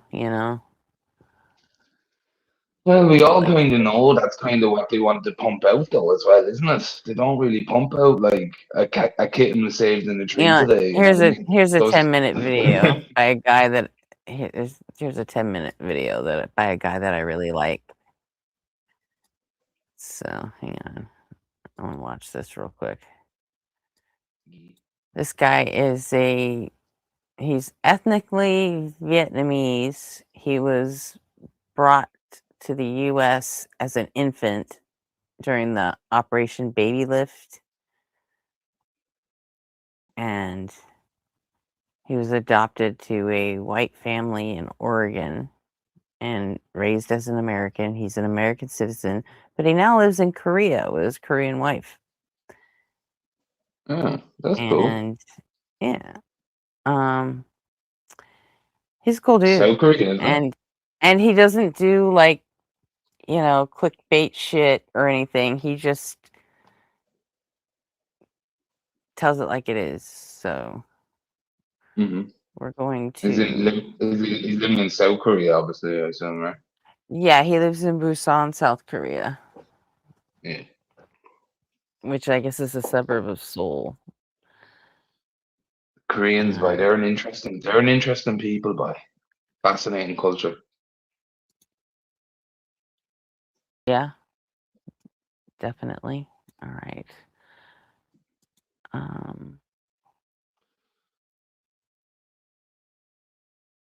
Geez, they suffered underneath the boots of the Japanese for a long time. The Koreans, it was like 100 years. Yeah. There's still a lot of bad blood between Korea and Japan. Oh yeah, they hate each other. They fucking hate each other. Yeah, I never really realized that until my son moved to Japan, and oh man, it's like what I was saying to you, Gretchen, about the Irish and the English. We're basically of the same. Yeah. But we Yeah, fucking that hate that each that other. I was aware of. Absolutely. Yeah, like we hate each other. Yeah. All right, here we go. Just bad blood in history. Let's see. Make it big and What's going on, as apparently Trump has now gone off the deep end. Yes, yet again. So first, the headlines were, hey guys, market's going up, SpaceX even doing okay. But then Trump's like, you know what? What if we go back to shooting? No, seriously, that's what he's talking about. Trump says US will go right back to dropping bombs. Wow, fantastic. So what are we doing today? You got to hear it for yourself. Is the text of the agreement now final, or are you still? No, it's not final. It's a memorandum of understanding, and if I don't like it, we'll go back to shooting at them, dropping bombs on their head. When do you expect the wording? If I don't like it, if they don't behave, He's we'll not go gonna right like back it. to dropping bombs right smack in the middle of their head. Okay? Because they've misbehaved for 47. Ah, God, he's a fucking asshole. I mean, he's just an asshole. He just there's no He's a filter. fucking rude, pugnacious, fucking ignorant ass But you piece gotta of remember, shit. Richard, that's also why other people like him. I know, You and it know? fucking drives me absolutely batshit. I don't know how they do. It's like, It's just because other politicians, they say all the nice things and then they go ahead and bomb someone anyway. Do you know what I mean? It's like, oh no, we're looking for peace and we love these people, and then they drone bomb them for like 6 months. So, yeah, I think the people that Yeah. actually like Trump, it's because they're fucking dumb and ignorant and fucking rude and pieces of shit too. And seeing him be successful, it basically tells them that, hey, I could be successful too, and I don't even have to fucking try. yeah, well, like, I don't have to be a better person see, because look at Trump. He well, became the like, president of the United States. So, hey, that gives me yeah, a like, license to be a fucking rude, ignorant, pugnacious piece of shit. but like, it's like Trump is an elitist who speaks like a layman, if that makes sense. Like, he comes from Yeah, money. he's He just comes from. I mean, he's not a working class man, yet he speaks like a working class man. yeah, but he spent a lot of years telling people that he didn't come from money. Oh yeah, whatever. Yeah, well, like, it's You fucking know, obvious that he and did. he has managed to convince a shitload of poor people that he's one of them, you know? Mm-hmm. Fucking idiot. Years. Smart What strategy. an though. asshole. All right? Does it include? But nobody could have made this deal. I mean, the JCPOA done by Obama, he handed him $1.7 billion in cash, gave him hundreds of millions of dollars, gave him billions and billions of dollars. It was their fucking money, you moron. Sorry. I didn't mean to yell, guys. My ears. But he gave him $1.7 billion in cash, green their cash from banks, It was into their a money. Boeing 757 and flew it into Iran. It And was they theirs. stood at the plane. I have pictures of It it. was Like, theirs. oh my, look at this money he's giving us. He tried to bribe his way out. I didn't was do theirs. that. Nobody mentions that. 1.7 billion and hundreds of millions their of money. dollars. They tried to bribe their way out of it. And That you know wasn't what bribing. It was their money. Iranians did? They laughed at Obama and they said he's a stupid They son didn't of a laugh. bitch. Really? Okay, never so said we're that. talking about dropping bombs, and now Trump's talking about bribes and such. Sorry, but Yeah, so like when you're saying it's their money, was it money that the Americans had seized, was it? it was money that was being that they were storing in the U.S. Federal Reserve. Yeah. It was I thought their you couldn't money. take. I thought you couldn't take money out of the reserve, though. I thought Huh? that you're not allowed. I thought you're not allowed to take money. As part of the JCPOA, we returned it to them. I don't know. I'm just asking questions. I don't know. No, Yeah, that's cool. So it was their money and you were just giving it back to them? Yeah. Fair. And I feel like he's talking about himself, to be frank, because this was actually from Bloomberg today. Iran to gain major financial relief under interim deal with the U.S. Okay. And basically the memorandum of understanding has been going around the G7. It's being leaked. And people are like, yo, this looks pretty bad, Trump. And Trump's pissed. You can actually see it in his voice. Like, well, I'm just going to go back to bombing again, right? So I guess from his point of view, people are starting to call him out. And he's like, well, maybe I need to go back to war. That'd be just fantastic. Hey, remember I told you like a week ago, I was like, there's going to be no deal Mhm. because Iran won't. He's been trying to fucking taco on this whole Iran thing for months, and he hasn't figured out how yet because Iran won't let him. Yeah, like I honestly think Trump wants the war to continue, but it's just Yeah, political because world well, pressure. I don't. I think he wants it to end. He was under the impression that it was going to be over already Yeah. because he's an idiot and everyone that works for him are fucking idiots. You know, it's like they were surprised that Iran closed the Strait of Hormuz. Like everyone else knew that that was the first thing they were going to do. Mm. I But mean, you got to be out what of your was fucking mind. So, like what do you think, you know, Gretchen? You know, like I think he really thought it was going to be over already. Gretchen, what do you I think think of he like believed that. the what do you think of the Don Roe doctrine and all that shit? You know about that stuff?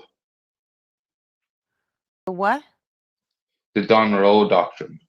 It was like a military fucking um American written up military going back years ago about all the nations that America was going to take down over the years. Iraq, Afghanistan. I'll find it here. 1 second.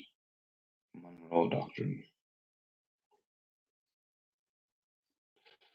The The Monroe Don Roe Doctrine is if doctrine?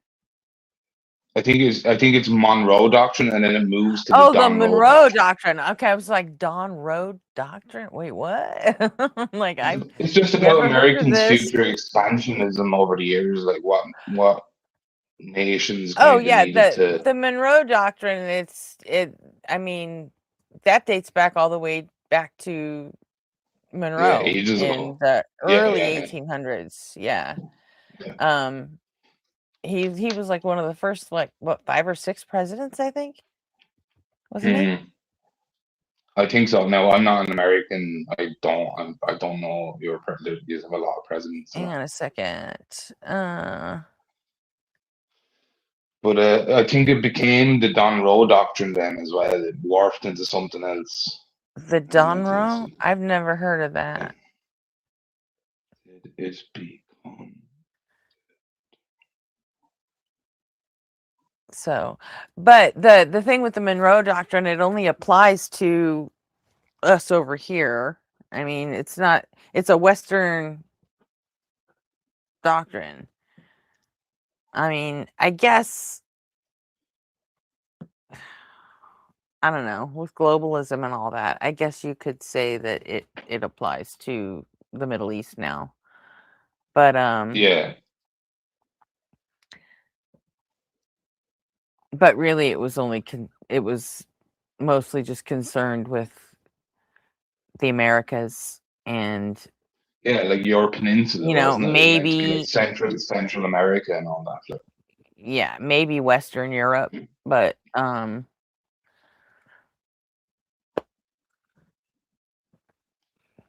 what about it? No, it just kind of shows just there could be like either a military historical precedent to the things that have happened throughout the years, what countries that, you know, America has gone into in the Middle East and all that stuff. Like, because like a lot of it didn't I make don't know, sense to because me it when I was was I don't know, because growing it up. was Like mostly the Afghanistan Monroe and Iraq. Doctrine.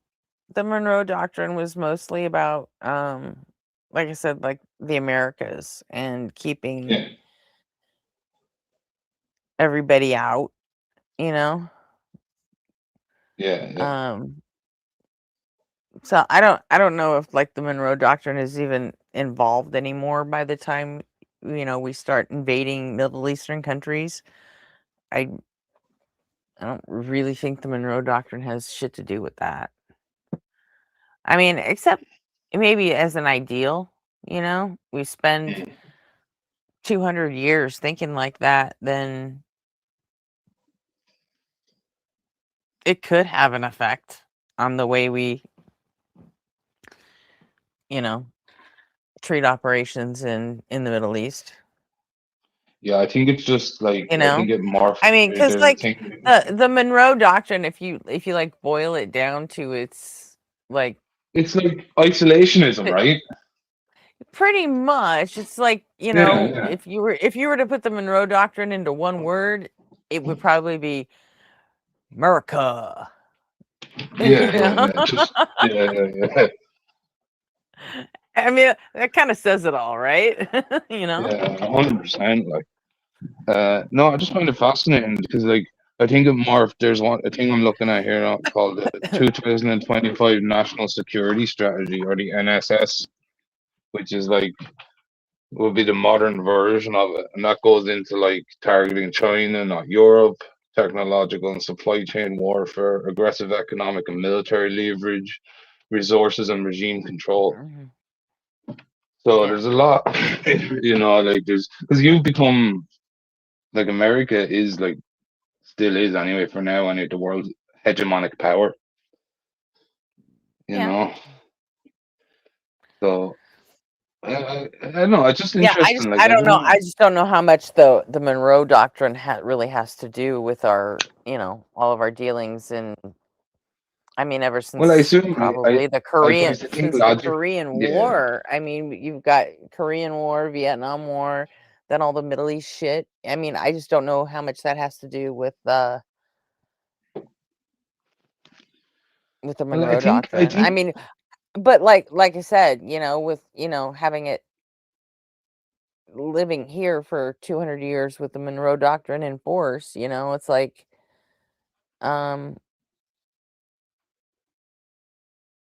yeah.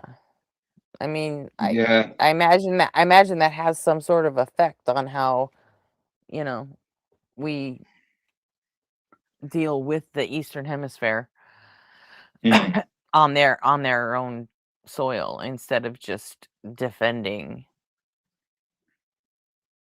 Between the Monroe Doctrine and Manifest Destiny, I would guess that there is a certain part of it, your average American's mind that thinks they own the fucking world just because they happen to be born in the US.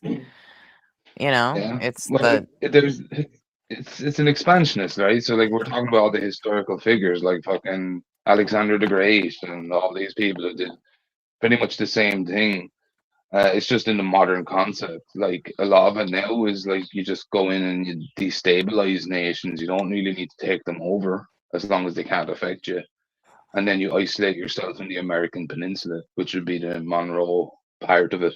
But I think that would include like you taking over that's a whole different thing. And the being expansionist, you don't just fucking go and destabilize another place and then defend yourself. I mean, if you're gonna go in and destabilize the country, it's because you have fucking aims there, Yeah, I know, but usually the aims to be financial, right? To like, have a like wouldn't it be like I thought like from what I remember in Afghanistan, all you were building McDonald's and you were helping them build up their infrastructure, but a lot of that was kind of in the guise that would be an ally to America, right?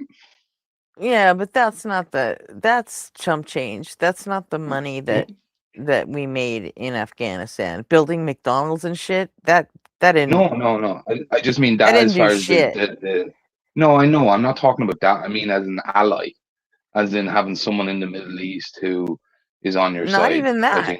That didn't work out either. But I mean, no, it definitely didn't work out, Gretchen. That's not my point. It definitely didn't work out. As soon as you left, the Taliban were back. But it did though. But it did though in a way that it did make us money. because Well, yeah, the oil. no, it's not the oil. Oh, okay. Afghanistan Go on. doesn't really have any fucking oil. Afghanistan has heroin. Yeah, That's heroin. like Yeah, I remember their that. main I export. remember that.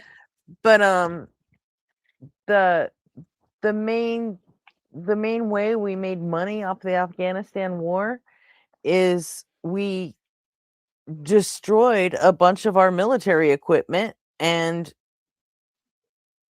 our military contractors, you know, made a shitload of money replacing it all. I mean, that's the same thing. that's how we, at least the U.S. That's how the U.S. makes money off of war. You're talking about the military-industrial complex. Yeah. Yeah, like that's the same reason why you're dropping bombs in Iran and all like that, and all the ships are out there and all. They're pushing for that. They Well, want this. that's all. This is That's all their to money. make Israel. That's all to make Israel happy. Yeah, but it's still money for the military-industrial complex. You get me? So they can separate Yeah, their except gold. now we're at a point right now where we actually have too much stuff. You know. And like need to use it. yeah, they need to use it, Mhm. but you know, we've also got robots taking people's jobs, and you know. Yeah, well, did you hear about fucking Trump going to what's your major car maker in America? Car manufacturer? Ford, is it? Ford, GM. Yeah, he went to them bits and mean, says, "You we guys have are a going to need few. to start making. You're gonna have to start making tanks and bullets and all that and missiles and all." They're like, "Yeah, deadly, yeah." So I don't I know. didn't It's hear about interesting. that. I mean, it wouldn't shock me because Trump is a fucking idiot like that. But they're never going to have Ford making fucking tanks. That's just never gonna fucking happen. Well, I don't know. I'm just saying General to them, Dynamics isn't just gonna fucking roll over and just let fucking Chevy start churning out tanks. That's just not gonna happen. That's how it's been historically, Gretchen, because they have the factories. Do you know what I mean? Like, so No, in the they past, don't. They don't have factories to make tanks. Absolutely not. No, They don't. well, not to make tanks, but like maybe to, I don't know. He was saying like, I don't know, like, but like I assume engineering facilities can revamp to make anything really. It's just steel fabrication and, just having designs and blueprints really. Yeah, but I know that's what they did in England anyway in World War II. that was World War II when you guys were put on the spot and fighting for your, the life of your country. Well, we don't have that problem. And you No, can't take and a I just look, factory, yeah. you can't take a factory that's set up for mass production of shit that everybody wants. And then it would take years to retool it just to make one fucking tank, and Yeah, or look, I could be wrong about the anything. tank. The tank thing could be completely wrong. That might be a It complete doesn't misnomer. matter what you could be talking about, Humvees or any sort of military vehicle, and the problem is the military is never going to buy enough of them to justify the expense of retooling even one factory. Yeah, no, I just heard because I was listening to an economist talk about it there a couple of weeks ago, and he was saying like from a company's perspective, you see, from like say if it was Ford, this is just let's say hypothetically this happened, right? Let's say it's not happened, but this is a hypothetical. From their perspective, it just means a shitload of money because they can charge No, it doesn't. exorbitant It would higher. cost them a shitload of money. Well, I'm just going what this guy said because like they can charge what they want for the government expenditures. Because like you're coming to me to revamp my factory, so like the government's going to have to provide all that financing for whatever they need if they need certain things. Yeah, made. and it's never going to happen because Congress would have to approve every last penny of that. And guess what? I don't want to pause. They're not going to. But yeah, I'm not sure if it's true or not, but it's an interesting thing. I'd look it up. I don't know. It's I just not heard true that's because it's straight up impossible. So, I mean, it's not true. I guarantee you, it's not true. Fair. I mean, I will eat my words if you can show me that I'm wrong, but I don't think I'm wrong on this at all. I don't know. Not even a little bit. All right, all right. Let's finish. I don't even know what to say other than it's Trump. The dude's a loose cannon, and it could also be too that Israel's not on board, and Netanyahu got him on the phone and is like, "Yo, what are you doing?" And I don't know what to say other than I'm just showing you what he says. Israel's never going to be on board with any sort of agreement with Iran. I was honestly hoping to go back to normal. I'll just say this: there is a lot of things still in the air, and we have a couple days till Friday to where they're supposedly supposed to sign said thing, but they haven't released any details. And then even in Trump's own description of it, he was like, "This is not a deal. This is a memorandum of understanding." Then he starts bragging about he was the only one who could get the deal, which a lot of stuff he just says doesn't really make sense if you actually sit down and listen to it. It's insane. Okay, so now you got to hear a rebuttal. Okay, so this would be then from Chris Murphy. Listen to what he has to say. Let's talk about the cost of this war. American consumers are paying billions more in gas prices. There are families right now that are deciding whether they're going to be able to afford to send their kid to a summer program or fill their gas tank. We've had a dramatic spike in the number of farms who are declaring bankruptcy. Why? Because diesel prices have gone up by 50%. And America's reputation around the world is shattered. This has been a humiliating 100 days for the United States. No matter what happens with this deal, okay, let's forget about the deal for them. Just no matter what happens, dragging the country into war, spending lots of money on it, and then setting the world economy, it's not just the USA, the world economy into chaos is absolutely a total disaster. So, I mean, you're already in basically digging us a hole, and then we're looking at this deal like, are you digging us further? And then the big question that everyone has is, what about that $300 billion fund that we're all talking about here? Brian is right. The president doesn't want you to see this agreement because it is essentially a report card on what a disaster this war has been. It does bear repeating that none of Donald Trump's objectives have been achieved, and they're not even close to being achieved. Reportedly, Iran still has 70% of their missiles after a $60 billion bombing campaign. The Ayatollah is gone, but the regime now is more radical and more capable. The regime has proved that they can take America's best shot and survive. They have proved that they can control the Strait of Hormuz. Before, Trump kept talking about we want regime change, we're going to bring democracy, but I think there was just so much pushback. If you look at what happened in Afghanistan and Iraq, there's no way you're going to be doing nation building here, right? So then what's the whole point of this, bombing campaign? We're basically wasting taxpayer dollars. I mean, that's the question. That's what I say, no matter what the final deal ends up being, and is already looking not great, don't forget, like, you've already dug us a major hole, right? If you tune into what Trump is saying, he's saying, no, guys, no, you're all wrong. Everything's going fantastic. Listen to him.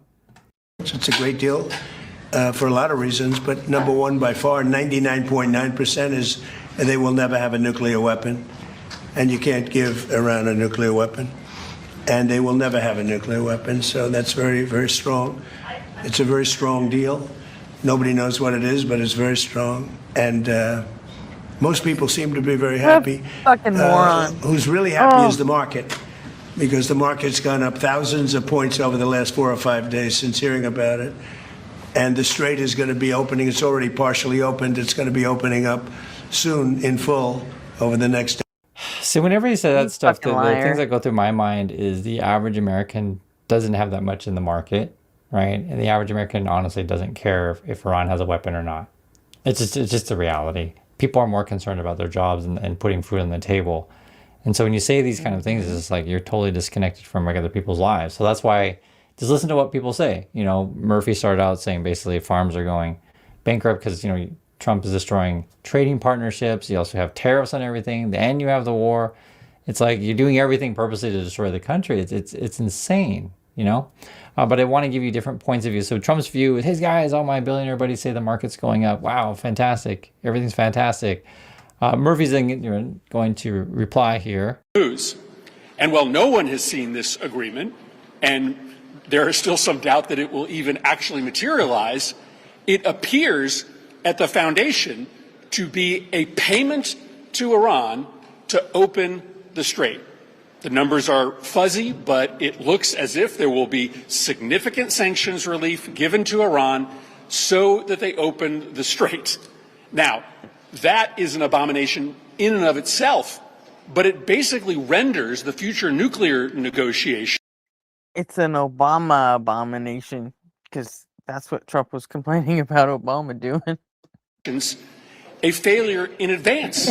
Because if you have given up all your leverage just to open the strait, you have nothing left to try to get them to come to the table on their nuclear program. This has been an epic disaster for the American people. This war has been an epic disaster for American national security. America is weaker today because of this war. Iran is stronger. And while we want it to end, this agreement will be proof positive to the American people of what an absolute dumpster fire this war has been from start to finish. We have not seen anything official from the Trump people. My understanding, though, is the language is still a bit in flux. So there's that. And a few things could change because there are some vague things. The big one, though, is the, I'll just read a little bit. You can see the big ones. The memorandum outlines a 60-day period for negotiations during which the U.S. will lift the naval blockade and Iran will resume the movement of merchant ships. I think that's the big one. U.S. and Iran are expected to sign a memorandum of understanding, right? Paving way for talks aimed at ending their war and putting new limits on Iran's nuclear program.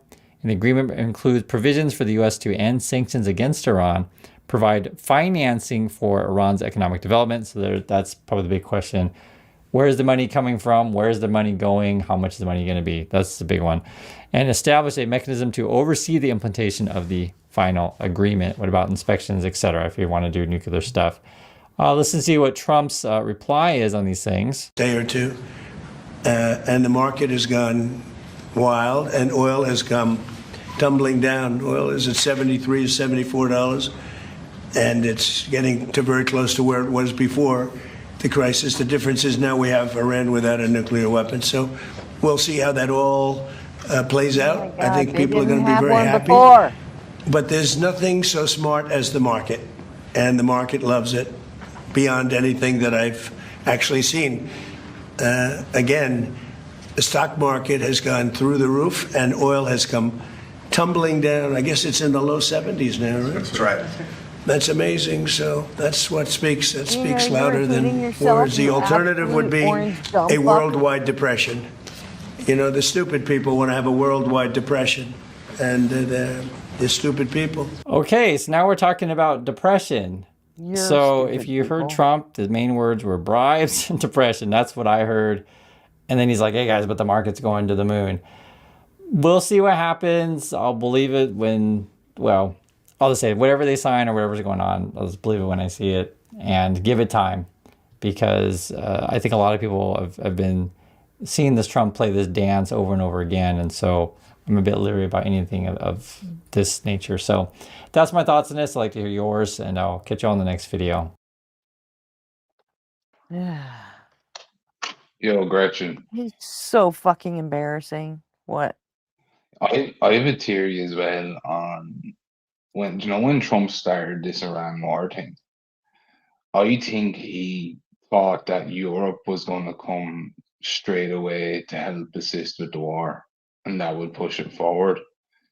But because he didn't even tell Europe about the war, Europe was like, nah, man, what the fuck? He didn't even tell us this was happening. Like, he just went and did it.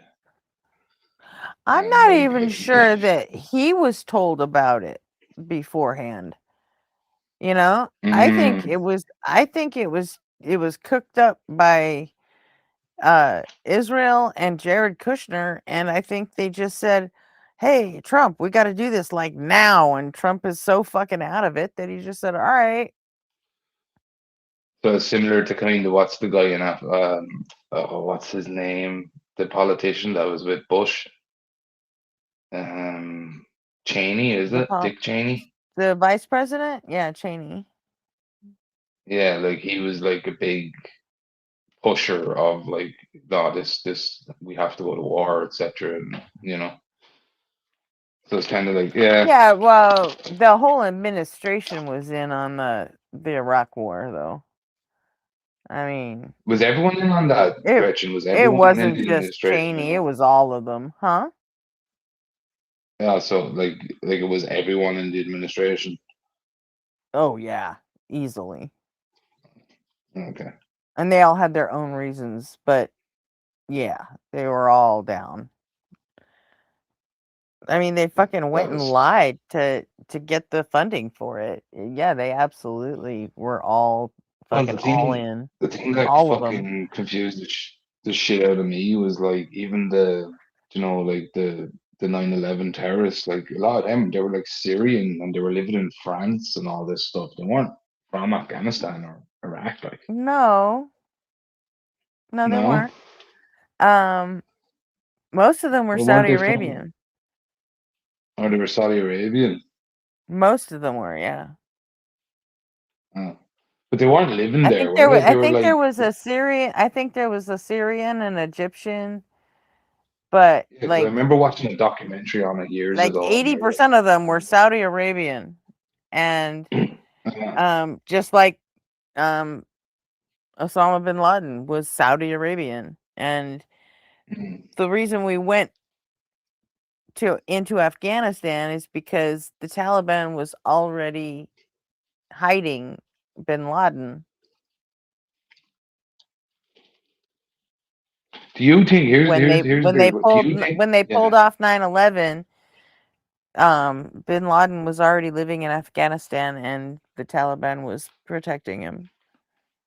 That's why we What went was the into relationship? Afghanistan. What was the relationship with like Iraq and Afghanistan with like Iran at the time? They didn't have Were they one allies? then. They didn't have one. The Iraq was completely cooked up by Bush, Cheney, and Rumsfeld because they didn't like the result from the first Iraq war, from the Persian Gulf. They all thought that Bush's dad Desert should have Storm. stayed in Baghdad. Whereas Right. yeah, Desert Storm back then, H.W. Bush, the first Bush president, he there were a lot of people on the right that thought we should have marched into Baghdad and taken the place over. But we didn't because we were there to help Kuwait, Yeah, because wasn't the Russians were coming down from No, the into Iraqis were the ones fucking up Kuwait. So, and they were trying to steal their oil. So and then you were Kuwait asked funding us the for rebels as help. well. Yeah, Kuwait asked us for help. So we went in and fucking helped them. And a lot of people didn't understand what that was about. So they thought, well, why aren't we taking over fucking Iraq? Well, because that's not what Desert Storm was about. It was about getting Iraq out of Kuwait.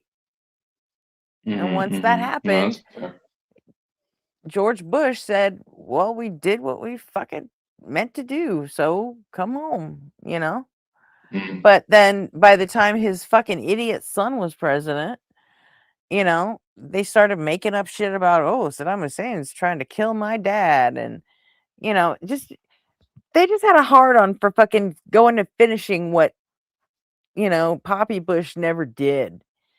And so they fucking made up lies about weapons of mass destruction and all this shit. And we were already right in Afghanistan anyway already. So, they're like, well, let's just fucking knock them off while we're here. Yeah, that's fair. And that was essentially it. I mean, that's why we went to war in Iraq. Because that administration, they all wanted that war. So they fucking cooked up a whole fucking story that wasn't true. And just fucking made it happen. Yeah, it seems to be a lot of justifications for war. You know what I mean? It's just a bunch of people making Yeah. up shit to justify it. Meanwhile, and the effect it had was extending the war in Afghanistan years longer than it needed to be, because we took our resources out of Iraq and put them in, or out of Afghanistan and put them in Iraq. So now you're trying to fight a fucking war on two fronts and for two different reasons, and the fucking Yeah, neocons they were such pieces of shit.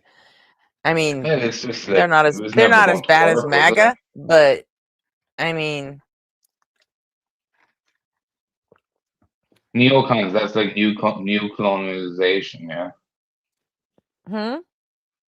neocon is short Neocons meaning new. for yeah, that was that's short for neoconservative. They were the new conservatives at the time, you know. Oh, okay. The new conservatives. Yeah, it's Didn't like they 'cause try to like poison Bush the first? No, they didn't actually try to poison Bush the first. They never did. That story was fucking made up. Just saying. you definitely have a history of presidents getting assassinated. That's for sure. Yeah, but not Poppy Bush. No one ever fucking tried to kill him. Mm. You know? So Yeah, like did you ever like the funniest? I was listening to Putin talk about like I don't know how much truth is it, like the president of the United States, but he says like every 4 years a president gets elected, and then four people with suits like I'm wearing come in and say, okay, this is what's happening. Huh? Yeah. No, it was just Putin taking a crack at the American system, basically. He was like saying like the president doesn't really have power. It's the people who are over, the money and, the I don't know, the companies and the corporations, etc. that's not true. Well, the banks, central banks, That's not Rothschilds, true. Rockefellers. Well, I don't know. I don't know if it's true or not. It's not true. It could be And the just Rothschilds were fucking British, not American. So say what you Oh want, yeah, I but know, but like, yeah. I don't care. I hate them all the same, right? You know what I mean? That makes it even better. Fuck them. But I mean, like the Rothschild, they don't have fucking power in the United States anyway. It's I don't just know. like I the don't know. fucking Like I'm the only Vanderbilts and the fucking Rockefellers don't have any power anymore either. They have a lot of money still, but they don't have fucking Jeff Bezos and Elon Musk money. no, like I know. I agree with you. I was being just joking, really, chatting shit. But like Well, I know there in was a comedian. There was an American comedian that used to have a whole bit about that. oh, that's probably where Putin got it from. Probably. That's probably where Putin got it, because he's probably just stirring shit, like. So no, like, because I do know in Ireland, for example, there's 16 families in Ireland that own 90% of all the wealth in the country, and I find that's insane. Yeah. They fucking own everything, like. It's believable. Yeah. In a fucking socialist country, like that's the weirdest shit ever.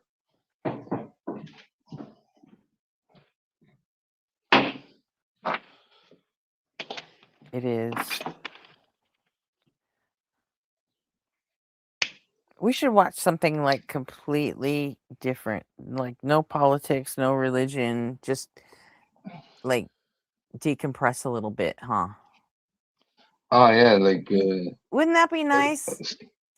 skits or What do you something. guys think?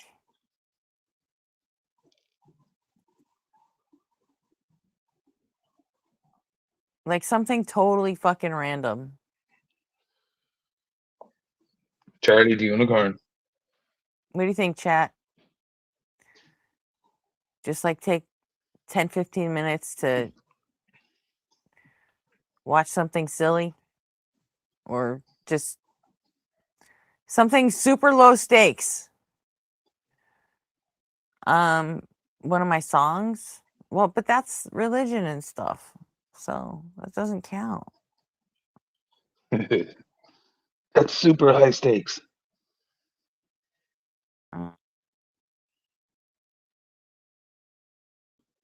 Oh, Josh Johnson has a new thing. Oh, damn. Oh, he's talking about the Lego scandal, but that's like almost an hour. Oh, there was I'm not a gonna, debate I I'm have not to gonna watch, do that. Gretchen. I'm not gonna do that to Josh Johnson, dude. He's the bomb. I don't know. Did you Huh? watch? There was a debate I saw on last night when I went to bed. It was creation versus evolution. Did you watch it at all? Modern day debate. No, I don't really watch modern day debate. That fucking channel's a fucking cesspool. I hate that shit. I don't know who It just was popped up on my debating. feed. Do you remember the names of the people who were debating? Oh, I don't know them anyway. No, I didn't know any of them, so I don't really remember their names. Let me see if I can find it.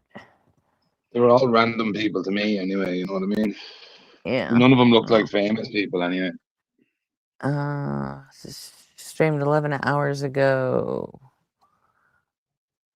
Dr. Ron versus First Amender. Yeah, I don't know who. Yeah. Yeah, I don't know them. Yeah, I would likely not watch that anyway. Not fair. But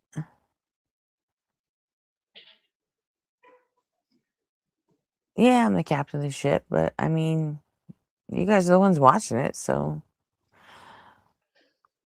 Well, you know what? You can't.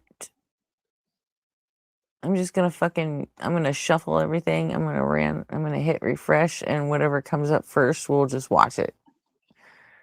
Unless it's religion or politics or something, you know. Flip the cards. Perfect. This is perfect. This is exactly what I meant. Shove something like this. I don't know how you guys are gonna feel about this, but we're gonna fucking find out. That's for sure. All right.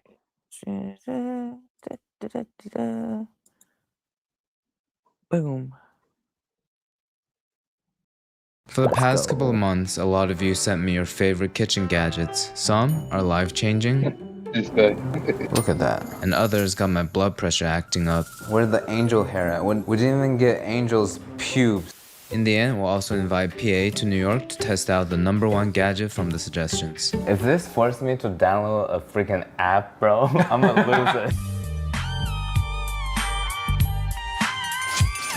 Word on the street is that this will extract way more juice than a regular juicer press. I'm gonna put that to the test right now. First half, the regular juicer, 0.63 ounces. Now let's use the Flucer. Oh wow, that's easier than I thought. 5.3. What the hell? You know what? Maybe because I didn't cut it correctly. The regular one left a lot of unflushed juice behind, but the Flucer completely destroyed it. So my feeling is that it extracts more. Let's get to the orange juicing.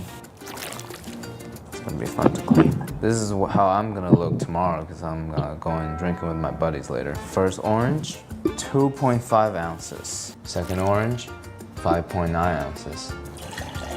All that work for this little bit, but it tastes amazing. Flucer, easy to squeeze, great extraction. Just be mindful of the squirting.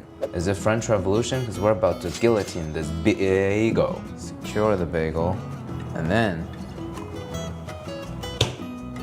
whoa.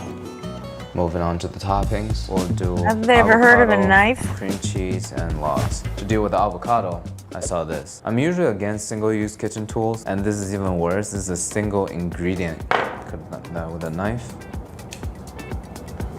Oh, nice. And then finally, a scoop of avocado slices. That was pretty cool. It doesn't smell that good. Or does this look granular? It looks artificial. Something about grocery store smoked salmon. It never tastes quite as good as from the deli.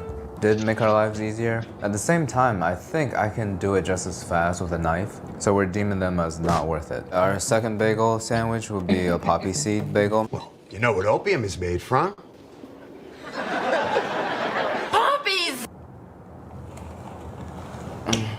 Okay, I'm loving this. Speaking of Seinfeld, we're gonna make an egg salad, scooped out. Like I'm a white girl from Arizona. It's innovation. All right, I'm gonna go cook the eggs real quick. Just like my sister's boyfriends, some gadgets are functional, some are just nice to look at. This is the penguin egg holder, and it's definitely the cutest gadget we'll have today. All we need to do is load eggs. Might be a little warmer than penguin's natural habitat. Cook it for exactly 6-7 minutes. Take a chill bath. Here comes my least favorite part of cooking. Celery, Dijon, I guess I could just I don't know, man. Mix it with the best mixing tool. No more cracked eggs. Oh yeah, Jerry Seinfeld's signature lunch. Like you just do it right, you don't crack. Egg salad kind of underrated. I guess my opinion on the guillotine is split. And the penguin's cute, so worth it. Then let's refresh the palate with some pickles. I don't They call know it that the I pickle would grabber, spend the and money it on the penguin thing because I have my own way to boil eggs. I actually use like a laundry bag. I use a mesh laundry bag that you're like a supposed to put cartouche. like delicates, like bras and stuff in. Only I put the bags in because I do a hot start boiled eggs because it makes them easier to peel. So that way, I just put them in the bag, zip it, drop them in there, and then I can just pull them out and dunk them in an ice bath right after. So Yeah, I just kind of fucking boil them at a high heat, and then when it gets to a full boil, I turn it down to a simmer, and then I put the eggs in, and it seems to work. They don't crack. yeah, I've seen these pickle grabbers all over the fucking internet lately. What is the fucking point? Stick your fingers in the fucking jar or get a fork. Jesus. What is the point of this Looks thing? like a piece of medical equipment. Whoa. These are my roommate's pickles. It is a piece of medical equipment. Do you think your regular tea bags are boring? We can improve the quality of life by using a tulip tea infuser. Thankfully, I have a habit of stealing free tea bags from hotels. I can open the tea bag to put it in a slightly more artistic tea bag. I feel like a drug dealer. You know, they call it a tulip, but there are 3 lips here. I see a lot of leaves coming out. Kind of defeats the purpose of having the infuser. Let's give it a taste. You know, I got some in my mouth. It's great for people who actually drink real tea. But for a fake tea drinker like me, these type of bags are probably the best.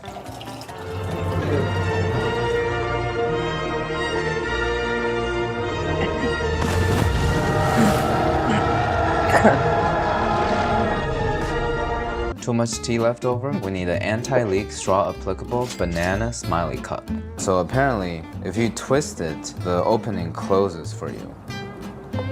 I assume besides beverage enjoyers, there's another demographic that might want to buy into this cup. You suck! You suck!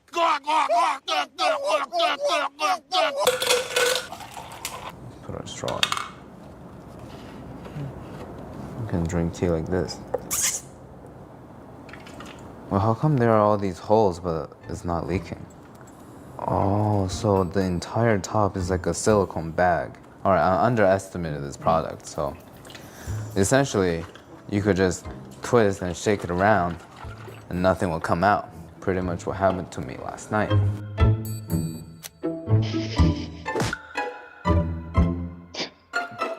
Every Kitchen Gadgets video, we gotta include a zoodle cutter. Slide it in.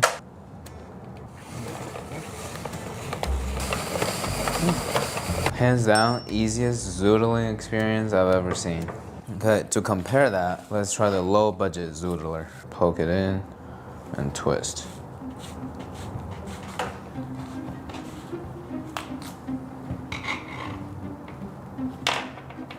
Oops. Yeah, this is garbage. Very happy about this though. This might change my life. Starting them in a completely cold pan because duck breasts have so much fat to keep them floating in water. So we need to do a slow render. How do you know it's cooked? Observe the side to see how much of it have turned gray. All right, so the gray parts are creeping up. Look how much fat we accumulated. I can't believe this much duck fat just from these 2 breasts. I'm gonna name this dish Sydney Sweeney. It smells so good. So ideally, we just never flip it and just keep basting it until it reaches medium. But I'm getting kind of lazy, yo. Let's carry through. New year, new me, new future canoe. Put in hella effort for mediocre food. Wow. Let it rest for now. We gotta save the precious duck fat. In the context of duck breast, I want all the smoke. First of all, I just really appreciate when appliances give you batteries, because so many times I buy a piece of appliance and get super excited. I realize I only have A4 batteries. So thoughtful. Manual. Right. Let's put a little wood chip in here, light it up, wrap it tight, insert the tube. Low smoke, start burning. It's totally lighting. Whoa. That is so smoky. It smells like cigarettes. Is my dad back?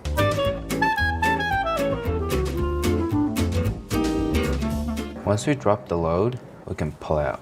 I recently found out smoke is not just dirty air. It actually carries a lot of particles from the wood chip and the burning that's really easy to attach to the objects around it. That's why, like, after a barbecue or sitting next to a bonfire, everyone kind of smells like camping, and it's really hard to wash off, especially your hair.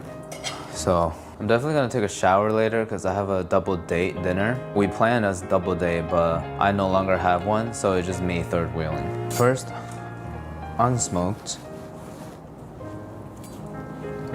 That medium rare.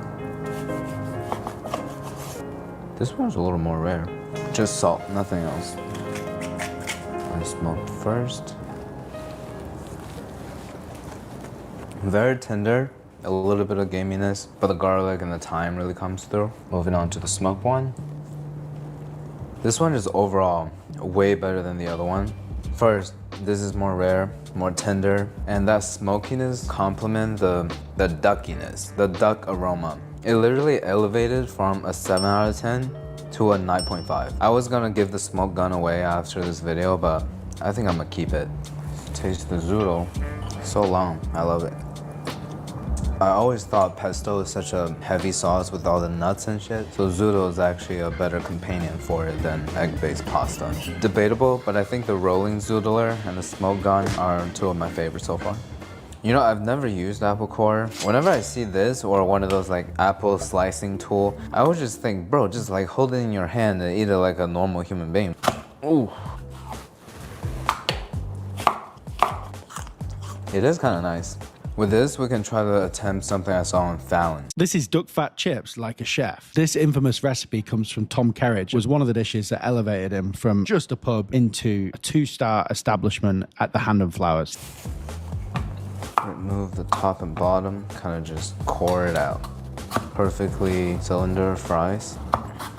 How much fries we got out? How much potato we're wasting. Who created this recipe? Right around 300, drop in the potato the first time. It's gonna cook for 15 minutes or so. This is for it to be cooked through all the way. Flavor them up, the duck fat from earlier. If we fry it with pure duck fat, it tends to start burning. Pierce through it pretty easily with a thermometer and check it out. Okay, 175.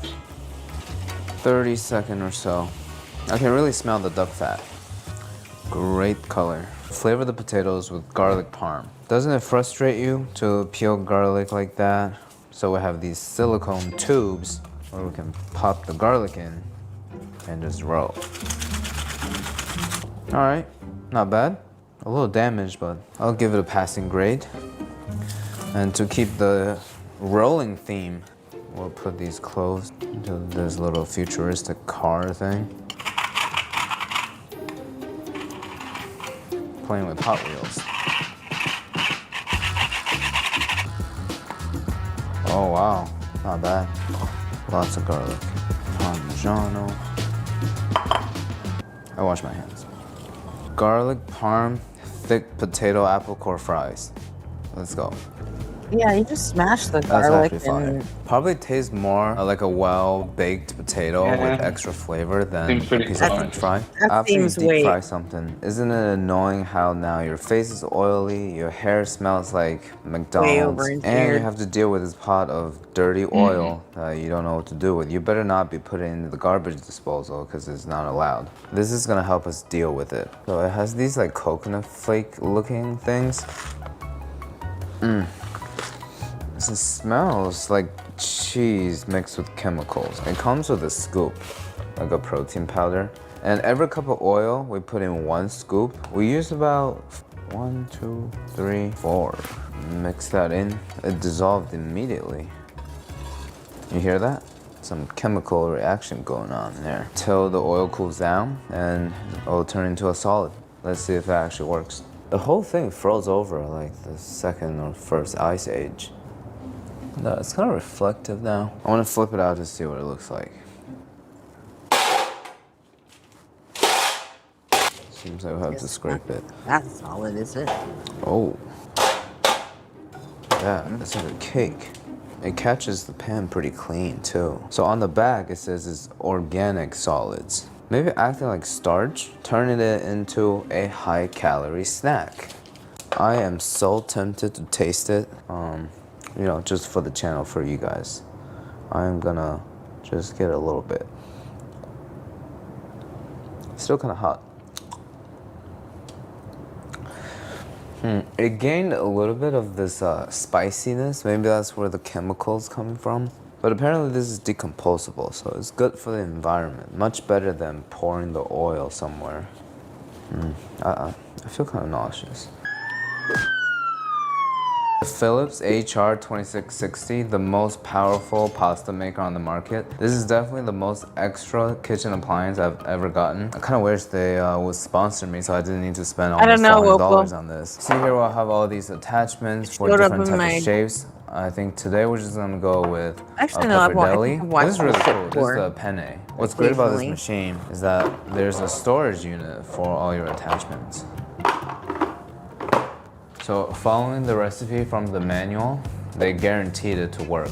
We have 500 grams of flour, 220 milliliters guaranteed of wrong. water, and 1 to 2 eggs. So I'm doing 1 egg. And we're supposed to mix the egg into the water to add it in together.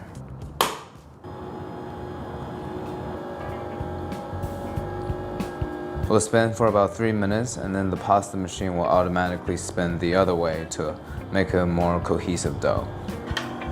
It's going a little bit slow. Oh yeah, Scrape. huh? He's the guy that he'll follow all these recipes from like TikTok and shit and like switch out ingredients and go, yeah, you don't need oil. We've already got butter. That's some I think. flowers, though. Let's do our second shape. Let's see how long it's gonna take to come out. It's finally coming out. The problem is, you see this little divide?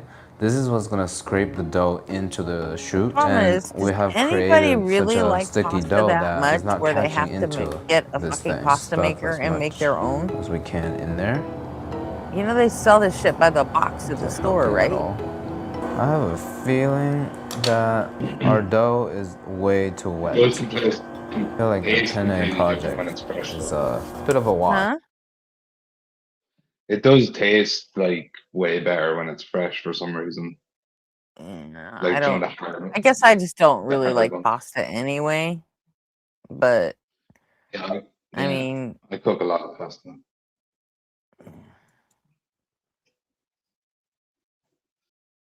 is that a banana peeler? What the fuck is that? We have our crepes ready. What are we eating it with? Obviously, we gotta go with the classic Nutella and banana, but not just any Nutella and banana. We're gonna stuff the banana with the Nutella. This is probably the most unserious The banana stuffer? gadget of the day, the banana stuffer. So let me load Oh, it up for for you. Christ's sake. Banana here. Poke it real quick. You like that hole? Huh? Second step. Yep, load the Nutella into the. Can't handle Is this what I penetration. watch when I'm Pump not the Nutella snarky in. commenting? Not usually, Oh, it's dripping. Not bad. but Although my hand I is holding decided to pull everything up together. whatever came up that wasn't religion or politics. We're decompressing. God damn it! Shut the fuck up, McTime. I mean, it tastes pretty regular, but I have to say, this is probably the most Decompress with fun me. I've had making a banana Nutella crepe. 8 out Oh, of 10. stay. Remember? I could see it being used for other things. We could make You're giving donuts me shit. or churros. Churros would be Try not ideal. to have a I've fucking always heart wanted to attack. make one of those 1,000-layer crepe cakes, but they always intimidate me because I don't want to make that many crepes. With this, I think it's time to attempt once. But yeah, this totally works after a fucking Trump video where While I that's was, cooking, you know, I'm gonna put vanilla frosting in the middle of it. getting a little riled up. So. Hey, 2 chicken thighs, I go and dice it up. If I call Uncle Raj right now, he picking up. Yeah, cornstarch, BP egg white, give it a fluff. We do both flour and cornstarch, some water, egg oil, now batter up. Done and dusted out of this world, so cut a piece and see how it looks. It's like a burger. I'm It tastes just the like guy that a takes really shit out of the well-made middle. tiramisu. It has a hint of Twix bar for some reason. Damn, 9 out of 10. This next one is the most highly suggested kitchen appliance for the video. Almost 40% of you told me to try it. I've seen literally creators make their whole career based on this tool. Today we're just gonna try a couple simple recipes, my first time using it. And to review it together with me, we've invited back one of our most prominent, least intelligent, reoccurring character on this channel, Paranoid Associate. We're back! Have you heard of Ninja Creamy? No. I heard of Ninja. What type of ninja? From the Hidden Village. Do you know what a Paco Jet is? Paco Jet is what restaurants use to make really quick ice cream. You just freeze something into solid and like a Paco Jet would just suck it up and like blend it into really smooth consistency. Okay. But a Paco Jet is $8,000. So to make it more affordable for people to make ice cream at home, they made the Ninja Creamy, which is $200. Our first step would be making the batter, and then we'll have to wait like 10 hours. So Why do we have to wait? We're always waiting. I know. Time is the best cooking tool. So I'll do the first flavor and you do the second flavor based on our, skill level. Okay. So starting with 1.5 cup of whole milk. Pure milk. What kind of milk would you be? Heavy cream? Probably chocolate milk. I said. I would banana milk. No. It would be almond milk because you're nuts. That's very funny. I like that. No, I'll be oat milk because nobody wants it. Bro, I like oat milk. Really? Not that I'm saying I want you, but like I like. That's what it sounded. Now we do a tablespoon of Jello powder. Right? And somehow when I was refilling my car, it charged me for 13.5. And then 2 tablespoons of heavy cream. We don't have to stir too much because the Ninja Creamy has a really high powered blade. It's gonna mix everything for us anyways. Did I mix it thoroughly? Mix it a tiny bit more. We don't have to stir too much because... Now you do the second flavor. Are you ready? Ready to show people PA's cooking skill? Here we go. Master at work. All right. Gordon Ramsay. You're making a peach sorbet. Ooh. Oui, oui. Je m'appelle. Sorbet's Italian, man. Ooh. Do you know how to open a can, bro? Dude. Do you like peaches? I love the peaches. I get them from Georgia. Oh, great. Why am I wearing a white shirt for this?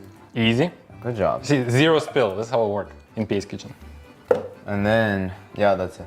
This is divided up into our intelligence level. Bro, so I did the hardest part. Go wash your hands, bro. Okay, yeah. You got the peach juice everywhere. There's only one step in this dish and you messed it up. You understand? This is the hardest procedure over here. So we have sorbet and cookies and cream ice cream ready to go. Why do you have a one rogue pepperoni stick in here? Can you just ask that? That's called a Slim Jim. Slim Jim? Why are there marshmallows in the freezer? All right, good job. So we have several settings. Goes from ice cream, sorbet. Nobody keeps marshmallows in the freezer, do they? Is Probably a that a different thing? video, I guess.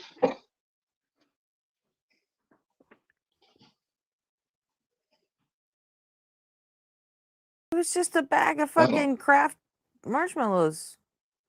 You should try it, Greg. Yeah, Why? Yeah, why was there a Slim Jim in the freezer? Why did he have a fucking Slim Jim? And why does he have a bag of marshmallows? That's insanity. Why do you have a one rogue pepperoni stick in here? Can you just ask that? That's called a Slim Jim. Slim Jim? Yeah, I guess it probably keeps them longer, but I mean, fuck. All right, good job.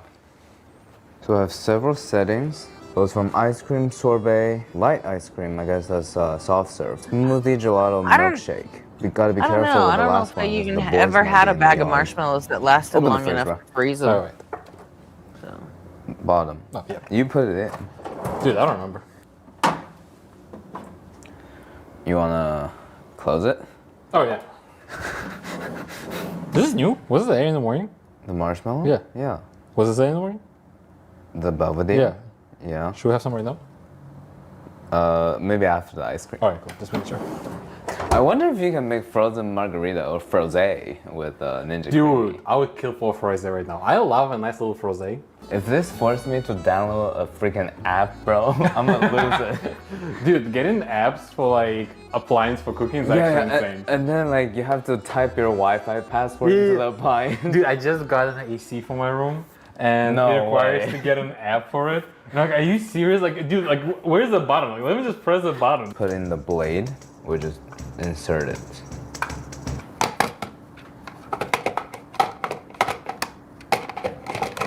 Am I supposed to open it? Oh.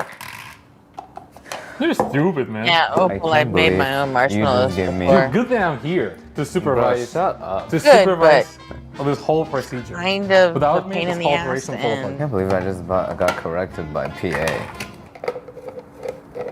Some of us, it's hard to just walk past We're taking off. marshmallows in a grocery store and not Because grab, it has not less grab a power bag. than the Paco Jet, the first mix usually is a little bit more icy. You see, it's not like completely creamy. There's a respin. A lot smoother. I think the Oreo thins are better than normal Oreos. What do you think? Never had Oreo things before. Because you're a thick boy. That's right. Smash. Hulk smash. Oi. You having fun? Yeah, for fun. Yeah, mix it. Why are we doing it 3 times? This is so much work. You just stick it in and wait. How does that work? This is so much work for the ice cream. Like, I'd rather get a pint from the store. Hey, this is healthy. Bro, what is this? How is this healthy? We just dropped like 20 cookies in there. We dropped like 3, dude. We crushed 20 cookies. Ready to eat. That's at least one. Ooh. Very great consistency. PA got us some waffle cones. That's right. No, waffle balls. Oh, waffle bowls. Balls. Bowl. Bowl. Bowls. Bowl. Bowl. Ball. It's not like an owl, but like bowl. Bowl. Yeah, what is that? I want a perfect bowl. No, shut up. I want a perfect bowl in my bowl. Cheers. Ooh, wait, this is way creamier than I thought. Mm-hmm. It tastes like softer slushy. Yeah. But wait, is this sponsored? I was supposed to pretend like this is good. No, it's not. It's not? Okay, this is like alright. Ninja stopped paying me a while ago. Okay, then it's alright. But in case they do want to sponsor you later, this is amazing. This is the best thing I ever had. But I think the process of making this ice cream at home is way easier than what you would have done with like one of those churners. All right, moving on to the peach one. You just saw me do it. Are you ready to do it yourself? Harder than buying Of fucking course. ice cream. Wait, I Store. was supposed to be paying attention? It's not a twist top. No, I knew. Just checking if you remember. All right, the key here is to really get the alignment right. You get the alignment right, okay? Easy.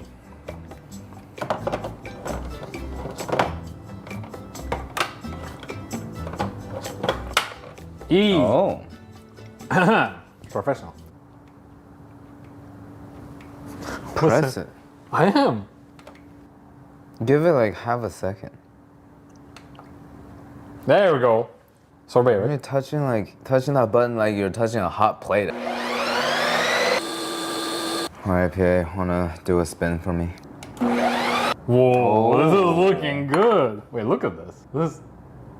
This is actually looking good. No, spoon it towards them. Gotcha. And then like let it naturally fall out. Tilt it. Me too, Kip. This Nice. is way Now too you're a fucking. food content creator. It's nice. That's pretty good. A tiny bit icy, but this is as good as you get with the sorbet. The only thing is, I can definitely tell this is canned peach. Fresh peach. Because your exquisite palate. I do have exquisite palate for fruit, bro. I know my peaches. I know my plums. Oh, you and your plums, bro. Bro, Don't get me started. Like, plum is the worst fruit. I don't know why that's your favorite If you get fruit. a plum, that's red on the inside. Nobody ever wakes up one day and be like, I'm gonna have a plum. No. Plum is not a morning fruit. It's a late night snack. That's No way, I love plums. No. Sometimes you just crave a nice little plum. Did you guys see that plum Justin was eating? Like, was it Monday? The fucking thing was huge. It was like a radioactive mutant fucking plum. I've never fucking had a plum that big, but this thing was big. Giant plum. Mm-hmm. It was a giant fucking plum. It was like the size of a fucking nectarine. It's crazy. But Plum is just a sweet eggplant. What the hell do you know about plum? Is what did you say? Oh, I want to show you my guilty pleasure. All right. When I eat sorbet, this is what I do. I eat it with Snyder pieces. So with the sorbet and some honey mustard Snyder pieces.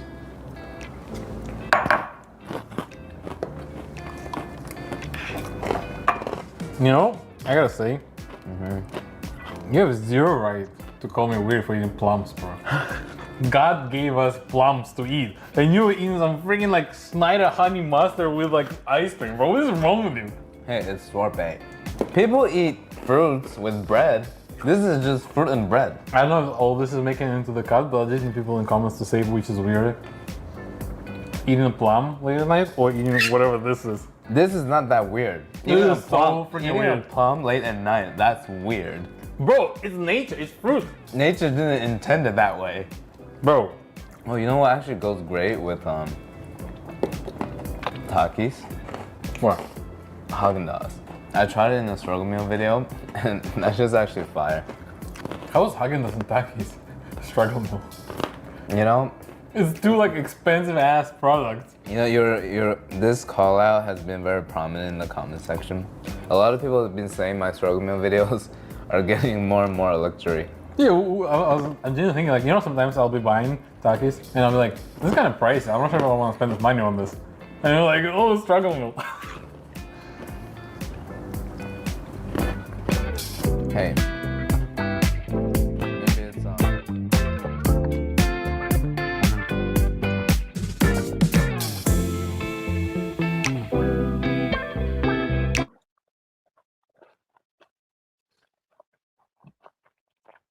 Okay, that was a good palate cleanser.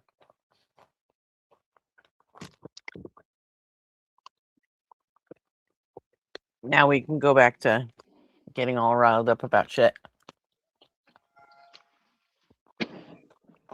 Yeah, so ADHD doesn't exist, right? And Oh, shut the fuck up.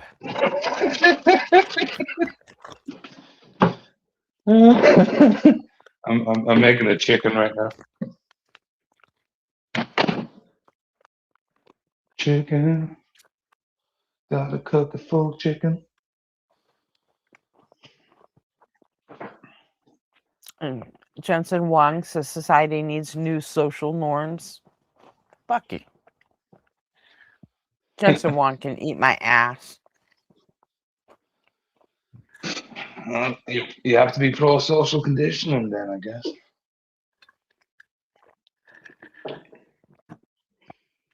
What, to eat my ass? No, he doesn't. Actually, he do that for free.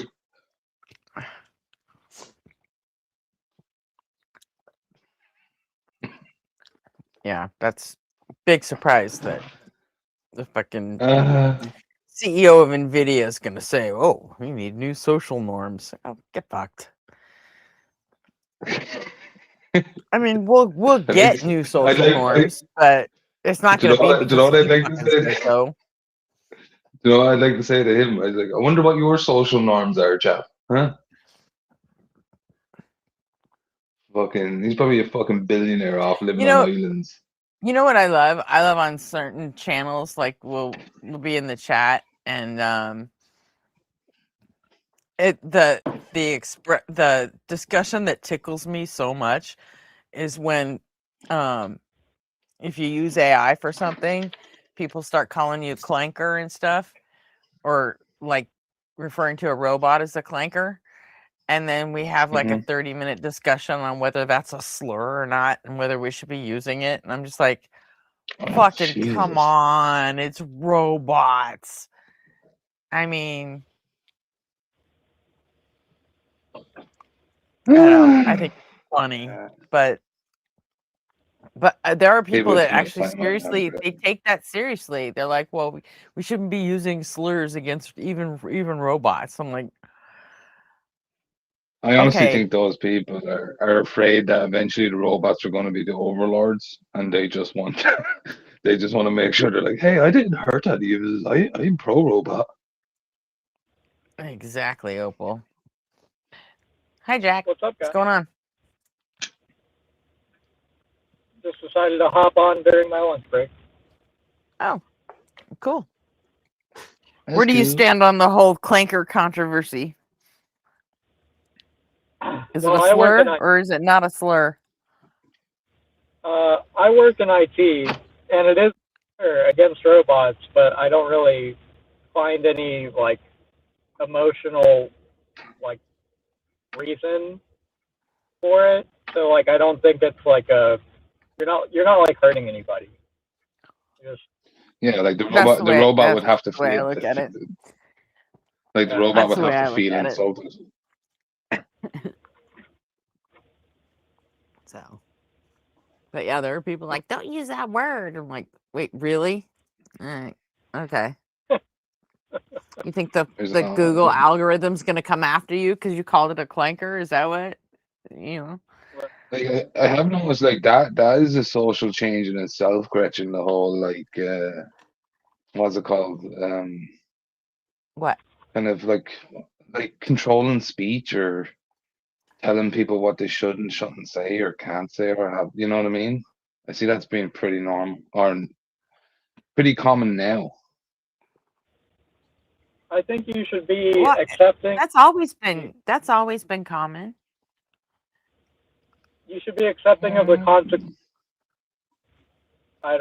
It doesn't matter if people want to try to silence your opinion or not. Just don't be surprised. People have an opinion on your opinion. Mm-hmm. Yeah, of course. Yeah, as far as like tone policing and stuff, that's always been a thing. That's not a new thing in society. I suppose you're right. I It's mean, more like we were allowed to say when I was a kid that you're not allowed to say now, and there were things that my parents were allowed to say when they were kids that they couldn't say when I was a kid. You know, I mean, yeah. language evolves right along, you know, with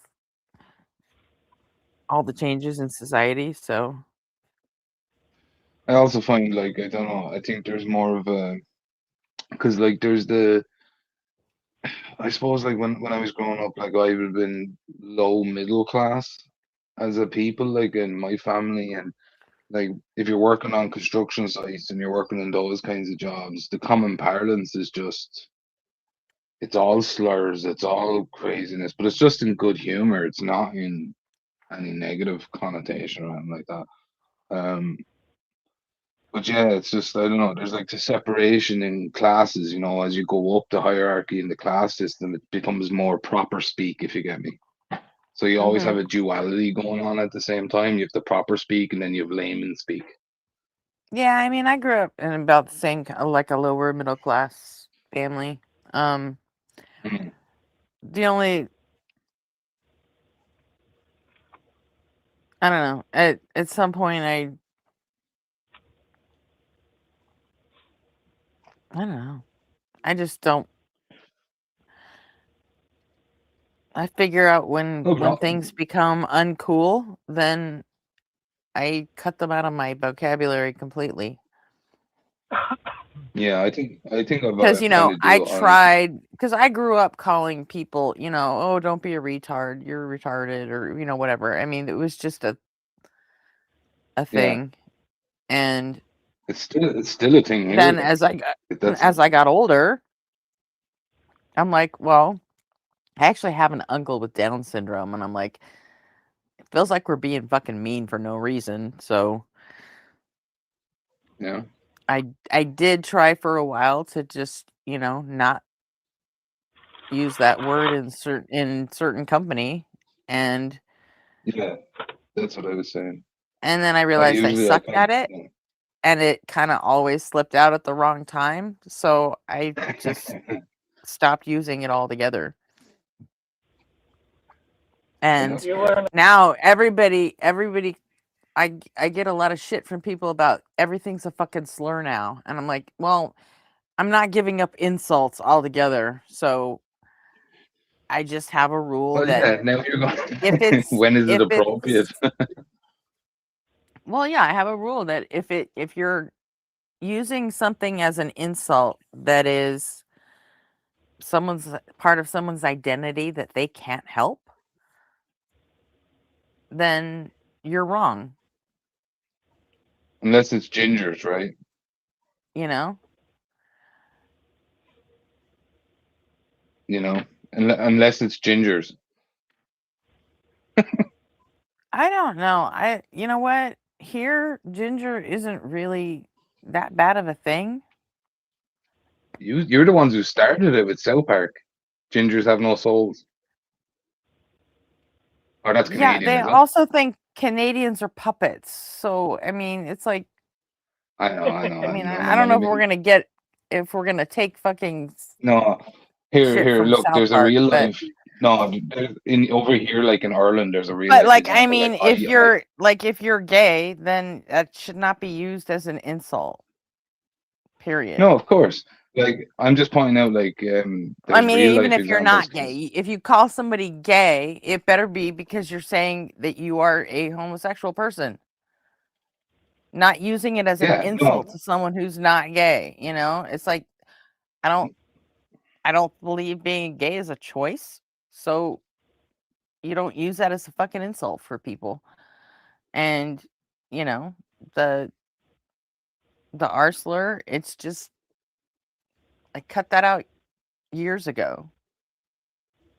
So Yeah, no, just because like I didn't want to use it. the reason why So the I'm reason why not I going brought up to the ever again. ginger. Yeah, the reason I brought up the ginger thing was because there was like it's not so much common anymore, but when I was growing up, like I'm ginger, right? So we used to get kind of discriminated against as being travelers or knackers or gypsies because that's where we came from historically. Uh-huh. And so like me and my brothers and all, if we went out to nightclubs and stuff, sometimes they won't let us in because we're four ginger boys, and they just fucking, call us Joker, we knackers and don't stuff want like people that. to say the R slur. That's not what we were saying. So there was a different historical context with gingers in Ireland, and then Americans kind of perpetuated a joke that had no context with that history, which was funny. And then Ginger's like, "Oh fuck." Isn't it worse in Europe about Yeah. like from gypsy? Mm-hmm. Like 'cause in the Yeah, States, it's not. from that Yeah. culture. Because they still have like Romany there, and although we do have some in the U.S. too, like on the East Coast. There are Yeah, there are 100%. communities of Romany here, but they tend to not live in RVs here, whereas on your side of the lake it does, huh? They do, don't they? Yeah. Like it depends on the culture. It depends on the different gypsy, the different tribe of gypsy, where they're from. Like some will build shanty towns, some will rent caravans. Like in my country, the travelers, they'll have mobile homes and they'll just put them up anywhere they want, where there's open ground, and they have horses and stuff, and they do their own thing. But yeah, it's different in Europe. All right, they're definitely looked down upon. That's for sure. Yeah. And they're kind of known for being involved in like organized crime, right? Yeah, Sort of. yeah, especially Yeah. like Irish travelers. Like, Yeah. not all of them now, obviously, but a high Right, not percentage. all of them, clearly, but that's the Yeah. association. So Yeah. Chris, this might seem like a bit of a side note, but I'll pull it together. Have you ever seen the show Burn Notice? Uh-huh. Okay, so Michael Weston,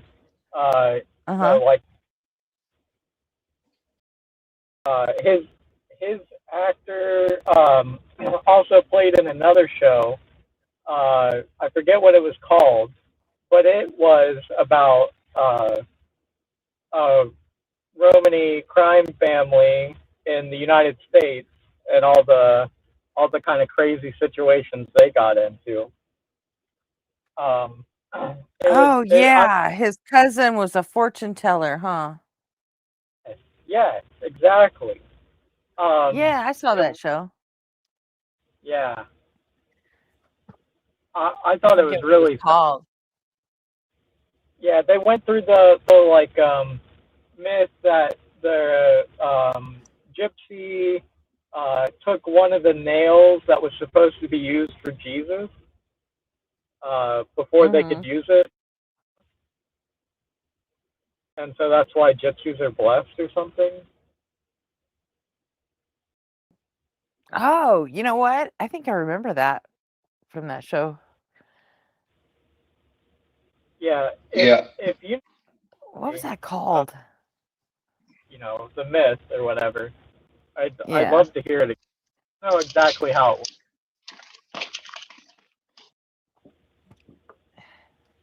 Well, let's look it up.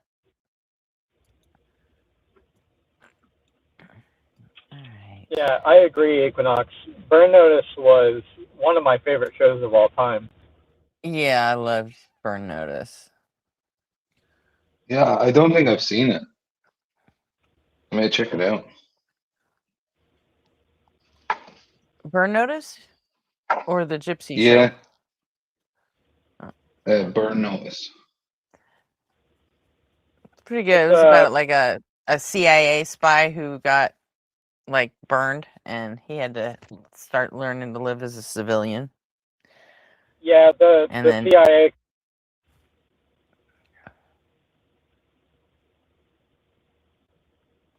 And then he did a bunch of missions for people in his community, returning a girl that got trafficked by a cartel member or whatever. Just a bunch of different crazy cool stuff like that. And then he tries to get back into the. I won't spoil too much, but eventually gives up on that. But it's old ending. It's really cool. Okay, so the Maybe Romani I'll definitely check it out. crucifixion nails legend, also known as the legend of the fourth nail, is a widespread folklore narrative that attributes the forging of nails used in Jesus Christ's crucifixion to a Romani blacksmith. A Roman soldier asked a Romani blacksmith to forge the nails for the cross. The missing nail. In the most famous variation, a fourth nail is made of gold and intended to be driven through Jesus's heart. The blacksmith steals the nail, which lessens the suffering or spares Jesus's life. Wait, really? That's interesting. Because of isn't it? their role in the event, the Romani people are either divinely cursed with perpetual wandering, or they are blessed by Christ and granted the right to steal without moral consequence. Exactly. Oh God, the ultimate fucking cope. That's so cool. It kind of actually logically makes sense, right? It's like Yeah, in Robin a Hood, right? It's drunk Robin kind of Hood. way. No, but Robin Hood. Remember Robin Hood in England? The Yeah. myth of him stealing from the rich and giving to the poor. Was he Romany? I mean, No, but I'm just linking them. I'm not. He's not that's Romany. No, hilarious. They're blessed by Christ and they granted the right to steal without more consequence. That is fucking hilarious. great justification. When I heard that story, it was just baffling to me. Ah, that's brilliant. Fucking smart people, but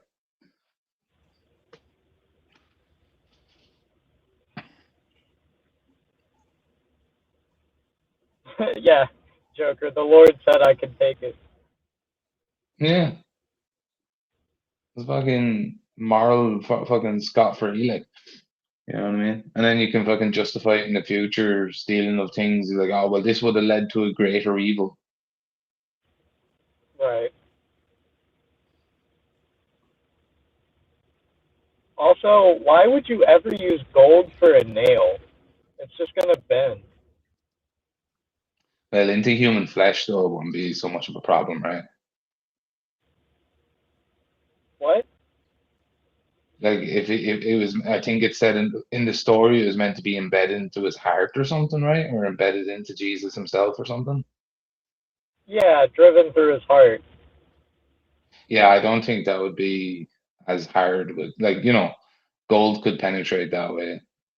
I think more symbolism, right? Probably.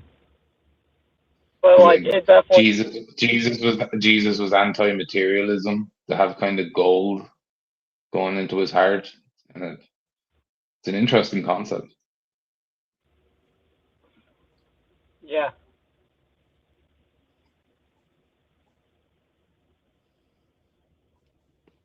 But yeah, there's loads of those. Like even was it the spear, the Roman spear tip, and all that stuff. Oh yeah.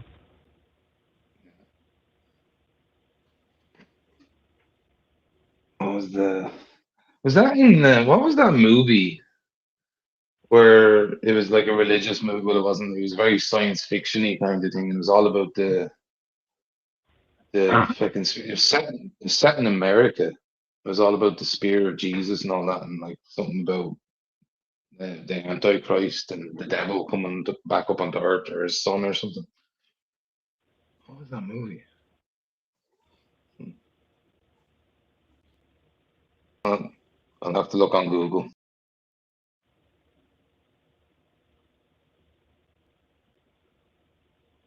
The Spear of Destiny. That's what Joker said.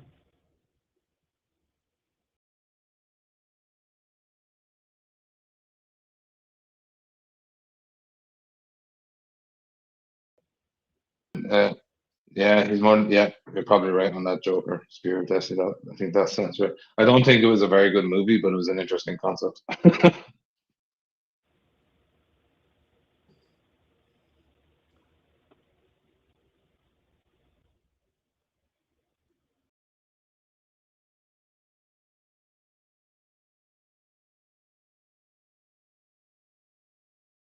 Yeah, but I love how these kind of conversations go from. It's very like us, Gretchen, to go from tangent to tangent. Go from slurs to gypsies to mythological stories.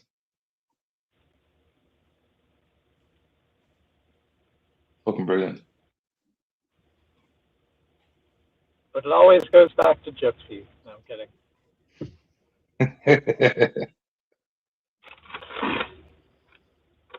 Oh, stuff. I definitely come from that stock, all right. If you track my ancestry back to the past, some nomadic Irish tribe. Listen, I don't think you have to tell white Americans, you know, that you came from. Yeah. Sure, we were spread all over the globe, sure.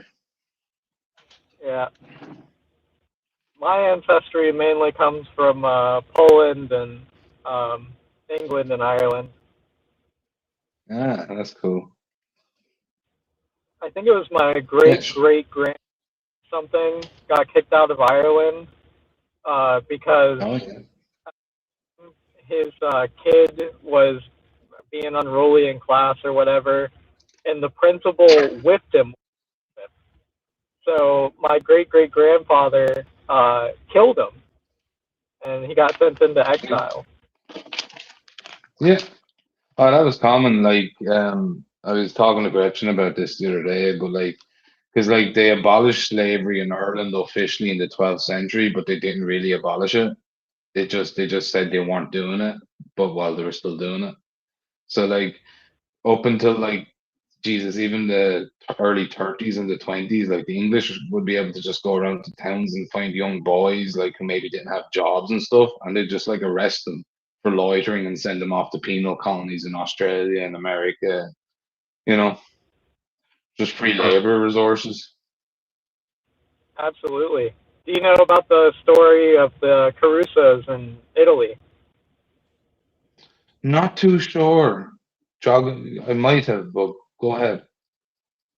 So Italy obviously had the same problem, but they actually it was Mussolini who stopped the practice of labor, surprisingly.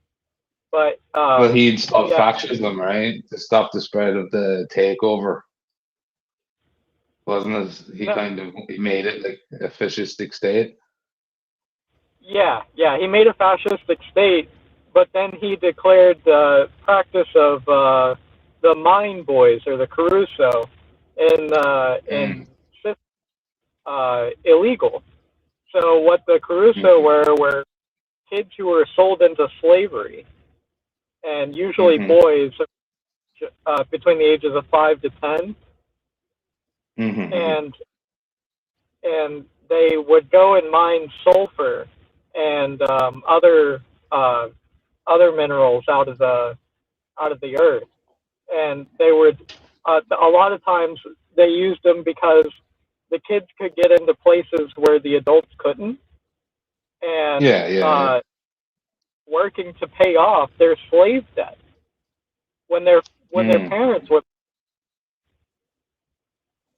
So So it was more of a slave uprising kind of thing, a slave uprising.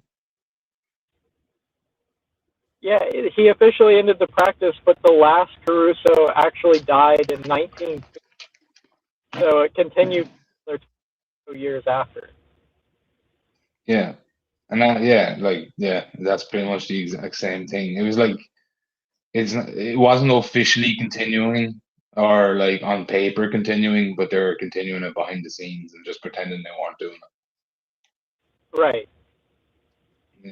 Yeah, that's exactly what went on here for fucking like sure. We really didn't get our freedom till the rebellion of 1776. That's when like, you know, the Easter Rising happened in Ireland. We like fought them back militarily, GPO. Now we still lost and all our leaders got shot and killed. But you know, like it was after that that kind of set the sea change in Ireland. You know, the IRA got more after the Easter Rising, there was a lot more I guess Irish kind of solidarity, I guess. As in like, you know what, we're sick of this. So yeah.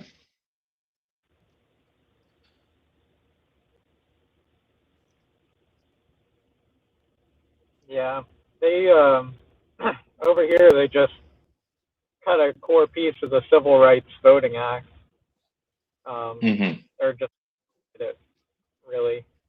Basically, so the part of the Civil Rights Voting Act that they changed, I was actually in Nashville protesting because they were calling the districting for Memphis, which is a supermajority black city.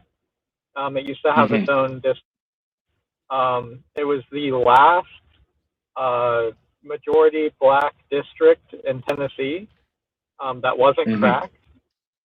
So the part of the Civil Rights Voting Act that was changed was basically, if the maps drawn changed the voting power of a particular minority group, that it doesn't matter if the explicit reason was for like political gerrymandering, so like one party over the other. That was now nullified. So basically, you have to explicitly state, or the people who are trying to redistrict have to explicitly state that they're doing it for a racist purpose. Okay.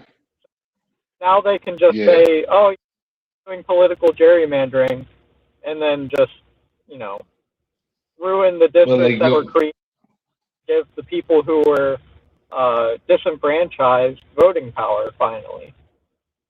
Yeah, I don't know, like I find the American system as far as like the voting and all, and it's very convoluted, if that makes any sense. Like it's kind of like power in blocks and stuff like that, and it's where Europe's very kind of different. It's mostly but same kind of system split along two-party lines, but yeah, like we have our own version of gerrymandering, let's say in Ireland, or in Europe, but it's quite different. If that makes any sense, I don't know. It's like of course politicians, you know what I mean? They're trying to create voting blocks for themselves.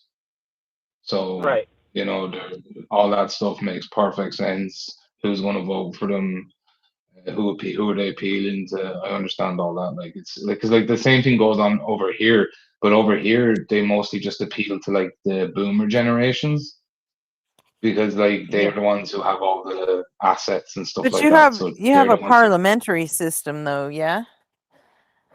I mean, Republic. it's really kind of the same thing, really. It's just Yeah, it is. Like our system's more like the English system. We basically just adopted the English system once they left because that's what they were kind of ruling us with. yeah, but And electorally, it's really not that different from ours. It's just that we have, you know, we have a Senate and the difference would be the Congress. president. I mean, it's just, huh? The main difference would be the president. The president. Yeah.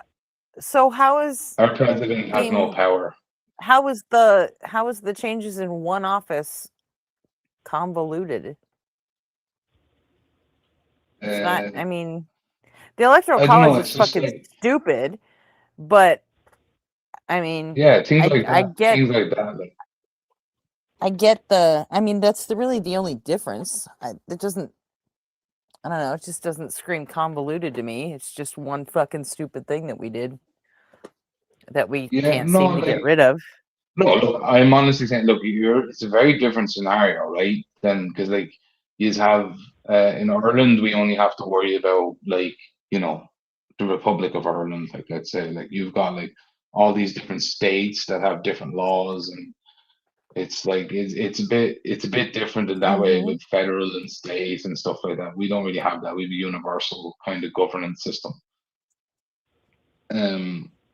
So here the voting bloc is very unified, I guess.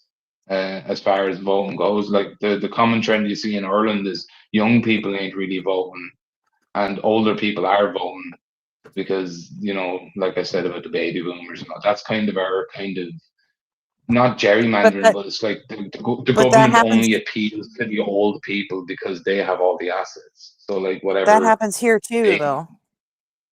Yeah, it does. Yeah, I'm pretty sure. Yeah, 100%.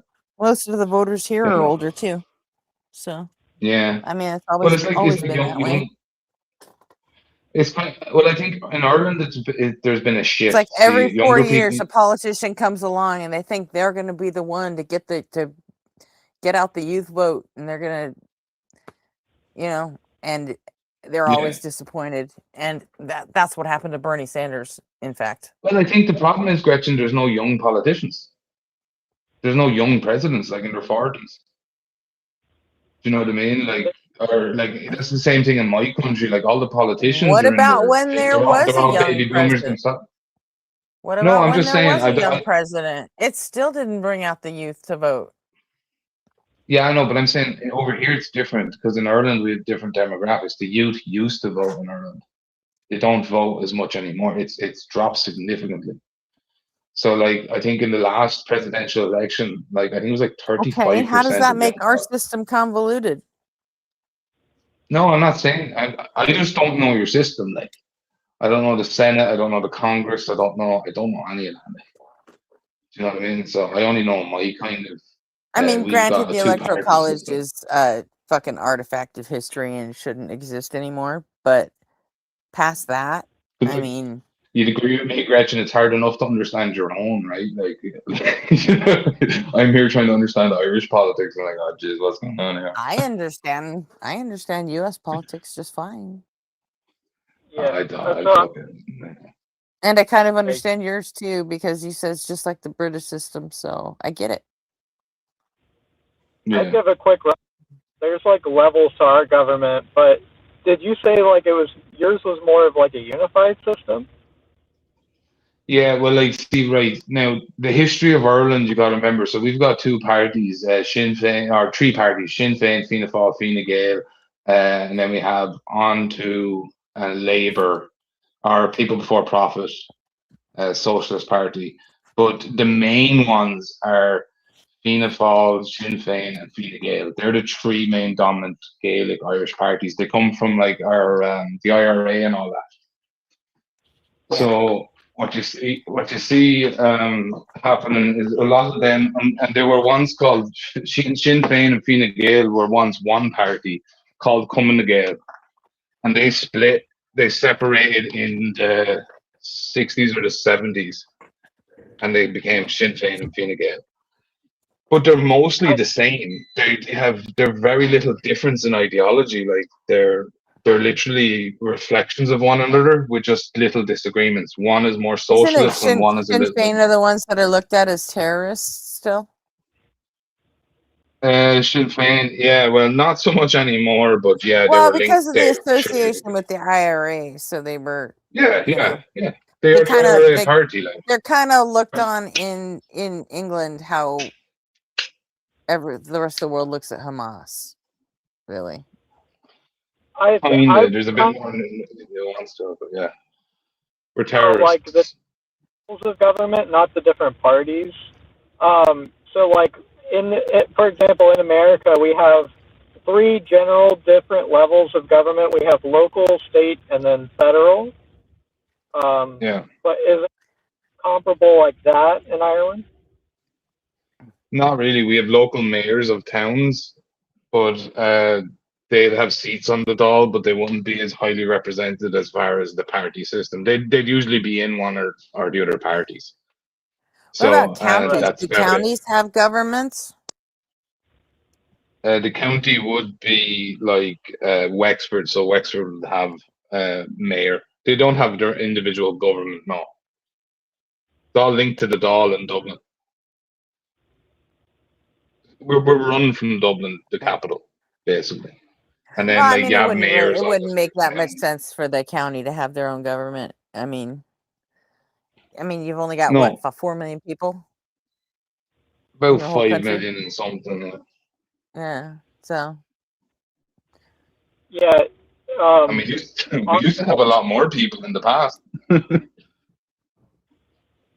Our country is more large in both population and size, so it makes sense for ours to be a little bit more convoluted, you know? Yeah. Yeah. That's what I mean. That's what I say. It's so much bigger, like. Yeah, we've got more people in was LA it County than you have in your whole country. Exactly. Yeah. We have And then twice you as think many about it people. on. Sorry, go ahead, Jack. We have twice as many people in New York City than he does in his country. Yeah. And like it's just it's and it's just fascinating. I find that fascinating. Is like your country government, like America, financially does pretty well. Obviously, I say the middle class is suffering from. It's just interesting that we're suffering from the same problems that you guys have as far as housing and all that stuff for young people and whatever like that in such a small place. Yeah. I mean, they're all human problems. So Yeah. Yeah. I mean, human nature is gonna human nature, no matter where in the world it is, right? Yeah, they just don't want the price. Yeah, they just don't want the prices of housing to go down because that's bad for the bottom line. No, that's not what I meant at all. But that's what I personally think. There's always That's what going to it is. be income disparity because Oh, there's yeah. always going to be rich people that want to keep all the fucking money, you know? Oh yeah, and there's always going to be just inequality in general. You know, Yeah. it's hard for everyone to be able to like you can't make everyone become doctors. You know. And I know some people disagree, but I think we're going to keep killing each other because it's what we do. More than likely.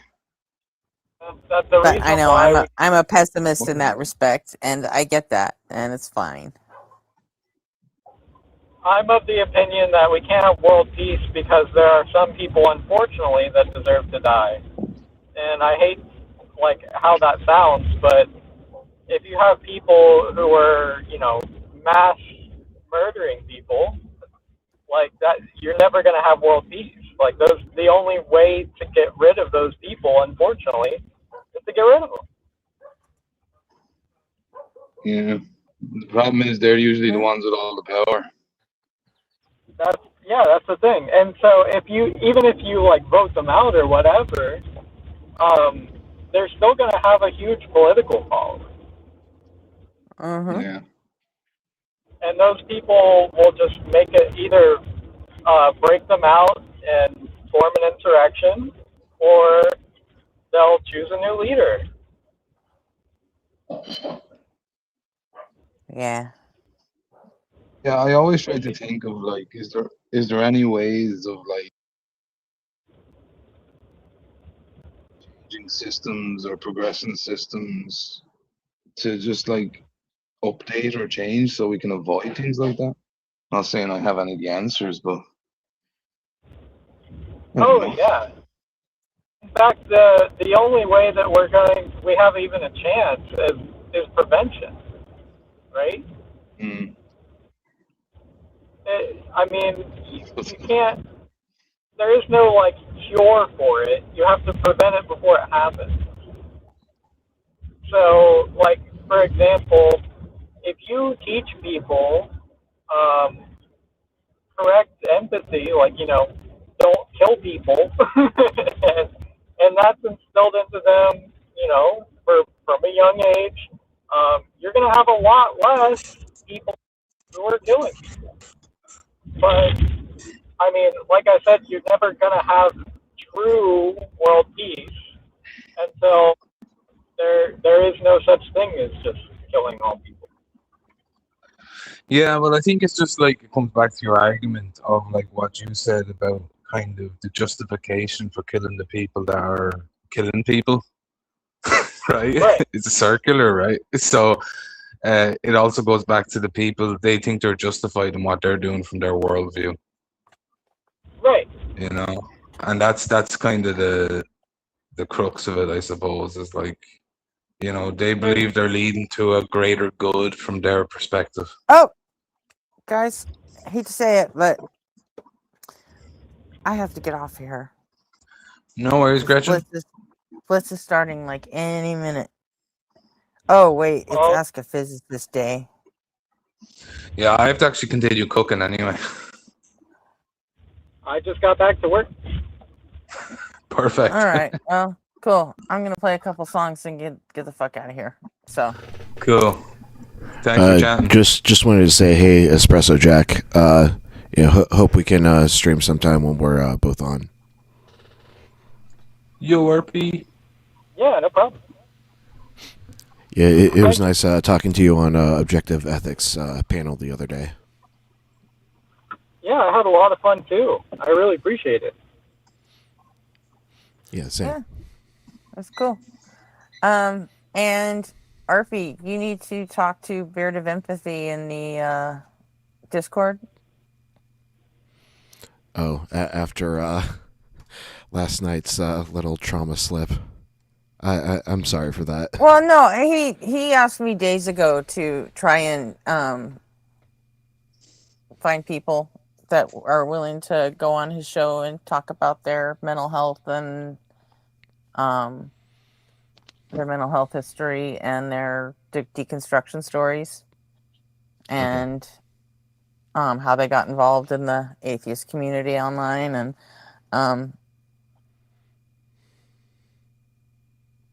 so I was actually supposed to say something before last night, so that had nothing to do with that.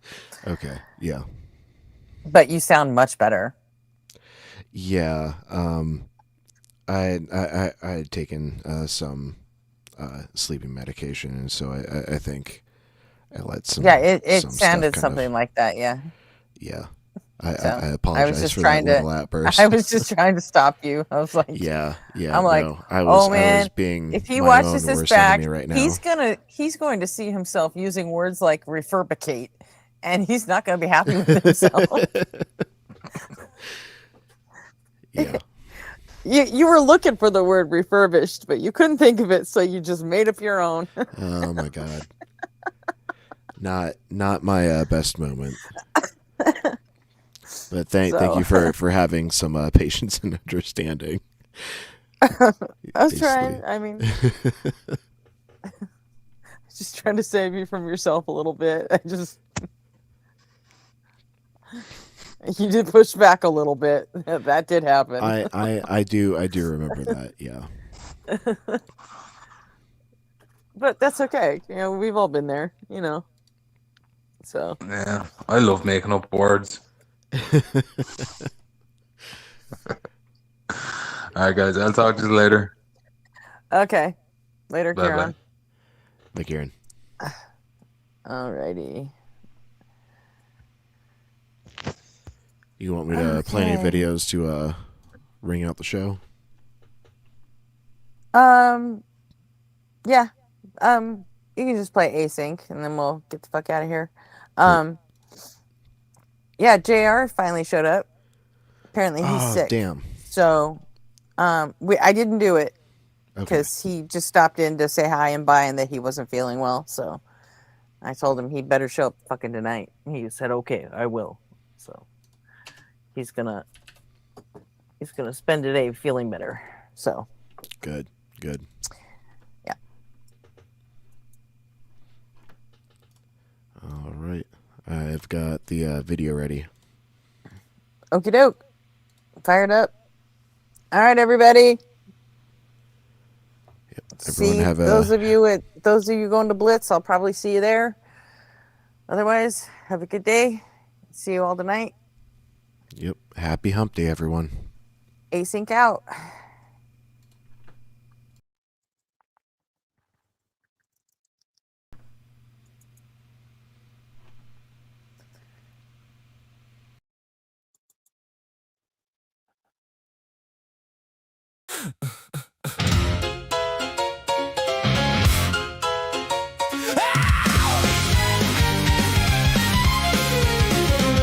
You dress up doubt in velvet robes, throw dead men's quotes like holy stones, name drop Plato and wave your hands like a mystery will make us understand. You sell transcendence cheap online with cherry-picked and twisted lines, a sermon built from smoke and mirrors, preaching louder cause the truth gets nearer. You claim spirituality, philosophy and historicity, but all you got is sophistry. We don't believe your silly fairy tales, but we're ready to talk about it if you want to. We'll even fight about it if you need to. So light the match, strike up the choir, turn your doubt into wildfire. We're dancing on the altar rails tonight. You call it faith, we call it theater, cheap illusions dressed up deeper, but everybody loves a beautiful lie. Whoa, whoa, you want salvation with the spotlight glow. Whoa, but the house always wins the holy show. You wear gullibility like couture, but every answer sounds rehearsed. You quote the saints, ignore the science, then call your a martyr complex in high heels, selling wounds that never healed. You need an enemy to justify the glitter in your bloodshot eyes. You claim spirituality, philosophy, and historicity, but all you got is sophistry. We don't believe your silly fairy tales, but we're ready to talk about it if you want to. We'll even fight about it if you need to. So light the match, strike up the choir, turn your doubt into wildfire. We're dancing on the altar rails tonight. You call it faith, we call it theater, cheap illusions dressed up deeper, but everybody loves a beautiful lie.